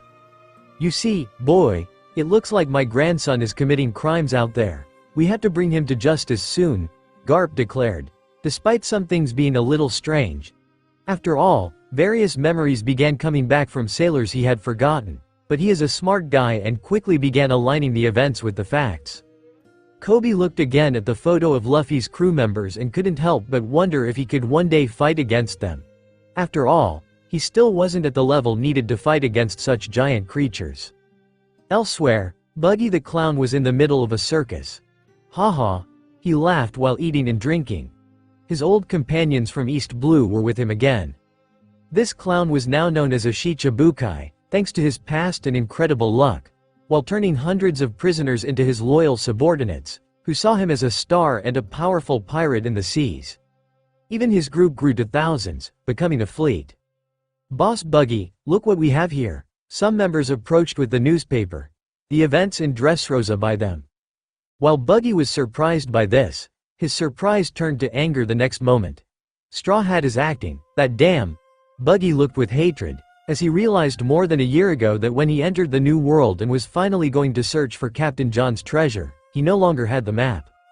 There was only one moment when this could happen, losing his precious item, which was in impelled down, while he was knocked out by Luffy and woke up later without the Straw Hats in that corridor. He blamed himself for not having noticed this earlier, and now the treasure map was with Straw Hat and he had to get it back. I swear I'll have my treasure back, Buggy exclaimed in the middle of the circus, while everyone watched. Long live Captain Buggy. He can even challenge the Straw Hats. He is incredible, untamable, the man who will get the One Piece, and we will follow him to the end. The voices of his subordinates echoed, while the crew members from East Blue looked around, a bit lost. Since they had found Buggy again, an entire fan club had come with him. These original members knew the real capabilities of their captain and that they couldn't face those monsters holding a newspaper. Elsewhere, other figures also looked with interest at the newspaper. Mihawk was one of them, being one of the Shichibukai, and Bartholomew Kuma another, but he did not care much after all, he was just a machine at this moment. 3 more Shichibukai also looked on, but without revealing their true identities, while each had a different opinion about what was happening at the start of the New World. At a higher location, the newspaper was crumpled in the hand of an elderly man, who looked at it frustrated. We have a delicate situation, said one of the 5 elders, frustrated, while there were 2 sacred knights in front of him, following him to a room in a quite technological facility. Is it time to use them, Saint Topman Warkery? One of the sacred knights asked, curious. You should not ask such questions to the 5 elders, you fool, another sacred knight exclaimed to his companion. Nevertheless, Warkery answered the first knight. No, we are not going to use them yet. But we are getting close. After all, they are almost ready, the elder replied. They spoke and finally entered a room where several tanks filled with green liquids appeared in their sight, and inside them were people, more specifically, small people, while they slept, breathing through an oxygen tube. Despite their small size, with peculiar features, the world government knew their value very well. After all, they had dark skin and black wings, while flames burned around them inside that liquid, just waiting to be released. Soon we will start to initiate the project, the elder said, looking at the first capsule, then the second, third, fourth, and moving on to dozens more until reaching hundreds of them in this room. New word. As the news continued to spread over the next few days in the New World, a ship emerged from the darkness of that night, displaying the Jolly Roger with the straw hat, approaching a large, brightly lit place that stood out due to its coloration. This place was none other than the Grand Tesoro, a giant ship that housed an entire city made of gold, used for entertainment, where even world nobles would come to gamble and have fun. However, this had been happening less frequently since the world government restricted and warned about all those Tenryubito who were captured leaving this place over a year ago, consequently killed. Everything was occurring normally in this place today, as people continued to gamble and have fun. No one seemed to notice the ship approaching through the darkness of the sea that night, getting closer and closer to the ship. Of course, the discussions about what was happening with Dressrosa were a hot topic there, with people wondering what the next moves of the Straw Hats would be. The shame that the world government tried to hide as soon as the news of what happened with the government began to spread. Many were blaming the Shichibukai system and the government itself, while the revolutionaries also seemed interested in helping tarnish the government's image. People talked about these events while gambling at the Grand Tesoro, but their time was mostly spent on games, after all, that's what they were there for. In a large hall full of casinos, someone exclaimed, "I'm going to win this." "Haha," said a fat man playing cards, surrounded by women who were interested in his winnings. The result of the game was revealed a moment later. "I told you we'd win," he said excitedly, as he threw down his cards and obtained the result he desired, beginning to amass a mountain of chips to exchange for berries later. In another area, a person didn't seem to have as much luck as the last one. She was now crying after losing her hand and all her chips. "No, why all my savings?" she cried, while the dealer laughed. Two men appeared at that moment. "You lost. Looks like we'll have to take you to the boss for the debt you owe him after borrowing money." The security guards dragged her away as she continued to cry. "Well, better luck next time, sir," the dealer mocked, watching the scene. In another part of the ship, two people were arguing while a man wearing a crown was mocking them. "I'm going to spend this money. I'm sure I can double it." "But, my king, you can't spend the kingdom's treasury like this. It will bankrupt the entire country." The minister tried to argue, almost begging. "Don't you see that I'm going to make our kingdom rich with this? Besides, if I lose, I'll just impose more taxes," he said with a confident and arrogant tone, while the minister could do nothing. The king was spending all the money they had accumulated in the kingdom and would hardly be able to pay the tribute to Mary Joieuse. In another place, in a more private room, while all of this was happening throughout this golden, floating city on the high seas, a man watched everything with satisfaction, as this was the place where the owner of this entire money empire resided. Gildo Tessero was sitting quietly, watching all the screens in front of him, which showed each of the rooms with their various games throughout his golden ship. Although not entirely made of gold, this giant ship was mostly constructed from that material, making him a very wealthy man. And once again, he saw his wealth increasing that night, as he earned more money from gambling while others, who weren't as lucky, had to come to him to be enslaved on the ship. This was his great fortune, one that even the Tenryubito envied, but they could never take it from Tessero. On the contrary, he took pleasure in rejecting those people he so despised, since although he couldn't touch those individuals, he amused himself in this way, showing those people that they couldn't buy everything. "Well, it seems we'll have another quiet night, despite the new world being quite hectic lately." A red-haired woman with a striking figure murmured beside Tessero. "Yes, but that's happening elsewhere, while we'll be getting richer here," Tessero commented with a smile. There was another woman on the other side, who remained silent. At this moment, without anyone noticing, a group had entered, leaving their ship in the sea and quickly infiltrating the city through the air. As soon as they landed, a woman with curly orange hair, wearing a dress and a feminine mask to hide her face, looked around with dollar signs in her eyes, as one might expect. "Money, money, money," she exclaimed, as she excitedly observed all the games taking place in that location, with chips being exchanged constantly. Lucy stood beside her, also excited, seeing those games as something quite fun, while Shirahoshi adjusted her dress to hide her tail. Hachi also wore glasses and an outfit that concealed all his arms to avoid drawing too much attention. Shirahoshi, Lucy, Nami, Vivi, Hachi. All of them were calmly observing the casino with interest, while all the women wore dresses and masks to conceal their identities. "Hey, where's Luffy?" Lucy suddenly asked, and even Nami realized it. "What? Where did he go?" she asked immediately. "He slipped away a while ago without anyone noticing," Vivi commented. "And you let him? What if he's chasing after other women again?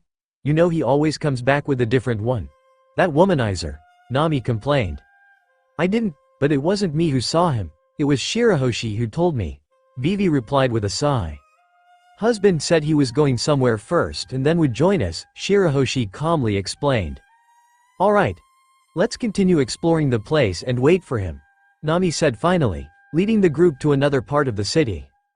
Meanwhile, Luffy, or rather, the man they were talking about, was no longer wearing his iconic straw hat to avoid drawing attention since everyone associated him with the hat.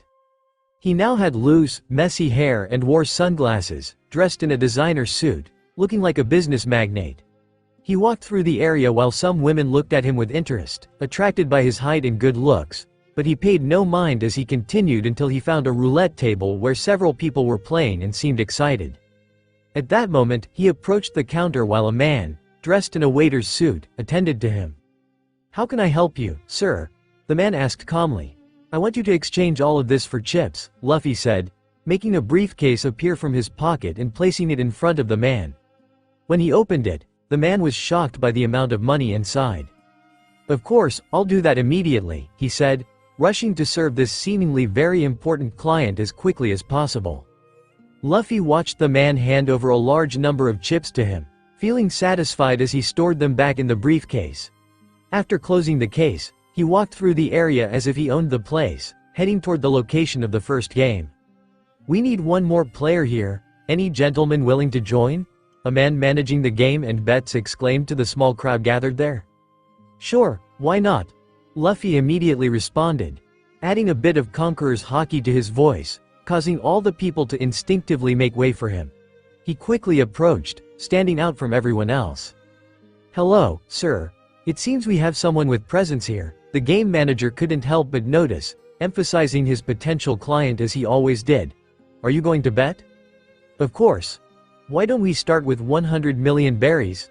Luffy said, opening the briefcase and taking out a large stack of chips, surprising the man. It looks like we have someone with presence and quite a lot of wealth here, he said, smiling excitedly. It's going to be interesting to take this man's money, he thought, while Luffy observed him, knowing the fool couldn't even hide his thoughts. Meanwhile, the people around were quickly surprised and excited to see this wealthy player. I bet on Black 12, Luffy simply said. You seem confident in betting on a single number. But very well, let's bet. Anyone else want to place a bet? The dealer asked immediately afterward. People quickly started placing their chips as well. None of them bet 100 million, but each chose their number. There were also very wealthy individuals and even kings playing at that table. As soon as the bets were finished, the roulette wheel began to spin. The ball quickly started bouncing around, indecisive about where to land, until finally, the speed of the roulette decreased, and the ball settled on a number, surprising everyone. Black 12, incredible, he hit it directly, the dealer exclaimed. As you can see, I'm quite lucky, Luffy said calmly, winning all the chips on the table and lighting a cigarette, clearly pleased. I'll bet another 100 million on red 17, he said. And once again, the process began. The roulette spun again until it stopped on another number, and it was none other than 17, just as he had said. Incredible, this young man is on point. Is it just luck? Will he keep this up all night? Someone murmured while Luffy smiled. That's amazing, sir. You're such a good player, a woman said timidly beside him. What's your name? She asked, clearly interested in Luffy and his money. I'm just an ordinary gambler, Luffy replied indifferently, ignoring her as he continued playing. He had quickly glimpsed the future and knew exactly where the ball would land. I bet on red 31, he declared, and immediately the roulette spun. Once again, he came out winning.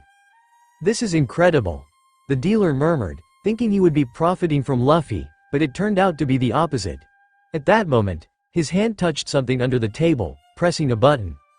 Tesoro, who was still drinking in the monitoring room, glanced at the screen and saw the camera that was beeping. Well, it seems we have someone winning too much over there, he remarked. Tesoro watched Luffy play and win for the fourth time, draining the house's money more and more, but he didn't recognize him. This guy doesn't seem to be cheating, but somehow, he's hitting every single time. Something tells me he's not going to stop anytime soon, Tesoro said with a serious tone. Leave it to me, Tesoro-san, the red-haired woman beside him said. Maybe I'll go and see what's happening. Go, Bakura. Tesoro replied, and the woman nodded. Alright, let's see if this guy's luck continues, she said with a hint of malice. As she left the room, her dress revealed a seductive figure as she walked out. Tesoro-san, may I go out to check on something? The other woman suddenly asked, and Tesoro nodded to her in the end. Go, was all he said, not too interested in her. Kuina followed outside after noticing a girl with orange hair on one of the other cameras and immediately recognized who she was. New word. Looks like our knight has won once again, the table manager exclaimed, pointing to a tall and strong man nearby as everyone applauded. It was the 12th time he had won. Quickly, a crowd of people began to gather around him, attracting more attention to that table, with victory after victory, seeing that he was truly a unique player, as it was just him against the house, with the other players no longer betting. Luffy knew he was overdoing it, winning every game in a blatant sequence. He wanted to draw attention to see what Tesoro would do. The manager was watching with a forced smile. On the surface, he seemed excited, cheering for Luffy and congratulating him on each of his victories, but inside, he was terrified. As Luffy increased the amount of chips, they piled up around him, and people looked at him like a hero, seeing the fortune he was accumulating there. "Waiter, give me your best drink," Luffy said, laughing, while the waiter quickly served him. He drank, played, and enjoyed himself while exclaiming and making jokes for the crowd. Of course, this also brought many opportunists. But Luffy, being a damn Yonkou, one of the strongest beings in this world, didn't need to look at these small fry to get rid of them before they bothered him, as he quickly repelled them with his haki. He released it silently without anyone noticing, and these targets didn't even realize it before feeling terrified as they approached him. If they did, they would meet a horrible death, seeing that this stranger was terrifying to them, and they all fled. Besides the opportunists, there were women interested in him at that moment, with intentions of convincing him to take them directly to bed.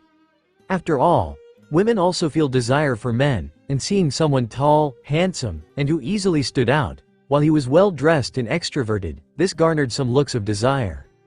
But he also didn't want to be bothered by this, until he sensed the presence of a certain woman approaching him. She stood out easily, being the most beautiful woman in the place. Luffy smiled at this. There were many beautiful and attractive women in this world, but few could be naturally sexy, seeming to seduce men all the time, and one of these women was calmly approaching, naturally parting the crowd. "Will the gentleman play once more?" the manager murmured, looking at Luffy, a little cautious. "Of course, why not?" Luffy smiled, and the man was already trying to figure out where he would get more chips if he lost this round. His boss wouldn't be happy about it.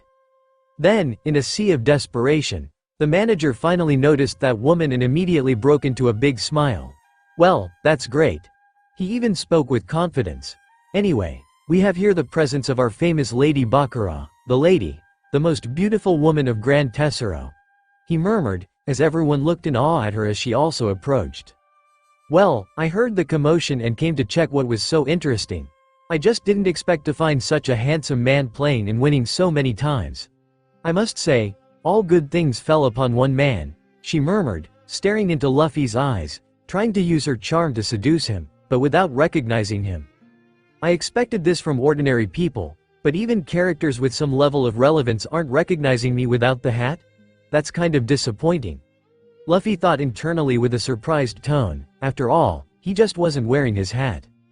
Luffy then looked at her and smiled. "Hello, I really think I had to agree with your words, manager. She truly is the most beautiful woman in this place," he said, while the other women around showed disappointment at this comment. Of course, not more than his 3 wives on the ship. "Well, you don't mind if I join you, do you? It's very rare to see a man like this," she murmured, trying to seduce him the whole time, while she was startled by feeling her waist being pulled close to Luffy, joining the game. "Of course, lady. You will be my company tonight," Luffy said, holding her waist. She was a bit surprised by this, but then she smiled while touching his hand, seeing that she could now touch him easily. "You're so strong," she murmured, starting to use her charm to try and steal his luck with her Akuma no Mi, as she slid her hand from his waist to his. Luffy noticed this but just felt like laughing because if this woman wanted to play with him, he would do the same. He knew his luck had been stolen, and they wondered what would happen to his luck when he used observation haki, so Luffy decided to test it. "Let's continue. I bet on red 35, Luffy declared. The manager saw him placing 50 million in chips on the table and smiled. "Very well. Anyone else want to place a bet?"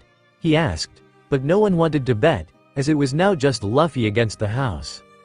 Luffy thought about the outcome and suddenly felt his haki falter and distort, as if he had been tricked, with a strange experience as the ball landed on black 16. The manager slowly smiled, and the whole crowd was shocked, seeing him lose for the first time. Bakura, although accustomed to such things, pretended to feel sorry as she looked at Luffy. "Am I bringing you bad luck? I hope not," she said, swaying her hips by his side, trying to seduce him even more. "Well, we don't win every time, right?" Luffy murmured, placing another 100 million on the table. The manager, with a malicious smile, also placed a bet. "I bet on black 14, he said, as the ball landed on red 7, once again deceived by his own hockey. But he just acted naturally. "I'm not giving up that easily. I'll try again next time," he said, and once again, he lost. He placed 100 million and another 150 million, losing again, totaling a loss of 500 million. All he had won, while the manager watched, satisfied. Damn. Luffy seemed a little shaken. "I want more, I'll have to bet more money because I want to recover everything I've lost," he said, seeing that he still had 500 million left to bet. "If you wish, the house can lend you money," Bakura suddenly said beside him, with a malicious tone. He knew she was being devious. "No need, Lady Bakura. How about you exchange these chips for me?" Luffy asked suddenly, as he created a suitcase full of money out of nowhere, surprising the woman. "Sure." Bakura tried to act composed while Luffy smiled and everyone waited. She went, exchanged the chips, and came back with another 500 million. He took the 500 million in chips along with his other 500 million that Bakura got and threw it all on the table. "I bet 1 billion berries," Luffy declared, while everyone around was in shock.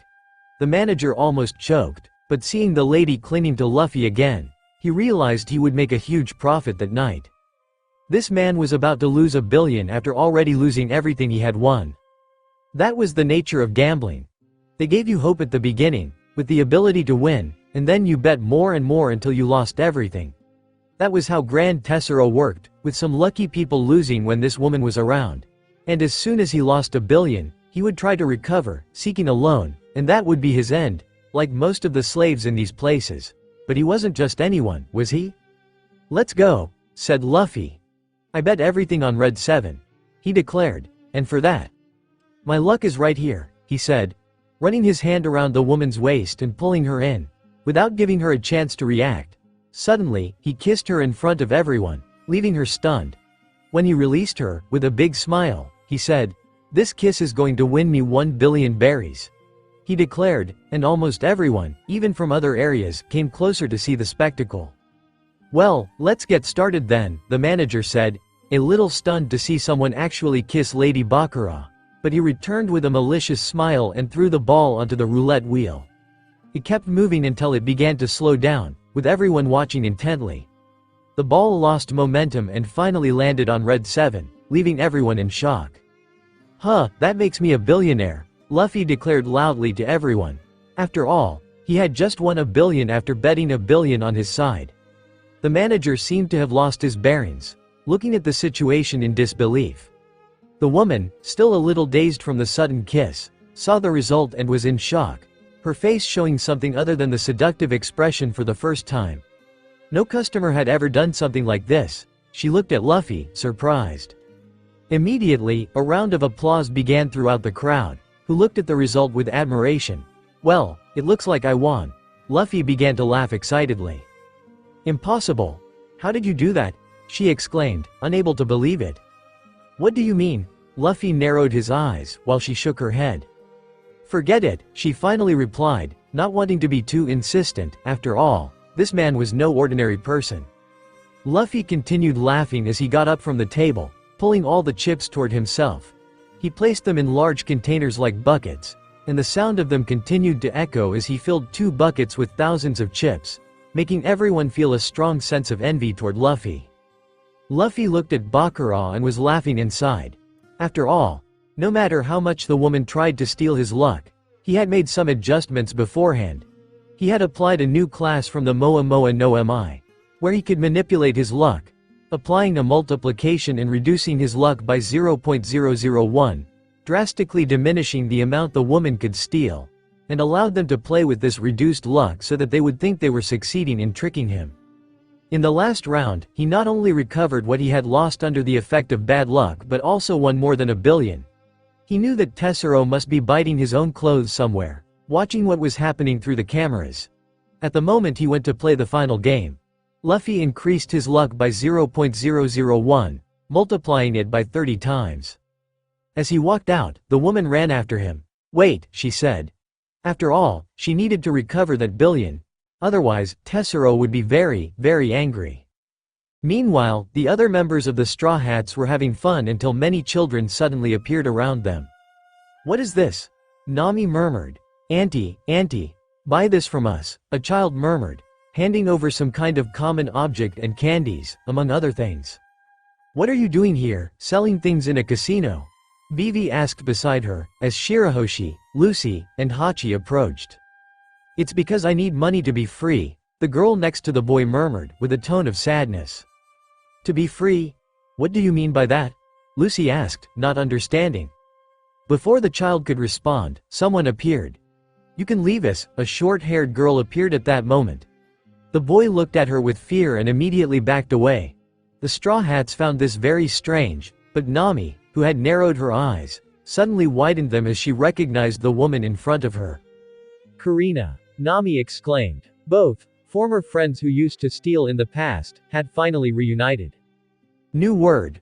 Well, this is going to be a fun game," Luffy said as he stood in front of a machine that started spinning a sequence of symbols. The first spinning symbol stopped, showing a star, the second did the same, and the last one eventually stopped on the same symbol. Then a sound indicating he had won a super prize echoed through the area, catching everyone's attention. "Ah, I won again," Luffy exclaimed, amused. "You really bring me luck, it's great to have a woman like you by my side," he said sarcastically, smiling to the side while the woman looked frustrated. "How are you doing this? You shouldn't be winning every game," she murmured, incredulous at what was happening, as no one had ever escaped her Akuma no Mi until now. "Well, it seems today is my lucky day, isn't it, Lady Bakura?" Luffy said calmly, and she looked at him with a defeated expression while trying to maintain a firm posture. "Let's try one more time, I want more money," he said, with her gritting her teeth, moving closer to Luffy for another attempt, while embracing him from behind as he stood in front of the machine. "Are you sure I'm someone who brings good luck? That's good," she said, trying to seduce him, making an effort to make him lose, seeing Luffy as a challenge. She leaned against Luffy's back while holding him tightly. Luffy, however, remained calm, pulling the lever once more, and again, he won, leaving the woman stunned. How can this be happening?" She wanted to cry. "Well, this is getting boring, I'm going to the next game," he said, standing up, grabbing all the chips he had won, and moving on to the next game. He was already causing a lot of losses for the casino, which couldn't understand how it was losing so much money to him. Not even their secret weapon could do anything against him. "Let's see the next one," Luffy said as he looked for something else to play, strolling through the area with the woman stomping heavily behind him, not giving up on trying to make this damn man lose everything he had won. "Wait, what's your name?" She finally remembered that she hadn't asked for his name yet. "You don't need to know, Lady Bakura," Luffy teased, not being swayed by her attempt to seduce him. Then, Luffy decided to have some fun with this woman and headed to a simple game where you had to try to hit a ball into a target at a distance. "Lady Bakura, you've been watching me play the whole time, right? How about we make a bet? I want to see you play too," he said, smiling at her while she rolled her eyes. "What do you want?" she asked with frustration, looking at him with a certain irritation. "I'll give you $1 billion if you beat me in this game," he said. "Great, you go first," she replied immediately, seeing that now she had the chance to win back at least a large part of the money she had lost since Luffy had already earned more than 1,300,000,000 berries. Luffy nodded, picking up one of the balls as he approached the counter with a man quickly bowing to Bakura. But Luffy didn't even ask and simply threw it at the target after a quick aim, hitting the target dead center, destroying the middle of the target with a small explosion that startled the man. "Well, I think I overdid it a little. Now it's your turn," he murmured, observing the target in pieces. The woman, though surprised, quickly grabbed one of the balls next to her and prepared to throw. She felt, in the next moment, Luffy touching her body as he adjusted her arm. "Remember, you have to keep your posture like this and use the right muscle. This will give you more accuracy," he spoke in a calm tone, not seeming like someone who had once been a strict teacher with his companions since he started in East Blue. He was doing more than just adjusting this woman's posture. Although she didn't complain, she looked at him as if he were provoking her. After that, he stepped back and waited for her to throw. In the next moment, she threw the ball, but it didn't hit the target as she expected, instead hitting the man who was standing next to the targets waiting for them to throw, striking him on the head. "What?" Bakura exclaimed, unable to believe it. "Well, Lady Bakura, it seems I've won this round," he said, despite not even having mentioned what he wanted from her, as she had immediately accepted without seeing the conditions, confident she would win against him. The woman looked at him with a certain hatred. "No, this is impossible. It can't be. Let's play again. You're cheating," she exclaimed, immediately grabbing another ball. "You're a sore loser, Lady Bakura," Luffy teased, but in the end, he sighed as the woman prepared once again to throw the ball, hitting a chandelier on the ceiling. Luffy just whistled as if he was watching something very entertaining. "No, no, this isn't possible," she kept exclaiming, grabbing another ball and throwing it, but missing again. She continued throwing anyway, hitting everywhere except the target she was supposed to hit. The manager of this game stood up, dizzy, after falling, but as soon as he lifted his head, another ball hit him, making him pass out completely. "No, no, this can't be happening. Where is my luck? What's going on here?" She was no longer a seductive woman with her previous posture, as she seemed desperate with her current situation. Luffy laughed until he had to dodge a ball, looking stunned at the woman in front of him. "How did you manage to throw a ball backward when your target is in front of you? Could this be how Zoro is?" he said, unable to believe what was happening, despite expecting her to miss the whole time. "One thing is having bad luck, another is not having common sense," he murmured. Why is this happening?" She began to almost cry. "Well, Lady Bakura, it seems with this game, you've already lost. Let's move on to another now, and you have to pay the bet, right?" he said, while the woman looked frustrated. "What did you do to me? Explain now," she demanded, grabbing his suit and starting to shake him, but he didn't even budge while she seemed more like a frustrated girl with tears in her eyes. "Well, Lady Bakura, sometimes people have good luck, other times bad luck." He shrugged, fully aware of what she must be going through now. He had touched her at that moment and used the Moa Moa No on her, reducing her luck to 0.0001 times, which made her lose all her luck and fall into misfortune. His fruit was so broken now that it could replicate many other fruits with just one command from the Moa Moa No. Bakura was living a nightmare in her life, but the next moment she was stunned as she was grabbed by Luffy. He moved her towards him, spinning her around, just before the chandelier she had hit earlier fell where Bakura had been standing. "You should be careful, Lady Bakura. At this rate, you might end up getting hurt," Luffy commented, and the woman looked at him, stunned. She tried to say something, but the next moment she slipped on the oily floor after a waiter passing by dropped oil from his tray, and started to fall to the ground, but Luffy caught her in his arms, like a princess. "As I said, you need to be careful," he said, laughing internally, while maintaining only a cordial smile on the outside. "What's happening? My luck has now turned into bad luck," Lady Bakura murmured, not understanding and even feeling scared. "It's better for you to stay with me, Lady Bakura. At this rate, you might end up getting hurt," Luffy teased as he began to walk away. Lady Bakura started looking around, seeing things moving here and there, seeming as if screws were being undone, causing more things to fly towards her. She felt fear and quickly ran after Luffy. "Wait," she shouted, as he carried bags and bags of chips, ready to profit more and more. "Kuina, it's good to see you," Nami said to her friend, and as they greeted each other, the rest of the crew watched. "How did you recognize me?" Nami continued, asking in a murmur, as she was wearing a mask, and no one else had figured it out. "Nami, I'm a clever thief. Do you really think you can fool me?" Kuina said with a mischievous smile. "I guess you're right," Nami responded, not stopping from smiling as Kuina inspected her. "Nami, I saw everything you did in the war. You become such a strong person. Did you get rid of the fishmen who were in your village?" she asked, admiringly. "Yes, although it wasn't as good as I wanted, I still managed to save the people of Kokoyashi, including my sister, who is sailing with us," Nami said. Kuina and Nami were partners in theft in East Blue, raising funds and splitting them after their schemes succeeded. "I don't doubt it, after seeing what you did in the war, it was incredible. And you've gathered such a powerful crew. I never imagined you would become a pirate, but I'm happy for you," Kuina said with a smile. "But it's surprising to find you here. What are you stealing from this place? Nami asked, suspicious. Let's just say there's a lot to steal. But I'm more like a partner in this place, Kuina replied, giving a sly smile. Really? Nami asked, analyzing her. Anyway, let's talk more later, I'm happy to see you. Let me introduce you to them, they are the rest of my crew, Nami said as Kuina looked at everyone. Incredible, they're all quite impressive, Kuina commented.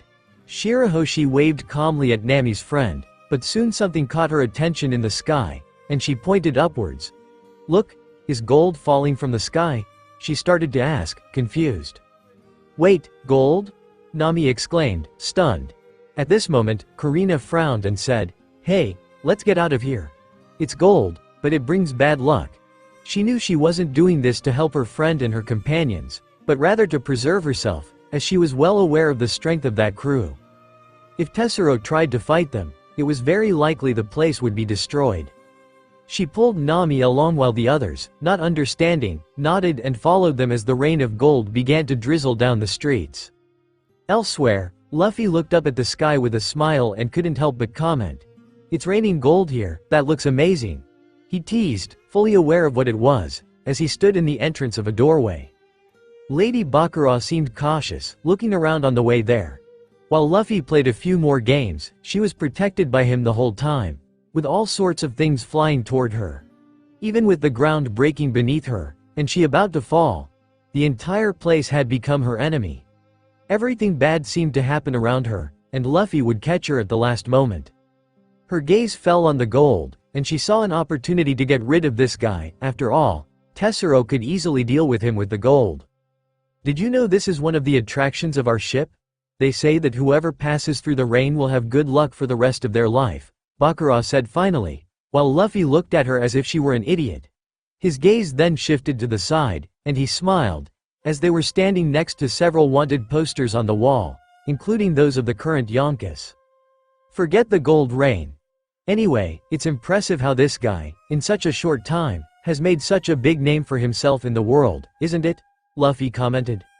Even though Lady Bakura was frustrated because Luffy had completely ignored her trap, she looked to the side and had to admit, yes, and now they're on the move at this very moment in the New World. There was the incident in Dressrosa, but no one knows where the captain is. Aren't you afraid he might come here now and steal all the gold from this ship? He asked to gauge her opinion. It's possible, she admitted, but I'm sure the owner of this place would know how to deal with him, Bakura said. Such confidence you have. I don't think Tesoro is strong enough. Even if he can control gold in a city of gold, this guy can handle him easily. After all, he's a Yonku, Luffy said. The woman was about to mock him, but something strange made her think about how he spoke of this with such calmness. She realized and paid closer attention to the Straw Hat poster, and suddenly, her eyes began to widen in shock. Now, she truly recognized him, the features, the smile, the red eyes, the dark hair, and the mocking demeanor. There was no doubt, with the only thing missing from this man being the Straw Hat. She moved cautiously, while her face and eyes stared at Luffy standing there, smiling at her reaction. Well, it seems you've finally recognized me, Luffy said, starting to feel a bit offended. After all, he just wasn't wearing his characteristic hat. The woman stood there, frozen in place, unable to say anything. Fear began to grip her heart because, in front of her, was a man who was casually in Grand Tesoro. And, for the first time that night, she began to fear for her life after trying to steal his luck several times. 2 billion berries. That's what he managed to get in 1 hour right under my nose. Tesoro exclaimed immediately, shocked to have just lost a fortune to this unknown man who had just arrived on his ship and was winning the games without losing a single one. Yes, my lord, he must be cheating. There hasn't been a single game he played and didn't win something. There's something very wrong with that guy. Even though he's with Lady Bakura, he doesn't seem affected by her at all, unlike everyone else. The general manager, who oversaw everything, murmured dismally, fearing retaliation from his boss for his incompetence in stopping the man from winning more money, knowing full well how Tesoro dealt with his enemies.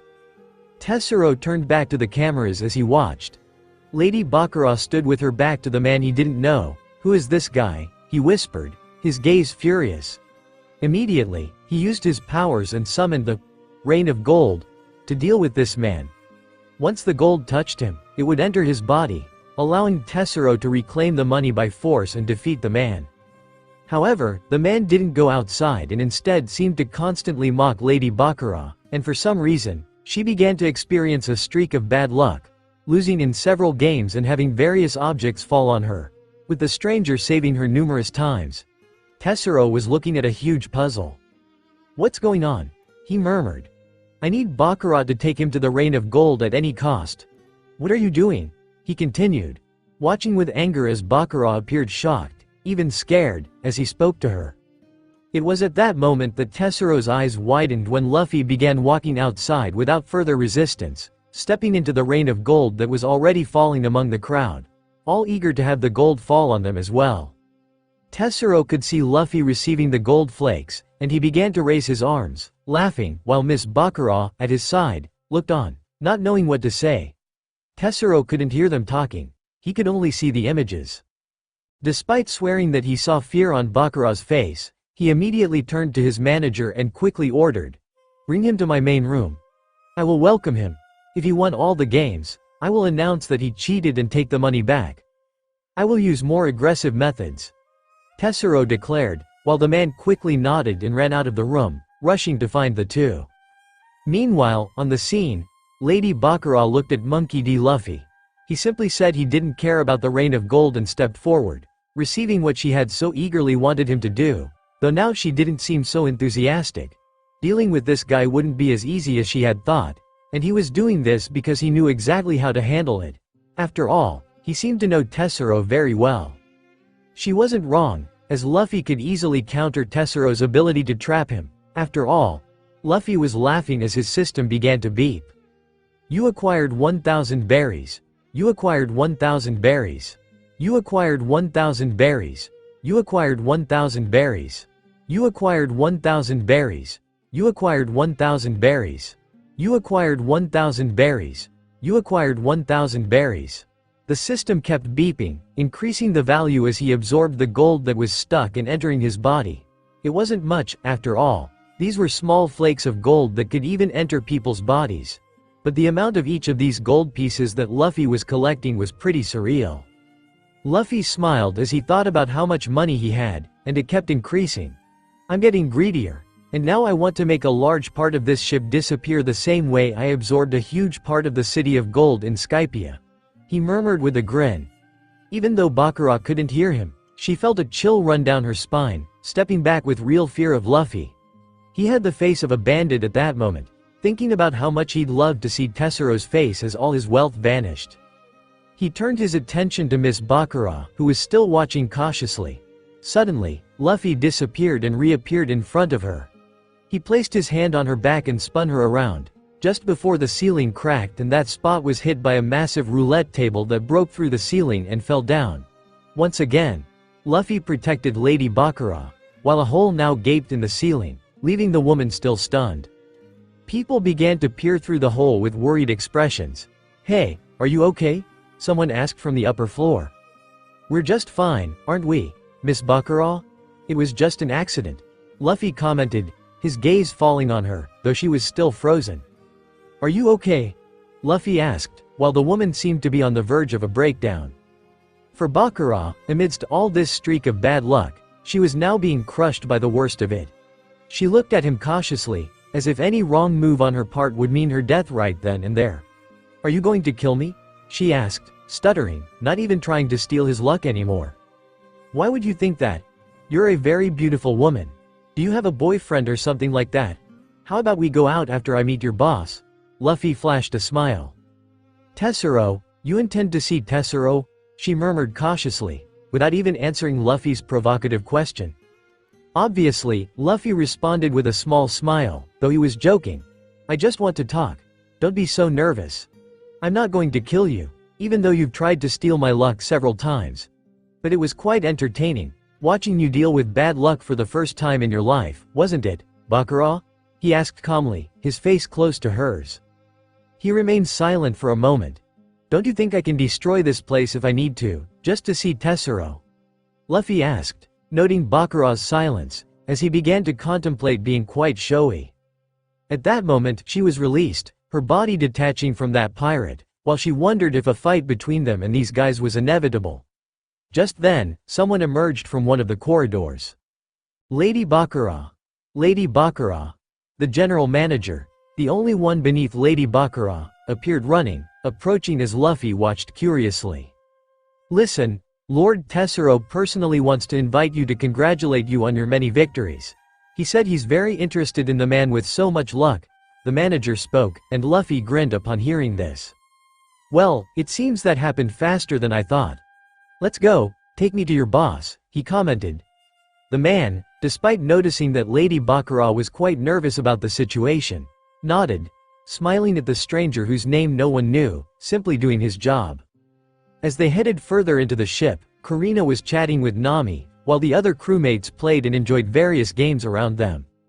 Well, Nami, let me ask you a question.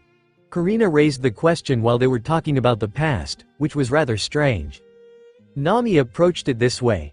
Seems like you're using the tactic of gathering information like we used to, she murmured. It's just that I'm really curious about something. I've been with you guys for a while now, but I don't see the rest of your crew. Is it just you two? Kuina asked, curious. No, Nami replied with some distaste. I told you I got married, right?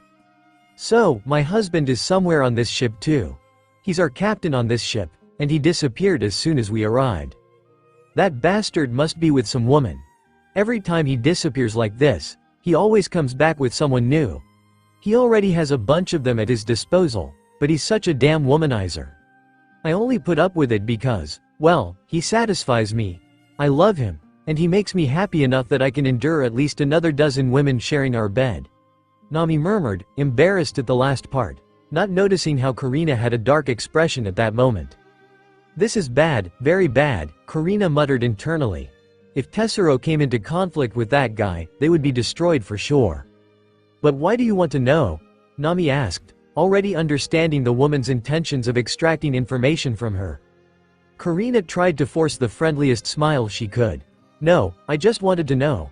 I'm also a big fan of Monkey D. Luffy, she replied. As soon as she mentioned that name, she didn't even have time to react before Nami grabbed her by the collar and lifted her. Hey, if you're thinking about having anything to do with my husband, forget it, okay? Kuina, we shared all the gold back in the East Blue. But I'm not sharing Luffy just because you're asking, she exclaimed angrily, leaving Kuina stunned. No, it's not that, Kuina exclaimed immediately. I just don't want to die because of him, Nami. You don't understand, Kuina muttered internally. Nami, stop it. I don't have any interest in your husband. I don't even know him well enough to say anything. She tried to reason with Nami, while finally being released, and the other crewmates looked on curiously at the commotion. It better be that way, Nami responded, pouting stubbornly while crossing her arms. Anyway, I think I need to get going. I've got some things to take care of, but I'll be back later. Is that okay? Kuina suddenly said. Nami narrowed her eyes, but she eventually nodded. Kuina immediately bolted from the scene. I have to make it in time, Kuina exclaimed as she ran through the casino. She had to warn Tesoro about the ticking time bomb in this place. If Tesoro was arrogant enough, knowing how he operated, they would all be doomed. Too bad, because it was already too late for Kuina's intentions. Luffy was already fully aware of everything this ship represented, as he walked behind the general manager, with Lady Baccarat following behind him, concerned. And so, they entered the room, entirely made of gold. The man inside looked like a staircase, dressed in a pink suit with blonde hair, almost in the style of Doflamingo. Luffy looked at him with interest. Hello, sir, it seems you finally appeared. It's an honor to meet the man who made me poorer in just one night. Not even Baccarat's company seemed to affect you. I'd love to know your secret, Tesoro said, looking at Luffy with malice. Luffy, however, smiled back with the same malice, but mostly with greed, seeing how he could get even richer here. Hello, Tesoro, it's a pleasure to meet you. I've heard you're a very wealthy man. I hope you won't be too upset if you become a little less wealthy today. Luffy responded to every word with a confident smile as he approached Tesoro, the man with the gold devil fruit, the one he intended to subjugate and make his subordinate. Tesoro stared at his guest and noticed his extreme confidence and the strange way he looked at him, but that didn't matter to him, as he was also very confident. Hello, Tesoro. You really seem unique, which isn't surprising since this is the first time I've seen you. User of the gold fruit. Luffy spoke with a mocking tone. Tesoro looked at him strangely now. You know me? He asked, raising an eyebrow. Not personally, but I know you very well, Luffy replied. Tell me, how did you manage to make so much money? Now I'm sure Lady Bakura could have stolen your luck, especially when you made her turn your luck into misfortune. Tesoro questioned while Bakura herself remained silent. Luffy just smiled. Well, I have my tricks to deal with that. I can alter my luck and that of others. I have very versatile abilities thanks to my Akuma no Mi. If you want to know, we can bet that I can grab your neck before you can even react. He challenged, and quickly, the place became tense, enveloped by a hostile atmosphere. You think that? Suddenly, Tesoro stopped mid-sentence as he was about to mock him, but it wasn't just him. Everyone in the place felt something, and their bodies became static, unable to move. The silence was broken when Luffy began walking toward the man, leaving everyone stunned, still immobile, only able to hear, see, and feel in that state. He continued across the room until Luffy stopped in front of Tesoro, who had a glint of fear in his eyes. Luffy raised his hand and grabbed the man's neck. See how I could do it? So easy to kill you, Luffy said calmly. Tesoro, I thought you would be a stronger opponent. Is this all you could offer when you brought me exactly where I wanted to be? He declared. Now, you wanted to rob me. Your intentions are clear from a distance. Why shouldn't I end your life right now? Luffy asked, squeezing Tesoro's neck. Tesoro didn't respond. Even the manager and Bakura looked at him from a distance with fear, immobile, unable to move. Well, this is one of my abilities. I can stop time for a short period. It's not the strongest power, but it helps me make moves when I want. Luffy spoke calmly.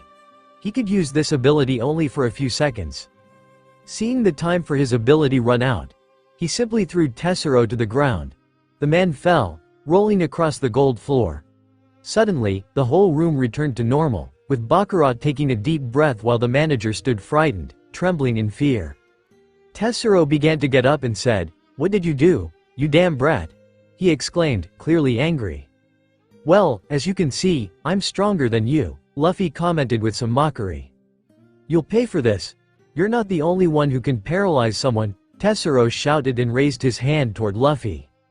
Quickly, he tried to use the gold that his body absorbed, but Luffy took a step forward as if unaffected by anything Tesoro tried. Unfortunately, your gold doesn't work against me, Tesoro, he said, taking another step. Bakura truly saw what she thought would happen the moment Tesoro tried to fight this guy. What's going on? Tesoro was surprised and tried again, but nothing affected this strange man until he tried to see the gold inside him and was shocked not to find any. No, what did you do? He screamed, a bit frightened. Secret, Luffy replied. He must have bathed in seawater before coming here. He seems to know my weaknesses. Tesoro thought, suspecting Luffy was someone specialized in killing him. Then take this. Tesoro made the gold from the ceiling descend, quickly starting to cover Luffy completely, interrupting his steps. Luffy looked around, surrounded by gold, while Tesoro watched with some frustration, especially when he saw Luffy begin to smile. This may stop me, but not for long, he declared, and all the gold began to be absorbed around Luffy as if he were a black hole, and soon, he was left with no gold around him, his system starting to sound an alert. Gochi Susama Deshita. Luffy landed on the ground while wiping his lips as if he had actually eaten the gold. I've always wanted to say something like that in an ideal situation, he murmured as he recalled Natsu's epic lines from Fairy Tail. His gaze returned forward. Thank you, Tesoro, you just gave me hundreds of thousands of berries. Please, keep going. Send more, Luffy mocked. Tesoro, a bit frightened, began launching more gold, while Luffy placed his hand on the metal as if it were a black hole, absorbing everything. Are you going to keep sending it piece by piece, Tesoro? That's no fun, Luffy said with some boredom, thinking about taking everything at once. In the next moment, Tesoro watched as he touched the ground. Luffy placed both hands on the floor, and suddenly all the gold around the space started to be sucked up, revealing the floor below. Everyone took a step back to avoid falling, while Luffy remained in the middle of the void, simply standing on an invisible platform with his evolved Jeppo, calmly looking ahead. Tesoro looked frustrated, angry, yet simultaneously shocked and somewhat afraid. After all, there was someone in this world who could take his gold and make it disappear. Could it be that my fruit has a weakness to another fruit? He murmured as he looked at Luffy. Who are you? He immediately asked. Well, maybe it's time I introduce myself, Luffy said, seeing that it was time to stop being mysterious. At that moment, someone appeared from the hallway. Tesoro, listen, Monkey D. Luffy is on this ship. We shouldn't mess with him at all. He's too dangerous, a Yonko. We're all going to die. A woman exclaimed, none other than Kuina herself. Without noticing the missing floor, she began to fall, screaming in fright, only to be caught by Bakura, who pulled her back. What's going on? She asked, looking ahead and seeing a man floating in the middle of the empty space, while Tesoro watched, gritting his teeth. Too late, he's already here, Bakura murmured. It was then that Tesoro finally opened his eyes and looked at Luffy.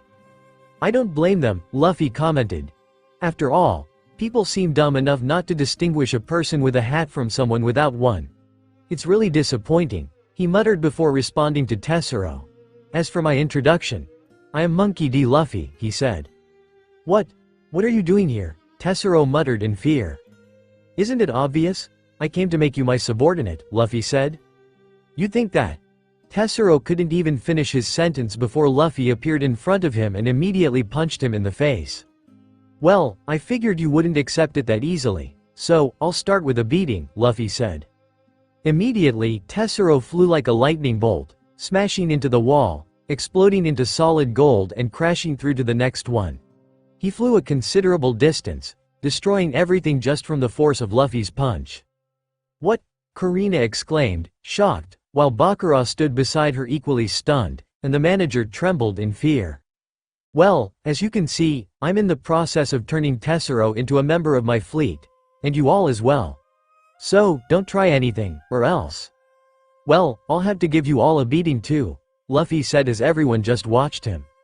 He disappeared in the next moment, advancing toward the destroyed wall.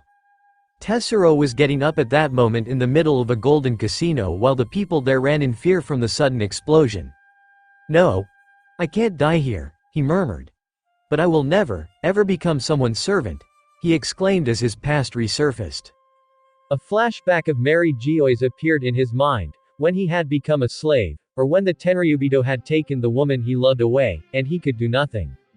No, I will never bow to anyone again. I'd rather die than become someone's slave, he shouted in fury.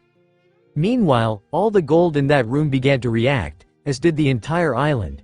In front of him, a figure emerged from the wall while the golden floor cracked under his feet as he landed there. Tesoro looked at Luffy with such rage that it even surprised him. You bastard, he exclaimed, quickly beginning to hurl gold at Luffy again.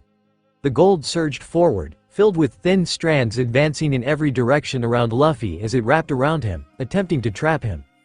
This won't work. Luffy merely murmured as the golden chains suddenly vanished, being absorbed by his body. Come on, Tesoro. I'll even admit your will to fight, but gold, man? Forget that idea, it's not going to work, Luffy said, hoping for an interesting fight, though he couldn't expect much from the gold user. In the next moment, Luffy saw a golden fist begin to transform into a layer of armament haki, rushing toward him. Luffy immediately raised his hand to stop the blow but was dragged backward by the force of the attack. He tried to absorb the gold, but this time it didn't work. I see. So things coated with haki don't work in the system either, Luffy murmured. Luffy then countered the fist with his haki and charged forward, while more giant fists of gold and haki came at him. He zigzagged through the air until he reached the man, who was already somewhat injured, landing a kick to his stomach, making him spit saliva as he flew, crashing through more walls until he was expelled from the casino, exploding into the middle of the city street, drawing the attention of everyone there. He's very strong. You can't be alone. Let's see if you can handle this, Tesoro said, starting to use another tactic. As the whole area reacted, suddenly, all the people everywhere felt their bodies freeze, having been affected by the rain of gold. Even Vivi, Nami, Hachi, and Lucy had been paralyzed. What's happening? Vivi murmured, dazed. Our bodies stopped. What's going on? Nami exclaimed, unable to move. Nay. Hachi could say nothing else. I was winning the game, this isn't fair, Lucy immediately complained. The only one who seemed to move was Shirahoshi. She looked at the others. Are you all right? You've been paralyzed. Not just you. Everyone on the island has been paralyzed. Luffy is fighting someone in the distance, Shirahoshi murmured. Suddenly, her Den Den Mushi began to rain. It was Luffy who had given her the device before leaving the group. Hi, hubby. She answered, smiling as if she weren't in a bizarre situation, while Vivi and Nami seemed to look at her with a bit of irritation. Shirahoshi, do me a favor. Cover everyone on this island with seawater, he asked. Shirahoshi thought for a moment and quickly understood. After all, the gold in people's bodies could be removed with seawater due to the weakness of the Akuma no Mi. Being a mermaid and having the power of Poseidon and Leviathan, she could be immune to it. Then, Shirahoshi began to unleash her power, flying above the city and swirling her hands, creating a small water tornado that quickly began to spread, generating a light rain that splashed everywhere. Luffy smiled, turned off the Den Den Mushi, and put it away while watching Shirahoshi in action. Tessero looked stunned as, beyond the rain, the area began to flood with water falling like rain or even like rivers in various places, invading the casinos. The amount of water Shirahoshi was swirling was immense and seemingly endless. What? How is this possible? Tessero couldn't believe it. He wanted to use the people to fight against Luffy, even capturing possible crew members present to use as leverage, but now his plan had been thwarted as the entire island was freed from his power. When the water began to hit him, he realized he needed a last resort. Suddenly, all the gold started to wrap around him. I'm going to kill you, I won't become a slave, he shouted as the gold formed a giant. Luffy, observing the transformation, smiled as he saw Tessero's most powerful form revealed inside the golden giant. Well, this looks like it's getting interesting, he murmured, as his fist began to catch fire. Let's see if you can handle this. In the next moment, Luffy disappeared. The golden giant rose before the city of Grand Tessero, while the people looked on in fear. Now able to move, they quickly started to flee, drenched in Shirahoshi's water, as the feet of the golden giant created by Tessero stomped on the ground, immediately cracking it. He looked frustrated, with a bloodied face, toward where Luffy should be, at the entrance of the building still filled with raised debris, until he saw a small purple flash coming from there, but quite luminous, illuminating the area with an ethereal color. When Tessero narrowed his eyes, in the next moment, he disappeared. And before he could react, his giant suddenly flew backward. When he looked down, he saw flames exploding, feeling the enormous heat, as Luffy punched his stomach so hard that it generated an impact of flames, piercing it with a fire ray, melting all the gold as soon as it came into contact with his flames. The flames continued running through the ship, melting anything they touched, while the giant soon after flew backward, smashing into buildings, and Tessero was stunned inside it, trying to regain his balance.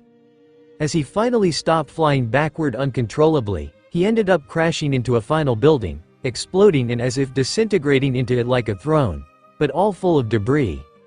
The giant raised its arm before placing it to the side, while it had a huge hole in its belly, struggling to get up. But then a figure appeared from above like lightning, kicking its head with the same giant, forcing it down again as it crashed, exploding into the building even more. You really think you can beat me like this, Tessero? Luffy commented calmly, as he looked down at him, standing on the dented part of the giant's head where he had landed. You think you can stop me here? Tessero immediately exclaimed, while the golden hand advanced again, but as it approached him, it exploded on impact where Luffy was. But he quickly raised his hand, immediately stopping the fist with a snap. Luffy mocked it as he lifted his hand, appearing to hold the giant hand with one arm after the impact explosion finally became visible. How did someone so strong end up here? Tessero was frustrated. After all, he wasn't even surprised by Luffy's abilities and strength. He was much stronger than any pirate Tessero had faced before. He himself had no confidence to win, but his streak of bad luck with someone like this showing up here was frustrating. Luffy continued holding the golden arm and simply jumped up, even pulling the giant along with him. As he turned his body, Luffy lifted it like a jiu-jitsu move, slamming the giant down with his arm over his shoulder, exploding on the ground.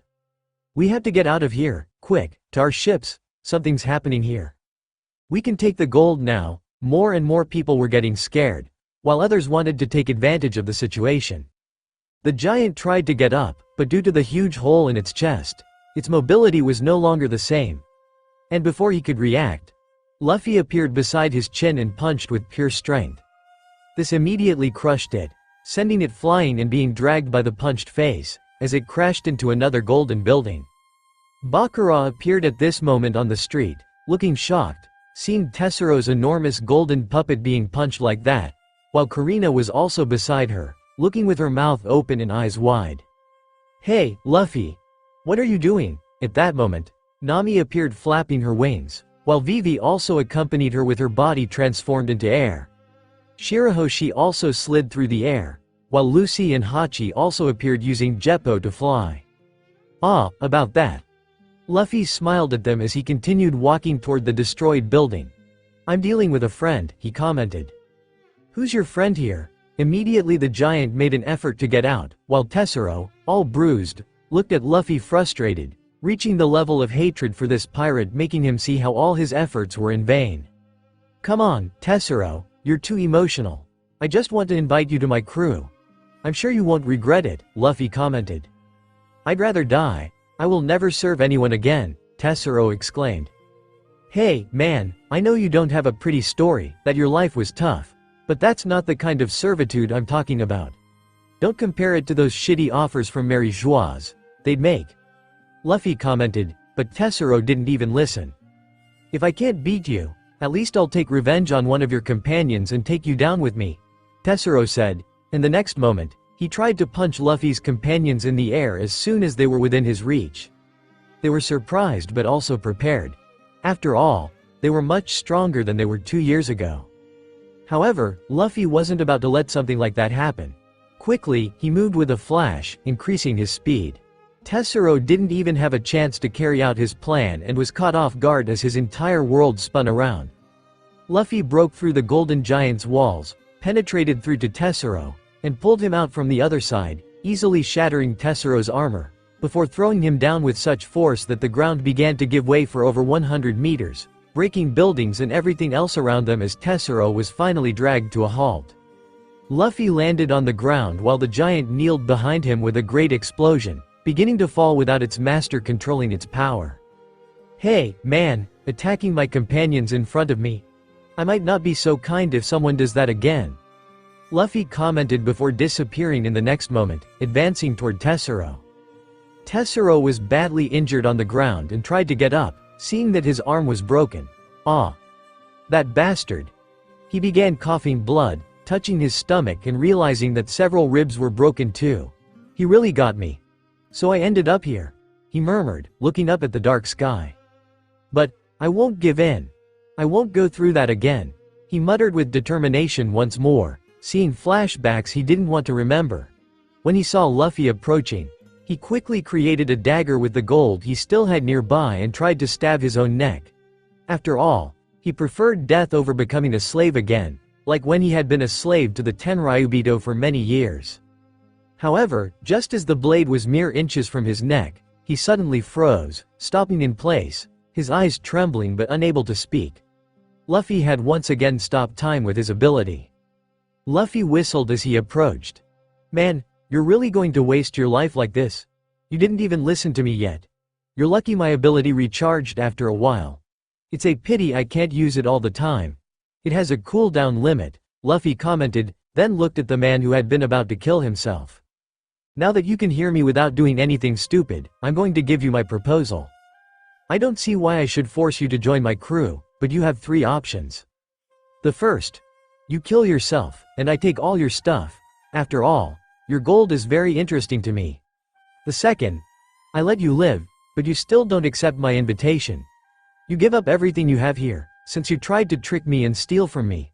So, I intend to take everything for myself, and you leave this ship with a goat and anyone else who wants to go with you," Luffy said before continuing with the last option. "And we have the third option, the one I hope you accept. You join my fleet and help me reach the One Piece. After that, we'll wage war on the world, and in that war..." Luffy looked directly at Tessero as if he knew his past and suffering, plan to destroy the world government, Mary Joie, and consequently, the Tenryubito, Luffy said with a sinister smile, watching Tessero's stunned expression. I know this is sudden, but I also know you want revenge against the Tenryubito.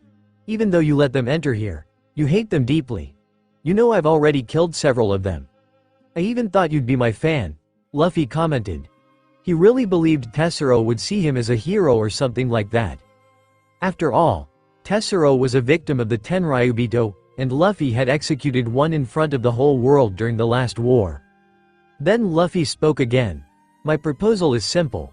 Once I find Roger's treasure, the world government won't sit still. Of course, they'll act before that, but not on the scale of when that treasure is claimed by someone. And we'll fight an intense war that will involve the entire world. I know that we and the Tenryubito can no longer coexist. That's why I plan to destroy the entire Tenryubito system and the world government, he said, while Tessero just listened.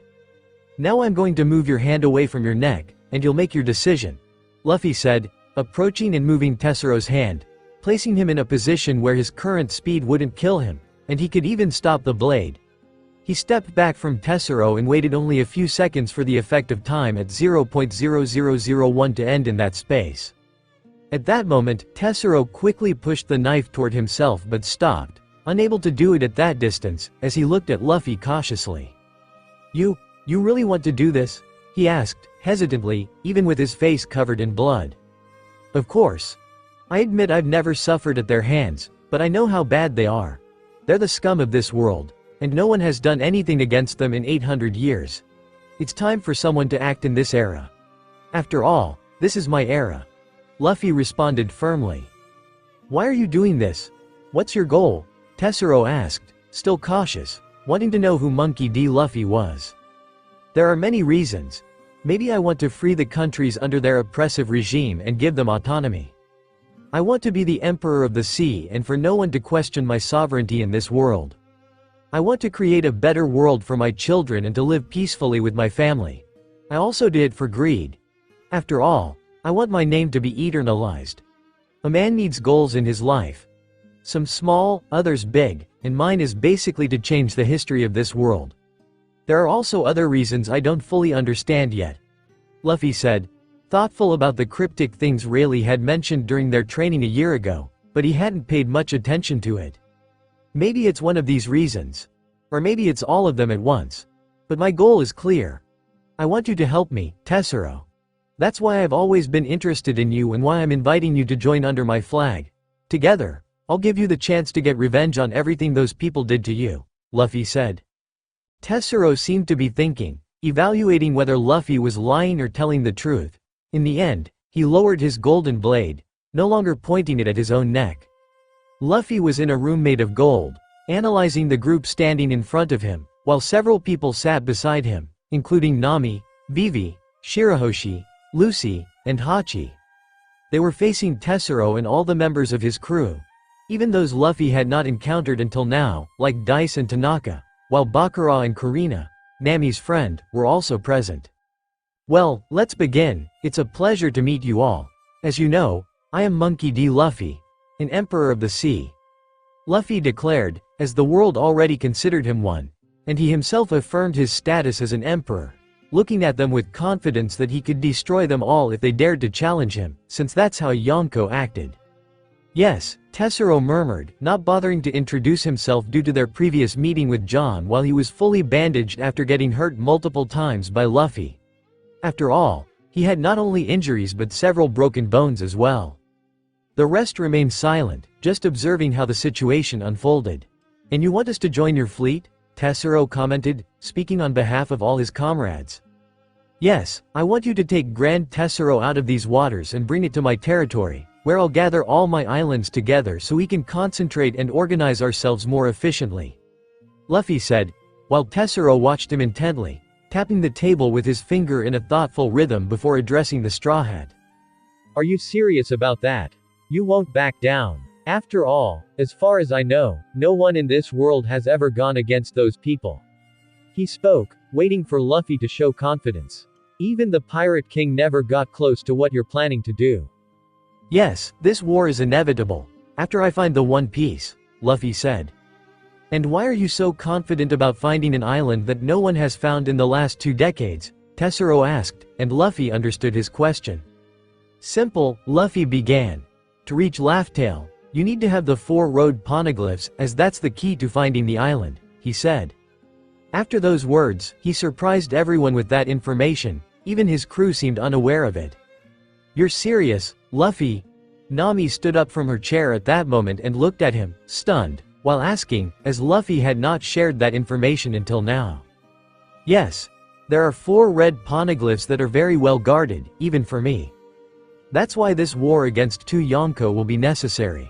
We'll get 2 of them at once. Luffy said confidently. One is in Wano, in Kaido's possession, and the other is in Whole Cake Island, in Big Mom's possession. Our goal is simple, take them both down and pave the way to get the poneglyphs. He declared. There was the third one, which they would obtain with relative ease, as it was in Zou, and Luffy knew how easily they could befriend the minks. And part of our crew is already heading there. But the last one will be a bit more problematic. I don't know its location, but I believe it's related to Shanks or perhaps the Island of the Giants. Luckily, I have Brigi and Dory, and with both on my side, it will be easier to enter Elbaf, though I'm not sure if it's really in Shanks' territory. After all, Elbaf is always described as one of the strongest and most mysterious islands in the world. Luffy was debating internally about the last poneglyph. I see, so we need that to find Roger's treasure, Tesoro asked. Yes, and we need the information that those 4 poneglyphs will give us. But this is just the beginning. I doubt we'll only have to deal with a few pirate enemies. Chaos will be imminent. But anyway, that's a conversation for another time. What I want now is your confirmation, Tesoro. I know you've been listening to me until now, so it's my turn to hear from you. Luffy said. After all, they had only had an initial conversation, and Tesoro had already calmed down a bit and given up on killing himself, knowing that Luffy wouldn't be extreme and had given his word. Alright, I will join your fleet, he confirmed the next moment, knowing he would be under someone again, but this time it wouldn't be so bad, so he continued. As long as I get what I want, which is finally being able to take revenge on those people I've always hated my entire life. I'm angry at myself for just watching them without really hurting them when they stepped foot here. But I didn't do anything because I'm not stupid enough to want to kill them and have everything I own destroyed. Tesoro hadn't finished yet. Now, will I have permission to kill them? And if the world government tries to destroy me, can I count on you after that? Tesoro asked, while a smile appeared on Luffy's face. Of course. After all, we are a crew specialized in causing chaos and killing 10 Ryubitos. So feel free, Luffy responded with a smile. I'm hungry, Lucy's voice emerged beside him, as she seemed quite bored with the conversation. Well, could you get my sister some food? Luffy asked, while Tesoro nodded for Kuina to take her to the kitchen. It's fine if we stay a bit longer, right? After all, I want you to head to Dressrosa in the meantime. Those waters already belong to me. Wait there until we finish our course, as we need to visit a few more islands, Luffy said, concluding the conversation. Alright, feel free. But can I ask something? Tesoro knew that Luffy would win a fortune by playing again, but he still had great curiosity about something, and as Luffy nodded for him to continue, he asked. Tell me, how do you manage to touch gold and simply disappear? He asked. Luffy smiled. Well, that's my secret, he simply replied. Even though he hadn't taken any more gold since their last fight, he had still profited a lot from the gold he absorbed as Tesoro threw it at him. His system now had a good balance, which he would use later. After that, Shirahoshi clung to Luffy's back while Vivi, Nami, and Hachi accompanied him as they returned to the casinos. Well, my wives, Luffy said, grabbing Vivi and Nami by the waist, while Shirahoshi kept her arms around his neck in her usual spot, before continuing. Now let's play a game. It's time to show that your husband is a great player, he said with a smile, heading straight for one of the casinos. Hachi was left behind, but Luffy gave him a task after demanding a few extra things from Tesoro. Hachi then left for another place. After the initial scare, as many ships had already left the island in fear of the fight between Luffy and Tesoro, things finally calmed down. There was still destruction among the broken buildings and a massive golden giant fallen in a destroyed part of the city. But fortunately, there were no deaths, only a few people injured by debris during the fight. People soon calmed down and began to understand what had happened. They were shocked by the presence of a Yonko on the ship. Some immediately ran in a panic to leave the island, while others stayed out of curiosity to see Monkey D. Luffy, the legendary pirate of this post-war era. The manager was surprised to see Luffy, Nami, Vivi, and Shirahoshi playing without disguises, as Luffy had his hat back on his head, and the girls were no longer wearing masks, revealing their identities. He watched with fear, different from the anger he had toward Luffy while with Bakura. After all, Luffy was playing again, and the manager feared that if the roulette didn't land on the number Luffy wanted, he might kill him. After all, a Yonko could easily do that. If they didn't like something, you were dead, and there was nothing you could do about it. Meanwhile, Hachi went to complete the task Luffy had given him. He headed to the underground area, where there were numerous prisoners kept by Tesoro after deceiving them and forcing them into debt, ultimately imprisoning them. "Are you saying this place now belongs to a Yonko? And he's freeing us?" one man asked, surprised. "Nay. Yes, you can leave," the fishman responded, while Hachi grabbed toy weapons filled with seawater and began spraying everyone with his 6 arms. He released the gold that had bound them, as it had lost the effect of Tesoro's ability. "Nay. Well, you can't take any gold. Otherwise, you'll have to pay for it," he said in a firm tone, while the prisoners quickly nodded, eager to embrace their newfound freedom. After all, the last thing they wanted was to see gold again. Hachi seemed satisfied with that as a few men approached him. "I heard about Monkey D. Luffy a year ago, before getting trapped here. Is he our savior?" one of them asked, and Hachi nodded. "I wish I could repay him, please accept me into your group." They began to kneel before Hachi, who was taken aback by this. "I'll have to talk to him first," Hachi responded as more and more people gathered.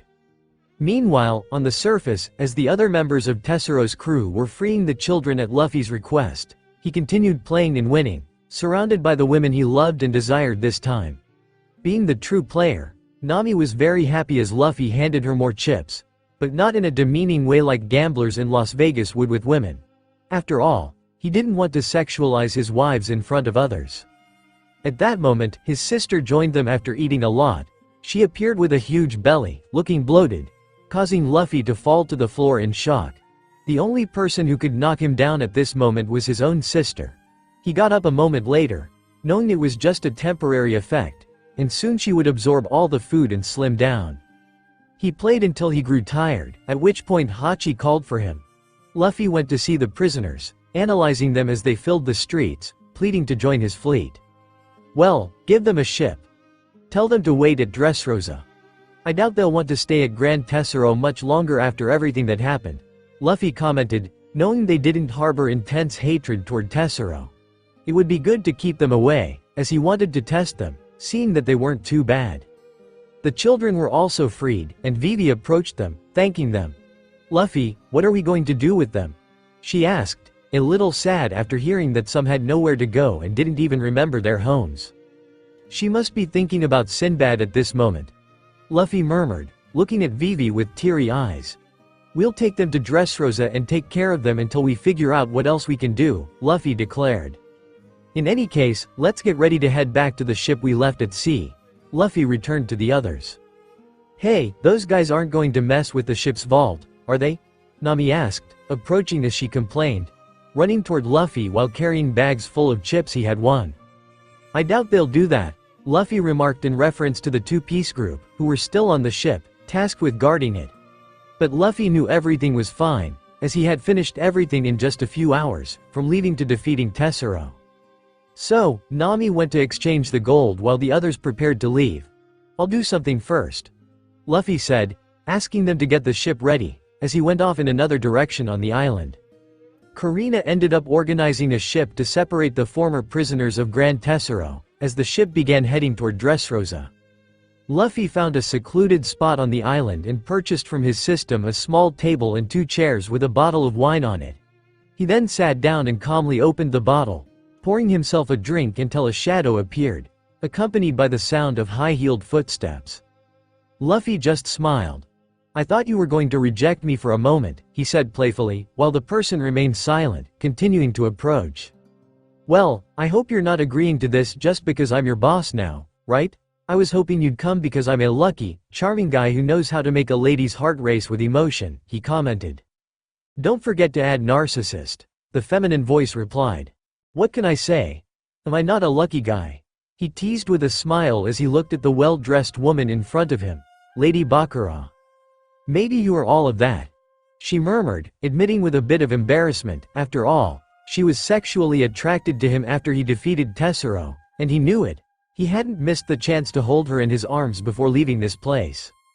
Anyway, let's continue our night. After all, you owe me a date, don't you? He teased her, and they spent a few hours together. It didn't take long for them to get closer, more intimately, with Luffy charming her in every way he could. Baccarat was already emotionally shaken by all the events of the night. Luffy easily removed her clothes after purchasing a bed and making sure no one would approach that side of the island. And they made love right there. Where's Luffy? I hope he's not with another woman right now, Nami grumbled aboard the Black Pearl, waiting with the others on the ship for their husband so they could sleep together. Back to Luffy, after seeing the woman wrapping herself in a blanket, covering her naked body while Baccarat slept soundly, he had indulged a little with the Moa Moa no Mi while playing with her, to the point where he had to cancel the sound and noise in the area due to her loud moaning. Giving the woman a farewell kiss, Luffy leapt through the air, leaving Grand Tesoro to return to the ship. After all, he still had to satisfy his wives that very night. Meanwhile, Baccarat couldn't help but smile as her eyes opened, quite pleased, despite having just slept with a man she had met only a few hours ago.